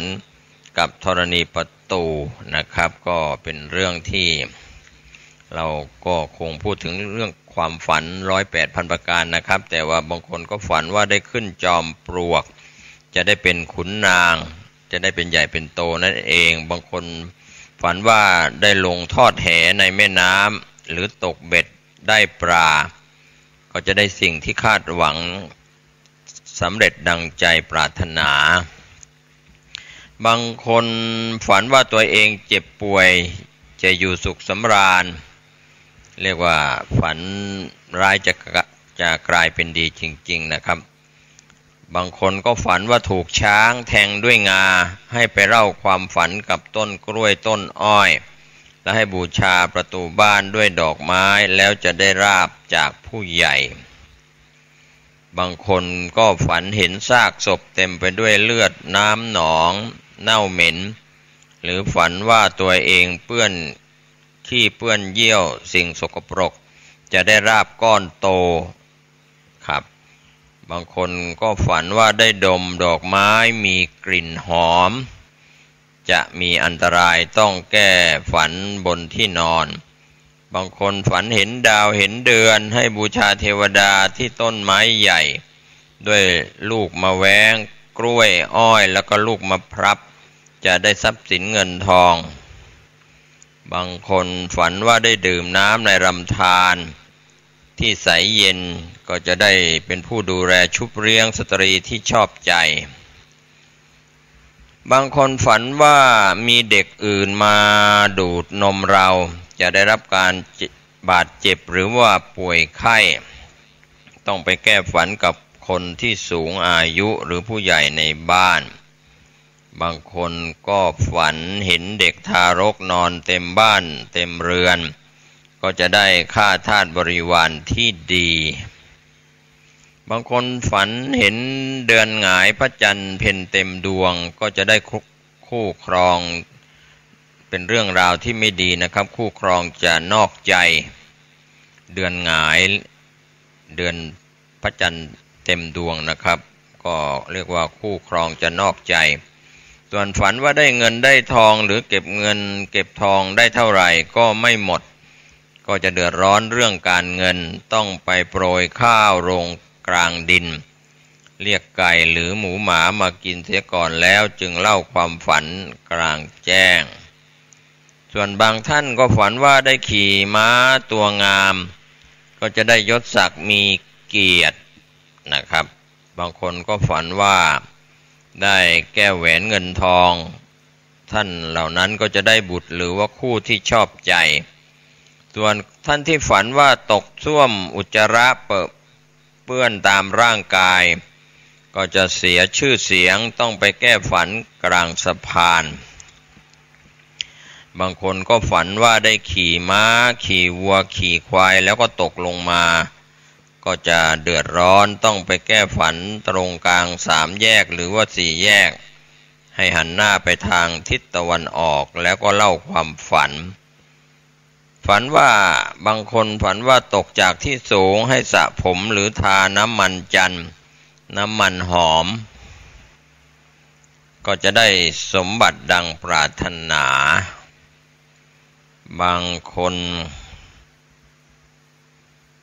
ฝันว่าตกเหวตกบ่อหรือว่าตกจากที่สูงก็จะมีเรื่องราวที่เป็นทุกข์ต้องนอนคว่ำหน้าเอาคางเกยธรณีประตูแล้วเล่าความฝันบางคนก็ฝันว่าได้ตัดผมใหม่ นะครับเป็นเรื่องไม่ดีให้ไปแก้ฝันที่เสาธงนะครับก็เป็นเรื่องเกี่ยวกับความฝันบางคนฝันว่าถูกตัดมือตัดเท้าหรือถูกจองจำลงโทษครับก็เป็นความฝันในการที่จะต้องคือจะได้รับการแต่งตั้งหรือเลื่อนยศเลื่อนตำแหน่งนะครับก็ถือว่าดีฝันร้ายกลายเป็นดีส่วนคนที่ฝันว่าตัวเองตายถูกหามไปทิ้งก็ให้ทำขนมเรียกว่าฝันว่าตัวเองตายแล้วก็ถูกหามไปทิ้งนั้นก็จะต้องแก้เคล็ดด้วยการทำขวัญตัวเองจะได้เงินทองแล้วก็เข้าของที่ชอบใจส่วนท่านที่ฝันว่าได้จับเต่าแล้วก็มีคนจะมาเบียดเบียนให้เดือดร้อนนะครับคนที่ฝันว่าได้จับเต่าหรือไม่ก็เจ็บไข้ได้ป่วยให้บูชาพระประจำวันเกิดพร้อมด้วยดอกไม้ธูปเทียนต่อมาก็จะดีในภายหลังบางคนฝันว่าถูกแตนหรือถูกต่อหรือแมลงมีพิษต่อยถ้าเดินทางไปต่างถิ่นก็จะถูกทำร้ายนะครับให้ไปเล่าความฝันกลางถนนก็จะแก้ได้บางคนฝันว่าเดินเข้าไปในถ้ำมืดจะมีการทะเลาะวิวาทหรือว่าเสียคนรักต้องไปแก้ฝันกับพระอาทิตย์หรือว่ากลางแดดบางคนก็ฝันว่าถูกจับมัดจะเป็นความมีเรื่องมีราวบางคนก็ฝันว่าได้ทัดดอกไม้ชายจะได้เมียหญิงจะได้ลูกชายบางคนก็ฝันเห็นเทวดาพระพรหมเทพพระจันทร์ก็เป็นเรื่องที่จะมีอันธพาลมาหาเรื่องให้ระมัดระวังตัวเองหรือว่าตัวตนของท่านไว้บางคนก็ฝันว่าแขนขาขาดหรือไส้ทะลักออกมาจากตัวก็ให้บูชาคุณพระพุทธเจ้าด้วยข้าวตอกดอกไม้3 วันก็จะบังเกิดโชคลาภบางคนฝันว่านอนเอาศีรษะแล้วก็เท้าจุ่มน้ำไม่ดีให้ไปเล่าความฝันใต้ต้นไม้ใหญ่ต่อไปก็จะได้เมียงามบางคนฝันว่าได้นั่งใต้ต้นไทรก็จะได้เป็นใหญ่กว่าคนทั้งหลายบางคนฝันว่าถูกนาคหรืองูใหญ่รัดจะมีผู้มีบารมีให้การคุ้มครองช่วยเหลือบางคนก็ฝันว่าได้นุ่งผ้าสีแดงก็จะเป็นผู้ที่มีศัตรูมุ่งร้ายให้ระวังบางคนก็ฝันว่าได้สวมเสื้อผ้าอาภรณ์ใหม่สวยงามก็จะมีความสุขเกษมปรีดาสมใจในสิ่งที่หวังไว้บางคนฝันว่าได้ขึ้นไปบนปราสาทราชวังสวยงามก็ให้บูชาเทวดาที่น้ำลึกก็จะได้ของที่พึงใจบางคนฝันว่าผมร่วงเป็นหย่อมจะมีเคราะห์ต้องแก้ฝันกับหญิงมีครรภ์ก็คือนำความฝันนั้นไปเล่าให้หญิงที่กำลังตั้งครรภ์ฟังแล้วให้หญิงนั้นกล่าวทำนองว่าฝันดีจะมีลาภบางคนก็ฝันเห็นพระสงฆ์ก็ให้บูชาพญานาคด้วยข้าวตอกดอกไม้ก็จะได้ของ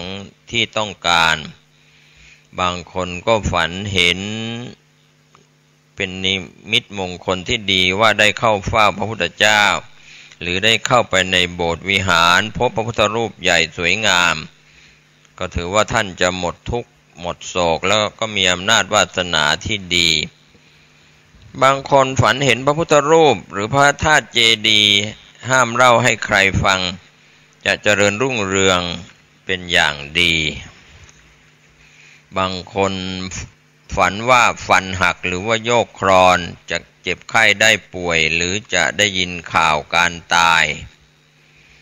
บางคนฝันว่าถูกฟ้าผ่าก็ให้เร่งบูชาเทวดาด้วยน้ำเต้าแตงกวาทำแล้วก็จะมีทรัพย์สินเงินทองบางคนฝันเห็นไฟไหม้ก็จะเป็นผู้เดือดเนื้อร้อนใจ ต้องไปแก้ฝันกับน้ำหรือเอาน้ำในแม่น้ำลำคลองล้างหน้าตนเองแต่เช้ามืดแล้วกล่าวขอพรจากแม่พระคงคาก็จะบรรเทาทุกโทษจากร้ายกลายเป็นดีบางคนก็ฝันว่าตัวเองถูกฆ่าตายเรื่องนี้จะมีอำนาจเหนือหมู่ศัตรูคนพาลบางคนก็ฝันเห็นพญายมยมทูตไม่ดีจะมีคนเกลียดชังบางคนฝันว่าได้เต้นรำหรือร้องรำก็จะเสียของรักต้องไปแก้ฝันที่ใต้ถุนเรือนบอกกล่าวกับผีบ้านผีเรือนบางคนฝันว่าตนได้ร้องไห้เศร้าโศกเสียใจก็จะได้ราบที่ชอบใจบางคนฝันว่าเรือนที่อาศัยอยู่พังทลายถ้าเป็นหญิงที่เป็นใหญ่ในบ้านจะตายฝันว่าบางคนฝันว่านั่งเรือไปแล้วเรือร่มทำนายว่าจะได้รับเคราะห์หนักต้องไปแก้ฝันใต้ต้นไม้ใหญ่หรือให้ก่อไฟ2 กองแล้วเล่าความฝันกับกองไฟครับก็เป็นเรื่องราวที่เกี่ยวข้องกับความฝันวันนี้เวลาของรายการเราหมดลงเล่าเรื่องความฝันประเภทต่างๆเชื่อก็ได้ไม่เชื่อก็ได้แต่เราเชื่อในกรรมและผลของกรรมเป็นสิ่งที่ดีวันนี้ผมเกษตรเพชรสำริดวิทยากรนำสาระเรื่องของความฝันมาให้ท่านได้พิจารณาขอทุกท่านฝันดีมีโชคโดยทั่วหน้ากันสวัสดีครับสวัสดีครับท่านผู้ฟังที่เคารพผมเกษตรเพชรสำริดวิทยากรจะได้แบ่งปันความคิดดีๆมาสู่ท่านผู้ฟังนะครับก็คงเป็นเรื่องราวต่างๆในช่วงที่ผ่านมาก็ได้นำเรื่องของการที่คนเรานั้นยังฝันทั้งกลางวันฝันทั้งกลางคืนในยามที่เรานอนหรือว่าเราหลับไปครับก็มีเรื่องที่เกี่ยวข้องกับโชคดีโชคร้ายก็เราเป็นพุทธศาสนิกชนเป็นชาวพุทธเราก็จะต้องเชื่อในกรรมและผลของกรรมเสียเป็นส่วนใหญ่นะครับก็เป็นเรื่องราวที่เราได้ทำความเข้าใจในสิ่งที่เราควรจะต้องเชื่อตามหลักกฎแห่งกรรมครับก็เราได้ศึกษากันไปบ้างแล้วเรื่องของความฝันแม้ในเรื่องของความฝันที่เราได้ศึกษาไปแล้วนั้นอาจจะมองว่าเป็นเรื่องดีก็มีไม่ดีก็มีนั้นก็เราก็ควรจะต้องทำความเข้าใจต่อไปนะครับว่าเรื่องต่างๆอย่างเช่นเราอาจจะฝันในเรื่องที่ว่าเรือนที่อาศัยพังทลายถ้าเป็นหญิงที่เป็นใหญ่ในบ้านนั้นก็จะเสียชีวิตนั้นก็เราก็ไม่ควรจะทำความเสียใจไว้ล่วงหน้าบางคนฝันว่านั่งเรือไปแล้วเรือร่มก็จะเป็นเรื่องที่ได้รับเคราะห์หนักต้องไปแก้ฝันใต้ต้นไม้ใหญ่บ้างก่อไฟ2 กองแล้วก็เล่าความฝันกับกองไฟก็จะแก้เคล็ดบางคนก็ฝันเห็นแล้งบินมาจับที่บ้านหรือที่ต่างๆก็จะไปเกี่ยวข้องกับการรับฝากสิ่งของให้บูชาพระพุทธรูปด้วยธูปเทียนดอกไม้จึงจะดีบางคนก็ฝันว่าได้เป่าแตรเป่าสังหรือเล่นเครื่องดนตรีอื่นๆท่านจะมีเดชมีชื่อเสียงเกรียงไกรนะครับบางคนก็ฝันว่าว่ายน้ำข้ามฝั่งไม่สำเร็จท่านจะลำบากหรือว่าผิดหวังต้องไปแก้ฝันกับพระพุทธรูปหรือพระบูชาเรือล่มนะครับบางคนก็ฝันว่าได้ไหว้พระได้สวดมนต์ก็จะหลุดพ้นเวรกรรมบางคนก็ฝันว่าได้สวมแหวนทองจะได้พบคู่ครองหรือได้บุตรีจะได้ลูกสาวนะครับบางคนฝันว่าถูกสุนัขกัด ก็จะเดือดร้อนเพราะศัตรูต้องไปแก้ฝันหรือเล่าให้พระภิกษุในวัดฟังบางคนก็ฝันเห็นสุนัขคาบหม้อให้บูชาเทวดาด้วยขนมของกินแล้วก็เหล้าจะได้ดีบางคนฝันว่าได้สวมใส่แว่นตาก็จะผิดหวังในการงานต่างๆก็ให้ไปแก้ฝันกับครูบาอาจารย์หรือผู้มีความรู้สูงบางคนฝันว่าตนเองไส้ไหลออกจากตัวก็ให้บูชาคุณพระพุทธเจ้าด้วยข้าวตอกดอกไม้ทำแล้วก็จะได้เป็นใหญ่บางคนฝันว่าได้หมูมาเลี้ยงหรือฝันว่าได้ขี่หมูก็จะเดือดร้อนให้ไปแก้ฝันกลางแม่น้ำหรือลำคลองบางคนฝันเห็นหญิงพรหมจารีถือโคมไฟตะเกียงหรือเทียนเข้ามาในบ้านตนท่านก็จะมียศยิ่งกว่าผู้ใดหรือไม่มีก็จะได้คู่บางคนฝันว่าได้แต่งงานหรือสมสู่กับหญิงสูงศักดิ์ก็จะมีเรื่องเดือดเนื้อร้อนใจห้ามเล่าให้ใครฟังให้ไปเล่ากลางหาดทรายจึงจะกลับร้ายเป็นดีบางคนฝันว่าได้เดินทางไปบนทางใหญ่แล้วก็ขึ้นดอยขึ้นเขาก็จะมีอุปสรรคนะครับให้บูชาด้วยข้าวตอกดอกไม้ที่หนทางก็จะได้ที่พึ่งที่ดีบางคนฝันว่าเหาะเหินเดินอากาศได้สิ่งที่หวังไว้จะสำเร็จผลบางคนฝันว่าได้อาบน้ำหรือลอยข้ามแม่น้ำก็ให้บูชาเทวดาด้วยข้าวตอกดอกไม้ปรารถนาสิ่งใดจะสมหวังนะครับการแก้ความฝันตามหลักในทางพระพุทธศาสนานี่นะครับท่านผู้ฟังเมื่อเกิดนิมิตที่เป็นความฝันแต่ละครั้งนะครับท่านจะแก้หรือไม่ก็ขอให้อยู่ในดุลยพินิจการพิจารณาของตัวท่านเองเป็นใหญ่แต่คนโบราณที่เล่าขานกันสืบทอดมาจนถึงทุกวันนี้ก็ทำให้คนไม่น้อยถือเป็นจริงเป็นจังวิธีหนึ่งนะครับท่านผู้ฟังที่ควรนำมาแก้ฝันก็มีข้อเสนอแนะสำหรับการแก้ฝันจากร้ายให้กลายเป็นดีหรือดีแล้วให้ดีมีคุณยิ่งขึ้นไปก็คือการสวดมนต์ภาวนาระลึกนึกถึงคุณพระพุทธเจ้าคุณพระธรรมเจ้าคุณพระสังฆเจ้าด้วยการปฏิบัติง่ายๆดังนี้นะครับก็ตื่นนอนตอนเช้าถ้ารู้ว่าฝันร้ายก็รีบอาบน้ำชำระร่างกายให้สะอาดแต่งตัวให้เรียบร้อยจุดธูปเทียนบูชาพระบริกรรมพระคาถาเพื่อแก้นิมิตร้ายให้กลายเป็นดีอำนาจพระคาถาก็จะช่วยปัดเป่าลางร้ายให้หายในบัดดลส่วนใหญ่นะครับก็ทั้งพระภิกษุสามเณรหรืออุบาสกอุบาสิกาก็จะสวดได้ในบทยันทุนนิมิตตังอวมังคารัญเจโยจามนาโปสกุนัสสัทโธปาปะคาโหทุสุปินังอกันตังพุทธานุภาเวนะวินาสเมนตุยันทุนนิมิตตังอวมังคารัญเจโย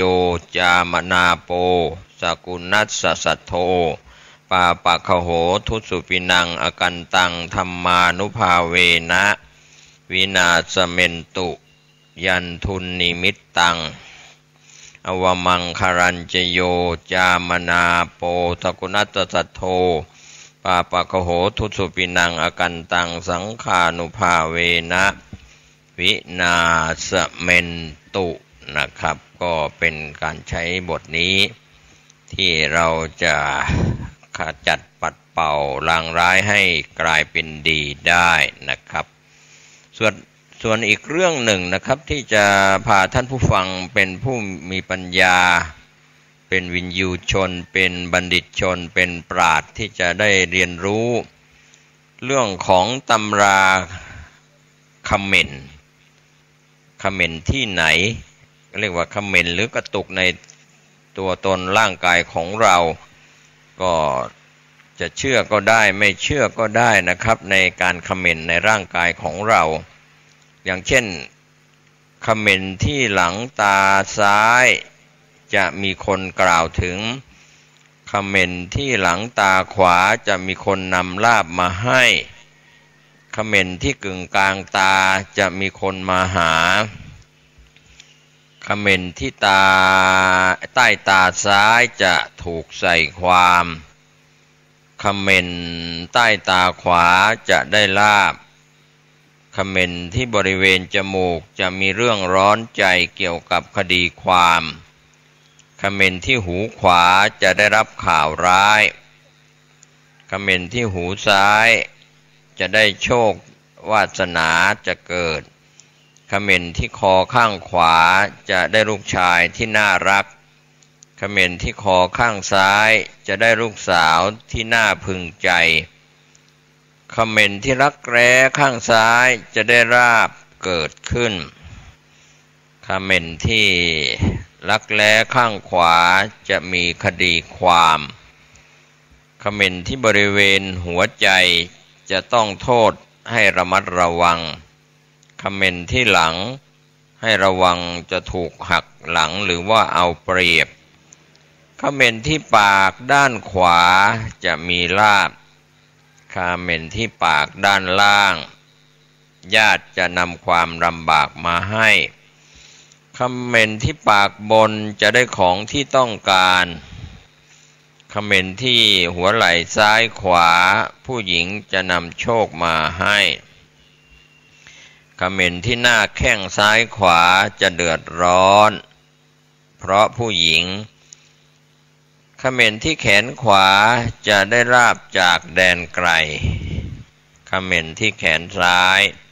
จะมีปากเสียงทะเลาะวิวาทกัน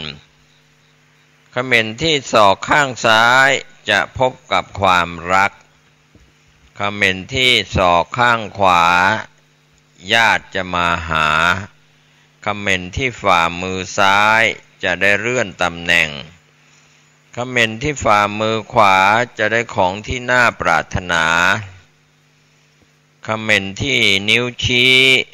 นิ้วก้อยขวาจะเกิดมีคดีความถึงโรงถึงศาลคอมเมนต์ที่นิ้วกลางจะมีญาติพี่น้องถามถึงคอมเมนต์ที่นิ้วก้อยขวาจะเดือดร้อนกายและจิตใจคอมเมนต์ที่นิ้วมือขวาทั้ง5จะเสียทรัพย์คอมเมนต์ที่เข่าขวาราบรอยจะเกิดคอมเมนต์ที่เข่าซ้ายจะมีเหตุให้หย่าร้างกันหรือไกลบ้านเกิดคอมเมนต์ที่เท้าซ้ายจะมีผู้นำความเดือดร้อนมาให้คอมเมนต์ที่เท้าขวาจะได้ลาภคอมเมนต์ที่ตะโพกขวาจะถูกใส่ความ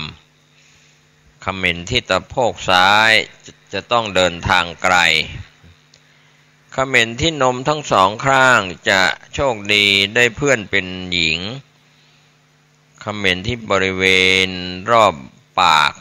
จะมีลูกหลานมาเกิดนะครับคอมเมนต์ขาซ้ายขวาความทุกข์กายใจจะมาถึงตัวครับก็เป็นเรื่องเล่าเก่าแก่ของคนโบราณแนะนำวิธีแก้เคราะห์จากการคอมเมนต์ของอวัยวะต่างๆของร่างกายที่มีคำทำนายว่าเป็นลางเกิดเหตุร้ายไว้ว่าให้นำข้าวเหนียวมาปั้นเป็นก้อนพอดีคำ3 คำเดินไปที่ท่าน้ำหยิบมาทีละก้อนแล้วพูดแก้เคล็ดว่า1 2 3 4 5 6เคราะห์ร้ายตกไปให้กลายเป็นดีจากนั้นก็เอาก้อนข้าวจ้ำตรงที่คอมเมนต์แล้วโยนลงน้ำไปก็เป็นภูมิปัญญาของบรรพชนคนไทยในสมัยอดีตจนถึงปัจจุบันก็มิใช่ว่าเป็นเรื่องเหลวไหลไร้สาระเพราะนอกจากจะสร้างขวัญเสริมกำลังใจแล้วก้อนข้าวที่โยนลงไปในน้ำสัตว์น้อยใหญ่ท ที่อาศัยอยู่ในน้ำยังได้กินเป็นอาหารจึงเป็นการทำบุญให้ทานไปในตัวด้วยนะครับก็มีเรื่องเกี่ยวข้องกับตุ๊กแกร้องกลางวันถ้าได้ยินเสียงตุ๊กแกร้องตอนกลางวันโบราณถือว่าเป็นลางบอกเหตุร้ายว่าจะมีเรื่องเดือดร้อนกับคนในครอบครัวเพราะเชื่อว่าตุ๊กแกมีวิญญาณของบรรพบุรุษสิงสถิตอยู่เพื่อคอยดูแลคุ้มครองลูกหลานให้อยู่เย็นเป็นสุขเมื่อร้องในเวลาที่ไม่ควรแสดงก็ถือว่าจะมีเหตุร้ายจึงได้เตือนให้รู้ตัวล่วงหน้าคนเฒ่าคนแก่ในสมัยโบราณแนะนำวิธีแก้เคล็ดในเรื่องนี้ไว้ว่าให้ทำบุญตักบาตรพระจำนวน9 รูปอุทิศส่วนกุศลไปให้กับญาติพี่น้องที่เสียชีวิตก็ถือว่าเป็นอุบายวิธีปลูกฝังความกตัญญูกตเวทิตาผู้มีคุณย่อมมีผลบุญช่วยปัดเป่าเคราะห์ร้ายให้หายไปได้ส่วนเรื่องของการร้องของตุ๊กแกแต่ละครั้งย่อมจะส่งผลต่อเจ้าของบ้านร้องต่ำกว่า5 ครั้งเจ้าของบ้านจะเดือดร้อนให้ไล่หนีร้อง6 ครั้งจะทำให้เสียเงินเสียทองจงไล่ไปเสียร้อง7 ครั้งจะทำให้เกิดโชคลาภให้เลี้ยงไว้ร้อง8 ครั้งจะทำให้เจริญรุ่งเรืองให้เลี้ยงไว้ร้อง9 ครั้งจะทำให้มั่งมีร่ำรวยเงินทองให้เลี้ยงไว้ร้อง10 ครั้งจะมีโชคลาภมหาศาลก็ให้เลี้ยงไว้ก็เรียกว่าตุ๊กแกร้องมีเสียงดังน้อยครั้งก็ถือว่าเดือดร้อนนะครับ5 ครั้ง6 ครั้งนะครับส่วนตั้งแต่7 ครั้งจนถึง10 ครั้งนั้นถือว่าดีส่วนเรื่องของสัตว์ต่างๆที่อาศัยอยู่ตามในบ้านไม่ว่าจะเป็นจิ้งจกตุ๊กแกนกงูค้างคาวตะขาบแมลงต่างๆตกลงมาถูกตัวเป็นลางบอกเหตุต่างๆที่โบราณอาจารย์เชื่อว่าถ้าสัตว์ตกลงตรงหน้าจะบังเกิดลาภและก็โชคดีมากถ้าสัตว์ต่างๆตกลงทางซ้ายจะเกิดความเดือดร้อนสัตว์ต่างๆดังกล่าวตกลงทางขวาจะได้พบกับญาติมิตรสัตว์ต่างๆตกลงทางหลังจะมีผู้ใส่ความห้ามเดินทางสัตว์ต่างๆดังกล่าวตกลงถูกหน้าจะได้ลาภยศจะได้พบคนรักสัตว์ต่างๆตกลงถูกศีรษะจะมีโชคลาภเป็นที่พอใจสัตว์ต่างๆตกลงถูกมือซ้ายจะสูญเสียญาติผู้ใหญ่สัตว์ต่างๆตกลงถูกมือขวาจะเจริญรุ่งเรืองแล้วก็มีความสุขสัตว์ต่างๆตกลงถูกแขนซ้ายก็จะถูกใส่ความสัตว์ต่างๆดังกล่าวมีจิ้งจกตุ๊กแกนกงูค้างคาวตะขาบแมลงต่างๆตกลงถูกแขนขวาก็จะมีลาภสัตว์ต่างๆตกลงถูกเท้าซ้ายจะมีคนนำเอาของกำนันมาให้สัตว์ต่างๆตกลงถูกเท้าขวาจะเดือดร้อนแล้วก็จะมีลาภสัตว์ต่างๆตกลงแล้วเดินขึ้นไปบนศีรษะก็จะมีชื่อเสียงได้รับเกียรติยศสัตว์ต่างๆตกลงถูกนมจะได้พบเนื้อคู่สัตว์ต่างๆตกลงมาแล้วคลานขึ้นตัวจะได้รับข่าวร้ายจากญาติมิตรสัตว์ต่างๆตกลงมาที่บ่าและที่ไหล่จะมีโชคลาภสัตว์ต่างๆตกลงมาที่หน้าอกจะมีลาภจากมิตรสหายสัตว์ต่างๆตกลงมาที่ท้องจะมีญาติมิตรทางไกลมาเยี่ยมสัตว์ต่างๆตกลงมาถูกตัวจะพบศัตรูให้เร่งระวังอันนี้ก็เป็นเรื่องที่เกี่ยวกับสัตว์ต่างๆที่ตกใส่ตัวอะไรต่างๆก็มีเรื่องของจิ้งจกร้องทักตามปกติในบ้านเรือนของคนเราทั่วไปก็มักจะมีจิ้งจกอาศัยอยู่ด้วย แต่ก็ไม่บ่อยครั้งที่เราจะได้ยินเสียงร้องของมันกรณีได้ยินเสียงจิ้งจกร้องคนโบราณท่านก็แนะวิธีสังเกตว่าจะเกิดเหตุดีหรือเหตุร้ายถ้าได้ยินเสียงร้องจากข้างบนศีรษะหรือจากด้านหลังท่านก็กล่าวว่ายังไม่ควรจะออกจากบ้านขณะนั้นเพราะจะมีอุบัติเหตุได้หรือหากจะไปค้าขายก็ไม่มีโชคลาภก็ให้เลื่อนเวลาออกไปอีกสักหน่อยค่อยออกเดินทางถ้าได้ยินเสียงร้องดังมาจากทางด้านข้างซ้ายข้างขวาหรือข้างหน้าท่านว่าเดินทางไปได้ปกติจะมีโชคลาภถ้าทำกิจการงานใดก็จะสำเร็จ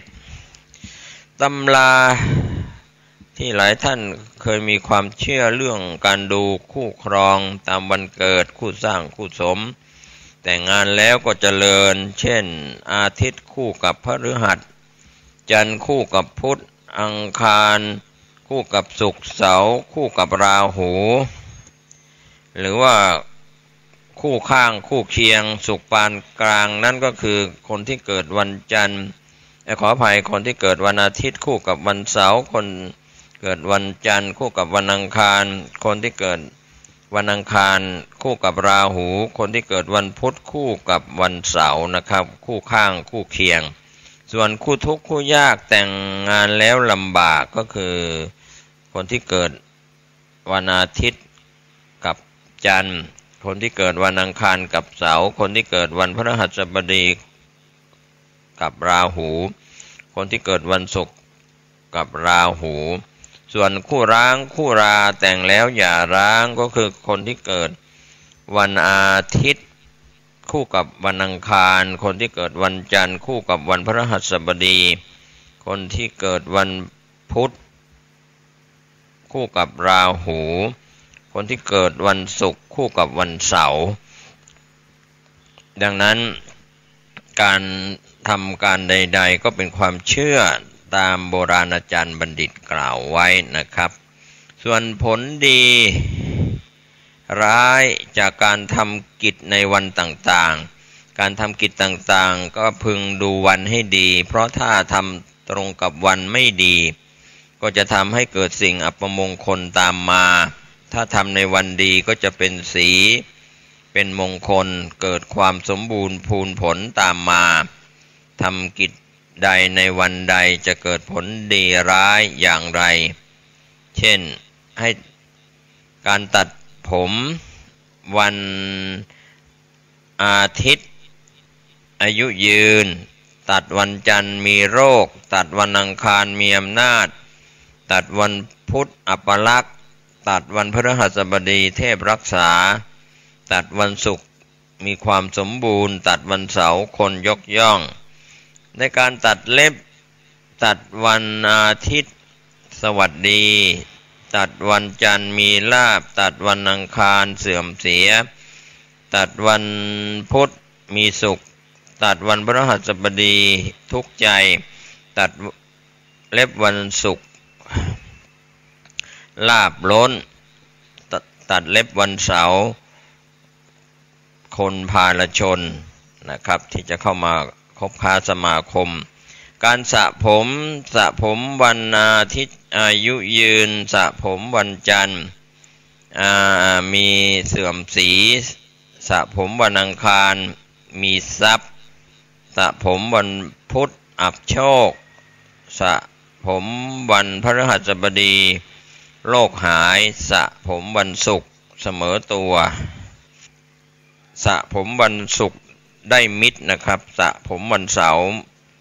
จิตใจเป็นสุขนะครับการรับเงินถ้ารับเงินวันอาทิตย์สูญหายรับเงินวันจันทร์ทวีผลรับเงินวันอังคารมั่นคงรับเงินวันพุธเพิ่มพูนรับเงินวันพฤหัสบดีเสมอตัวรับเงินวันศุกร์เสมอตัวรับเงินวันเสาร์ไม่เหลือนะครับการจ่ายเงินถ้าจ่ายเงินวันอาทิตย์จะงอกเงยจ่ายเงินวันจันทร์เท่าทุนจ่ายเงินวันอังคาร ศูนย์เปล่าจ่ายเงินวันพุธผลทวีจ่ายเงินวันพฤหัสบดีงอกเงยจ่ายเงินวันศุกร์เท่าทุนจ่ายเงินวันเสาร์ศูนย์เปล่าการรับจำนำถ้ารับจำนำวันอาทิตย์หดหายรับจำนำวันจันทร์กำไรดีรับจำนำวันอังคารจ่ายเพิ่มรับจำนำวันพุธร้อนรนรับจำนำวันพฤหัสบดีผลทวีรับจำนำวันศุกร์มีทุกข์รับจำนำวันเสาร์กำไรดีการปลูกต้นไม้วันอาทิตย์พืชหัวดีวันจันทร์พืชลำวันอังคารไม้แก่นวันพุธไม้ดอกวันพฤหัสบดีไม้ผลวันศุกร์พืชผักวันเสาร์ไม้ประดับการนุ่งผ้าใหม่วันอาทิตย์มีชัยนุ่งวันจันทร์คนรักนุ่งผ้าใหม่วันอังคารมีทุกข์นุ่งผ้าใหม่วันพุธเป็นสุขนุ่งผ้าใหม่วันพฤหัสบดีไร้อุปสรรคนุ่งผ้าใหม่วันศุกร์มีลาภนุ่งผ้าใหม่วันเสาร์เป็นคนพาลการห้ามให้วันอาทิตย์ห้ามให้สัตว์ห้ามให้วันจันทร์ห้ามให้เรือห้ามให้วันอังคารคือห้ามให้อาวุธห้ามให้ที่ดินวันพุธห้ามให้ทุนวันพฤหัสห้ามให้เงินวันศุกร์ห้ามให้คนวันเสาร์นะครับก็เป็นเรื่องราวที่กล่าวถึงการจัดบ้านตามทิศมงคลเป็นตำราที่ใช้ในการจัดบ้านตามลักษณะของทักษะประจำวันเกิดให้ถูกโฉลกแล้วก็เป็นมงคลกับเจ้าของรวมถึงผู้อยู่อาศัยนะครับก็มีเรื่องราวต่างๆครับก็เราควรจะได้ศึกษากันก็เป็นเรื่องที่เชื่อได้ก็ดีเชื่อไม่ได้ก็ดีไม่เชื่อก็ดีไม่เชื่อก็ไม่ดีอะไรต่างๆเรื่องของรู้ไว้ใช่ว่าใส่บาตรแบกหามเลิกงามยามดีเรื่องต่างๆที่ผมนำมาเป็นข้อเปรียบเทียบเรื่องของกรรมและผลของกรรมวันนี้หมดเวลาลงผมเกษตรเพชรนิตวิทยากรนำแบ่งปันความคิดดีๆในเรื่องต่างๆขอทุกคนทุกท่านเชื่อกรรมและผลของกรรมมีความสุขกายสุขใจในทั่วหน้ากันสวัสดีครับสวัสดีครับท่านผู้ฟังที่เคารพการแบ่งปันความคิดดีๆวันนี้ผมเกษตรเพชรสำริดวิทยากรก็จะได้นำเสนอสาระธรรมวันนี้จะได้นำเรื่องของอันตรธานธรรมที่จะสลายสิ้นไปไม่หวนคืนมาก็เป็นส่วนหนึ่ง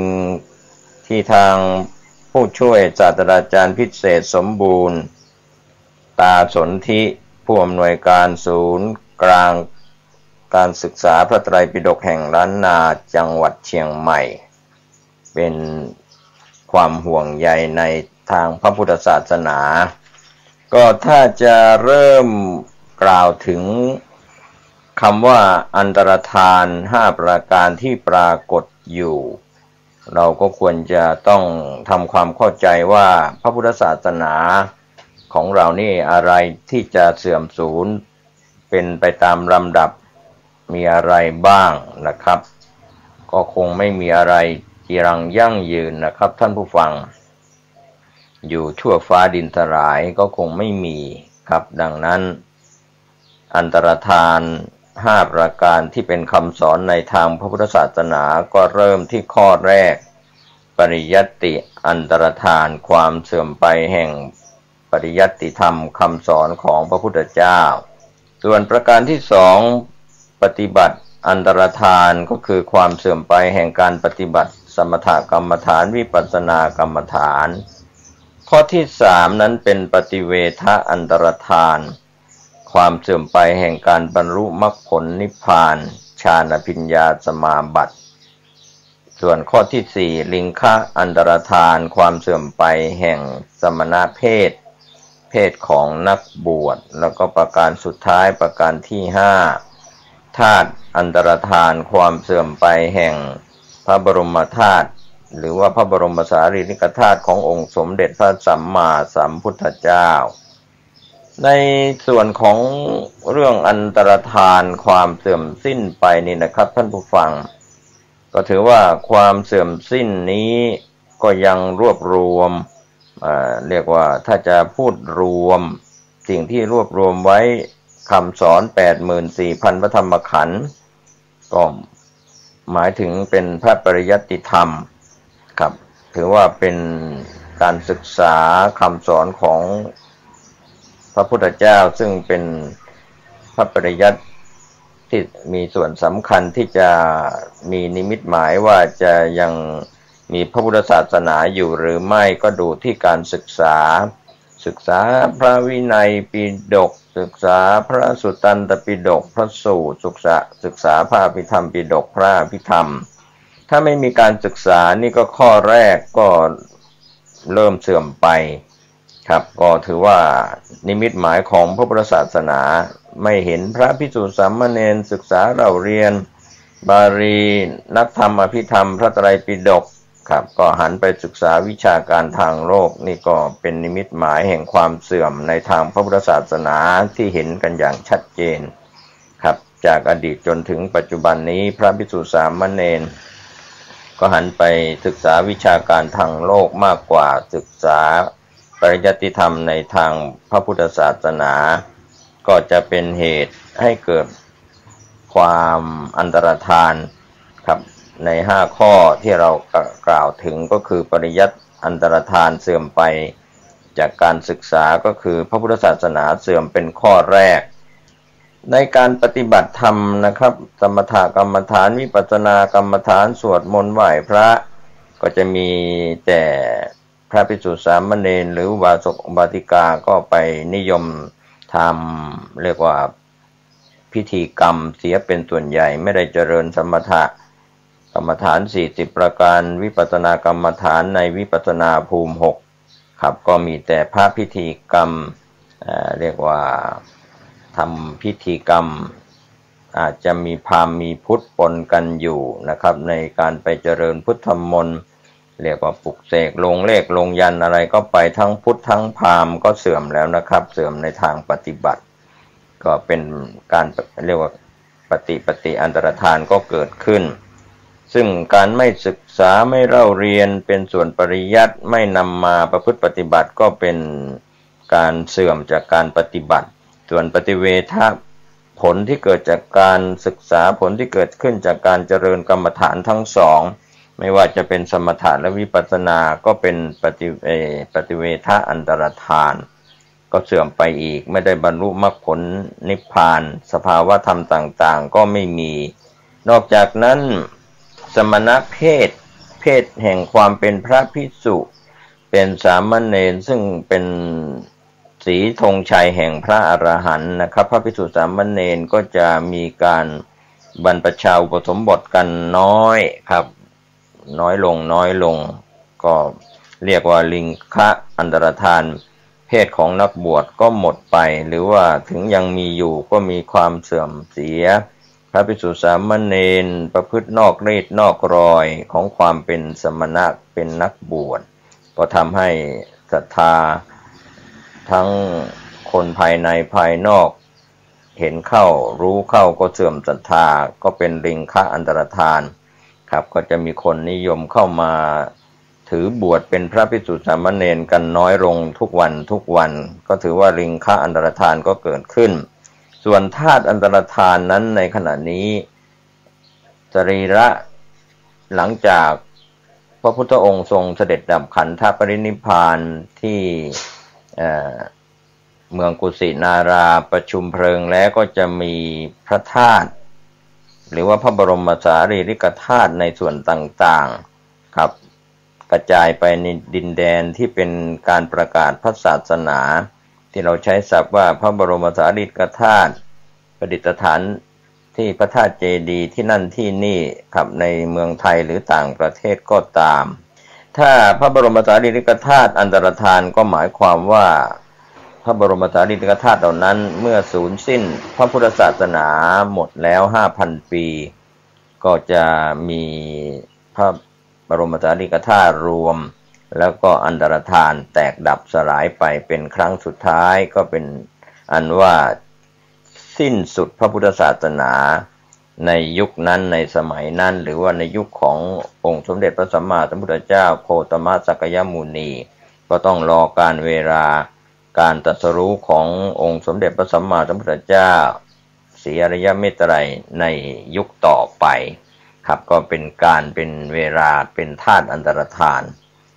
องค์สมเด็จพระสัมมาสัมพุทธเจ้าพระองค์ตรัสว่าผู้ใดเห็นธรรมผู้นั้นเห็นเราตถาคตหลังจากที่เรานิพพานไปแล้วพระธรรมที่เราแสดงและพระวินัยที่เราบัญญัตินั่นแหละจะเป็นศาสดาแทนเราครับก็ถือว่าเป็นเรื่องที่น่าเสียดายยิ่งนักนะครับท่านผู้ฟังพระธรรมคำสอนขององค์สมเด็จพระสัมมาสัมพุทธเจ้าจะต้องอันตรธานไปในไม่ช้าและที่ยิ่งเสียดายมากไปกว่านั้นนะครับท่านผู้ฟังบางคนยังไม่ทราบเลยด้วยซ้ำว่าพระพุทธองค์ทรงสอนอะไรบ้างแต่ทุกอย่างก็เป็นไปตามธรรมชาติเกิดขึ้นตั้งอยู่ดับไปเป็นของธรรมดาดังนั้นที่เราจะพูดถึงอันตรธาน5ประการนี้ก็เป็นส่วนที่จะได้ทบทวนแล้วก็ย้อนลำลึกว่าเราเกิดเป็นมนุษย์ได้พบพระพุทธศาสนาในยุคของโคตมสักยมุนีเรียกว่าได้ทันศาสนาเรียกว่ามีบุญได้มาเกิดเป็นมนุษย์แล้วก็ยังไม่เพียงพอยังมีบุญได้มาพบพระพุทธศาสนานะครับท่านผู้ฟังก็เราควรจะต้องสนใจสิ่งที่จะอันตรธานเสื่อมสูญไปช่วยกันจันลงรักษาไว้ธรรมะของพระพุทธเจ้าถ้าเราแยกออกแล้วก็จะได้3ปิฎกก็คือพระวินัยปิฎกเกี่ยวกับการบัญญัติในการอนุญาตหรือห้ามสิ่งใดสิ่งหนึ่งที่เนื่องด้วยนักบวชในปิฎกที่2ก็เป็นพระสุตตันตปิฎกเกี่ยวกับการปฏิบัติตนให้อยู่ในคันลองที่ถูกต้องรวมไปถึงการปฏิบัติเพื่อความพ้นทุกข์ในสังสารวัฏส่วนพระอภิธรรมปิฎกนั้นเกี่ยวกับสภาวธรรมที่ไม่ใช่บุคคลเราของเราบุรุษหรือสตรีการศึกษาพระอภิธรรมในเมืองไทยปัจจุบันนับว่าพัฒนามากกว่าสมัยอดีต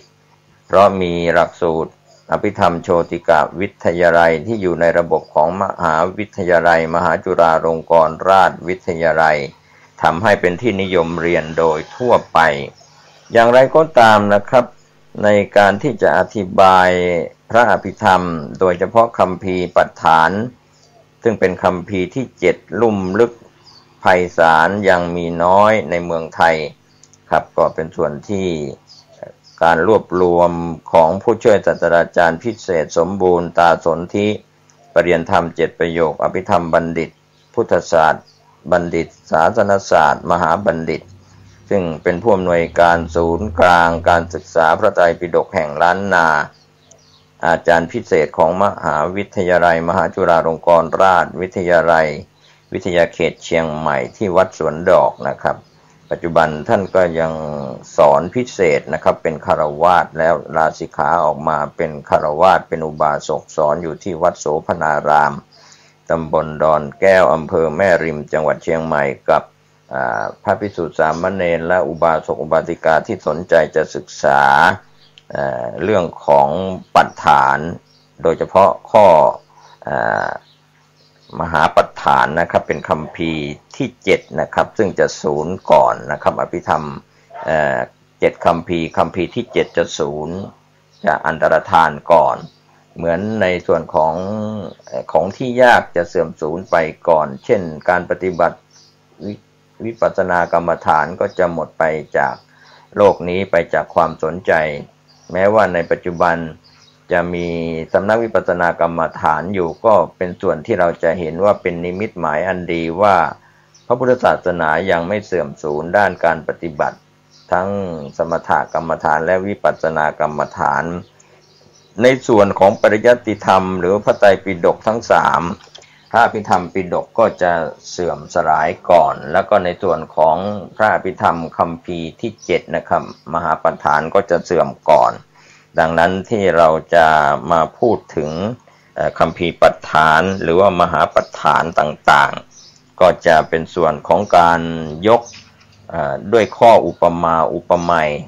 ให้ท่านผู้ฟังได้รู้ได้เข้าใจว่าเราควรจะได้ศึกษากันอย่างไรแม้ว่าจะไม่ศึกษาแล้วไม่มีการสอบแต่เป็นการเรียนการศึกษาแบบผู้ใหญ่ครับก็แต่ว่าจะต้องมีศรัทธาเป็นพื้นฐานอย่างแรงกล้าเรียนหยุดเรียนไม่เอาจริงก็จะไม่เข้าถึงนะครับก็จะต้องมีครูบาอาจารย์เป็นพี่เลี้ยงเป็นผู้สั่งสอนบรรดาศาสตร์ทั้งหลายนะครับท่านผู้ฟังพระอภิธรรมนั้นถือว่าเป็นศาสตร์ที่มีเนื้อหาประณีตละเอียดลึกซึ้งก็เป็นศาสตร์ที่ลึกด้วยความหมายอันยากจะประมาณอย่างถึงหากไม่ใช่สัพพัญญุตญาณของพระพุทธองค์อรรถรสอันหารสใดๆเปรียบรสแห่งพระธรรมแล้วผู้ใดที่จะมีความสามารถเข้าถึงหรือเข้าใจถ่ายทอดตำราพระอภิธรรมได้ดังนั้นก็ส่วนปัฏฐานซึ่งมีลักษณะเป็นเหตุเป็นปัจจัยต่อกันและกันคัมภีร์หนึ่งนะครับในอภิธรรมทั้ง7เป็นคัมภีร์ที่7นับว่าก็เป็นส่วนที่เป็นศาสตร์แห่งความลึกซึ้งที่สุดแห่งรสอันอร่อยจิตประณีตที่สุดหาผู้ใดที่จะมีความเพียรพยายามครับดังนั้นบุคคลใดที่จะได้เรียนรู้และเข้าใจพระอภิธรรมเฉพาะคัมภีร์ปัฏฐานนั้นก็มีคำกล่าวไว้ให้เราได้ยินอยู่เสมอว่าล้วนเป็นผู้เคยสั่งสมบารมีธรรมในทางปัญญามาก่อนเรียกว่าสร้างปัญญาบารมีมาก่อนก็เป็นการนำศาสตร์ที่สำคัญโดยเฉพาะช่วงนี้ก็จะได้พาท่านผู้ฟังศึกษาอภิธรรมในส่วนของคัมภีร์ปัฏฐานที่ทรงคุณค่าอันหาได้ยากยิ่งจำเป็นต้องอาศัยความขยันหมั่นเพียรไม่ใช่น้อยถือได้ว่าการสั่งสมความรู้ความเข้าใจในศาสตร์คือพระอภิธรรมก็จะเกี่ยวข้องครับก็จะศึกษาจากปลายมาหาต้นก็คือคัมภีร์ที่7เป็นปัฏฐานก็จะเรียนรู้และเข้าใจได้แต่ว่าก็เป็นบุญบารมีของตัวท่านเองด้วยแต่ละคนแต่ละท่านจะมีบุญบารมีศึกษาเข้าใจมากน้อยเพียงใดก็แล้วแต่ปัญญาบารมีครับก็ถือว่าการที่เราท่านทั้งหลายนะครับมีชีวิตเกิดมาเพื่ออะไรก็คงนั่งคิดสักระยะหนึ่งว่าการใช้เวลาให้เวลาคิดสักนิดหนึ่งว่าการเกิดมาของเรานั้นทำประโยชน์ได้ในชาตินี้ประโยชน์ในชาติหน้าประโยชน์อย่างยิ่งคือพระนิพพานก็หลายท่านได้เคยศึกษาบาลีอภิธรรมและพระไตรปิฎกใช้เวลาหลายปีนับ10 ปีก็เข้าใจยากทั้งศึกษาทั้งเรียนทั้งสอนครับในขณะเดียวกันก็เรียกว่าคุณค่ามหาศาลสำหรับที่เราจะได้ทรงจำพระไตรปิฎกพระสูตรพระวินัยพระอภิธรรม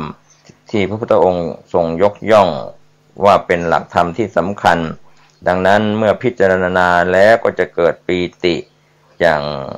ฉัพพรรณรังสีขององค์สมเด็จพระสัมมาสัมพุทธเจ้าที่บังเกิดออกจากพระวรากายของพระพุทธองค์หลังจากได้พิจารณาคัมภีร์มหาปัฏฐานหรือว่าคัมภีร์ปัฏฐานฉัพพรรณรังสี6ชนิดก็ออกจากพระวรากายของพระองค์ก็เป็นส่วนที่ชาวพุทธส่วนใหญ่ก็ไม่ค่อยจะได้รู้จักก็ไม่ค่อยจะได้ศึกษาจะไม่ได้อ่านคัมภีร์พระอภิธรรมโดยเฉพาะคัมภีร์ที่ยากก็คือมหาปัฏฐานหรือว่าปัฏฐานก็คงจะต้องเสื่อมสูญหรืออันตรธานหายไปครับก็ถือว่าเราบูชาคุณขององค์สมเด็จพระสัมมาสัมพุทธเจ้าพระองค์ทรงมีพระมหากรุณาธิคุณอันยิ่งใหญ่ทรงเป็นที่พึ่งของสัตว์โลกเป็นผู้ประเสริฐที่สุดทรงเป็นดุจนายแพทย์ที่วิเศษ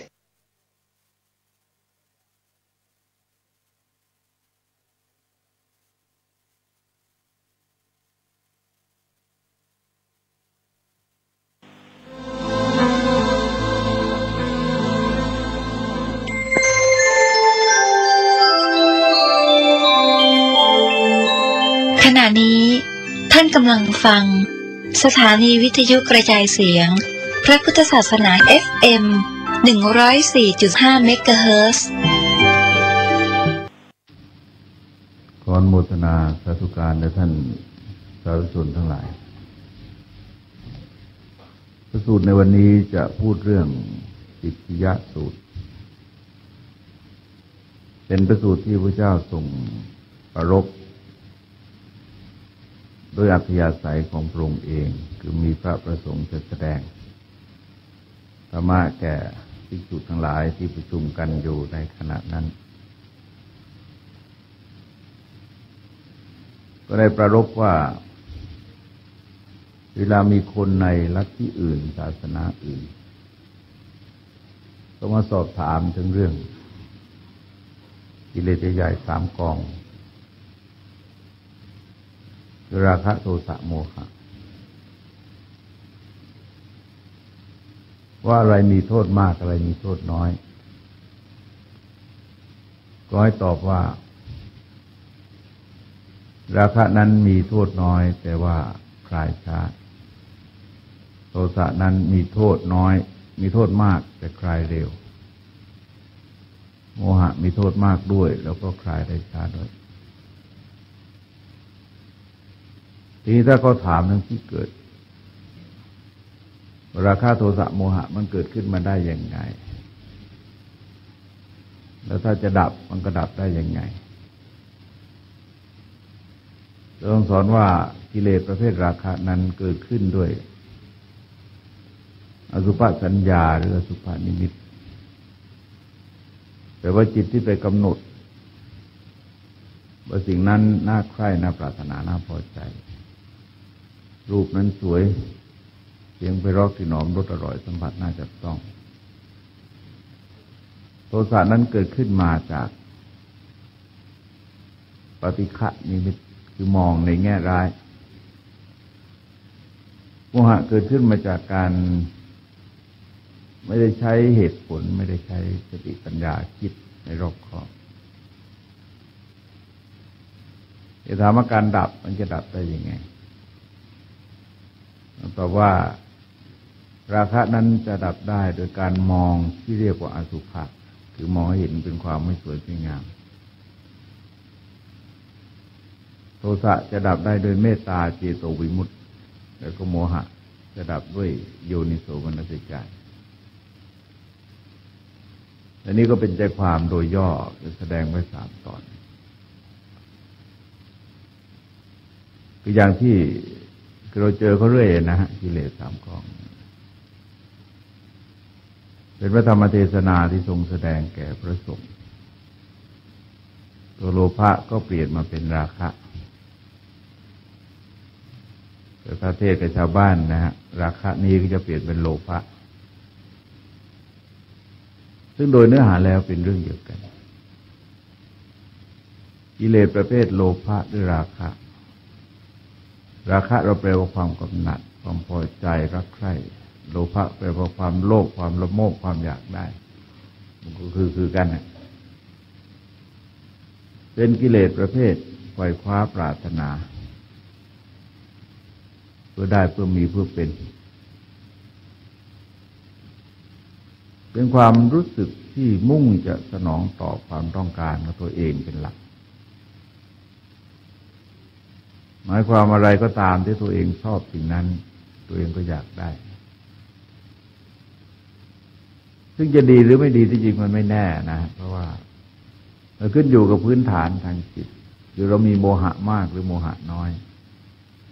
แต่ถ้าโมหะมันมากมันก็อยากได้ในทางที่ก็ไม่รู้อะไรแต่อยากเสพอยากกินยามาอยากอะไรก็ว่าเลยจริงๆมันก็เป็นราคะเป็นโลภะแต่ว่ามันมีโมหะมากเลยก็อยากไม่รู้เรื่องมันก็เลยเมาอยากเล่นไฟนั่นนะเราจะเห็นว่ามันก็มีโมหะอยู่เยอะทีนี้ถ้ามันจางถ้าโมหะมันจางความอยากมันก็มีทิศทางกันไปเรื่อยๆจะถึงอยากทำความดีอยากเกิดในสวรรค์อยากบรรลุมรรคผลนิพพานที่จริงมันก็อยากนะฮะแต่ก็มีเหตุผลมีสติปัญญา พิ่มขึ้นเพราะฉะนั้นกิเลสประเภทนี้จะเป็นโลภะก็ตามราคะก็ตามเป็นความอยากที่มุ่งตอบสนองความต้องการของตัวเองจะมีการดิ้นรนขวนขวายตามแรงของความอยากอาจจะทำความชั่วก็ได้ทำความดีก็ได้เพื่อได้สิ่งที่ตนอยาก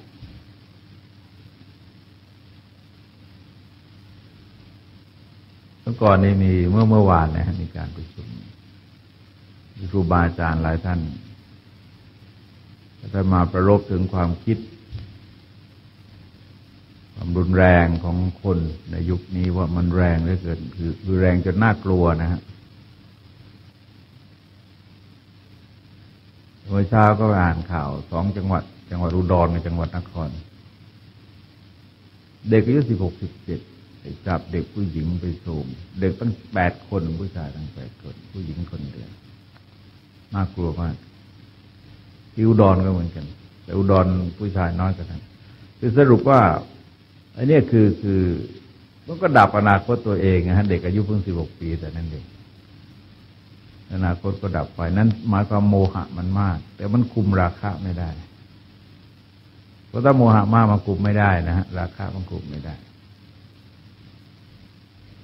ดังนั้นพฤติกรรมมันก็รุนแรง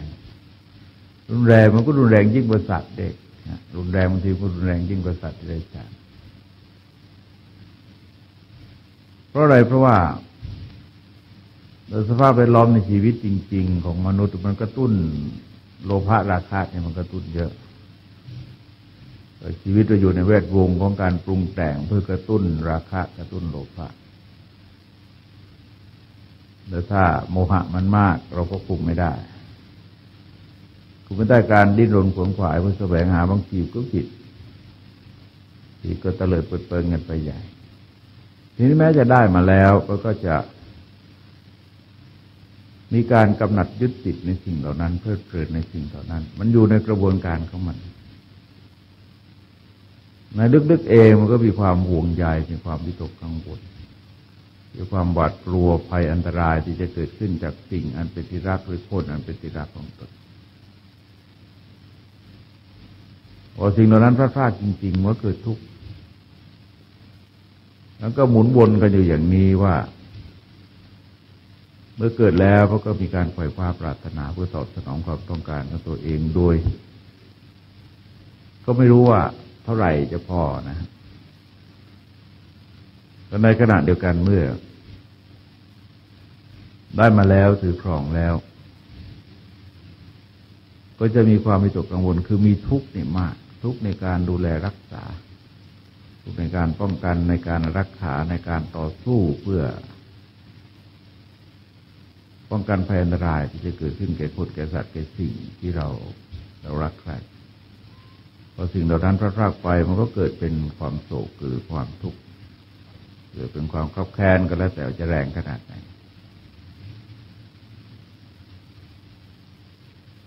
กิเลสประเภทนี้แล้วก็มีโทษโทษน้อยเพราะเป็นกิเลสประเภททนุถนอมกระจุกกระจิ๋มนะฮะแต่จะเห็นว่ามันไม่ทำลายหรอกถ้ายังเป็นโลภะถ้ายังเป็นกามราคะแต่บางทีมันมีลักษณะของกรณีพิพาทจะเห็นว่าถ้าวัตถุเดียวกันและคนคนเดียวกันคนอยากได้หลายคนถ้าแรงด้วยกันเนี่ยคนกับคนอาจจะทำลายกันเองหรือว่าทำลายสิ่งที่เราอยากได้แล้วก็ภาพมันกับเด็กแย่งตุ๊กตากันนั้นแสดงว่าตุ๊กตาตัวเดียวแต่เด็กมันหลายคนก็แย่งกันไปแย่งกันมาก็เลยไม่มีคนได้คือตุ๊กตาถูกทำลายแต่บางทีมันอาจจะชกต่อยกันเอง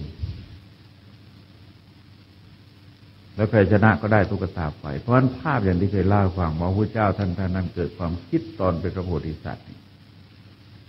ได้เกิดความคิดจากอีกาที่มันแย่งชิ้นเนื้อกันอีกา1 ตัวฉกชิ้นเนื้อไปตัวที่2เข้าแย่งตัวที่3เข้าแย่งกันไปแย่งกันมาหล่นมาถึงก็หมาแย่งต่อหมาตะครุบหมาตัวหนึ่งตะครุบไม่ทันได้กินอีกขึ้น เขาแย่งอีกตัวที่สามก็แย่งของฟัดกันนั่นคือภาพที่พระเจ้าทรงเห็นมาวัตถุกรรมมันเหมือนกับชิ้นเนื้อแย่งกันไปแย่งกันมาจนเละหมดเลยแล้วก็บาดเจ็บล้มตายกันไปเพราะแย่งวัตถุกรรมทั้งหลายนั่นคือประกายความคิดครั้งแรกของเจ้าชายสิทธัตถะที่ตอนเที่ยวประพาสอุทยานกันในชนะนะฮะเริ่มเห็นภาพแล้วก็เริ่มคิดถึงโลกถึงชีวิตว่ามีการยื้อแย่งเพื่อตอบสนองความต้องการของตัวเองในเรื่องวัตถุกรรมแล้วก็มันจะขาดการปัญญาแต่โดยเนื้อหาของเขาเองนะฮะหมายความว่าถ้าไม่ค่อยมีคนอื่นเข้ามาเกี่ยวเนี่ยจะไม่แรงเราจึงไม่พบว่าอาชญากรรมแรงๆที่เกิดขึ้นจากราคะแต่ถ้าเกิดมันเกิดเป็นโทสะนะฮะไม่ใช่เกิดเป็นราคะถ้าใจยังรักยังโลภอยู่แล้วจะไม่ถึงกับทำลายแต่ถ้าคนอื่นเข้ามาเกี่ยวข้องไม่แน่แต่ตอนคนอื่นเข้ามาเกี่ยวข้องเราจะเห็นว่าจริงๆแล้วเนี่ยมันเป็นโลภะในสิ่งที่เราอยากได้แต่เป็นโทสะในคนที่มาแย่งมันเกิดกิเลสซ้อนกิเลสขึ้นมาแล้วก็มีโมหะเพิ่มขึ้นในกันทั้งสองฝ่ายความแรงมันเกิดขึ้นแล้วจึงบอกว่ามีโทษน้อยแต่ว่าคลายช้ากิเลสประเภทราคะมันจางไปยากนะฮะบางทีหนุ่มสาวชอบกันแล้วก็ผิดหวังแล้วก็หายกันไปอายุ70แล้วมาเจอกันยังงอนกันเลยนะแสดงโอ้โหมันมหาศาลมากๆเลยใช้เวลาตั้ง60 ปีกว่านะยังไม่หายเลยมันแสดงว่าเป็นกิเลสประเภทที่เรียกว่าโทษมันไม่แรงหรอกแต่ว่าคลายช้าในระดับพระอริยบุคคลถ้าเรามองลึกๆที่พูดตะกี้เนี่ยฮะตอนกรรมฐานจริงๆในข้อที่6เนี่ยมันมีรูปราคะข้อที่7มันเป็นอรูปราคะสังโยชน์10ตะกี้เนี่ยนะฮะก็เป็นกิเลสประเภทโลภะเพียงแต่ว่าท่านเรียงอย่างนั้นมันเป็นรูปราคะอรูปราคะในสิ่งที่เป็นนามธรรมคือรูปฌานอรูปฌานมันเป็นผลก็คือความสุขที่ตัวได้จากฌานเรายังติดอยู่ในสิ่งนั้นคล้ายๆการติดของอุทกดาบทอาราดาบทกาลามโคตรอุทกดาบทรามบุตรที่จริงว่าเป็นกามราคะแต่มันติดในสุขเวทนามันไม่จะติดในส่วนที่เป็นรูปธรรมแต่ถามว่าสุขเวทนานั้นเป็นกามหรือเปล่าก็เป็นกามคือเป็นสิ่งที่เราใคร่เราพอใจเราสยบจิตเราเพลิดเพลินมีโทษน้อยนะฮะแต่คลายช้าปัญหาในโลกก็เรียกกามาวจรภูปัญหาตรงนี้ปัญหาอยู่ที่กามราคะปัญหาอยู่ที่โลภะรุนแรงก็รุนแรงตรงนี้นะฮะรุนแรงก็รุนแรงตรงนี้บรรเทาก็บรรเทาได้ตรงนี้ทีนี้กิเลสประเภทโทสะเป็นกิเลสประเภทประทุษร้ายก็อาจจะเรียกว่าโกฏะแปลว่าโกรธนั่นเองอรติแปลว่าไม่ยินดีอาจจะเรียกว่ากุกุจจะแปลว่ารำคาญอาจจะเรียกว่าปฏิฆะอะไรก็ได้นะฮะคือการเรียกเนี่ยพระเจ้าทรงใช้เยอะคำนี่มันเยอะเลยคำจะเรียกกิเลสแต่ละตัวนี่เยอะส่วนหนึ่งก็เพื่อเป็นสื่อให้คนเกิดความเข้าใจส่วนที่สองเนี่ยคือความเข้มข้นมันต่างกันความเข้มข้นมันต่างกันเช่นอรติกับประทุษร้ายเราจะเห็นว่ามันต่างกันนะฮะไม่ยินดีนี่ไม่ถึงกับต่อยเขาหรอกแต่ประทุษร้ายนี่ไม่แน่อาจจะต่อยเลยอาจจะด่าเลยอาจจะขว้างปาอาจจะฟันเลยเพราะฉะนั้นท่านก็เรียกอรติแล้วไม่ยินดีไม่ชอบใจไม่ต้องการนะมันไม่แรงอะไรเท่าไหร่แต่ถ้าโทสะและประทุษร้ายแล้วเราเรียกตามอาการของกิเลส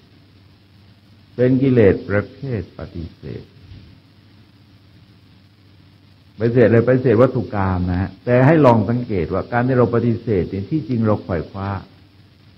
มันเหมือนกับเราตักอาหารในบนโต๊ะอาหารเนี่ยอาหารบางอย่างเราไม่ชอบเราก็สายไปที่อื่นหมายความไปชอบที่อื่นแสดงว่ามันมีกิเลสวิ่งไล่กันอยู่สองตัวเป็นโลภะกับเป็นราคะแต่อาการที่ปรากฏนั่นคือโลภะไม่ใช่คือโทสะในที่นั้นไม่ชอบแสดงว่าไม่ชอบนั้นก็คือชอบอย่างอื่นไม่ยินดีตรงนี้ก็คือยินดีอย่างอื่นไม่ชอบสิ่งนี้ก็คือชอบสิ่งอื่นมันเป็นลักษณะภาพสะท้อนดูเป็นกิเลสประเภทโทสะ ด้วยโกฏะนะฮะก็แสดงว่าไม่พอใจไม่ยินดีไม่ต้องการอะไรไม่ต้องการรูปเสียงกลิ่นรสสัมผัสรูปก็ไม่สวยเสียงก็ไม่ไพเราะกลิ่นก็ไม่หอมรสก็ไม่อร่อยสัมผัสก็ไม่น่าจับต้องเราก็ไม่ชอบแต่ก็หมายความว่าเบื้องหลังที่จริงคือชอบแสดงเลยถ้าเราแสดงว่าเราอยากได้รูปที่เราชอบอยากไปฟังเสียงที่เราชอบอยากได้กลิ่นที่เราชอบเป็นกิเลสที่ซ้อนๆกันอยู่ให้เราสังเกตนะฮะว่าวัตถุเดียวกันแต่ที่จริงแล้วเนี่ยมันมีอะไรอยู่ข้างหลังมันจะมีอะไรแขวงอยู่ข้างหลังตลอดถ้าจำเป็นต้องได้ต้องมีต้องเป็นต้องเกี่ยวข้องจะเกิดคับแค้นใจอึดอัดขัดข้องรำคาญหงุดหงิดลองนึกดูว่าเราจำเป็นต้องนั่งร่วมกับคนที่เราไม่ชอบนั่งรถสมมติว่าไปถึงอยุธยาในขณะนี้ไม่ถึง100 กิโลนะมันจะอึดอัดตั้ง200-300 กิโลเลยเพราะอะไรเพราะมันเกิดโทสะรู้สึกว่าเวลาจากกรุงเทพจากอยุธยามันไกลจังเลยแต่ถ้าไปนั่งกับคนที่เรารักมันไปถึงนครสวรรค์ยังรู้สึกทำไมมันเร็วจังไอ้นี่คือลักษณะของกิเลสที่เราจะเห็นว่าเพราะกิเลสประเภทโทโลภะมันเพลินประเภทโทสะมันอึดอัดมันคับแค้นเราจะเห็นว่าที่พระเจ้าทรงใช้คำว่าอุปาญาตหรือว่าความคับแค้นเนี่ยมันหมายความว่ามันโศกจนกลายเป็นโกรธโศกมากเสียใจมากจนกลายเป็นโกรธเลยก็ซ้อนๆกันอยู่เป็นทุกข์เป็นโศกนะฮะเป็นโรคเป็นภัยก็เรียกทุกข์โศกโรคภัยก็ต่อกันเป็นแถวไปพวกนี้ถ้าสิ่งที่เราไม่ต้องการได้ไม่ต้องการมีไม่ต้องการเป็นแล้วเป็นไปตามที่เราต้องการนะฮะคือไม่ได้ไม่มีไม่เป็นในสิ่งที่เราไม่ชอบเราจะดีใจซึ่งผิดกับกิเลสประเภทโลภะราคะซึ่งเราจะเสียใจเพราะนั้นถ้าเราไม่ได้เราจะเสียใจพลัดพรากไปเราจะเสียใจแต่ถ้าโทสะแล้วพลัดพรากไปจะดีใจถ้าไม่ได้จะดีใจดูแลคล้ายๆกับหมดกิเลสนะฮะอันนี้คือสิ่งที่บางทีเราหลงเช่นมีการยกย่องพระบางรูปโอ้ดีพระอาจารย์ดีท่านคณะสงฆ์ให้เป็นอะไรท่านก็ไม่เป็นท่านนั้นมากน้อยมันไม่ใช่มากน้อยหรอก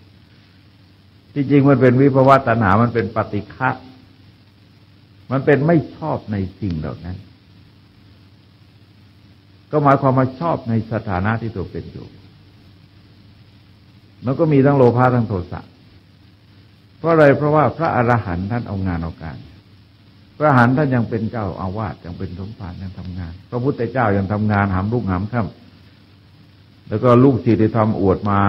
ไม่เอาอะไรเลยก็แสดงขี้เกียจแหละแต่ว่าคนไม่รู้โอ้โหพระองค์นี้เก่งจังสันโดษจังไม่เอาอะไรเลยท่านนั้นไม่ยินดีไม่ต้องการเป็นไม่ต้องการอะไรไม่ต้องการเป็นนั้นที่จริงมันเป็นวิภวตัณหานะฮะเพราะงั้นการมองเราต้องมองอีกมุมหนึ่งว่ามันคืออะไรการไม่ยอมทำอะไรเนี่ยที่จริงไม่ใช่พระพุทธศาสนาเพราะพระพุทธศาสนายิ่งหมดกิเลสยิ่งทำงานนะหมดกิเลสยิ่งทำงานมาก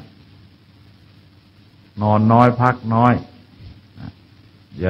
จะยิ่งทำงานมากกิเลสประเภทโทสะจึงแรงมีเขาเรียกว่ามีโทษมากแต่ว่าคลายเร็วนะฮะธรรมชาติเขาเนี่ยคือคลายเร็วให้เราสังเกตว่าความโกรธเนี่ยมันอยู่ไม่นานนะแต่ถ้าเวลาโกรธสุดขีดถ้าหยุดตรงนั้นไม่อยู่แล้วอันตรายทำอะไรก็ได้นะวูบกันฆ่าพ่อฆ่าแม่อย่างได้เลย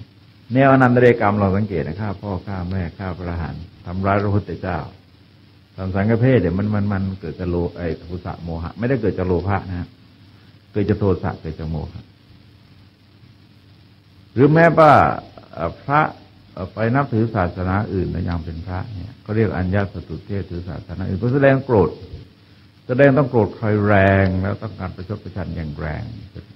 จนไปนับถือศาสนาอื่นเขาเรียกว่าอภิฐาน6คือบาปหนัก6อย่างนะฮะ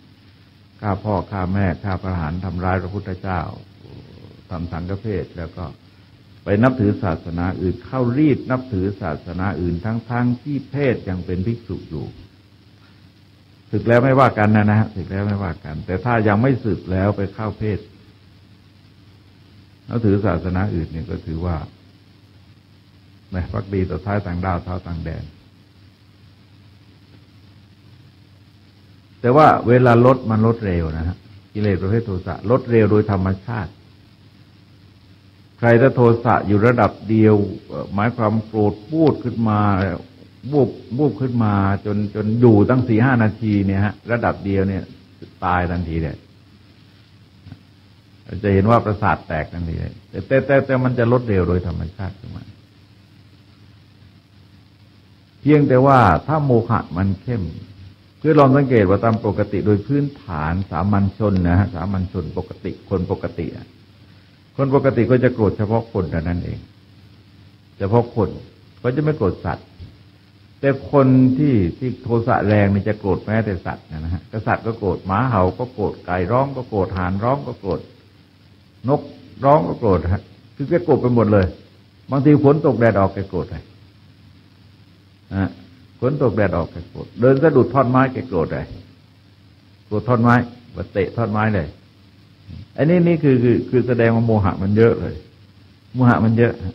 โลภะนั้นไม่แปลกโลภะโดยธรรมชาติมันไปอยากได้ทั้งสิ่งที่มีชีวิตไม่มีชีวิตนะฮะแต่ถ้าหากว่าเป็นโทสะแล้วเนี่ยจริงๆต้องเป็นเรื่องของคนเท่านั้นเองคนปกตินะฮะถ้าปกติแล้วเนี่ยเขาจะโกรธเฉพาะคนแล้วคนที่ควรโกรธเท่านั้นเองมันไม่ใช่โกรธเปรอะไปหมดเลยแต่ถ้าคนอัปปกติเราโกรธมั่วหมดเลยเหมือนกันโกรธแม้แต่เสาไฟฟ้านะฮะเราจะเห็นว่าคนเมาเหล้าดื่มโกรธเสาไฟฟ้าเลยอันนี้ก็คืออะไรโมหะมันมากฮะทำให้โทสะมันมากเพราะพฤติกรรมของมนุษย์เนี่ยเราจะเห็นเช่นลองดูตัวอย่างว่าศีลเนี่ยนะฮะศีลที่เราสำรวจระหว่างในศีล 5นะเอาขนาดศีล 5เนี่ย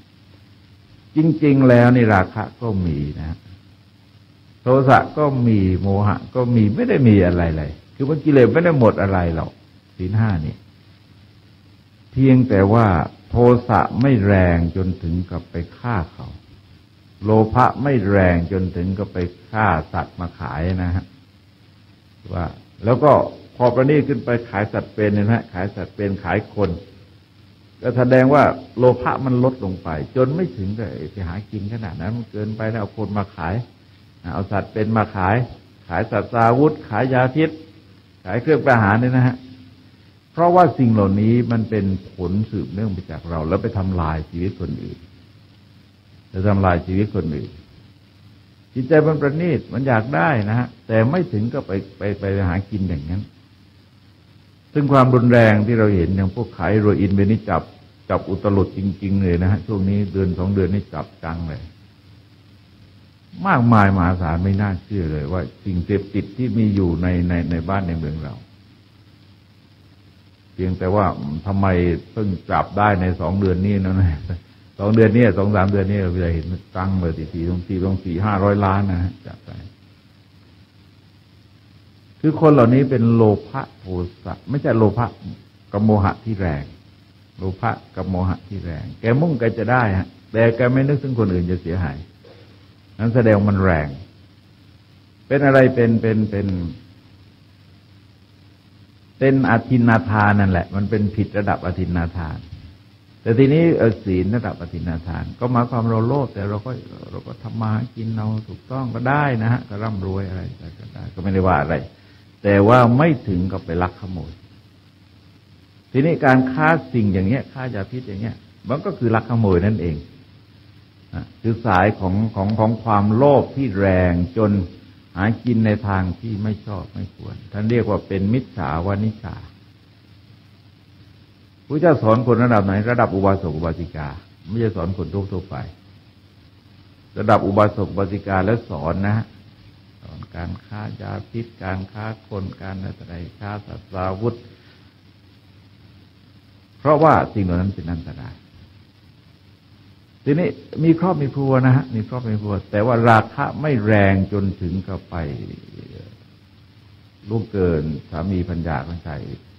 อื่นหญิงอื่นนะฮะกิเลสมันมีแต่ว่าท่านก็สอนในแนวคุมเพราะงั้นพอมาถึงจุดนี้กิเลสจะไม่แรงหมดนะฮะกิเลสจะไม่แรงหมดถ้ากิเลสแรงขึ้นมาแสดงว่าศีลหมดแล้วศีลพังไปแล้วถ้าศีลยังอยู่แล้วกิเลสมันแรงขึ้นมาไม่ได้ เพราะเขาจะไม่อยู่ร่วมกันถ้ากิเลสแรงแสดงว่าศีลพังถ้าศีลยังอยู่กิเลสก็แรงขึ้นมาไม่ได้เพราะว่าอะไรเพราะมันเกิดจากความคิดเลยนะฮะหมายความว่าความคิดด้วยแรงกิเลสเนี่ยถ้าความคิดถึงศีลยังอยู่มันจะหยุดยั้งไว้หรือแม้แต่ว่าพวกสุราใช่ไหมฮะเราจะเห็นว่าสุราเป็นโลภะกับโมหะที่ชัดมากแต่ถ้าโลภะมันลดลงไปโมหะมันลดลงไปมันก็ไม่ดื่มสำรวมระวังในการดื่มกิเลสประเภทโมหะนั้นเป็นโคตรของกิเลสนะฮะเป็นรากเหง้าของกิเลสที่จริงก็ตัวเดียวนะฮะตัวเดียวเป็นตัวอวิชชาที่แตกกิ่งก้านสาขาออกไปมากมายกายกองโลกนี้มันเป็นทวิภาวะคือภาวะที่ตรงกันข้ามจากนี้มืดสว่างเนี่ยฮะมืดสว่างสุขทุกข์กลางคืนกลางวันนี่แหละเราคิดจะสุดเนี่ยภายในใจเรามันก็มีวิชากับอวิชชาแต่เองคือมืดกับสว่างวิชาคือสว่างอวิชชาคือมืดมืดมันก็มีปัญหาสารพัดสว่างมันก็แก้ปัญหาสารพัดอย่างนี้เพราะกิเลสประเภทโมหะจึงมันเป็นโคตรกิเลสแล้วก็ละได้เป็นคราวสุดท้ายนะฮะคนละกิเลสประเภทโมหะขาดเด็ดขาดจริงๆมีเฉพาะพระอรหันต์เท่านั้นพระอนาคามียังละไม่ได้นะครับยังละเขาไม่ได้เลยบรรเทาลดความรุนแรงเขาได้แต่ละเขาขาดไม่ได้เมื่อละโมหะไม่ได้ก็ยังเกิดในภพเห็นไหมฮะยังเกิดในภพพระอนาคามียังเกิดอีกยังเกิดชั้นบริสุทธิ์ก็ตามนะฮะแต่ว่าเกิดคือชั้นสุทธาวาสเพราะว่าท่านตัดโมหะยังไม่ได้เราจากการโมหะเนี่ยที่จิตปิดบังเหตุผลสติปัญญาเนี่ยทำให้เกิดการท่องเที่ยวการหมุนวนพฤติกรรมของเราก็สับสนเพราะอะไรเพราะรู้บ้างไม่รู้บ้างรู้จริงบ้างไม่รู้จริงบ้างนะฮะที่รู้จริงมันก็ไม่มีปัญหาอะไรที่มีปัญหาก็คือตอนที่รู้ไม่จริงโมหะจึงมีโทษมากแล้วก็คลายช้าคือว่าความโลภความโกรธเนี่ยมันมีโมหะหนุนอยู่ทั้งนั้นนะถ้าไม่หลงก็ไม่โลภนะฮะถ้าไม่หลงก็ไม่โลภถ้าไม่หลงก็ไม่โกรธให้ลองดูให้ลองสังเกตดูนะฮะที่อะไรก็ตามที่มันปรุงแต่งโดยรูปโดยสีโดยอะไรเนี่ยฮะเราก็เกิดอยากได้แต่ถ้าเราเปิดขึ้นรู้ว่าข้างในคืออะไรเนี่ยเจ๊ก็เอาสิ่งสกปรกอะไรแต่อะไรตามมาห่อไว้นะฮะตอนเราเห็นข้างนอกเราอาจจะอยากได้เพราะอะไรเพราะเราไม่รู้มันคืออะไรแต่เราเปิดเข้าไปเนี่ยเรารู้ว่าเป็นอะไรเราจะไม่อยากได้แสดงว่าที่อยากนะเพราะไม่รู้แต่พอรู้ขึ้นมามันก็หยุดอยากหรืออย่างที่เคยยกตัวอย่างว่าเดินไปก็เจอคนด่าเราก็โกรธแสดงว่าทำไมโกรธก็เพราะเราไม่รู้ว่ามันเป็นใครแล้วทำไมจึงด่าเราพอมาคนมาบอกคนนี้มันบ้ามันยืนด่าทุกวันตอนเช้าเราหายโกรธทำไมเพราะเรารู้เห็นไหมเพราะเรารู้เราจึงหายโกรธแสดงว่าทั้งโลภะทั้งโทสะเนี่ยมันมีโมหะหนุนอยู่ว่าก็คือความไม่รู้เนี่ยว่าจึงเป็นกิเลสที่แรงนะฮะแล้วก็คลายช้าตอนสุดท้ายของสังโยชน์10ที่พูดมาตั้งนานและหลายเดือนนะยังไม่จบสักทีตอนสุดท้ายคืออวิชชาตอนสุดท้ายรากของมันจริงๆคืออวิชชาเป็นที่มาของสัพพกิเลสทั้งหลายเพราะงั้นเราเห็นว่าพวกมิจฉาทิฏฐิอะไรที่แรงๆหรือแม้แต่การฆ่าพ่อฆ่าแม่เนี่ยฮะมันเกิดจากโทสะจริงอาการเป็นโทสะจริงในจริงมันมีโมหะที่แรงมากเลยถ้าโมหะไม่แรงฆ่าไม่ได้เนื้อต้องแรงมากมิจฉาทิฏฐิ3ประการไม่มิจฉาทิฏฐิแรงๆ3ประการที่เคยบอกไว้บ่อยนะฮะเราก็เจอก็บ่อยเหมือนกันคือถือว่าการกระทำไม่เป็นการกระทำถือว่าผลทั้งหลายไม่มาจากเหตุถือว่าบุญบาปไม่มีพ่อแม่ไม่มีโลกนี้ไม่มีโลกหน้าไม่มีเอาวันก่อนเนี่ยก็ประชุมเจ้าคณะตำบลที่ตึกสภาเนี่ยเจ้าคณะตำบลสายธรรมยุทธ์ทั่วประเทศ อาจารย์สุชีพท่านมาอบรมแล้วพระท่านถามเรื่องมิจฉาทิฏฐิ10 ข้อที่เคยเล่าอยู่การให้ทานไม่มีผลการบูชาไม่มีผลพิธีกรรมต่างๆไม่มีผลแม่ไม่มีคุณพ่อไม่มีคุณโลกนี้ไม่มีโลกหน้าไม่มีการทำดีทำชั่วไม่มีผลท่านรู้ดีรู้ชอบด้วยตัวเองแล้วสอนบุคคลอื่นรู้ตามไม่มีโอ้สัตว์ที่ตายแล้วเกิดไม่มีเป็นความเห็นผิด10 ประการพระท่านก็เกิดข้องใจว่าไอ้โลกนี้ไม่มีเนี่ยมันไปเห็นได้ยังไงมันก็มีอยู่แต่ท่านอาจารย์ดุชีพท่านไม่ได้ตอบนะฮะท่านก็มาบอกเรามาให้ช่วยไปตอบคือคำว่าความเห็นในที่จริงมันพูดถึงความเห็นทั่วสากลจักรวาลมันรวมไว้ทั้งหมดความเห็นทั่วสากลจักรวาลเพราะฉะนั้นความเห็นว่าโลกนี้ไม่มีนะเป็นความเห็นของคนจากโลกอื่นความเห็นว่าโลกอื่นไม่มีนะเป็นความเห็นจากคนในโลกนี้มันเลยเวลาท่านรวมในท่านรวมไว้ทั้ง10 ข้อมันไม่ใช่ความเห็นเฉพาะคนในโลกมนุษย์เรานะเพราะว่าในแง่ความจริงโลกสิ่งมีชีวิตไม่ได้มีอยู่เฉพาะโลกเรามันมีไม่รู้ตั้งเท่าไหร่นะ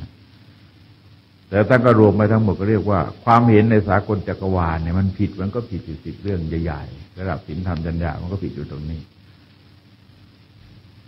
ตัวนี้ก็เป็นพวกโมฆะ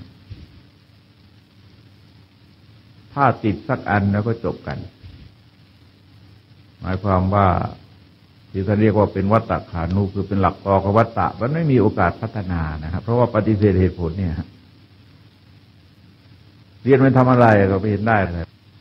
ทำงานมันทำอะไรไม่เห็นได้เลยมันก็ไม่ทำตอนนั้นเองเพราะปฏิเสธตัวเหตุแล้วปฏิเสธผลคนเราที่รู้ว่าทำอะไรจะได้อะไรมันจึงทำถ้าไม่รู้เหตุไม่รู้ผลมันก็ไม่ทำเลยนะฮะก็ไม่ทำทีนี้ถ้าถามว่าเหตุเกิดในช่วงต่อไปในทรงสอนว่าถ้าก็ถามพวกนี้มันเกิดขึ้นมาจากอะไรอย่าลืมเรื่องเชื้อนะเชื้อเนี่ยไม่ได้สอนตรงนี้เชื้อเนี่ยมันต้องมีเป็นฐานอยู่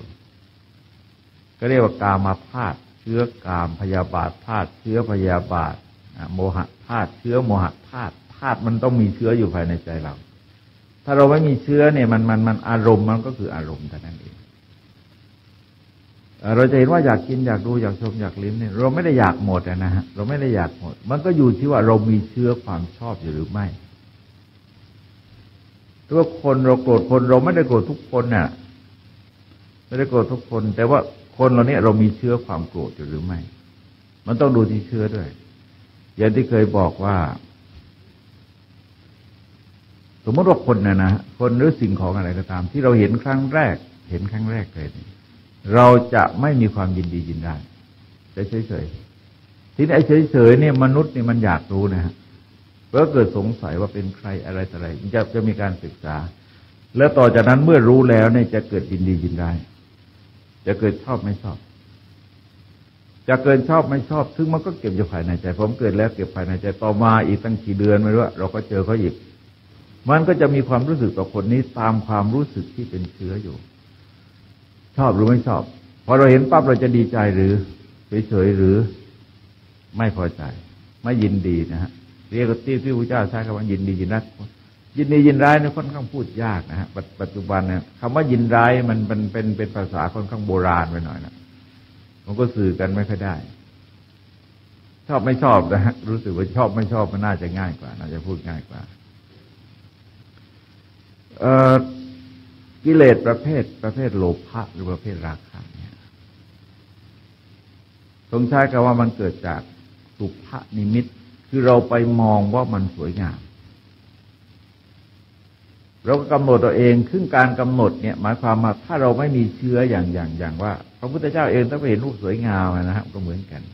แต่พระพุทธเจ้าท่านไม่มีเชื้อกิเลสมันถูกทำลายไปหมดแล้วเพราะสิ่งเหล่านี้มันก็สมมาพุทธเจ้าแล้วมันก็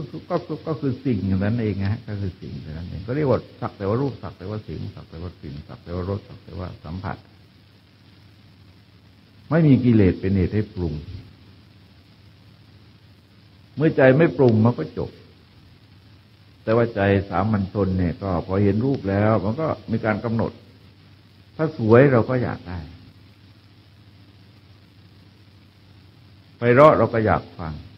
หอมเราก็อยากดมอร่อยเราก็อยากกินนะฮะน่าจับต้องเราก็น่าจับต้องแต่ทีนี้ให้ลองสังเกตว่าพวกนี้ไม่สากลคนจึงไม่ชอบรูปเหมือนกันไม่ชอบฟังเสียงเหมือนกันไม่ชอบดมกลิ่นเหมือนกันไม่ชอบลิ้มรสเหมือนกันไม่ว่าอะไรจึงพวกนี้มันจะหลากหลายหมดเลยรูปก็ไม่รู้สักกี่เท่าไรรูปนะฮะเสียงก็ไม่รู้เท่าไรเสียงกลิ่นก็ไม่รู้เท่าไรกลิ่นแต่มีคนชอบนะฮะแต่มีคนชอบเท่านั้นเลยเพราะอะไรเพราะมันเกิดจากใจเขากำหนดเอาทีนี้การกำหนดมันก็อยู่ที่พื้นฐานอยู่ที่เชื้ออยู่ที่ธาตุนะคล้ายๆกับคนทางใต้ก็กินไตปลากินอะไรแกงส้มอะไรได้คนภาคกลางก็ชอบน้ำพริกคนภาคอีสานก็ชอบปลาร้าก็มีเชื้ออยู่เยอะไปในใจเนี่ยมีเชื้ออยู่เยอะพอเห็นแล้วมันก็เกิดความชอบแล้วแสดงว่าเชื้อเนี่ยมันเป็นตัวสำคัญมากถ้าเราไม่มีเชื้อพระพุทธเจ้าพระอรหันต์ท่านเรียกว่าไม่มีเชื้อดับโดยไม่มีเชื้อพอเห็นรูปหลังจากตรัสรู้แล้วก็จบกันแต่ถ้าเรามองย้อนอดีตนะฮะย้อนอดีตเราจะเห็นว่าพระเจ้าท่านก็เชื้อมันจางลงไปเยอะเลยครับเชื้อจางลงไปเยอะตั้งแต่ทรงพระเยาว์ทรงพระเยาว์มาแล้วไม่ว่าโลภะราคะโทสะโมหะนะฮะมันก็จางมาเยอะเลยคือสามารถคิดอะไรที่คนอื่นเขาไม่เคยคิดเนี่ยนะฮะสามารถคิดอะไรคิดจากที่ว่านี่เดี๋ยวอีกาจิกเนื้อไปหรือว่าคิดจากใบไม้คิดจากคนแก่คนเจ็บคนตายคิดจากนักบวชอะไรแต่ละเขาคิดจนท่านได้หมดภาพเหล่านี้เยอะไปนะแต่ไม่มีใครคิดเองพระชายสถาท่านก็คิดได้แสดงว่าปัญญาคือโมหะนี่มันลดไปเยอะโมหะลดไปเยอะทำให้ท่านคิดได้เมื่อโมหะลดก็ทำให้โลภะโทสะของท่านก็ลดมีแต่เมตตามีแต่มองคนอย่างตอนแจกของที่พระเจ้าสุโธทนะให้สาวๆมารับของขวัญแจกนะไอ้ที่ภาพจะเห็นได้ชัดว่าเด็กหนุ่มอายุ16 ปีแจกของให้คนรุ่นเดียวกับตนเหมือนกับผู้ใหญ่แจกของเด็กนั่งแจกเฉยไม่ได้แสดงอะไรเลยนะนั่งแจกไปเฉยนั่นคือแสดงว่ากิเลสประเภทราคะมันลดลงไปเยอะก็มันก็เหมือนกับภาชนะที่สกปรกไม่มากนะมันขัดง่ายแต่สนิมเกลอะมันก็ยุ่งนิดหน่อยก็ขัดกันนานหน่อยกิเลสประเภทโลภะหรือราคะเกิดขึ้นเรากำหนดนะฮะใจกำหนดด้วยความกำหนัดใจกำหนดด้วยความสวยงามเราก็เกิดอยากได้ตราบใดที่ใจยังกำหนดอยู่ความอยากได้มันก็เกิดขึ้นเรื่อยๆที่พระเจ้าทรงปรารภ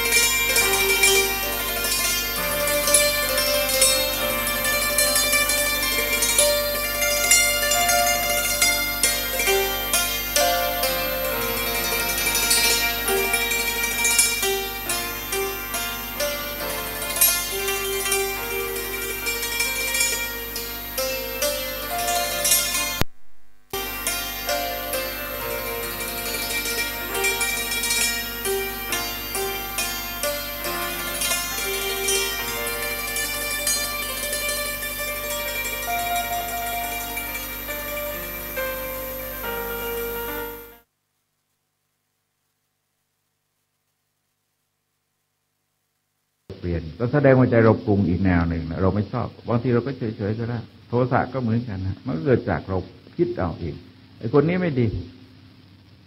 คนนี้ไม่ดีรูปไม่ดีเสียงไม่ดีกลิ่นไม่ดีรสไม่ดีก็เหมือนเดิมนะเราไปกำหนดเอาเองเนื่องจากเรากำหนดเอาเองไอ้คนนั้นมันไม่เปลี่ยนแต่ว่าใจเราเปลี่ยนได้วันนี้เราโกรธเขาหรือว่าตอนเช้าเราโกรธตอนเที่ยงเราหายโกรธแล้วตอนเย็นเราก็ไปเที่ยวด้วยกันแล้วนี่แสดงว่าเป็นการปรุงเอาถ้าเป็นจริงมันก็ต้องโกรธตลอดถ้าเป็นจริงมันต้องรักตลอด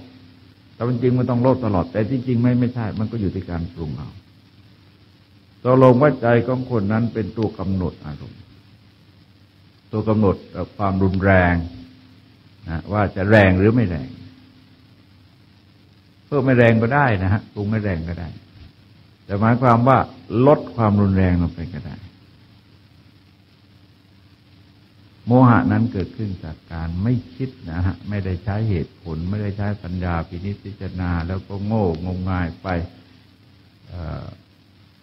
โดยไม่มองให้เป็นระบบ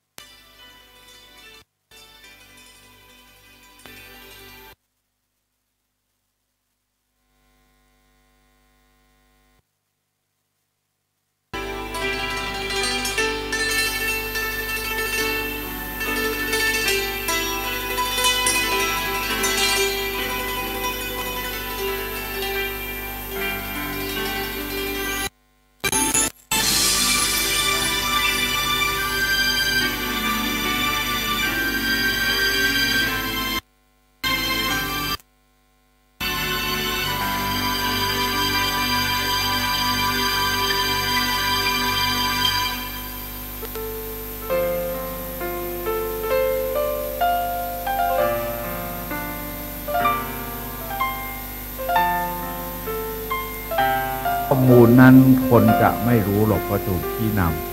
ำนะเราจะเห็นว่าแนวการปลุกระดมจะมีคนพูดอยู่ไม่กี่คนเป็นตัวระดับนำคนนี้ก็ระวังพูดยังไงจะทำยังไงจะเชียร์ยังไงสนุกยังไงก็มีการวางเป็นจุดๆเอาไว้แล้วก็สนับสนุนเชียร์ตบมือโหอะไรต่ออะไรก็ว่าไปแล้วเราก็ตายทั้งนั้นนะฮะเห็นว่ากระบวนการเหล่านี้ก็ถูกนำมาใช้เป็นเครื่องมือในการแสวงหาประโยชน์เพราะอะไรเพราะว่าเรามีโมหะเราขาดโยนิโสมนสิการเราไม่เคยคิดรอบคอบอะไรมีข่าวอะไรแต่มีคนก็พูดเมื่อเช้ามีการแจกเกล็ดพญานาคน่าดูเลย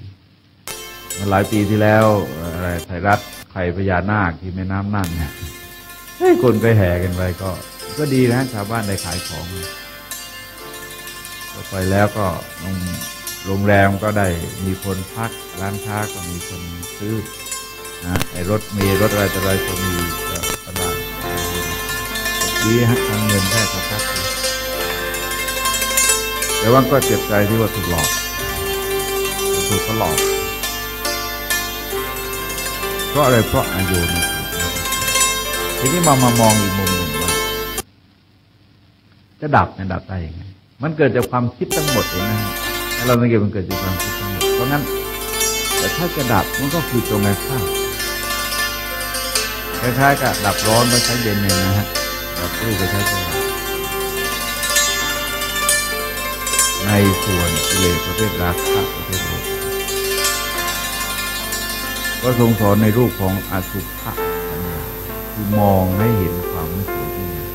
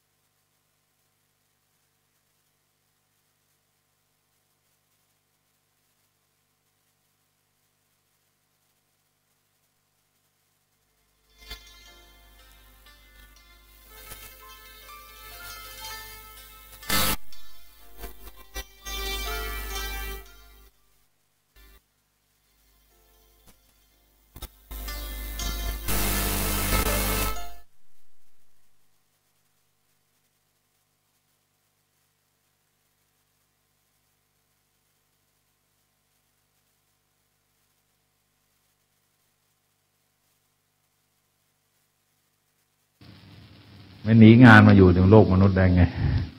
อันนี้คือคนก็ไปตื่นเต้นไปเชื่อเพราะเราไม่คิดโดยเหตุโดยผลไม่ได้คิดโดยเหตุโดยผลพวกนี้รวยทั้งนั้นนะฮะลูกช้างรวยทั้งนั้นน่ะไม่ใช่เจ้าพ่อ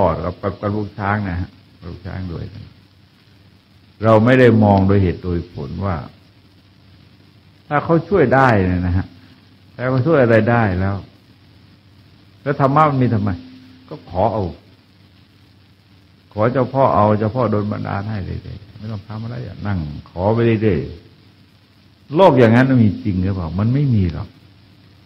คนเรานี่ช่วยกันได้นะแต่ว่าช่วยกันในเรื่องบางเรื่องมันไม่ช่วยได้ทุกเรื่องหรอก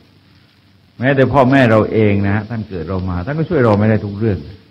แต่พวกเรานั้นเป็นใครโยมบาลโยมอะไรเจ้าพ่อเจ้าแม่เป็นใครเขาอาจจะช่วยได้นะฮะแต่ว่ามันช่วยเรื่องอะไรช่วยจริงหรือเปล่าเราเอาไปผนวกกันเฉยๆหรือเปล่าแต่ที่แน่นอนที่สุดคือเราช่วยเขานี่แน่เราไปหาเขาก็ได้เราก็ได้แน่นอนเลยนะฮะเขานี่ได้แน่นอนลองดูดีว่าเราช่วยเขาหรือเขาช่วยเรากันแน่ถ้าเราไม่ได้ตามที่ว่านี่ทำผิดเนี่ยเจ้าพ่อก็สั่งว่าอย่างนั้นนี่เธอทำผิดไม่ได้แต่จริงเจ้าพ่อได้แล้วนะเจ้าพ่อได้เรียบร้อยแล้วเราก็มาโทษตัวเองเมื่อพวกบอกหวยบอกเบิร์นน่ะแหมหลวงพ่อบ้ายมันดีเราตีผิดเองไงเราตีผิดเองไปหาหลวงพ่อเองหลวงพ่อเลยได้เลยนี่ก็คืออะไรก็คือเราไม่คิดโดยเหตุโดยผลขาดหลักของโยนิโสมนสิการทีนี้พระตถาจารย์ท่านต้องการแสดงแต่ก็แปลกนะฮะคือท่านไปยกตัวอย่างเฉพาะราคะตัวเดียวท่านเล่าถึงความรุนแรงของราคะมันแรงข้ามภพข้ามชาติตั้ง3-4 ภพชาตินะฮะเรื่องนี้ที่จริงเคยพบในพระไตรปิฎกไม่ใช่ในธรรมบท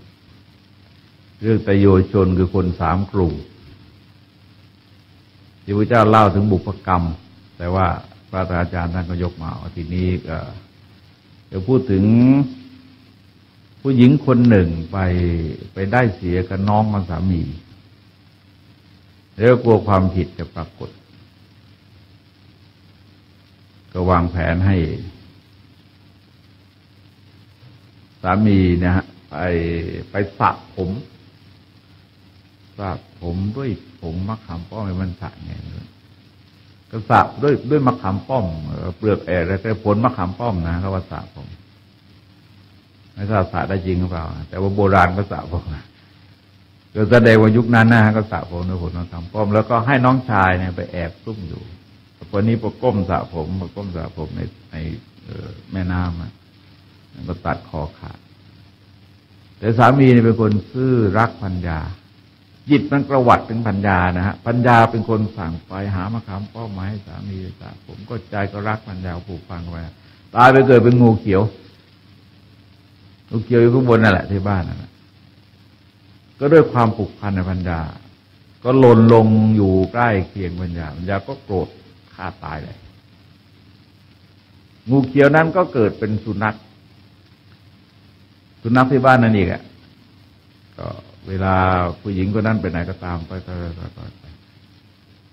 เด็กมันก็ล้อนะฮะพลานสุนัขออกแล้วแกก็โกรธก็จับหมาตัวเนี้ยฆ่าตายหมาตัวเนี้ยมันก็ยังไม่รู้ยังผูกพันจะเกิดเป็นลูกโคเป็นโคเวลาก็ตามต้อยอีกก็ถูกฆ่าตายใจยังผูกพันไปเกิดเป็นลูกของภรรยาเก่าเกิดเป็นงูนะฮะเกิดเป็นสุนัขเกิดเป็นโคแล้วเกิดเป็นลูกพอเกิดเป็นลูกเนี่ยมันก็บุญบารมีมันเกิดระลึกชาติได้ก็เกิดระลึกชาติได้ก็พอเกิดมาแม่จะจับแม่อุ้มไม่ได้ฮะตั้งแต่เกิดมาเลยแม่อุ้มไม่ได้อุ้มร้องใครอุ้มไม่ได้ปรากฏว่าตาเป็นคนอุ้มได้อย่างคนตาเป็นคนอุ้มก็ตาก็คืออะไรตาก็คือพ่อตานะพ่อตาในชาติก่อนนะตาก็คือคนที่อุ้มได้แล้วก็โตกันมาจนถึงพูดได้นะ แล้วตาก็ถามว่าหลานทำไมแม่อุ้มไม่ได้เลยแม่จับไม่ได้จับแล้วร้องทุกทีแกก็เล่าคนนี้ไม่ใช่แม่แล้วก็เล่าให้ฟังชาติก่อนตาก็สลดใจนะลูกสาวตัวเองเป็นอย่างนั้นและนี่ก็เรียกบางผ่านภพชาติถูกฆ่ามันตั้ง3 ชาติซ้อนๆนะ4 ชาติซ้อนๆแล้วก็สลดทูดในทั้งสารวัตรในสุดก็ออก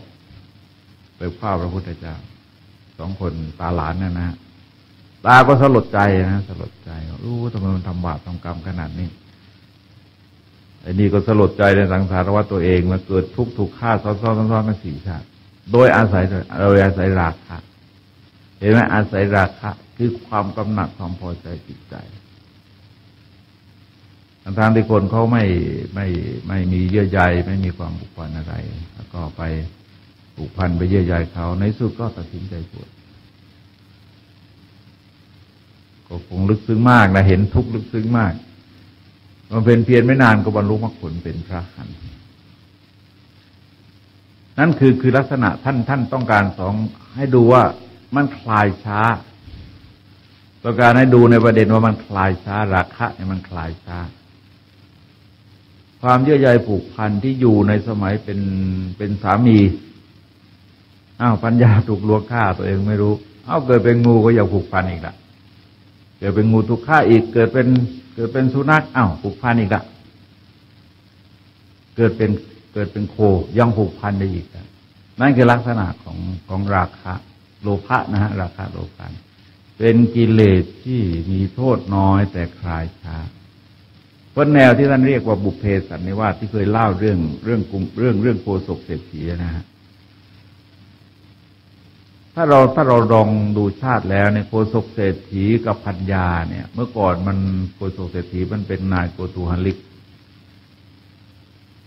แล้วก็เกิดหนีทุกข์ภัย2 คนสามีพัญญาแล้วก็เอาลูกมาแล้วก็ลูกตายระหว่างทางตัวเองก็ตายก็เกิดเป็นสุนัขแล้วไปเกิดเป็นเทพบุตรเป็นโคสกะเทพบุตรแล้วก็ตายมาเกิดเป็นลูกของหญิงโสเภณีถูกทิ้ง7 ครั้งแต่ไม่ตายแต่ว่า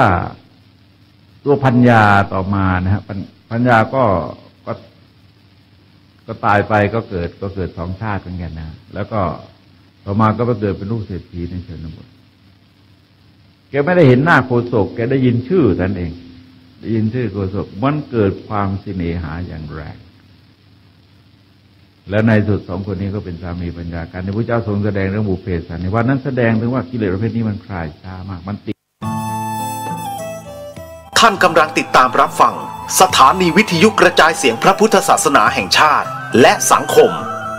คลื่นเพื่อการศึกษาพระพุทธศาสนาและวัฒนธรรมระบบ FM 104.5 เมกะเฮิรตซ์รายการต่อไปเป็นรายการข่าวบ้านวัดราชการดำเนินรายการโดยเกษตรเพชรสำริดจดจำคำนี้วลีง่ายๆปล่อยใจกระเจิงระเริงละลายเพลิดใจลืมกายไร้ความควบคุมโทสะโทโสโมโหโมหะกำหนดไว้นะสติคอยคุมกำหนดใจและกายมิใช่เดาสุ่มสติคอยคุมรู้ตัวทั่วพร้อมสติกลับมาปัญญาร่าเริงจิตใจเคยเลิงรู้ตัวโดยอ้อม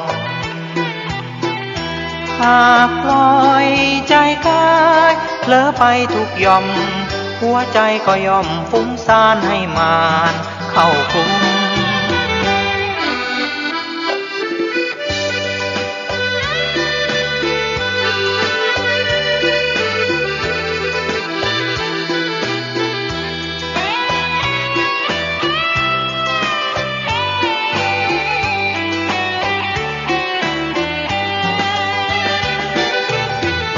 โทสะโทโสโมโหโมหะกำหนดไว้นะสติคอยคุม กำหนดใจและกายมิใช่เดาสุ่มสติคอยคุมรู้ตัวทั่วพร้อมสติกลับมาปัญญาร่าเริงจิตใจเคยเลิงรู้ตัวโดยอ้อมหากปล่อยใจกายเผลอไปทุกย่อมหัวใจก็ย่อมฟุ้งซ่านให้มานเข้าคุม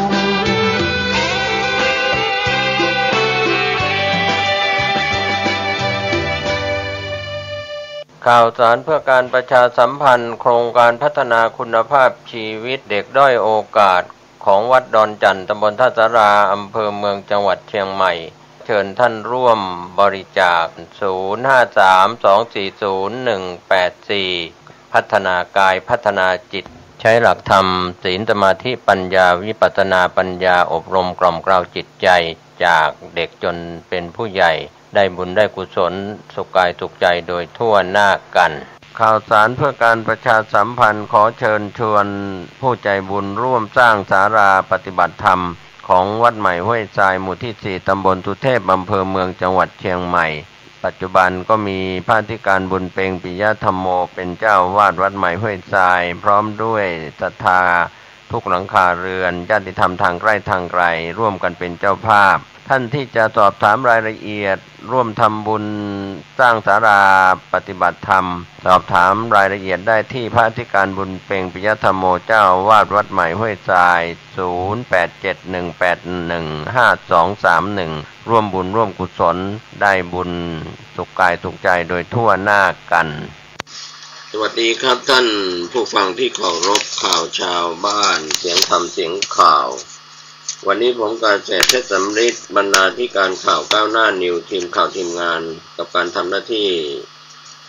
รายงานข่าวสารเหตุการณ์ของพี่น้องสื่อมวลชนในพื้นที่เชียงใหม่ลำพูนภาคเหนือ8จังหวัดภาคเหนือตอนบนก็เป็นส่วนหนึ่งของข่าวสารในรอบวันสู่ท่านผู้ชมและท่านผู้ฟังนะครับก็เมื่อวานนี้ก็มีพิธีเปิดการประมูลหมายเลขทะเบียนรถเลขสวย301หมายเลขครั้งที่21ของจังหวัดเชียงใหม่หมวดอักษรขอไข่ลอลิงก็เริ่มกันตั้งแต่วันเสาร์ที่10กุมภาพันธ์เมื่อวานนี้ที่ศูนย์ประชุมนานาชาติ DM Press จังหวัดเชียงใหม่นะครับก็มีพิธีเปิดโดยรองอธิบดีกรมการขนส่งทางบกนายเชิดชัยสนั่นศรีสาครเป็นประธานเปิดการประมูลเลขสวยนะครับโดยทางขนส่งจังหวัดเชียงใหม่นายชันชัยกีฬาแปลงก็กล่าวรายงานการจัดงานประมูลป้ายเลขสวยอักษรขอไข่รอลิงนะครับ10และ11กุมภาพันธ์2561ทั้ง2วันวันนี้วันอาทิตย์ที่11กุมภาพันธ์ก็ยังเหลือเวลาอีก1วันก็ที่จะได้ประมูลเลขสวยนะครับ301หมายเลขหลายคนหลายท่านก็ได้ประมูลกันเมื่อวานนี้รวมทั้งพี่น้องสื่อมวลชนก็ได้ถ่ายภาพทำข่าวรายงานข่าวนะครับก็ป้ายทะเบียนรถเลขสวยเหล่านี้ก็สีสันสวยงามนะครับก็มีความหมายที่ผู้ที่ได้ประมูลป้ายกันไปแม้ว่าอาจจะสวนกระแสกับภาวะเศรษฐกิจของบ้านเมืองของโลกก็ตามหรือของประเทศไทยก็ตามก็อาจจะมีการประมูลป้ายเพื่อนำรายได้เข้าสู่กองทุนเพื่อความปลอดภัยของผู้ใช้รถใช้ถนนในภาพรวมทั้งประเทศก็ตามก็เป็นบรรยากาศที่เกิดขึ้นเมื่อวานนี้นะครับก็มีผู้ประมูลกันมากมายตั้งแต่เลขที่เกิดขึ้นในช่วงวันแรกนะครับที่เราได้รับรู้รับทราบกันที่ประมูลกันไม่ว่าจะเป็นเลข49ขอไข่ลอลิง94ตัวนั้นปีนี้ไม่มีผู้ประมูลเข้าหลักล้านบาทนะครับก็ได้เพียง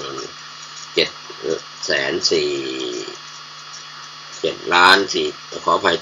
740,000 บาทนะครับที่ประมูลได้กันก่อนเที่ยงเมื่อวานนี้ก็ได้นำรายได้เข้าสู่ กองทุนเพื่อความปลอดภัยของผู้ใช้รถใช้ถนนนอกจากนั้นก็มีเลขอื่นๆนะครับเมื่อวานนี้ครึ่งแรกของ301หมายเลขวันนี้11กุมภาพันธ์ก็อีกครึ่งหนึ่งก็จะมีหมายเลขเป็นเลขไม่มากนักนะครับก็เหลืออีกครึ่งหนึ่งจำนวนเหลือครึ่งหนึ่งแต่ว่าที่มีความนิยมอะไรต่างๆก็อาจจะลดน้อยลงเรื่องนี้ทางนายชันชัยกีฬาแปลงขนส่งจังหวัดเชียงใหม่ได้ชี้แจงกับทีมข่าวไปฟังนายชันชัยกีฬาแปลงขนส่งจังหวัดเชียงใหม่ชี้แจงดังนี้ก็คิดว่าถ้าบรรยากาศเป็นอย่างนี้ก็คงน่าจะใกล้เคียงกันแล้วผ่านมาจนถึงป้ายโปร9ซึ่งเป็นป้ายที่ราคาสูงสุดนะครับจากประมูลนี้ก็คือ740,000 บาทส่วนราคาป้ายรองลงมาคือป้ายโปร8นะครับ690,000 บาทนะครับราคาที่ประมูลนี่ถือว่าเป็นราคาที่สูงผ่านมาจนถึงโปร9ได้เงินเข้ากองทุนกบฐไปแล้วทั้งสิ้น4,700,000 เศษนะครับแล้วก็ตอนนี้ก็ประมูลในส่วนของเลขตองต่อนะครับแล้วก็วันนี้ประมูลทั้งหมด140หมายเลขพรุ่งนี้ก็จะมีการประมูลต่ออีก160หมายเลขก็จะครบ301หมายเลขพอดีนะครับก็ต้องกราบขอบพระคุณนะครับพี่น้องประชาชนชาวเชียงใหม่รวมทั้งจังหวัดใกล้เคียงนะครับที่มาร่วมทำบุญสร้างกุศลกันในครั้งนี้นะครับจะได้เท่าไหร่ก็สุดแต่ที่ท่านพอใจนะครับเพราะว่าคนกับคนทั้งหมดเองเนี่ยไม่ได้ตั้งเป้าว่าจะต้องได้เป็นจำนวนมากมายนะครับก็แล้วแต่ทุกท่านจะร่วมกันทำบุญสร้างกุศลนะครับก็ต้องกราบขอบคุณจริงๆนะครับรายได้ทุกบาททุกสตางค์นำเข้ากองทุนเพื่อความปลอดภัยในการใช้รถถนนจะได้มาใช้เป็นประโยชน์ให้กับพี่น้องประชาชนทั่วประเทศครับก็วันนี้วันเดียวผมไม่ได้407คิดว่าวันนี้ไม่ได้จบแล้วครับวันนี้ถ้าดูจากบรรยากาศของการประมูลนะครับน่าจะไม่ต่ำกว่า7 ล้านบาทครับ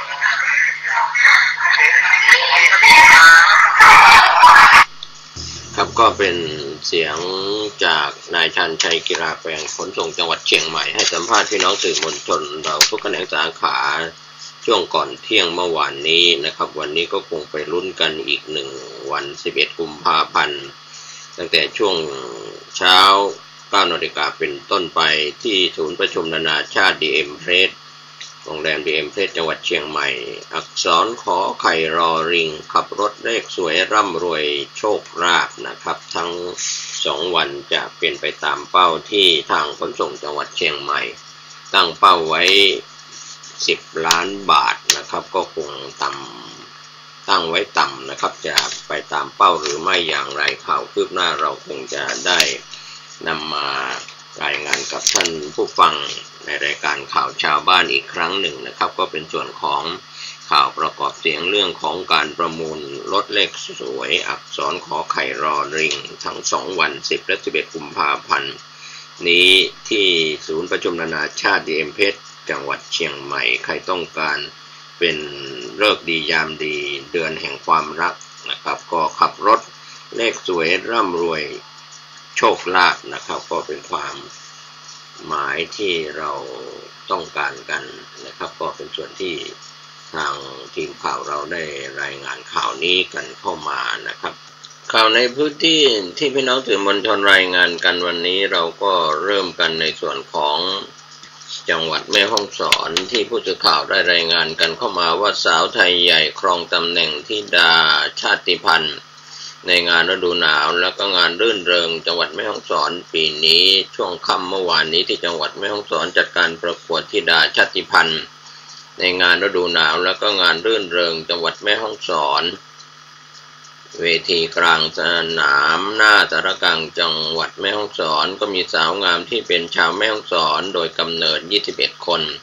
เข้าร่วมประกวดค้นหาสตรีผู้ที่มีความงดงามทั้งกายวาจาและก็วัฒนธรรม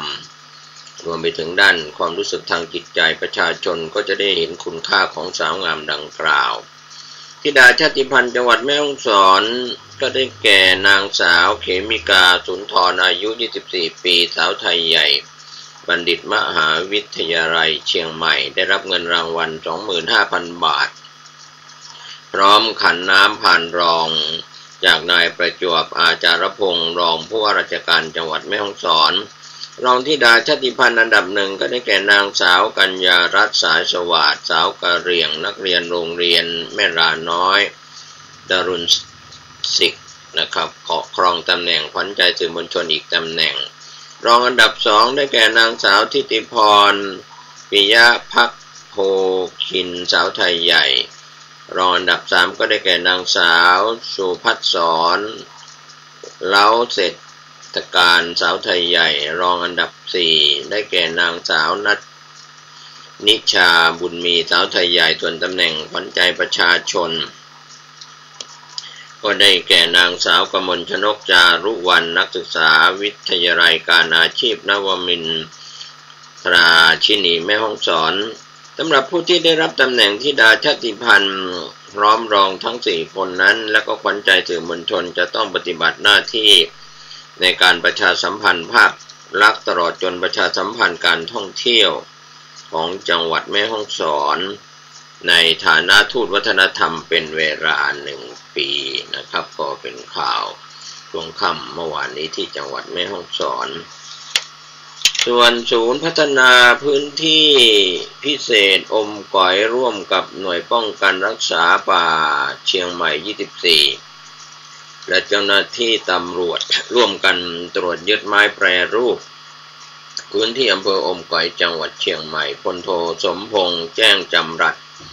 แม่ทัพน้อยที่3ในฐานะผู้อำนวยการศูนย์พัฒนาพื้นที่พิเศษอมก๋อยชี้แจงแถลงข่าวว่ามีการตรวจพบการลักลอบตัดไม้ทำลายป่าก็สั่งการให้หน่วยงานทหารประสานงานกับหน่วย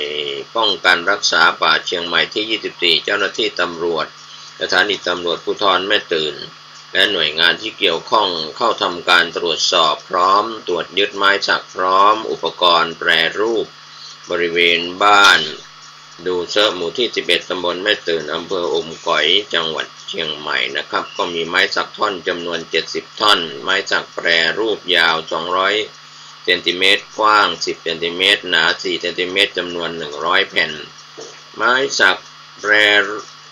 รูปยาว300เซนติเมตรกว้าง15เซนติเมตรหนา2เซนติเมตรจำนวน300แผ่นไม้สักแปรรูปยาว200เมตรกว้าง15เซนติเมตรหนา2เซนติเมตรจำนวน250แผ่นไม้สักแปรรูปยาว300เซนติเมตรกว้าง20เซนติเมตรหนา20เซนติเมตรจำนวน130แผ่นพร้อมเลื่อยวงเดือนจำนวน1ชุดเครื่องกำเนิดกระแสไฟฟ้าจำนวน1เครื่องแล้วก็รถจักรยานยนต์ไม่ติดป้ายทะเบียนจำนวน1คันทั้งนี้เจ้าหน้าที่ก็ได้ขนย้ายของกลางบางส่วนไปเก็บรักษาไว้ที่หน่วยเขตห้ามล่าสัตว์ป่านันทบุรีส่วนที่เหลือรอการขนย้ายต่อไปนะครับก็แก๊งมอดไม้ในพื้นที่อำเภออมก๋อยจังหวัดเชียงใหม่โรงพยาบาลสมเด็จพระยุพราชเด่นชัยจังหวัดแพร่จัดโครงการคืนเสียงสู่โสตให้บริการผู้ป่วยโรคหูและก็ปัญหาการได้ยินนายแพทย์เพียงศักดิ์ธนะอัศวนนท์ผู้อำนวยการโรงพยาบาลสมเด็จยุพราชเด่นชัยกล่าวกับทีมข่าวของจังหวัดแพร่ว่าโรงพยาบาลสมเด็จพระยุพราชเด่นชัยร่วมกับสำนักงานบรรเทาทุกข์และประชานามัยพิทักษ์สภากาชาติไทยภาควิชาโสต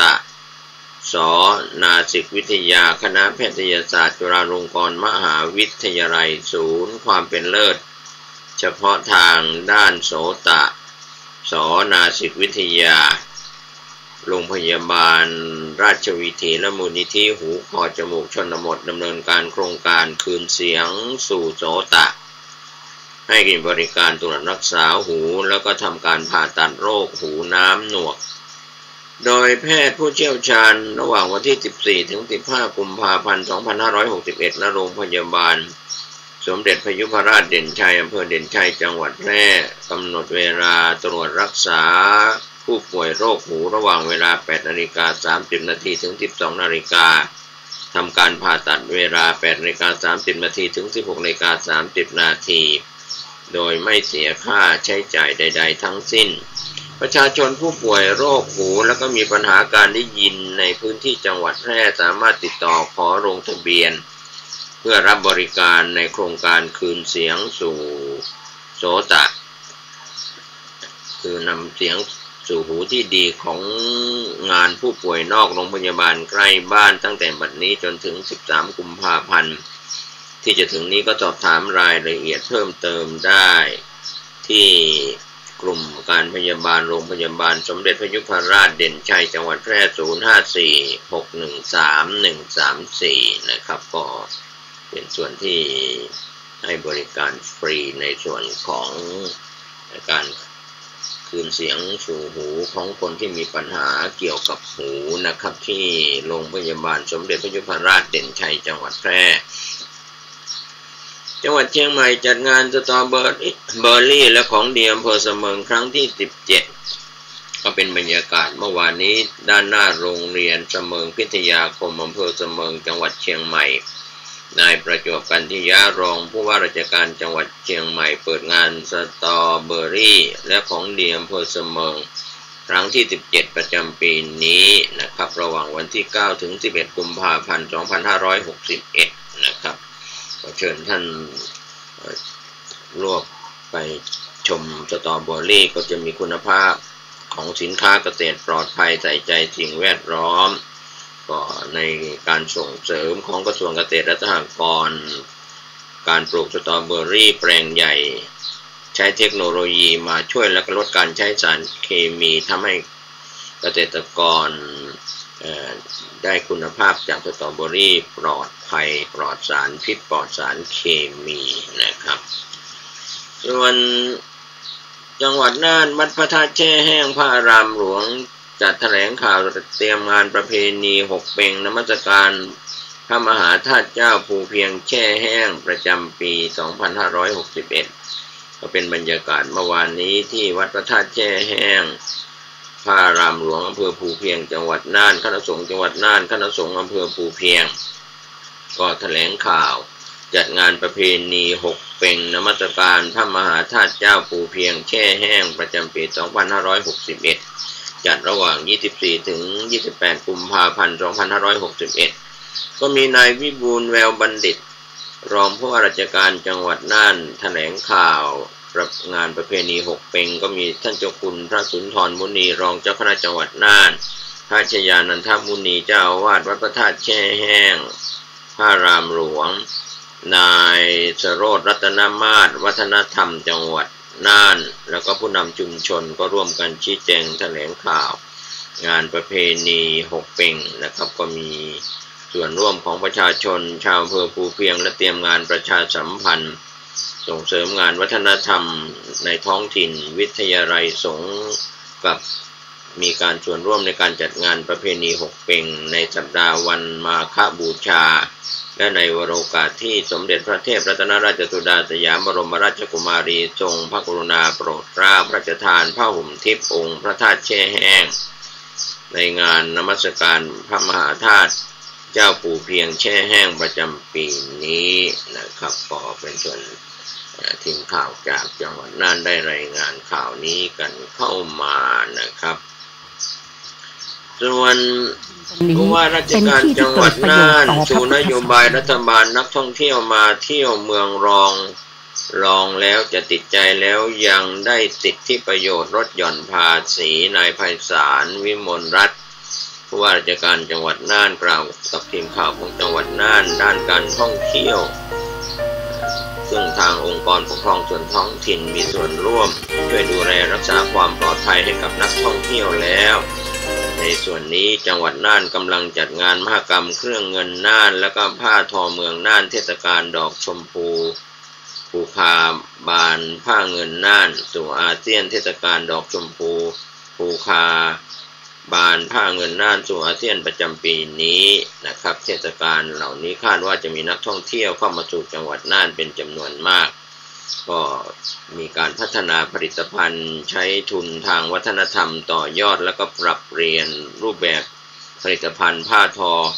ให้การออกแบบที่ร่วมสมัยมีรูปแบบที่หลากหลายสามารถผลิตและก็แข่งขันได้ในเชิงพาณิชย์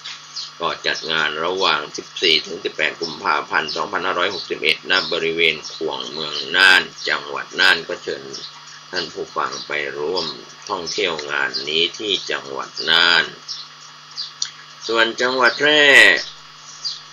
จัดงานประเพณีไหว้พระธาตุช่อแฮเมืองแพร่แห่ตุงหลวงปีนี้นายพงษ์รัตน์พิรมรัตน์ผู้ว่าราชการจังหวัดแพร่จัดงานประเพณีไหว้พระธาตุช่อแฮเมืองแพร่แห่ตุงหลวงประจำปี 2561 ซึ่งพระธาตุช่อแฮนั้นเป็นปีนักกษัตริย์สักการะสักครั้งหนึ่งในชีวิตก็จัดระหว่าง 23 กุมภาพันธ์ถึง 1 มีนาคม 2561 ในวันที่ 23 กุมภาพันธ์เวลา 15 นาฬิกาเปิดงานที่ยิ่งใหญ่ขบวนแห่เครื่องสักการะองค์พระธาตุขบวนกังสดานขบวนต้นหมากต้นผึ้งขบวนผ้าห่มพระธาตุขบวนข้าวตอกดอกไม้ขบวนฟ้อนบวงสรวงขบวนธงทิวช่อตุงและขบวนสักการะจากประชาชนทั้ง 8 อำเภอของจังหวัดแพร่ก็จะมีขบวนช้างเจ้าหลวงเมืองแพร่ 5 เชือกในงานก็จะมีการประกวดแข่งขันตีกลองปูจาเลือกซื้อสินค้าเมืองในกาดมั่วครัวแรงสินค้าโอท็อปผลิตภัณฑ์ชุมชนถนนสายน้ำผึ้งนะครับก็ช็อปจ่ายนะครับในตลาดต้นชมการแสดงศิลปวัฒนธรรมการแสดงศิลปินชื่อดังในวันที่ 23 ก็มีศิลปินแบงค์เส้นเล็กแล้วก็วันที่ 24 ศิลปินยิ่งยงพลเมือง 25 การแสดงศิลปวัฒนธรรมของเยาวชน 26 ก็ศิลปินทวัฒน์เมืองเถิน 27 ศิลปินเจี๊ยบเบญจพร 28 ศิลปินโบซุปเปอร์วาเลนไทน์วันที่ 1 มีนาคมวงกาฉลองการแสดงศิลปวัฒนธรรมของเยาวชนและการแข่งขันกีฬาฟุตบอลช่อแฮโอเพ่นครั้งที่ 2 ของ 18 จังหวัดภาคเหนือแล้วก็มีสวนสนุกมหรสพสมโภชตลอด 7 วัน 7 คืนท่านเจ้าคุณพระโกษัยเจติยารักษ์รองเจ้าคณะจังหวัดแพร่เจ้าอาวาสวัดพระธาตุช่อแฮพระรามหลวงก็ออกมาเจริญพรกับทีมข่าวของจังหวัดแพร่ว่าวัดพระธาตุช่อแฮพระรามหลวงนั้นเป็นวัดคู่บ้านคู่เมืองของจังหวัดแพร่และก็ภาคเหนือมีพระธาตุประจำปีเกิดของผู้ที่เกิดปีขานสร้างในสมัยพระมหาธรรมราชาฤทัยมีลักษณะเป็นเจดีย์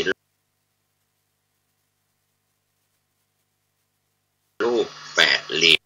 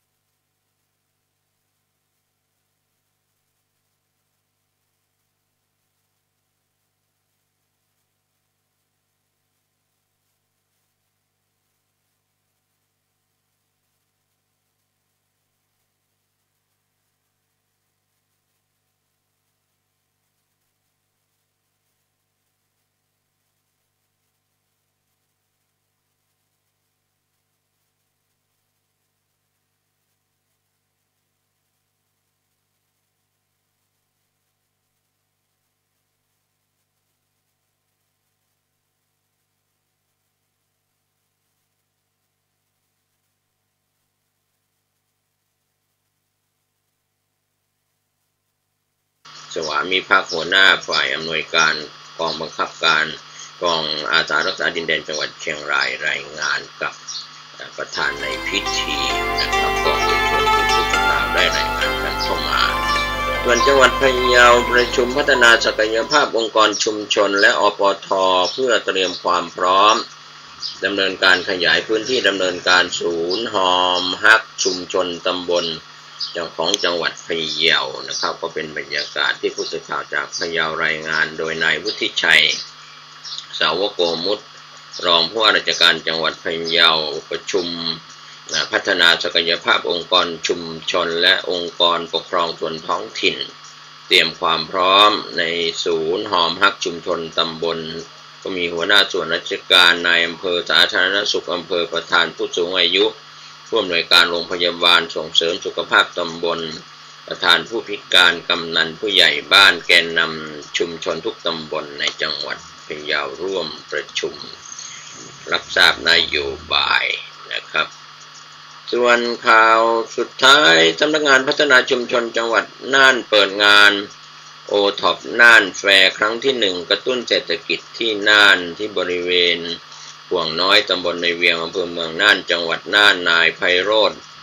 อัดอาภาหัวหน้ากลุ่มงานส่งเสริมการพัฒนาชุมชนเป็นประธานเปิดงานโอท็อปน่านแฟร์ครั้งที่1ภายใต้โครงการเพิ่มช่องทางจัดจำหน่ายสินค้าโอท็อปเชื่อมโยง AEC อาเซียนแล้วที่จังหวัดน่าน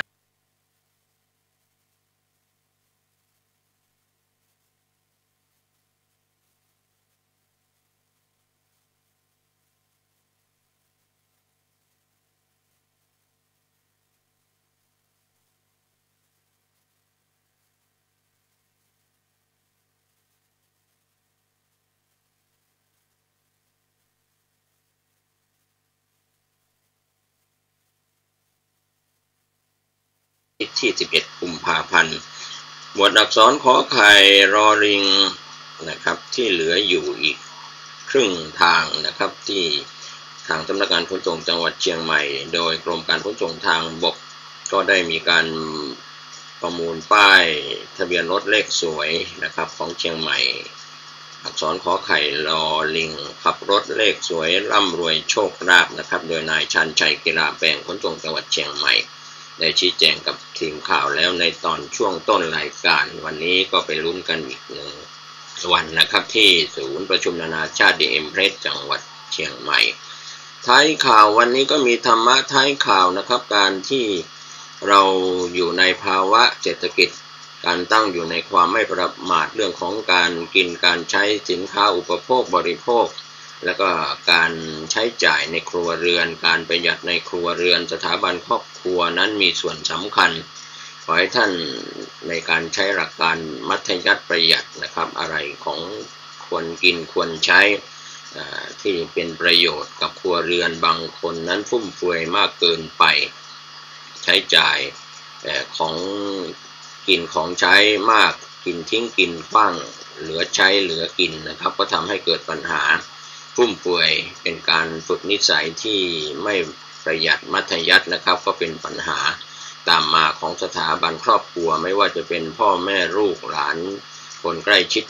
มิตรสหายทั้งหลายที่ใช้จ่ายฟุ่มเฟือยก็มีปัญหาหนี้สินตามมามีปัญหาอื่นๆตามมาของสถาบันครอบครัวนะครับก็ฝากไว้ว่าการอยู่ในทางสายกลางในการใช้ของกินของใช้ควรจะต้องประหยัดให้คุ้มค่าไม่ว่าจะเป็นสาธารณูปโภคต่างๆที่ท่านใช้อยู่ไฟฟ้าน้ำประปาเสื้อผ้าอาภรณ์เครื่องประดับต่างๆการที่เราวิ่งตามสังคมในโลกชีวิไลทุกวันนี้อาจจะทำให้เกิดการใช้จ่ายฟุ่มเฟือยเกินตัวทำให้เป็นปัญหาตามมาแล้วก็ปัญหาของโรคภัยไข้เจ็บที่เกิดขึ้นกับตัวท่านเองท่านจะต้องดูแลสุขภาพของตัวท่านเองเรื่องของพรรณนามัยสุขอนามัยนะครับเกิดจากการบริโภค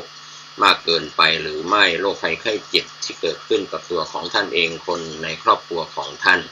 ฝากไว้ด้วยความห่วงใยในรายการข่าวชาวบ้านก็ขอบคุณเครือข่ายสถานีวิทยุพระพุทธศาสนาเพื่อการศึกษาและวัฒนธรรม FM 104.50 เมกะเฮิรตซ์ตั้งอยู่ที่วัดฝายหินตำบลดุเทพอำเภอเมืองเชียงใหม่ก็มีอาจารย์ประครูสมุวิศวัตรวรกิจโจเป็นผู้อำนวยการสถานีลิงก์สัญญาณไปยัง FM 91.50 เมกะเฮิรตซ์สถานีวิทยุชุมชนคนนาน้อยอำเภอนาน้อยจังหวัดน่านก็มีอาจารย์ประครูสุจินต์นันทธรรมเป็นผู้อำนวยการสถานีพร้อมคณะกรรมการบริหารฝ่ายบรรพชิตและคณะหัตถ์ชาวนาน้อยและพื้นที่ใกล้เคียงก็รับฟังข่าวสารจากพี่น้องสื่อมวลชนในพื้นที่8จังหวัดภาคเหนือตอนบนเป็นประจำวันด้วยความ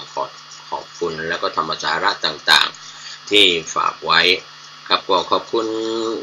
เครือข่ายโซเชียลเน็ตเวิร์กไม่ว่าจะเป็นไลฟ์บ็อกซ์ของอาจารย์อาร์ตจากคณะวิศวกรรมมช.ที่ลิงก์สัญญาณกันในรอบ24ชั่วโมงไม่ว่าจะเป็นฝ่ายหินก้าวหน้านิวแล้วก็เครือข่ายอื่นๆขอบคุณในส่วนของ YouTube เว็บไซต์ไลฟ์สดแล้วก็ Facebook ไลฟ์ต่างๆนะครับที่เราลิงก์สัญญาณออนแอร์ออกอากาศกันในช่วงเวลานี้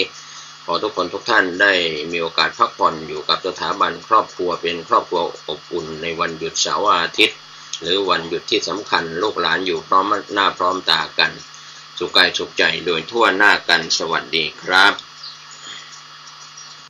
ท่านผู้ฟังที่เคารพในโอกาสวันแห่งความรักเวียนมาบรรจบในเดือนกุมภาพันธ์2561วันนี้ได้รับเมตตาธรรมจากท่านเจ้าคุณประชานาถมุนีเจ้าวาดวัดดอนจันทร์ตำบลทัตรามอำเภอเมืองเชียงใหม่ท่านมีเมตตาพร่ำสอนเรื่องของความรักที่ถูกต้องเป็นอย่างไรดังนี้เจริญพรผู้ฟังรายการสถานีวิทยุแห่งนี้เดือนนี้เป็นเดือนแห่งสังคมโลกที่กำหนดว่าเป็นเดือนแห่งวันวาเลนไทน์ซึ่งหนุ่มสาวซึ่งเป็นลูกเป็นหลานของพวกเราทุกคนจะหลงไหลข้างใครกับคำว่าวันวาเลนไทน์ตั้งแต่เด็กจนถึงผู้ใหญ่ความรักทางพระพุทธศาสนาคือความเข้าใจความรักคือความจริงความรักคือความจริงความรักคือความมั่นคงเพราะฉะนั้นท่านทั้งหลายความรักทางพุทธศาสนาได้แก่ความเข้าใจเมื่อเรามีความเข้าใจเกิดขึ้นแล้วเราอะไรที่มันถูกต้องไม่ถูกต้องมันจะรู้ความเข้าใจที่นี้ก็หมายถึงปัญญาเมื่อเรามีปัญญาเราจะเข้าใจว่าความรักคือความเข้าใจความรักก็คือบุตรธิดาที่มีต่อบิดามารดาของตนบิดามารดาที่รักลูกของตนนั่นแหละคือความรักคือความเข้าใจเพราะฉะนั้นท่านทั้งหลายความรักของพระพุทธเจ้าได้แก่ศีลห้าถ้าเรามีศีลห้าคำว่าความรักหรือความมั่นคงความปลอดภัยจะเกิดขึ้นกับชีวิตของเรา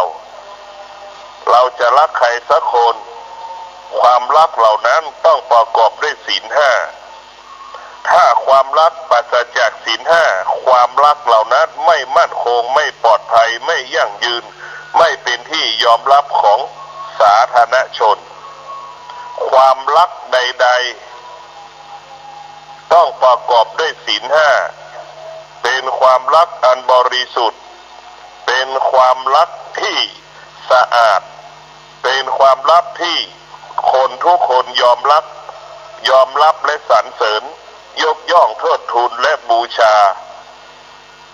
เพราะฉะนั้นศีลห้าเป็นเหตุให้เกิดความรักศีลห้าเป็นต้นกำเนิดคำว่าความสุขศีลห้าเป็นต้นกำเนิดคำว่าความรักเราจะรักใครสักคนเราต้องประกอบด้วยศีลห้าคนไหนคนที่จะมารักชอบเราคนนั้นต้องประกอบด้วยศีลห้าความรักไม่ใช่ความรู้สึกถ้าความรักเป็นความรู้สึกมันก็ระเหยแห้งดั่งก้อนน้ำแข็งความรักคือความเข้าใจถ้าความเข้าใจมีอยู่เป็นอยู่คงอยู่ตลอดเวลาดั่งบิดามารดารักลูกจนหมดลมหายใจนั่นแหละคือความรักไม่มีการเปลี่ยนแปลงคือความเข้าใจก็ขอท่านทั้งหลายเดือนนี้เป็นเดือนแห่งความรักที่สังคมโลกกำหนดเป็นวันวาเลนไทน์คนที่จะรักเราคนเหล่านั้นก็ต้องประกอบด้วยศีลห้าเราจะไปรักใครสักคนเราก็ต้องประกอบด้วยศีลห้า ทั้งเขาทั้งเราชอบกันรักกันประกอบด้วยศีลห้าความรักนั้นก็จะเกิดคำว่ามั่นคงปลอดภัยยั่งยืนงอกงามทั้งเขาทั้งเรารักกันปราศจากศีลห้าไม่มีศีลห้าล่วงละเมิดศีลห้าความรักของเราทั้งเขาทั้งเราไม่มั่นคงไม่ปลอดภัยไม่เป็นที่ยอมรับของสาธารณชนความรักที่แท้จริงที่คนจะยอมรับก็คือความรักเหล่านั้นต้องประกอบด้วยศีลห้าทั้งเขาจะมารักเราทั้งเราจะไปรักเขาก็ต้องประกอบด้วยศีลห้าทำให้ชีวิตเราและเขารักกันเกิดคำว่ามั่นคงปลอดภัยยั่งยืนงอกงามตลอดกาลเวลาท่านผู้ฟังที่เคารพในโอกาสแบ่งปันความคิดดีๆวันนี้ผมกเกษตรเพชรสำริดวิทยากรก็จะได้นำเล่าเรื่องของพุทธกิจ45พรรษาขององค์สมเด็จพระสัมมาสัมพุทธเจ้าที่ประทับอยู่จำพรรษาในพรรษาต่างๆตั้งแต่พรรษาที่1จนถึงพรรษาที่45ตอนนี้ก็นำพาท่านศึกษาการประทับจำพรรษาที่13ที่จาริกาบรรพตนะครับเขตเมืองจาริกาเป็นต้นก็นำเล่ามาถึงเรื่องราวต่างๆที่ผ่านมา เรื่องของพระผู้มีพระภาคเจ้า ตรัสกับพระพาหิยะว่าท่านพึงศึกษาอย่างนี้ว่าเมื่อเห็นสักว่าเห็นเมื่อฟังสักว่าฟังเมื่อทราบสักว่าทราบเมื่อรู้แจ้งสักว่ารู้แจ้งในเวลานั้นท่านย่อมไม่มีในเวลาใดท่านไม่มีในเวลานั้นท่านย่อมไม่มีในโลกนี้ย่อมไม่มีในโลกหน้าย่อมไม่มีในระหว่างโลกทั้งสองนี่แหละเป็นที่สุดแห่งทุกข์ขณะนั้นพระพาหิยะทารุจิริยะก็ส่งยานไปตามกระแสพระธรรมเทศนาจิตหลุดพ้นแล้วจากอาสวะเครื่องหมักดองกิเลสบรรลุพระอรหันต์พร้อมด้วยปฏิสัมภิทาสี่ด้วยพระโอวาทโดยย่อในระหว่างถนนนั่นเองพระพาหิยะทารุจิริยะทูลขอบรรพชาอุปสมบท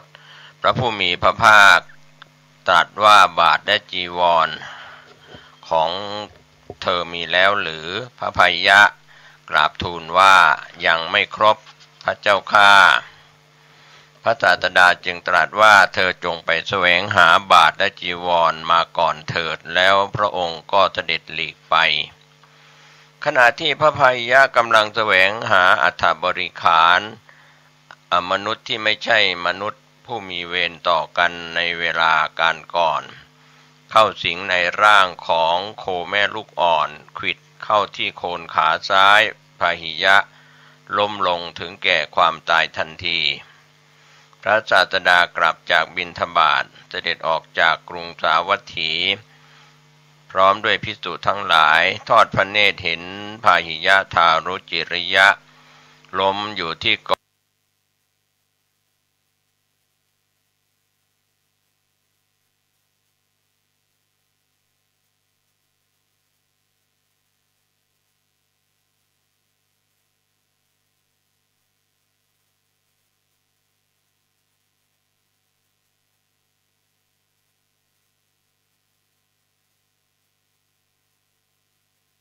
องขยะใน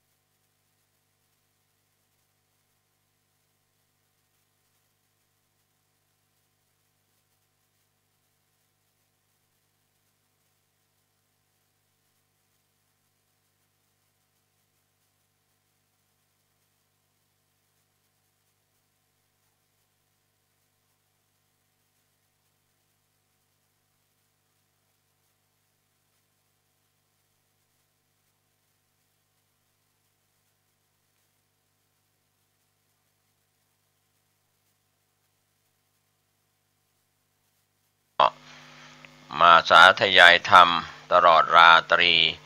กระทำชาปนกิจแล้วพระอนุรุทธะเถระได้นำอธิธาตุของท่านกลับมาถวายพระศาสดาพระพุทธองค์รับสั่งให้บรรจุอธิธาตุของพระท่านอัญญาโกณทัญญะในสถูปเงินที่ผุดขึ้นมาจากพื้นดินณเวรุวันวิหารกรุงราชคฤห์ครับก็ผ่านในการจำพรรษาที่13การจำพรรษาที่14พระพุทธองค์ประทับจำพรรษาณพระเชตวันวิหารกรุงสาวัตถีในพรรษานี้สามเณรราหุลมีอายุครบ20ปีบริบูรณ์ได้รับการอุปสมบทเป็นพระภิกษุโดยพระสารีบุตรเถระเป็นพระอุปชาพระโมคคัลลานะเถระเป็นพระกรรมวาจาจารย์ในทุติยสมันตภาษาธิกากล่าวถึงผู้ใดอยู่ในท้องของมารดาถึง12เดือนคลอดในวันมหาปวารณาตั้งแต่วันมหาปวารณานั้นไปจนถึงวันมหาปวารณาในปีที่19พึงให้ผู้นั้นอุปสมบทในวันปาติบทแรม1 ค่ำหากเลยวันมหาปวารณานั้นไปพึงทราบการลดและก็เพิ่มโดยอุบายนี้ต่อมาพระพุทธองค์ก็ทรงทราบว่าพระราหุลมีธรรมอันแก่กล้าแล้วจึงแนะนำพระราหุลในธรรมอันเป็นที่สิ้นอาสวะกิเลสให้ยิ่งขึ้นครั้งนั้นพระพุทธองค์เข้าไปบิณฑบาตในนครสาวัตถีภายหลังเวลาภัตตาหารแล้วทรงรับสั่งให้พระราหุลถือผ้ารองนั่งแล้วเสด็จเข้าไปยังป่าอันธวันซึ่งอยู่ทางทิศใต้ของกรุงสาวัตถีเพื่อพักผ่อนกลางวันเหล่าเทวดามากมายติดตามไปโดยทราบว่าวันนี้พระศาสดาจะแนะนำสามเณรราหุลในธรรมอันเป็นที่สิ้นอาสวะพระพุทธองค์ทรงแสดงจุรราหุโรวาทสูตรว่าด้วยความไม่เที่ยงของขันธ์ห้าและการละอนุสัยคือมานะการถือตัวอันเป็นธรรมบ่มวิมุตติความหลุดพ้น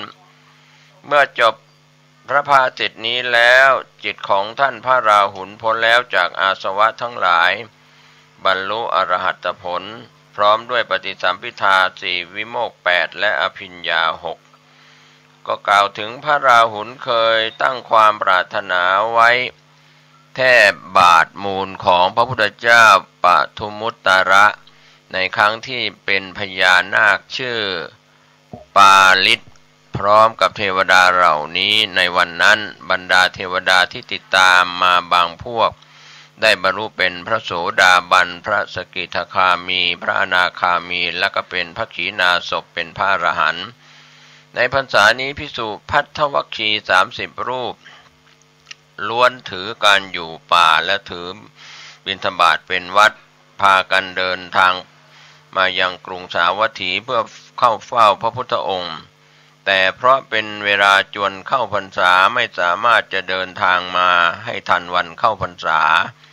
จึงต้องจำพรรษาอยู่ณเมืองสาเกตซึ่งอยู่ห่างจากกรุงสาวัตถีประมาณ7 โยชน์สมัยนั้นภิกษุที่จำพรรษาอยู่ณพระเชตวันวิหารเมื่อกลับจากบิณฑบาตฉันภัตตาหารแล้วนั่งประชุมกันในที่หอฉันสนทนากันถึงเรื่องต่างๆอันเกี่ยวกับเดรัจฉานคาถา32ประการพูดถึงเรื่องพระราชาเรื่องโจรเรื่องมหาอมาตย์เรื่องกองทัพเรื่องภัยเรื่องการรบเรื่องข้าวเรื่องน้ำเรื่องผ้าเรื่องที่นอนเรื่องดอกไม้เรื่องของหอมเรื่องญาติเรื่องยานพาหนะเรื่องหมู่บ้านเรื่องนิคมเรื่องชนบทเรื่องนครเรื่องสตรี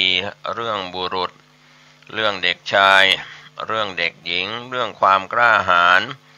เรื่องถนนเรื่องท่าน้ำเรื่องคนที่ล่วงลับไปแล้วเรื่องโลกเรื่องทะเลเรื่องความเจริญความเสื่อมเรื่องป่าเรื่องภูเขาและเรื่อง เบ็ดเตล็ดต่างๆพระพุทธองค์ก็ตรัสว่าไม่สมควรแก่เธอทั้งหลายผู้เป็นกุลบุตรออกบวชเป็นบรรพชิตด้วยศรัทธาเลยแล้วตรัสคาถาวัตถุคือเรื่องควรพูด10ประการว่าพวกเธอพึงกล่าวแต่ถ้อยคำที่ชักนำให้มีความปรารถนาน้อยเป็นข้อแรกชักนำให้สันโดษยินดีด้วยปัจจัยตามมีตามได้เป็นข้อที่สองชักนำให้เกิดความสงบเป็นข้อที่สามชักนำไม่ให้คลุกคลีกับหมู่คณะเป็นข้อที่สี่ชักนำให้ปรารภความเพียรเป็นข้อที่ห้าชักนำให้ตั้งอยู่ในศีลเป็นข้อที่หกชักนำให้มีจิตตั้งมั่นเป็นข้อที่เจ็ดชักนำให้เกิดปัญญาเป็นข้อที่แปดชักนำให้ยินดีในการหลุดพ้นจากกิเลสเป็นข้อที่เก้าชักนำให้เกิดความรู้ถึงผลดีของการละกิเลสเป็นข้อที่10คาถาวัตถุทั้ง10ประการเหล่านี้นำมาสนทนากันย่อมก่อให้เกิดกุศลธรรมมากขึ้นทั้งทางกายทางวาจาและก็ทางใจต่อจากนั้นพระพุทธองค์ก็ตรัสสจิตตสูตรว่าด้วยผู้ฉลาดในวาระจิตอบรมสั่งสอนภิกษุให้รู้จักกำหนดวาระจิตของตนเองมันพิจารณาสำรวจว่านิวรณ์ห้ามีอยู่ในตนหรือไม่ถ้ามีภิกษุพึงพยายามอุตสาหะให้มีสติสัมปชัญญะละธรรมที่เป็นบาปอกุศลเหล่านั้นเหมือนบุคคลผู้ไฟไหม้ศีรษะพึงรีบดับไฟนั้นโดยเร็วภิกษุพึงบำเพ็ญเพียรในกุศลธรรมเพื่อความสิ้นไปแห่งอาสวะทั้งหลายจงอย่าเป็นผู้ประมาทสมัยหนึ่งที่พระเชตวันวิหารพระผู้มีพระภาคเจ้าตรัสสอนเรื่องบุคคลผู้มีราตรีหนึ่งเจริญแก่ภิกษุทั้งหลายว่าบุคคลไม่ควรคำนึงถึงสิ่งที่ล่วงไปแล้วไม่ควรมุ่งหวังในสิ่งที่ยังมาไม่ถึงสิ่งใดล่วงไปแล้วสิ่งนั้นก็เป็นอันละไปแล้วสิ่งใดที่ยังมาไม่ถึงก็เป็นอันยังไม่ถึงบุคคลใดเห็นแจ้งในธรรมในปัจจุบันไม่คลอนแคลนในธรรมนั้นๆความเจริญธรรมนั้นเนืองๆให้ปรุโปร่งพึงทำความเพียรเสียในวันนี้แหละใครเล่าจะรู้ความตายจะมีในวันพรุ่งเพราะการผัดเพี้ยนต่อมัจจุราชผู้มีเสนาใหญ่ย่อมไม่มีแก่เราทั้งหลายบุคคลผู้มีปกติอยู่อย่างนี้มีความเพียรไม่เกียจค้านทั้งกลางวันและกลางคืนเรากล่าวว่าเป็นผู้มีราตรีหนึ่งเจริญหลังจากนั้นก็ทรงแสดงจุลกัมมวิภังคสูตรแก่สุภมานพโตไทยบุตรที่เข้าเฝ้าทูลถามว่าข้าแต่พระโคดมผู้เจริญอะไรหนอเป็นเหตุเป็นปัจจัยให้พวกที่เกิดเป็นมนุษย์มีอายุสั้นอายุยืนมีโรคมากมีโรคน้อยมีผิวพรรณทรามมีผิวพรรณงามมีศักดาน้อยมีศักดามากมีโภคะน้อยมีโภคะมากเกิดในสกุลต่ำเกิดในสกุลสูงไร้ปัญญามีปัญญาปรากฏความเลวแล้วก็ความปราณีตต่างกันพระผู้มีพระภาคเจ้าตรัสว่าสุภมานพสัตว์ทั้งหลายมีกรรมเป็นของตนเป็นทายาทแห่งกรรมมีกรรมเป็นกำเนิดมีกรรมเป็นเผ่าพันธุ์มีกรรมเป็นที่พึ่งอาศัยกรรมย่อมจำแนกสัตว์ให้เลวและประณีตต่างกันจากนั้นพระศาสดาทรงจำแนกเนื้อความและปฏิปทาของความเป็นผู้มีอายุสั้นอายุยืนความมีโรคมากมีโรคน้อยมีผิวพรรณทรามมีผิวพรรณงามมีศักดาน้อยมีศักดามากมีโภคะน้อยมีโภคะมากให้ภิกษุทั้งหลายได้รับรู้รับทราบกันในที่ประชุม นั้นแล้วก็คนที่เกิดในสกุลต่ำก็มีคนที่เกิดในสกุลสูงคนไร้ปัญญามีปัญญาก็สุภามานพโตไทยบุตรฟังธรรมดังนั้นแล้วพร้อมกับพระภิกษุก็แสดงตนเป็นอุบาสกพูดถึงพระรัตนตรัยตลอดชีวิตวันหนึ่งชานุโสนีพราหมณ์เข้าไปทูลถามพระพุทธองค์ถึงเรื่องการอุทิศทานให้แก่ผู้ที่ล่วงลับไปแล้วว่าทานนั้นจะสำเร็จแก่ญาติสาโรหิตเหล่านั้นหรือไม่พระผู้มีพระภาคเจ้าตรัสว่าในบรรดาสัตว์ทั้งหลายมีสัตว์นรกสัตว์เดรัจฉานมนุษย์เทวดาและก็เปรตมีเปรตจำพวกเดียวที่ได้รับทานที่มีผู้อุทิศไปให้เพราะวิสัยของเปรตย่อมยังชีพอยู่ด้วยทานที่หมู่ญาติอุทิศให้จากโลกนี้เท่านั้นส่วนสัตว์เราอื่นที่มิได้รับเพราะสัตว์นรกมีกรรมเป็นอาหารหล่อเลี้ยงอุปถัมภ์ให้มีชีวิตอยู่สัตว์เดรัจฉานมีชีวิตอยู่ด้วยข้าวน้ำหญ้าและเนื้อสัตว์เป็นต้นมนุษย์มีชีวิตอยู่ด้วยอาหารมีข้าวสุกและขนมเป็นต้นเทวดามีอาหารทิพย์มิได้บริโภคอาหารเช่นเดียวกับมนุษย์สำหรับเปรตนั้นไม่มีการทำไร่ไถนาไม่มีการค้าขายเป็นต้นเปรตมีชีวิตอยู่ด้วยการให้ของผู้อื่นแต่อย่างเดียวฉะนั้นเปรตจึงอยู่ในฐานะที่จะได้รับทานที่มีผู้อุทิศไปให้เท่านั้น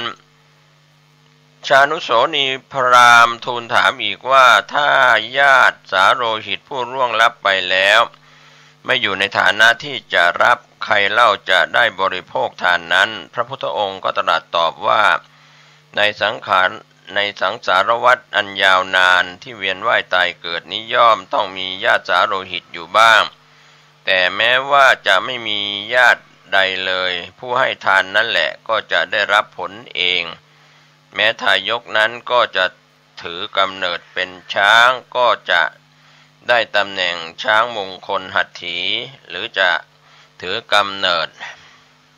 เป็นสัตว์เดรัจฉานอื่นก็จะได้รับการยกย่องโดยในเดียวกันนี้ในกรุงสาวัตถีกุดุมพีคนหนึ่งมีทรัพย์มากมีใจปราศจากมนทินคือความทันหนีไม่มีความหวงแหนวันหนึ่งขณะที่กำลังถวายทานแก่พระภิกษุสงฆ์มีพระพุทธเจ้าเป็นประมุขพระราชามีพระราชประสงค์จะพบทรงดำรัสสั่งให้ราชบุรุษไปเชื้อเชิญกุดุมพีมาขณะนั้นกุดุมพีกำลังอังคาดภิกษุสงฆ์อยู่จึงกล่าวกับราชบุรุษนั้นว่าไปก่อนเถิดท่านราชบุรุษข้าพเจ้าจะฝังขุมทรัพย์ในขณะนี้เสียก่อนแล้วจะตามท่านไปหลังภัตตกิจพระศาสดาทรงแสดงธรรมนิธิกันดสูตรเพื่ออนุโมทนาในบุญสัมปทาของกุดุมพีนั้นตรัสว่าบุคคลย่อมฝังขุมทรัพย์ไว้ใต้ดินด้วยคิดว่าเมื่อมีกิจที่จำเป็นเกิดขึ้นทรัพย์จะเป็นประโยชน์แก่เราเพื่อเรื่องตนจากราชภัยบ้างเพื่อช่วยตนให้พ้นจากโจรภัยบ้างเพื่อเรื่องหนี้บ้างในคราวเกิดทุพพิฆภัยบ้างในคราวคับขันบ้างขุมทรัพย์ที่บุคคลฝังไว้ใต้รายการต่อไปเป็นรายการถ่ายทอดสดจากสถานีวิทยุเพื่อการศึกษาพระพุทธศาสนาและวัฒนธรรม FM 104.5 เมกะเฮิรตซ์วัดฝายหินจังหวัดเชียงใหม่